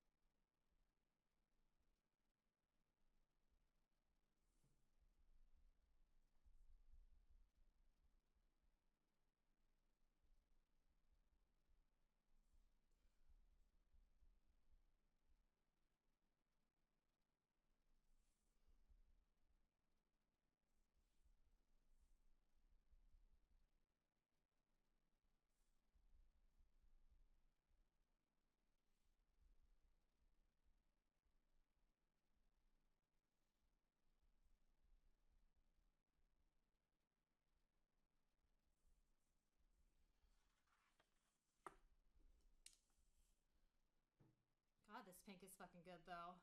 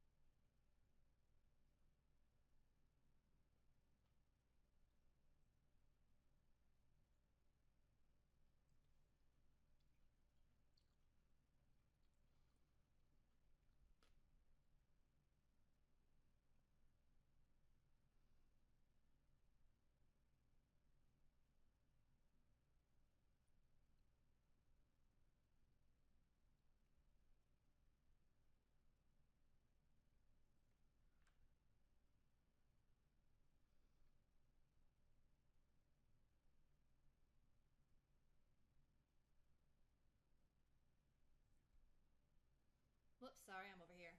My bad. Sorry about that.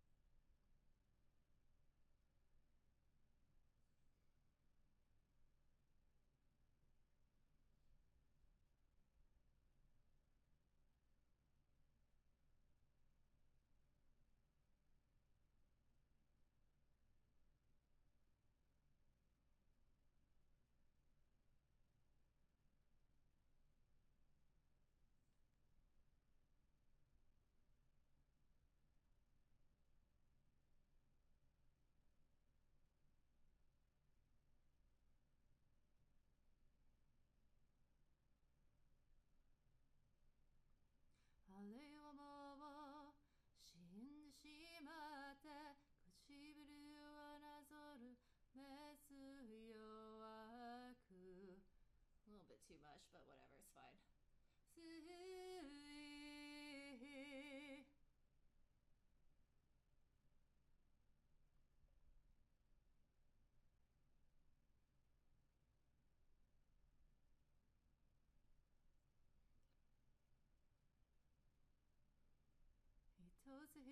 す花そうここにいる泣きたいでもなさらないでも一度だけ許してみよう俺は雨ます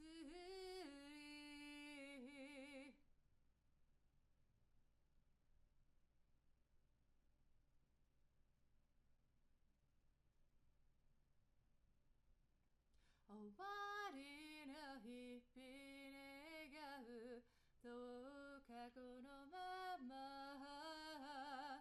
笑顔で休むように忘れるようにただ君だけが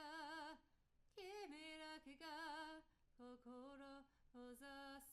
むように光の中行くことを願うばかり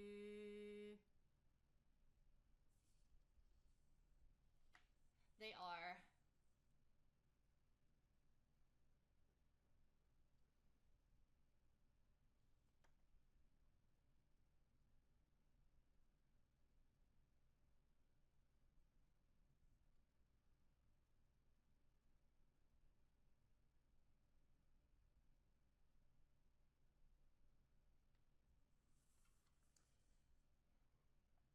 They're like my go-to flower hill flower because they're very full. And I feel like when you paint them, they're really impressive looking. But I've got them like so down.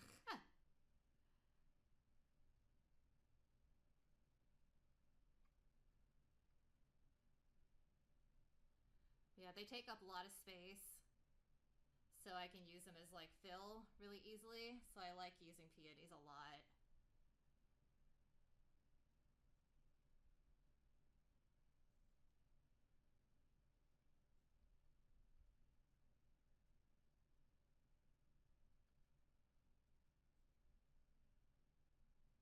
So そうかしながら終わりの日々願うどうかこのまま笑顔で休むように忘れるようにただ君だけが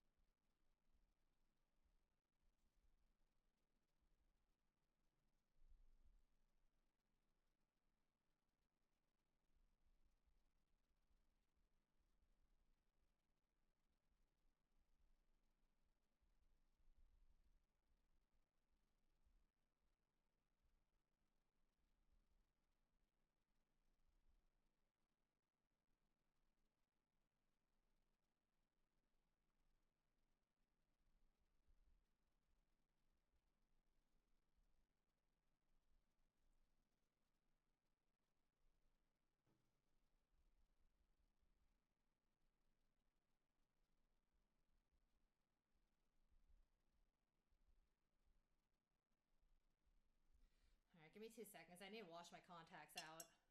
They're being fucking assholes right now.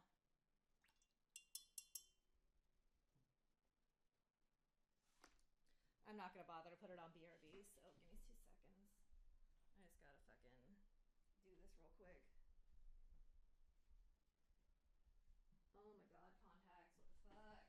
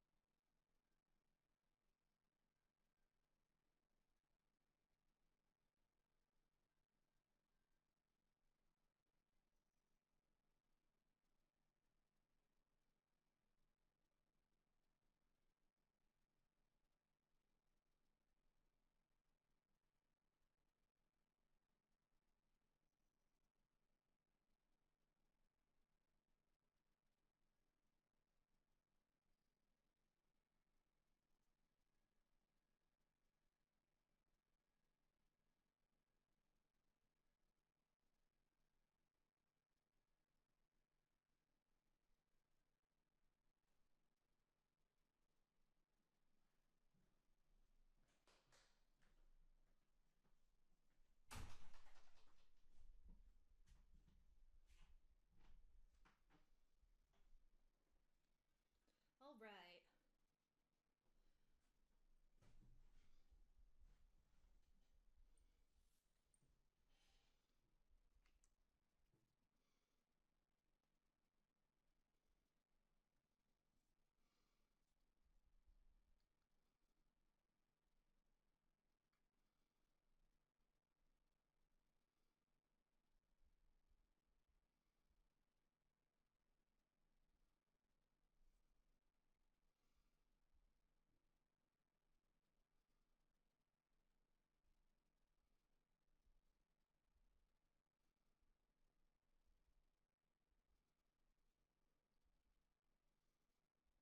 My eyes feel so much better. Stupid fucking contacts.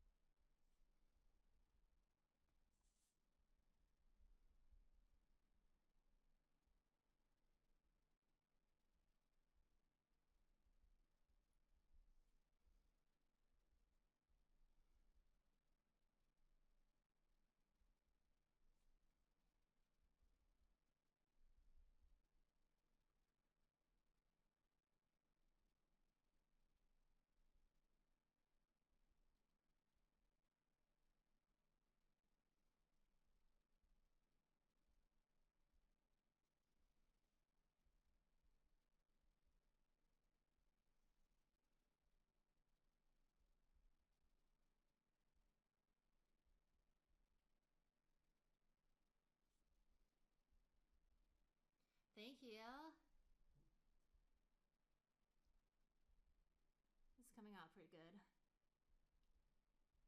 Just keep my head down, fucking doing flower hell.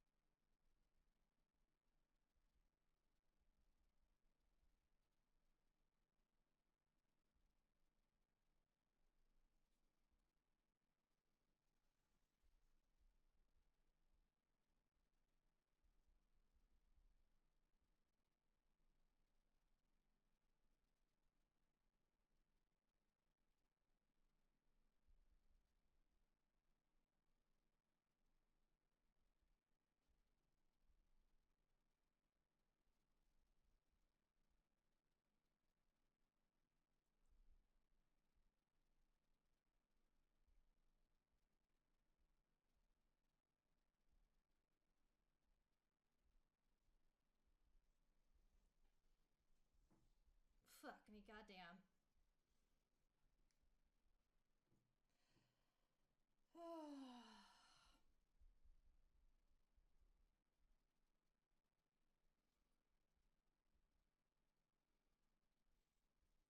it's been a while since we did some wisteria.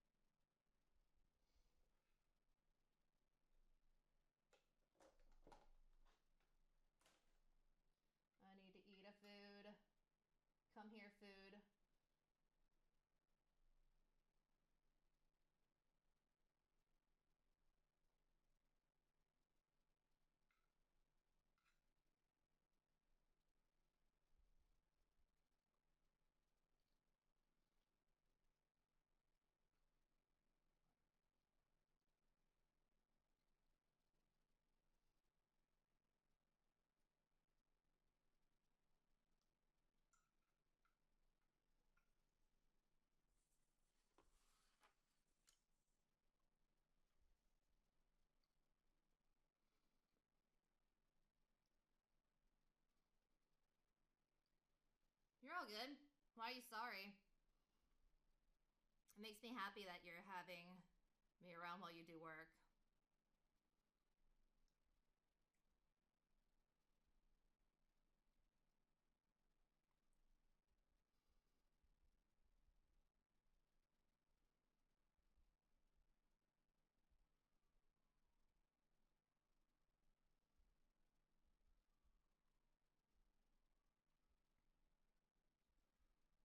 Let's all be productive together.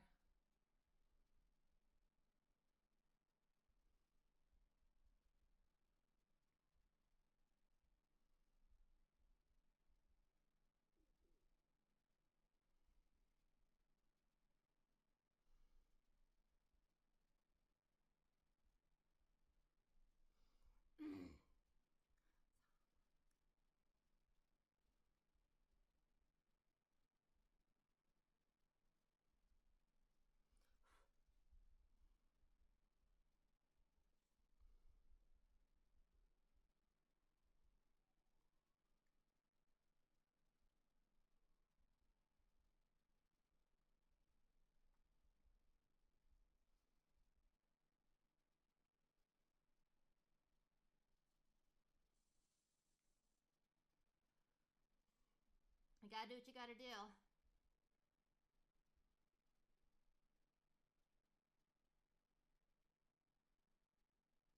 Don't worry about me. If you gotta focus on your art, then focus on your art. Somebody else will talk to me, I'm sure.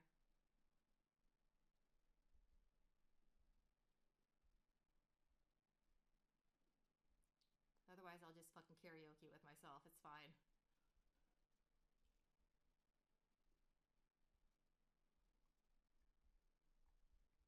As I like to do.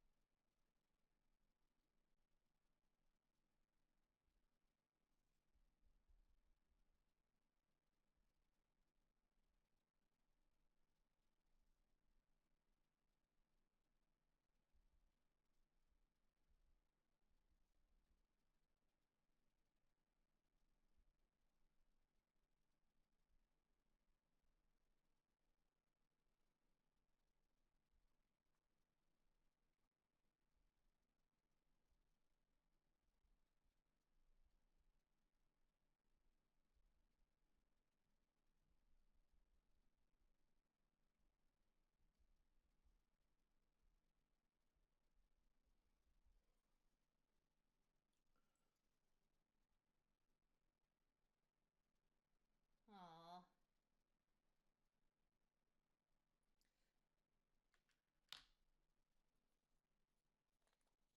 Just do your best. That's all you can do.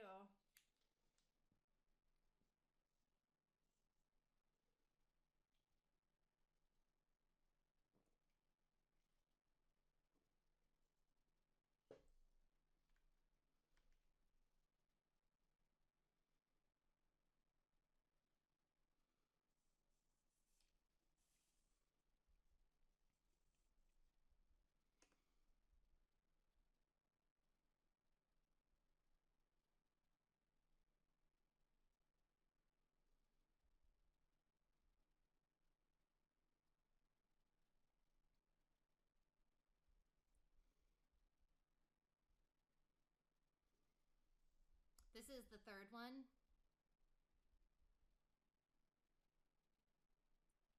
Are you looking for a specific one? Or waiting for me to do a specific one?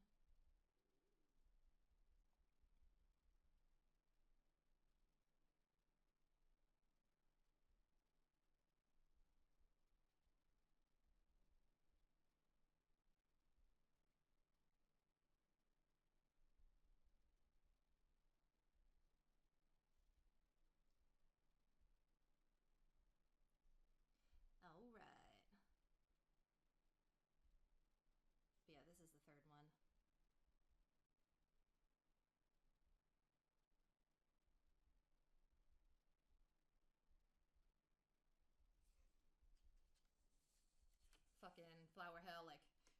crazy. Alright.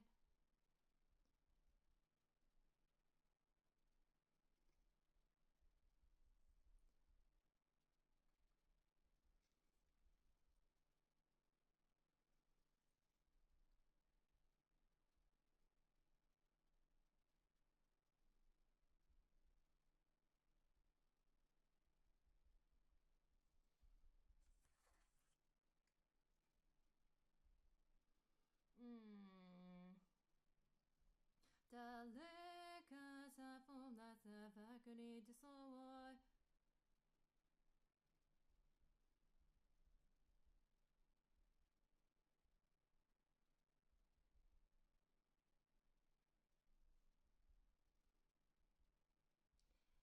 Yeah. I've never done the wisteria straight into paint like this, so I'm glad that it turned out okay. I just gotta do it again.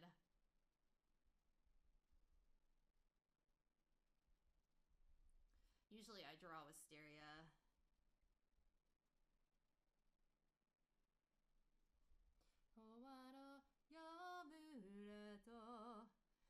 But I guess it's not that much different than drawing it out. If we know the structure from drawing it, then we can really figure out the fucking structure to paint it. Right? Yeah.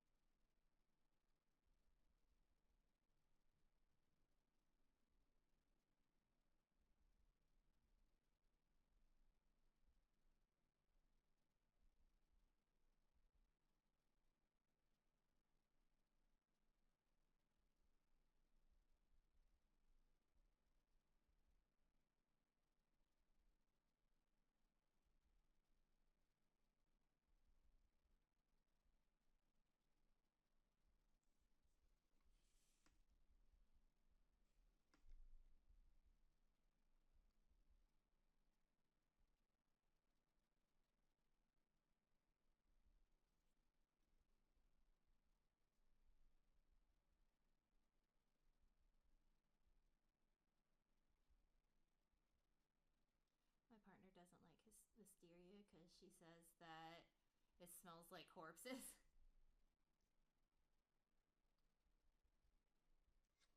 I don't think I've ever sniffed, like, I've ever smelled wisteria.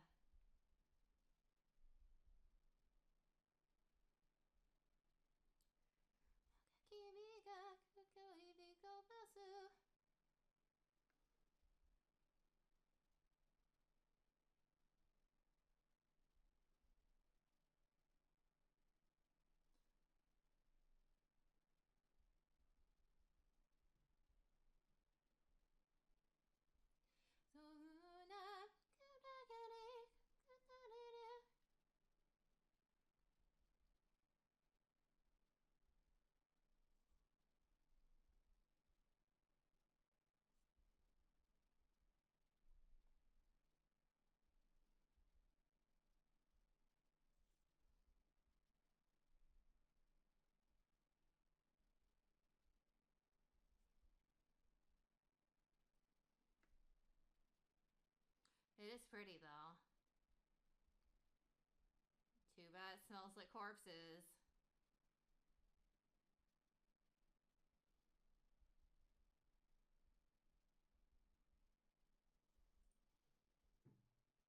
Ugh.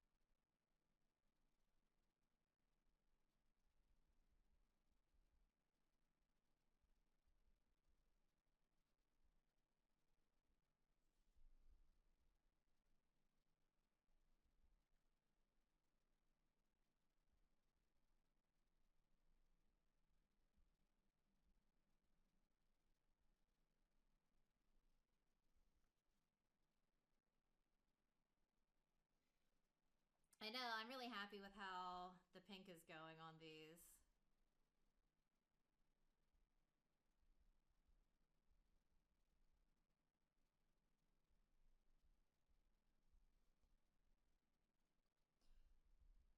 This is like the perfection of my vision. Like exactly how I wanted it.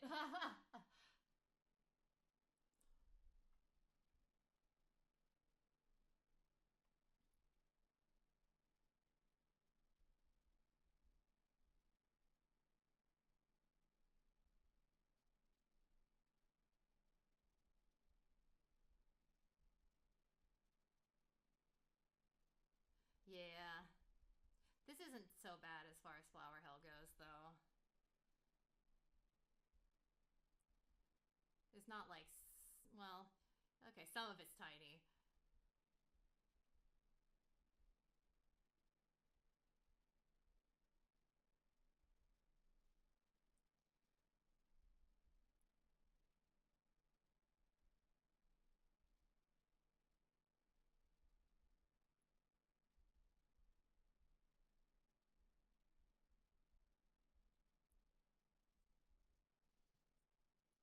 Oh, shit. Look at that flower hell. Yeah, get some. Look how fucking good that looks. Yeah.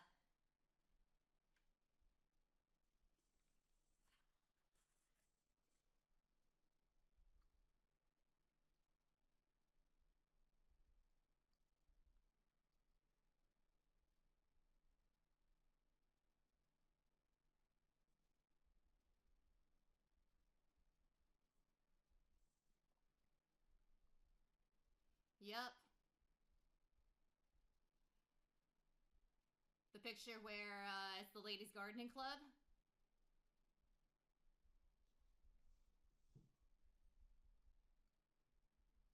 That was fucking difficult flower hell too, because it was like the Cloyson looking flowers.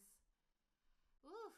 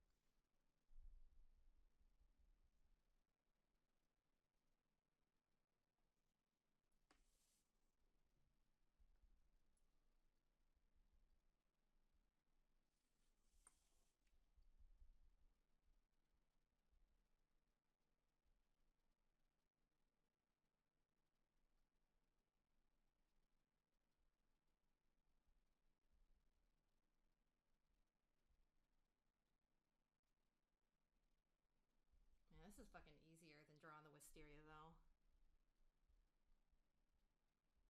It's not like exactly, but I think I like it.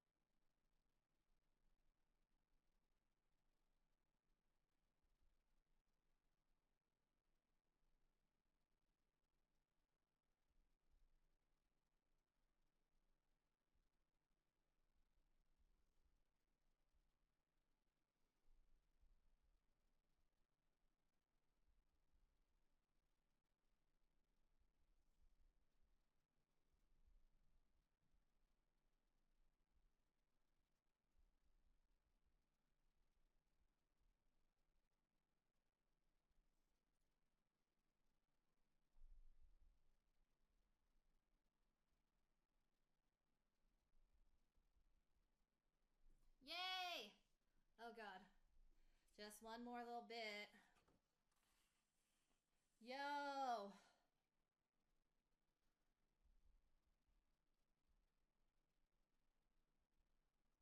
Look at all this goddamn flower hell. You went away for a little while and you came back to this fucking shit? God damn.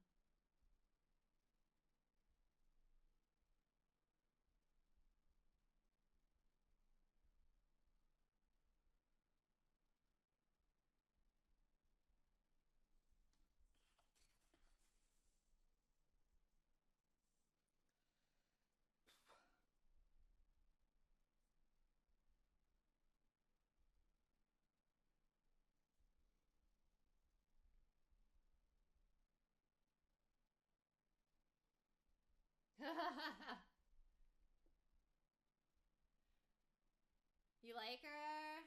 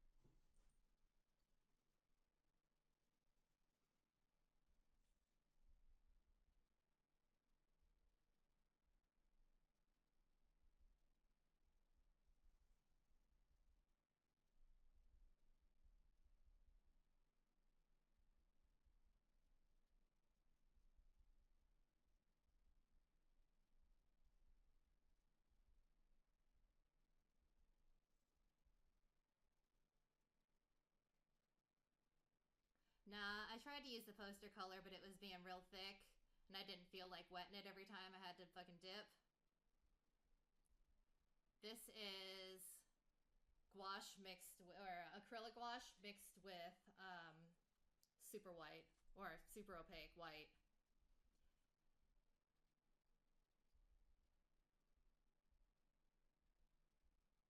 Yeah, it's Holbein acrylic gouache opera with super opaque white mixed in to make it liquid. Look at it.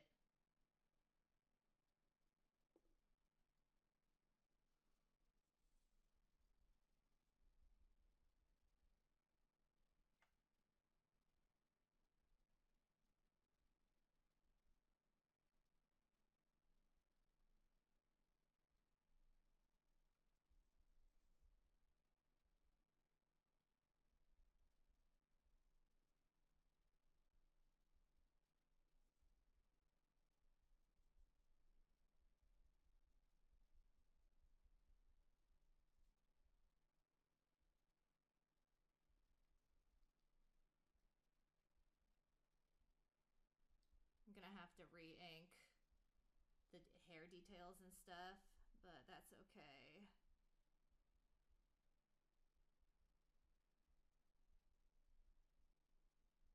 Oh shit, fuck.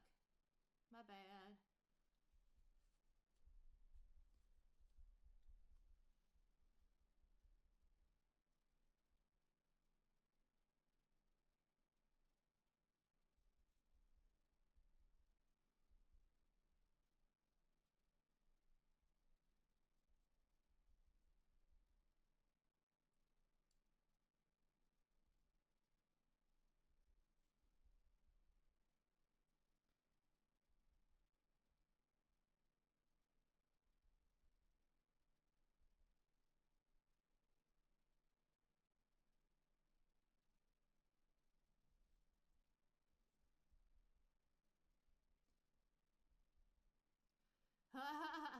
Don't drink it.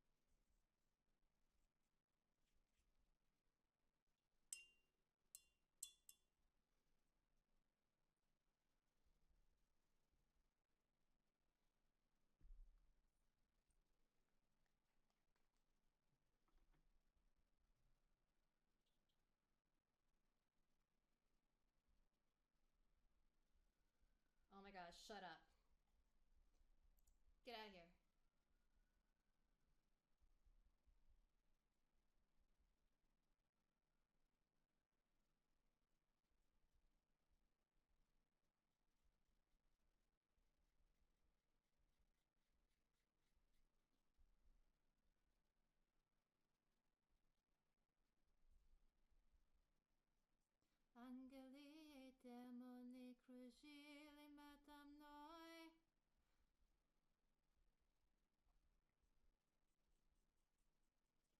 Не зная счастья, как тот, кто его зова коньяк нет смог.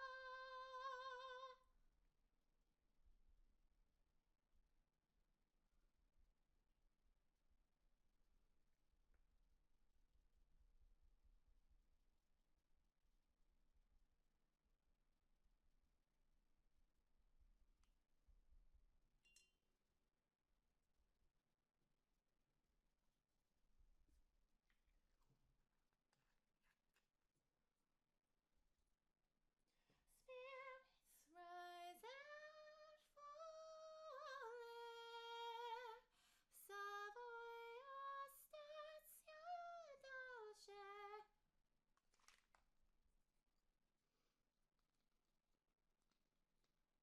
In the depths of hunger,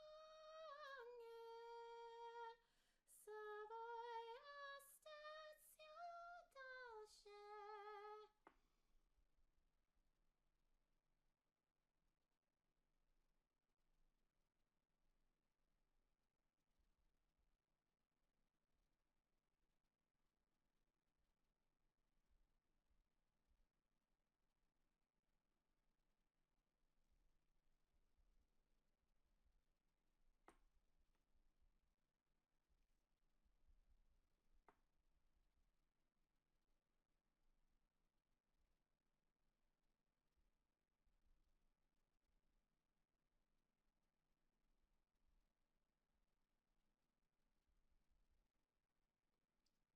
Fuck.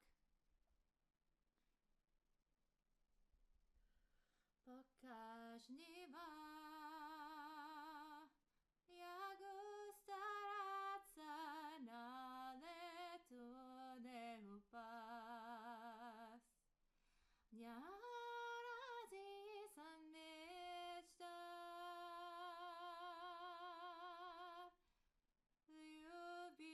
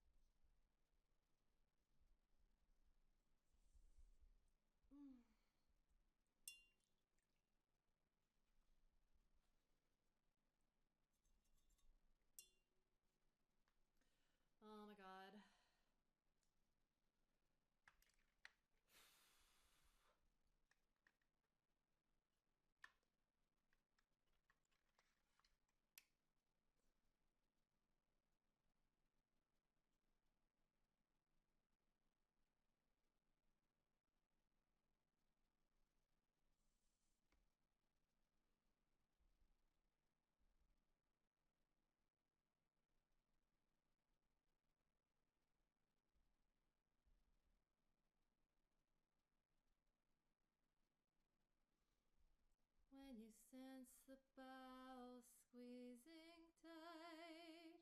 deep within, I'm inside your system, I'm inside your air.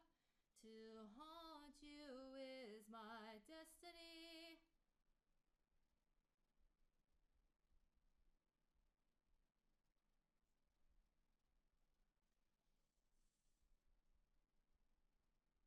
So worth it.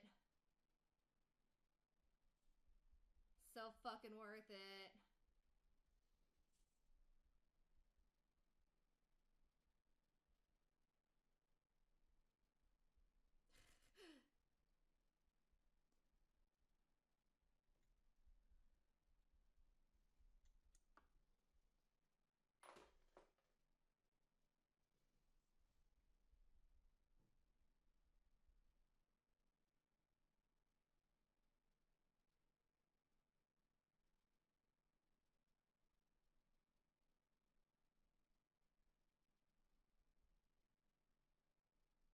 I'm inside your system, I'm inside your air.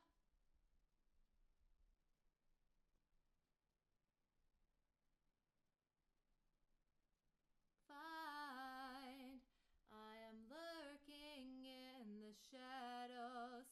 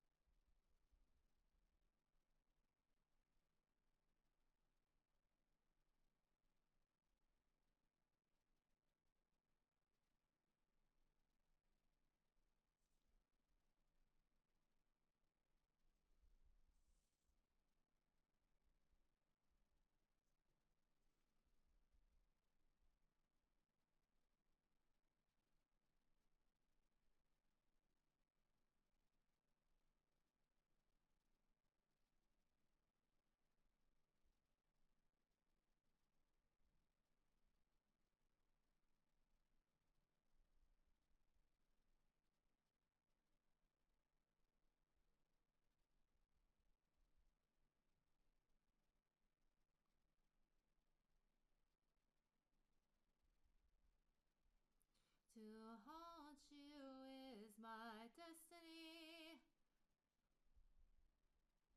Thank you, Graffiti. Ugh.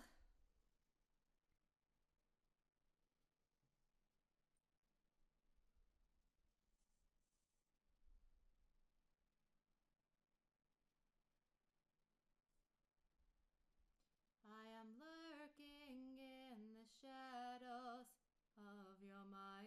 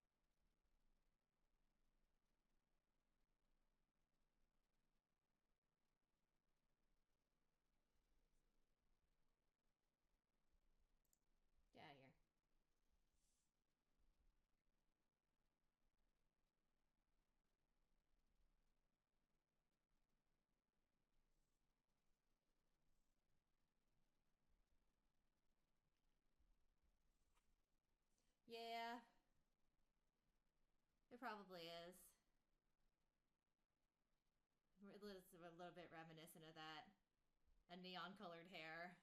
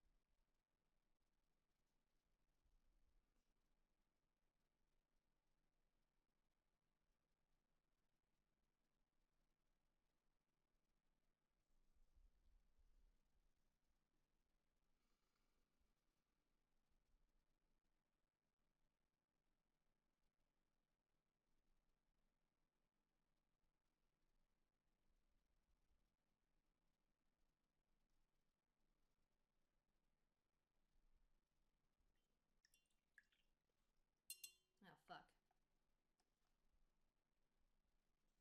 Almost.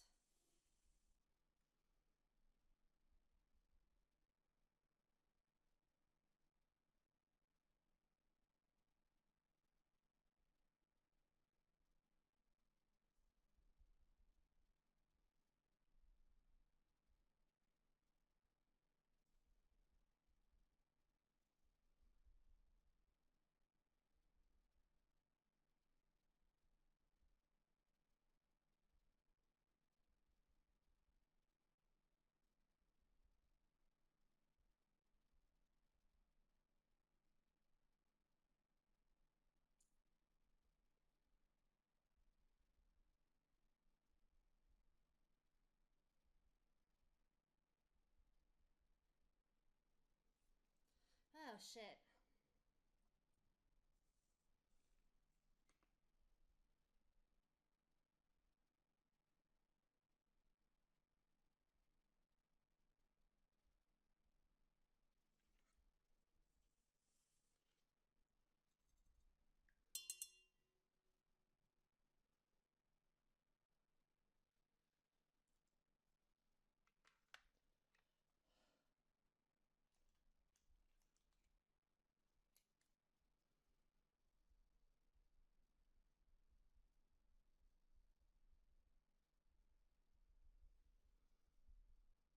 Oh my god.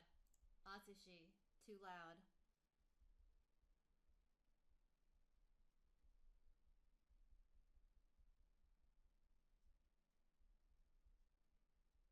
Hazuki.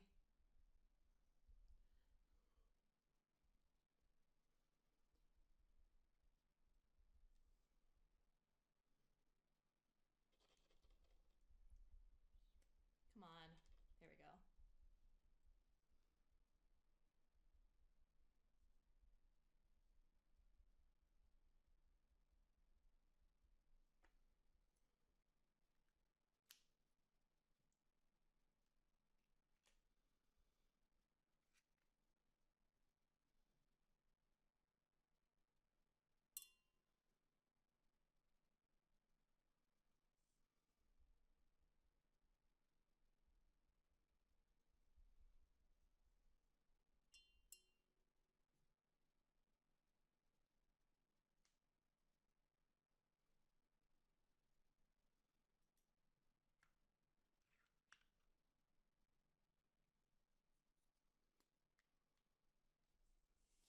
Alright. Just gonna re-ink this part.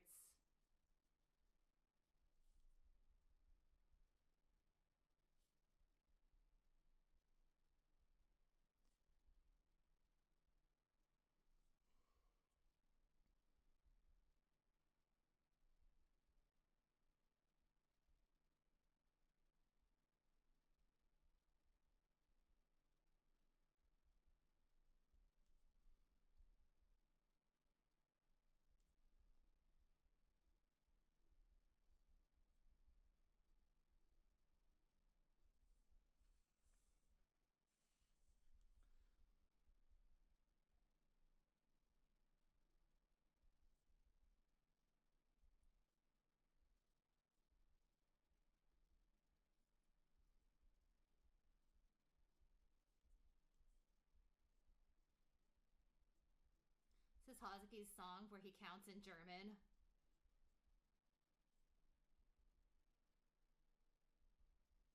He's very good at it.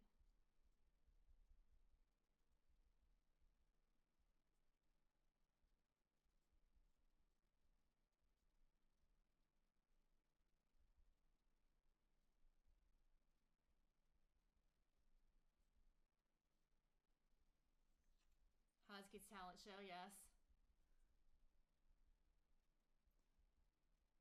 Hazuki's like, my talent is I can count to 4.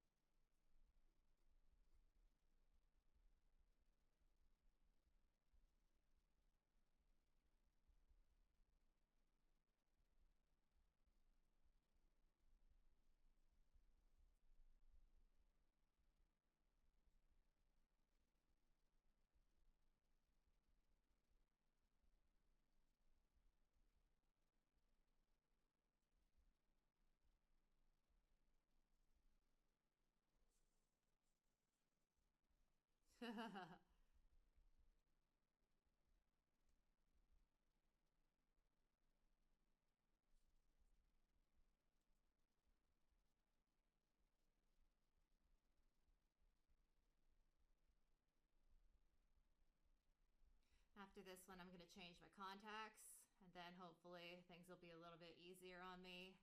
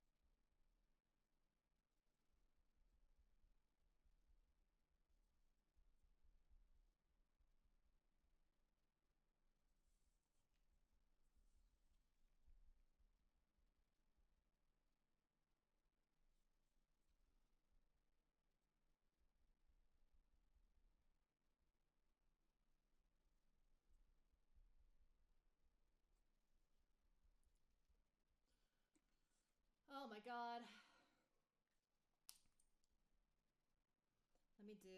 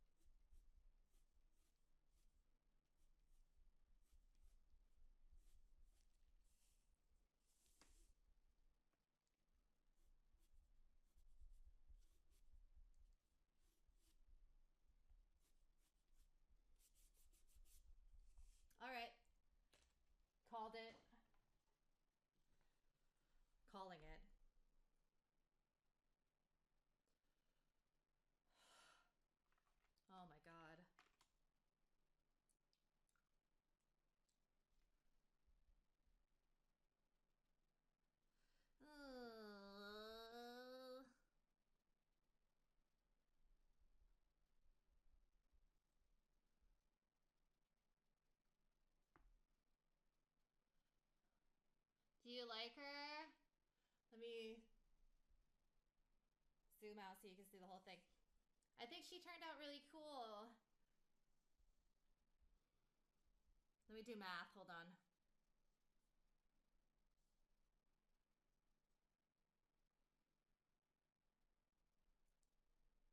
Ooh. That could be worse.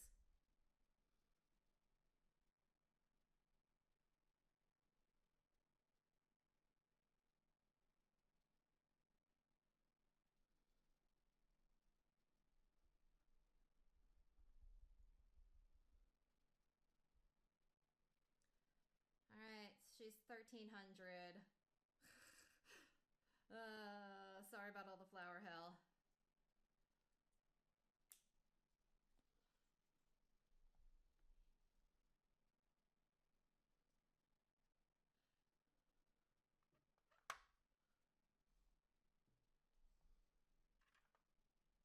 Okay.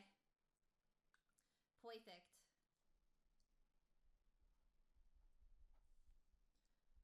Yeah, send it to the Austin M1.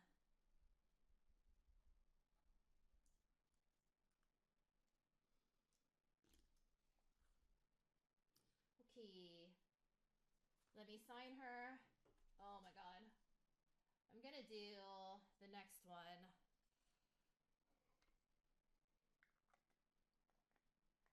It's only 4. We got this. Well, I don't know. Let me see how I feel after I change my contacts. And then we'll figure it out from there. When I get back, we will do a recap at the very least. But I think that I'm going to do one more at least.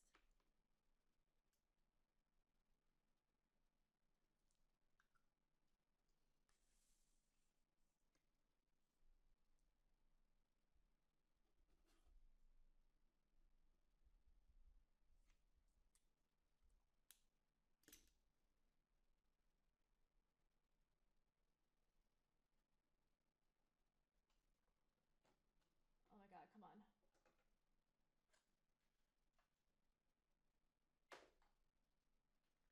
Let me take some headache medicine real quick. Oh my god, freaking sexy in the air. Get out of here, sexy in the air. Painkillers.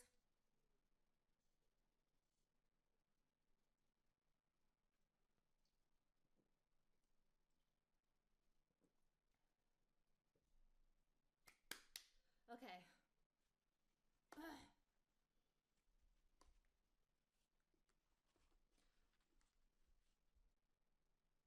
Oh, shit.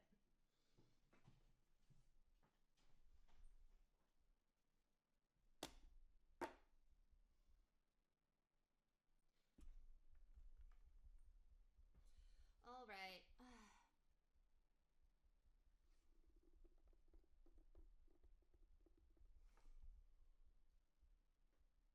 All right, good night, Mel.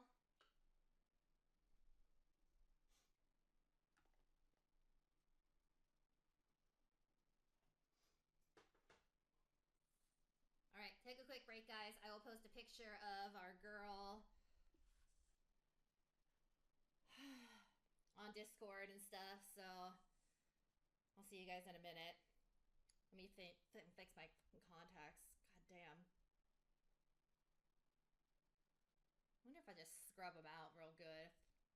Fucking get away with not having to open another pair of contacts. All right, be right back.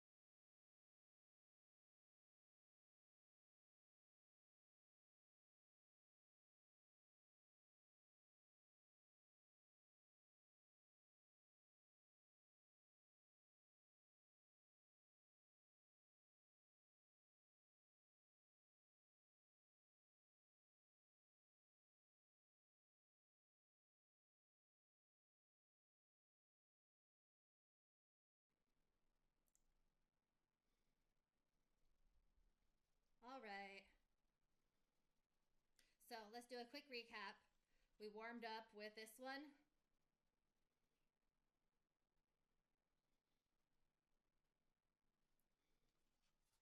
We did this one here, Erica.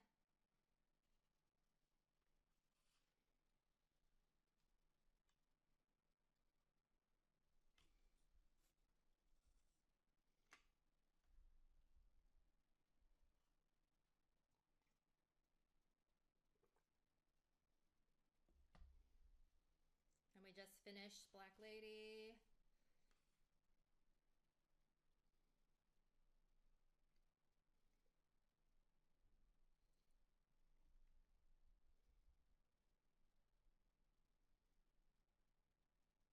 I posted her in Discord,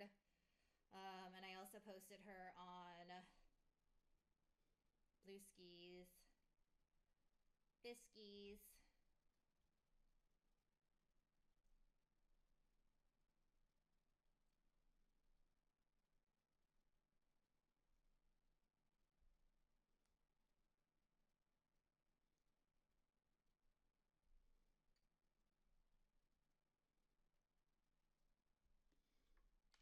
Let's see. Now I get to decide who I'm going to do next.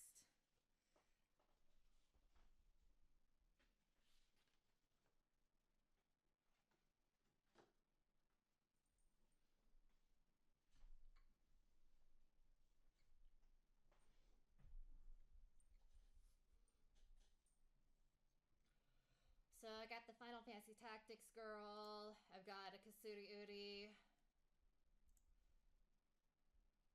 And I got that Zoisite and Kuzite piece. So I probably want to do...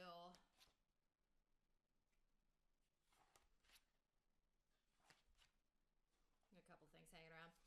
I probably want to do either the Final Fantasy Tactics girl or want to do Kasuri Uri. What do you guys want? I don't think I can do a pair. I think we gotta save that for next times. So either this one or this one.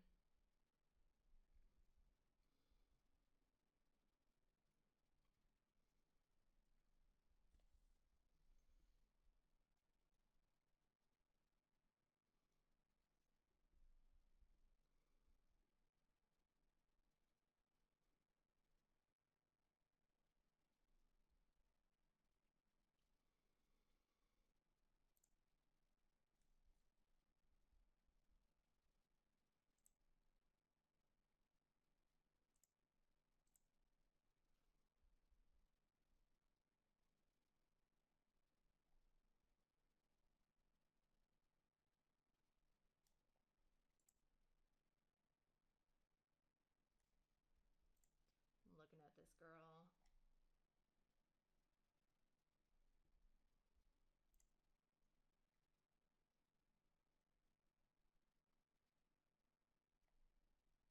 Oh, she's cute. She's got like a little cloak and stuff we can play with. But what do you guys want to see?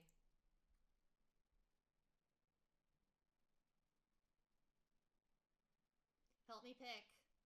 I need help.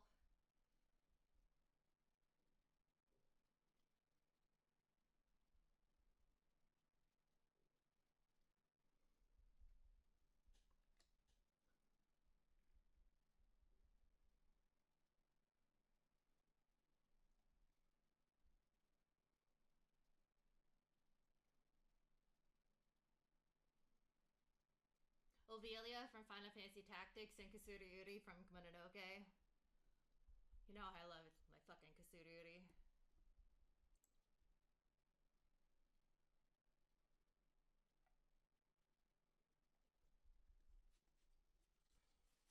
That's what makes... I'm gonna do the Final Fantasy Tactics girl.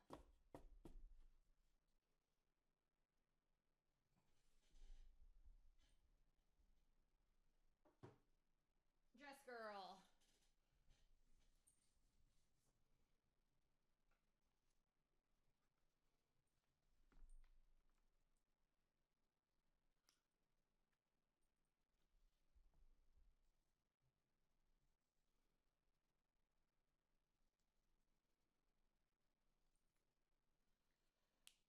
Okay.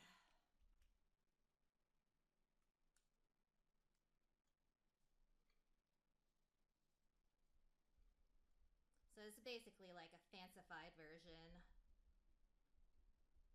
That's what dress girls usually are.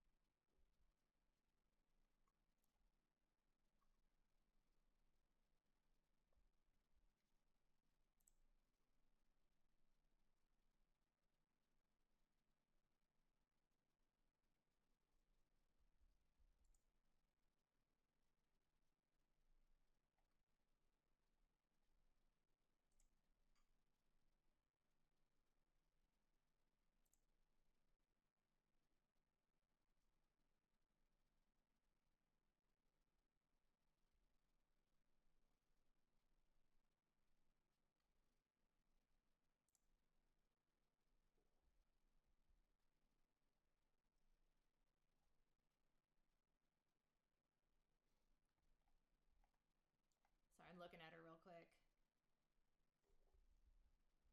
All right, let's go.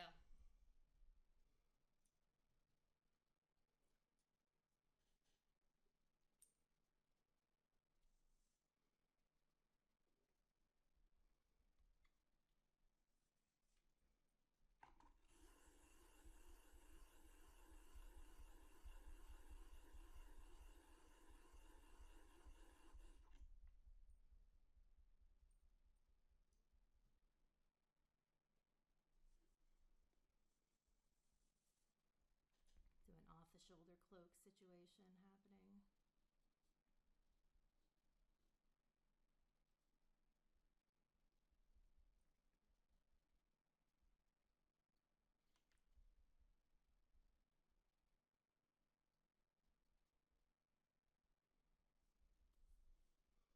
Maybe. Let me see.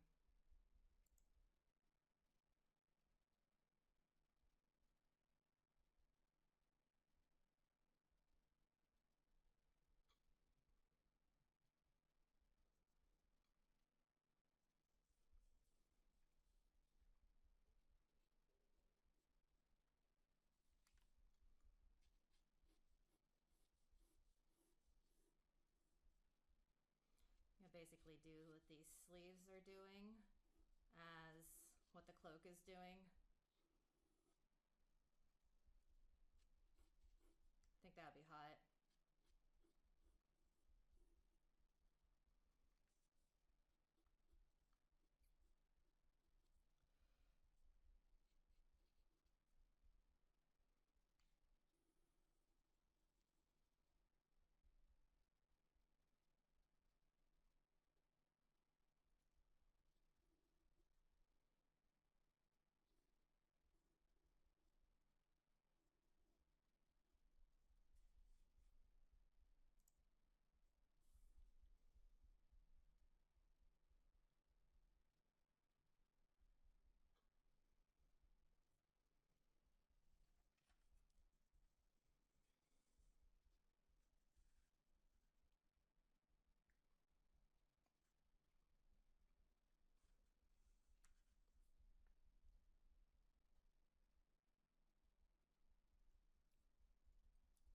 Yeah, your favorite movie. Yeah, your badass beauty. Yeah, yeah, absolutely.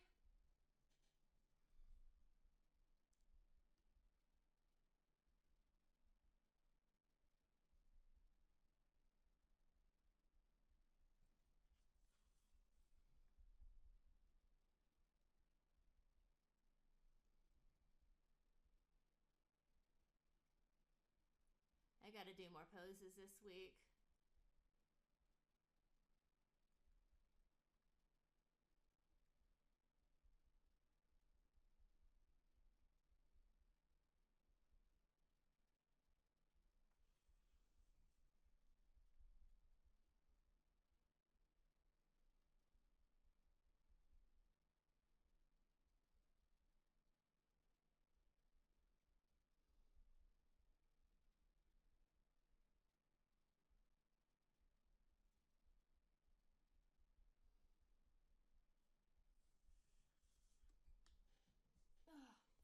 Chi. Thank you for the follow. I did not change my contacts. I just fucking scrubbed them out, so hopefully they'll cooperate.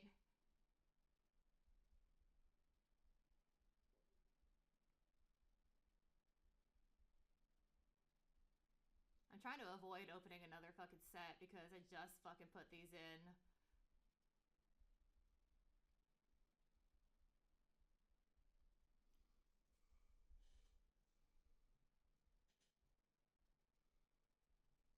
But I think that I'm gonna have to.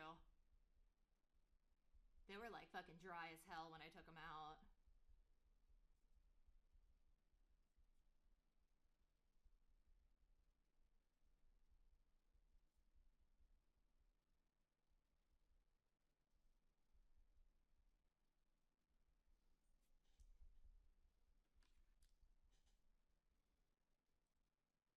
Enjoy your lurk.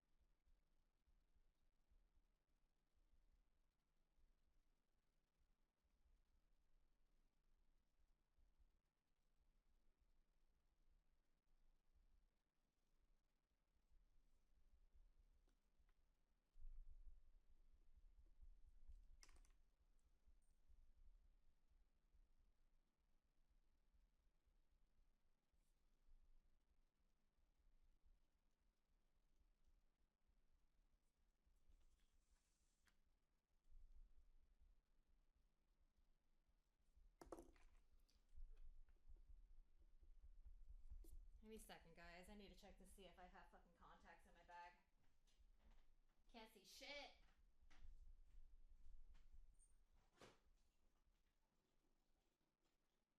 Oh, yeah.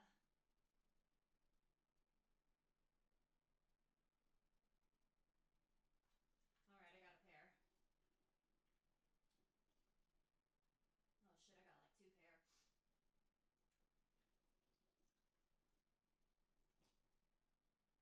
Oh, fuck. I got a pair of reds. Shit.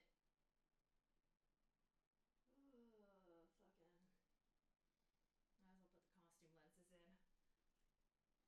Oh, God. Sorry. I know you guys want to watch shit, but I can't see anything.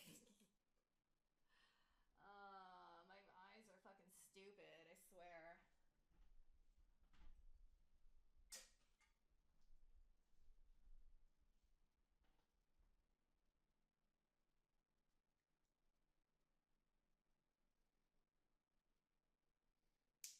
Oh, you motherfucker. You're a fucking bitch.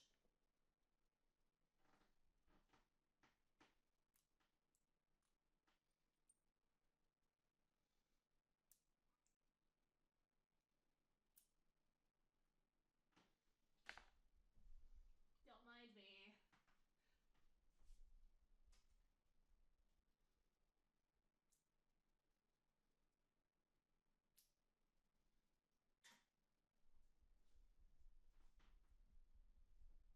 Alright, give me 1 second, guys. I'll be right back, okay?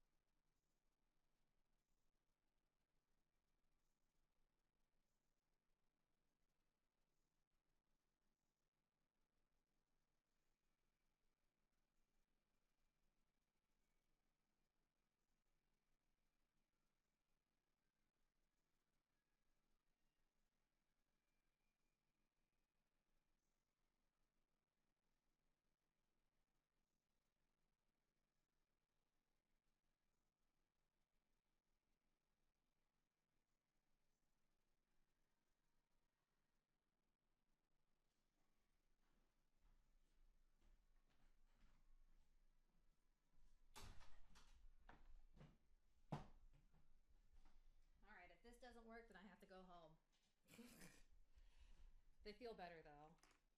The other ones were just so fucking dry. Couldn't see shit. They were just like sticking to everything. Make my eyes super sad.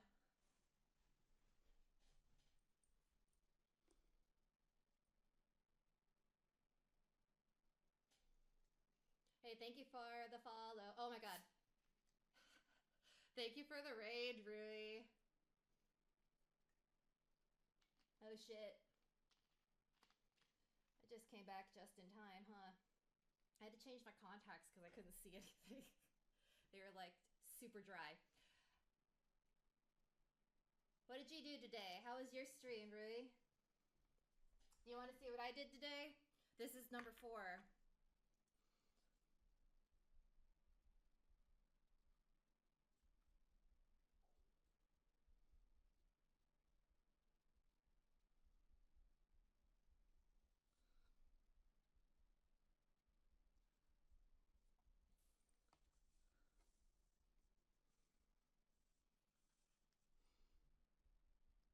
I'm in the middle of, well, I'm on the tail end of a sketch marathon. On Sundays, I take a list of sketches, and I try and do them all with varying degrees of success. Well, awesome. If you have pictures of what you worked on, you can post a link in the chat. I would love to see. So as far as what I did today, so this is number 4 that we just started working on. Today we warmed up with this piece here.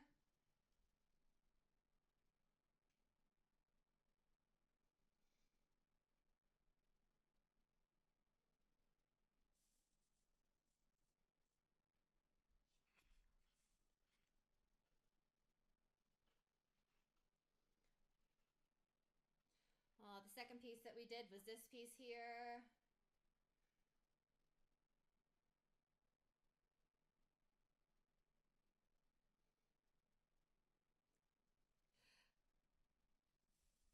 Thank you.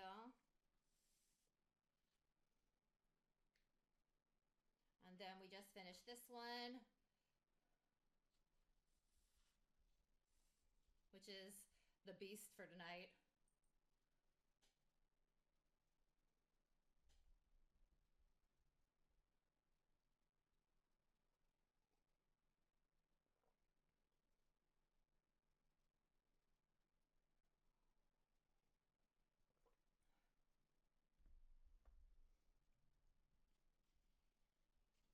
So that's what we did tonight.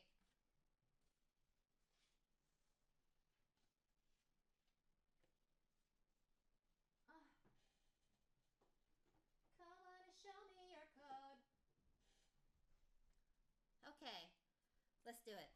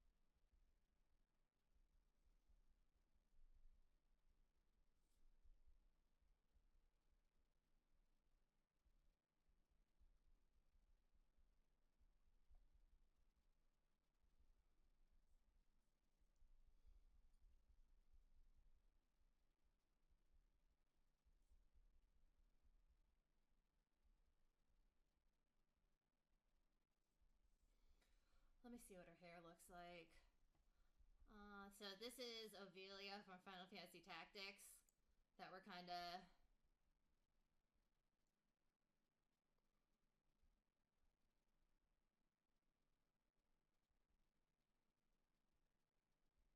She just kind of has like split bangs. She's got her hair down and then like 2 kind of braidy things.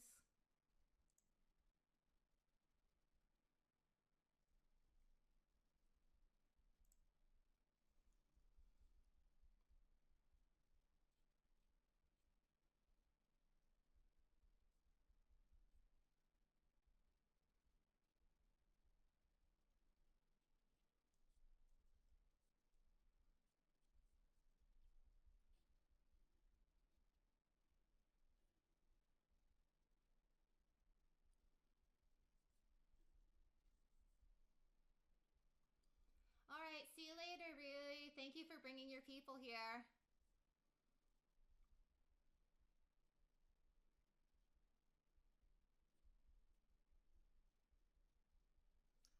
I'll try to take good care of them.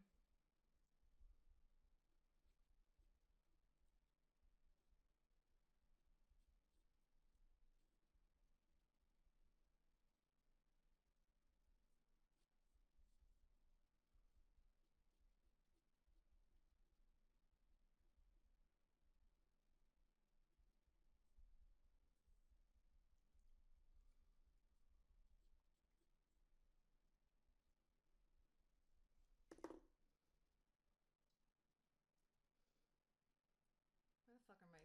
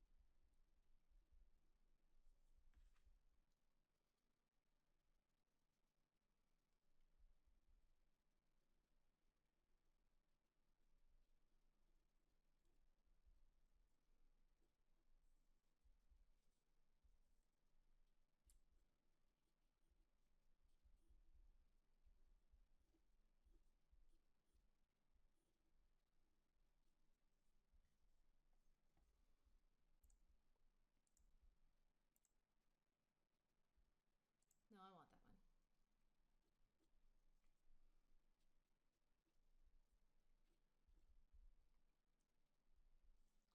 No, I don't want this one.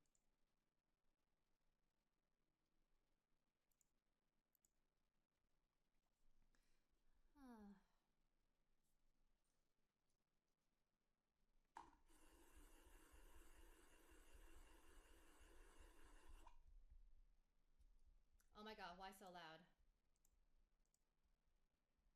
God damn.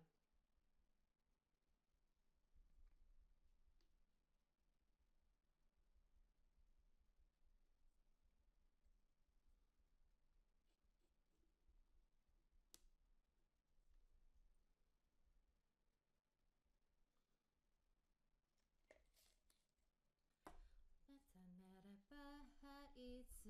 ものベッドの上手のタバコで思うわあなたの肌私は征服できるたった一人この愛すべき存在をどうにかしたいバカする頃を夜か長い色をかけるける愛よ一つになる瞬間を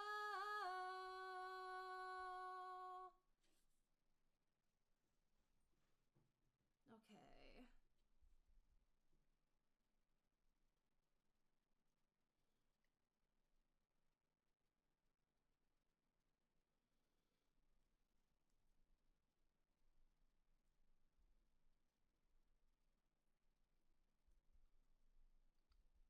私は欲しいものだけをただひたすら手に入れてゆく人生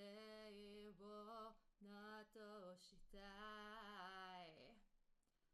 バクサク耐え強烈な絆を避け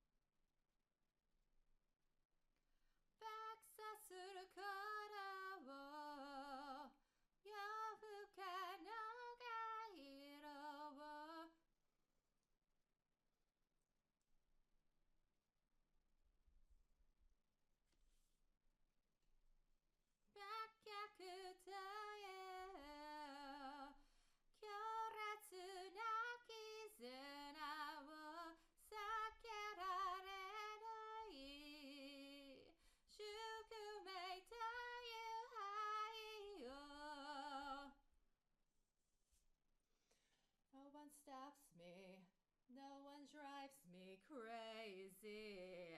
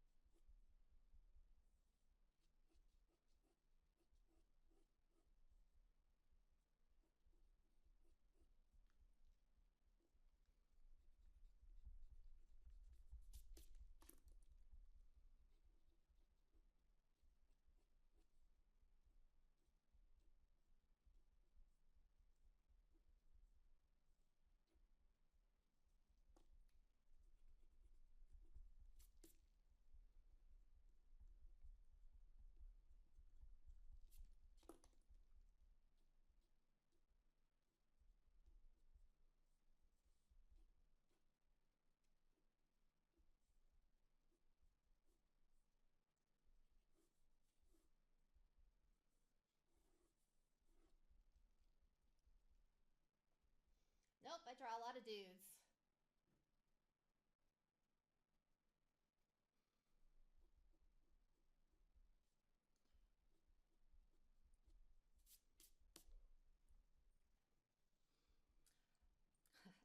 I draw a lot of twinks, actually.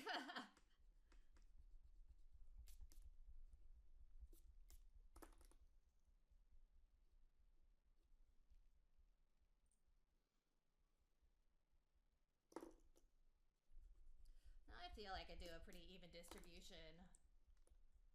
of girls and twinks slash twunks, I suppose.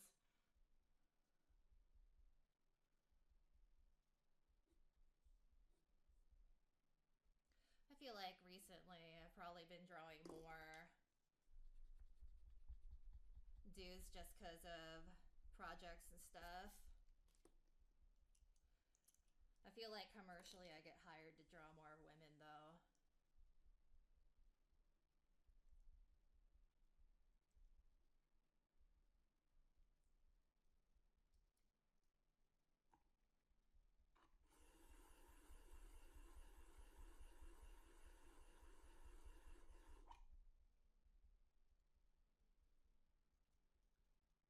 Fica adivinando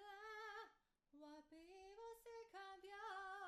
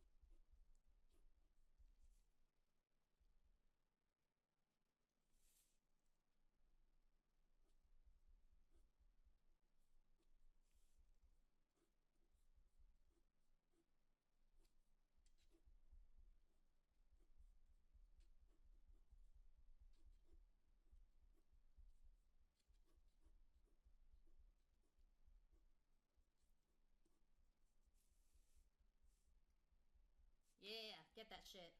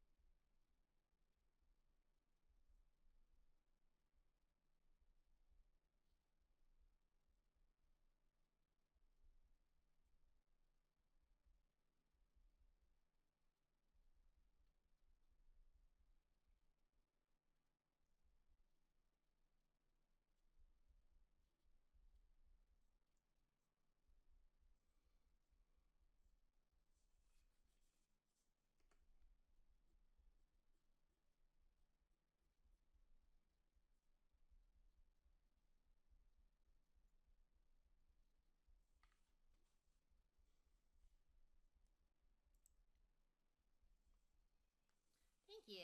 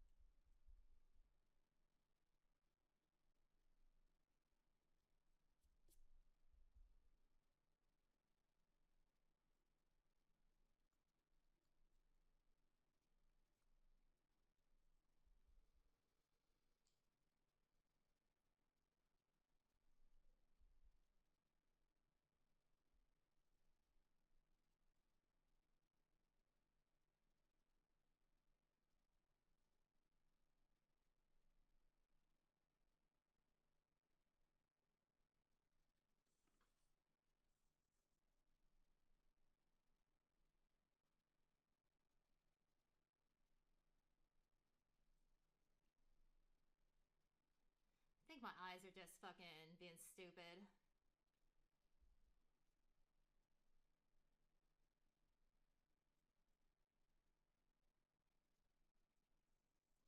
These contacts are also being stupid. I think my eyes are just fucking crazy dry.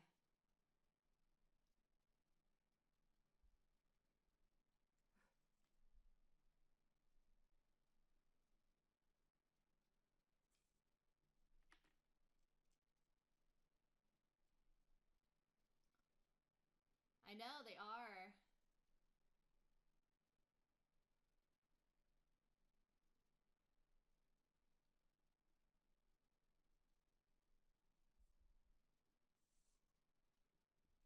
Sucks. Alright, so I think I'm gonna call it. Because my eyes are fucking drying up and killing me. Oh, let's see. I guess I gotta raid somebody.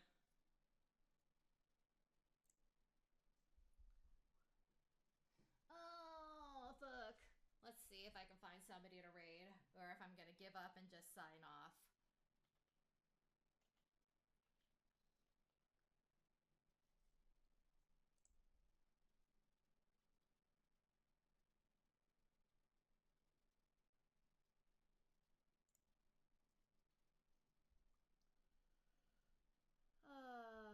Thank you. Oh my goodness. We had some fun. Alright, let's see who's on.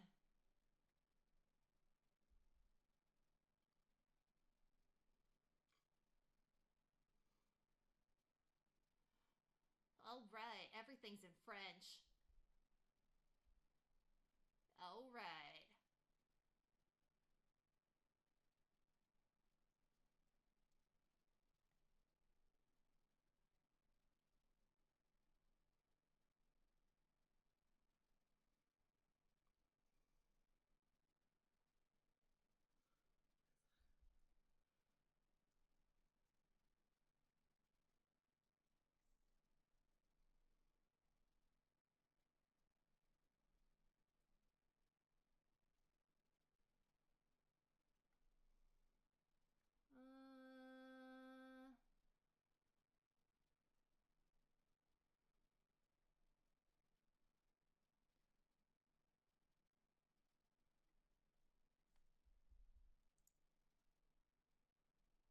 Yeah. But I'm gonna take you guys somewhere first.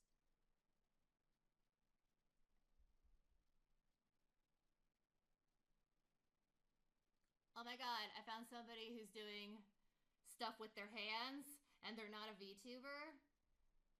Oh my god. Ugh.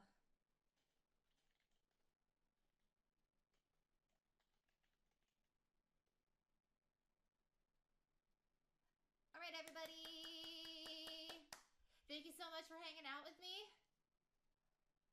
If you don't already follow me on social media, you should do that so that you can see the photos that I posted of all the pieces from tonight. Anyways, I'll talk to you guys later. Have a good time with this person. Bye-bye.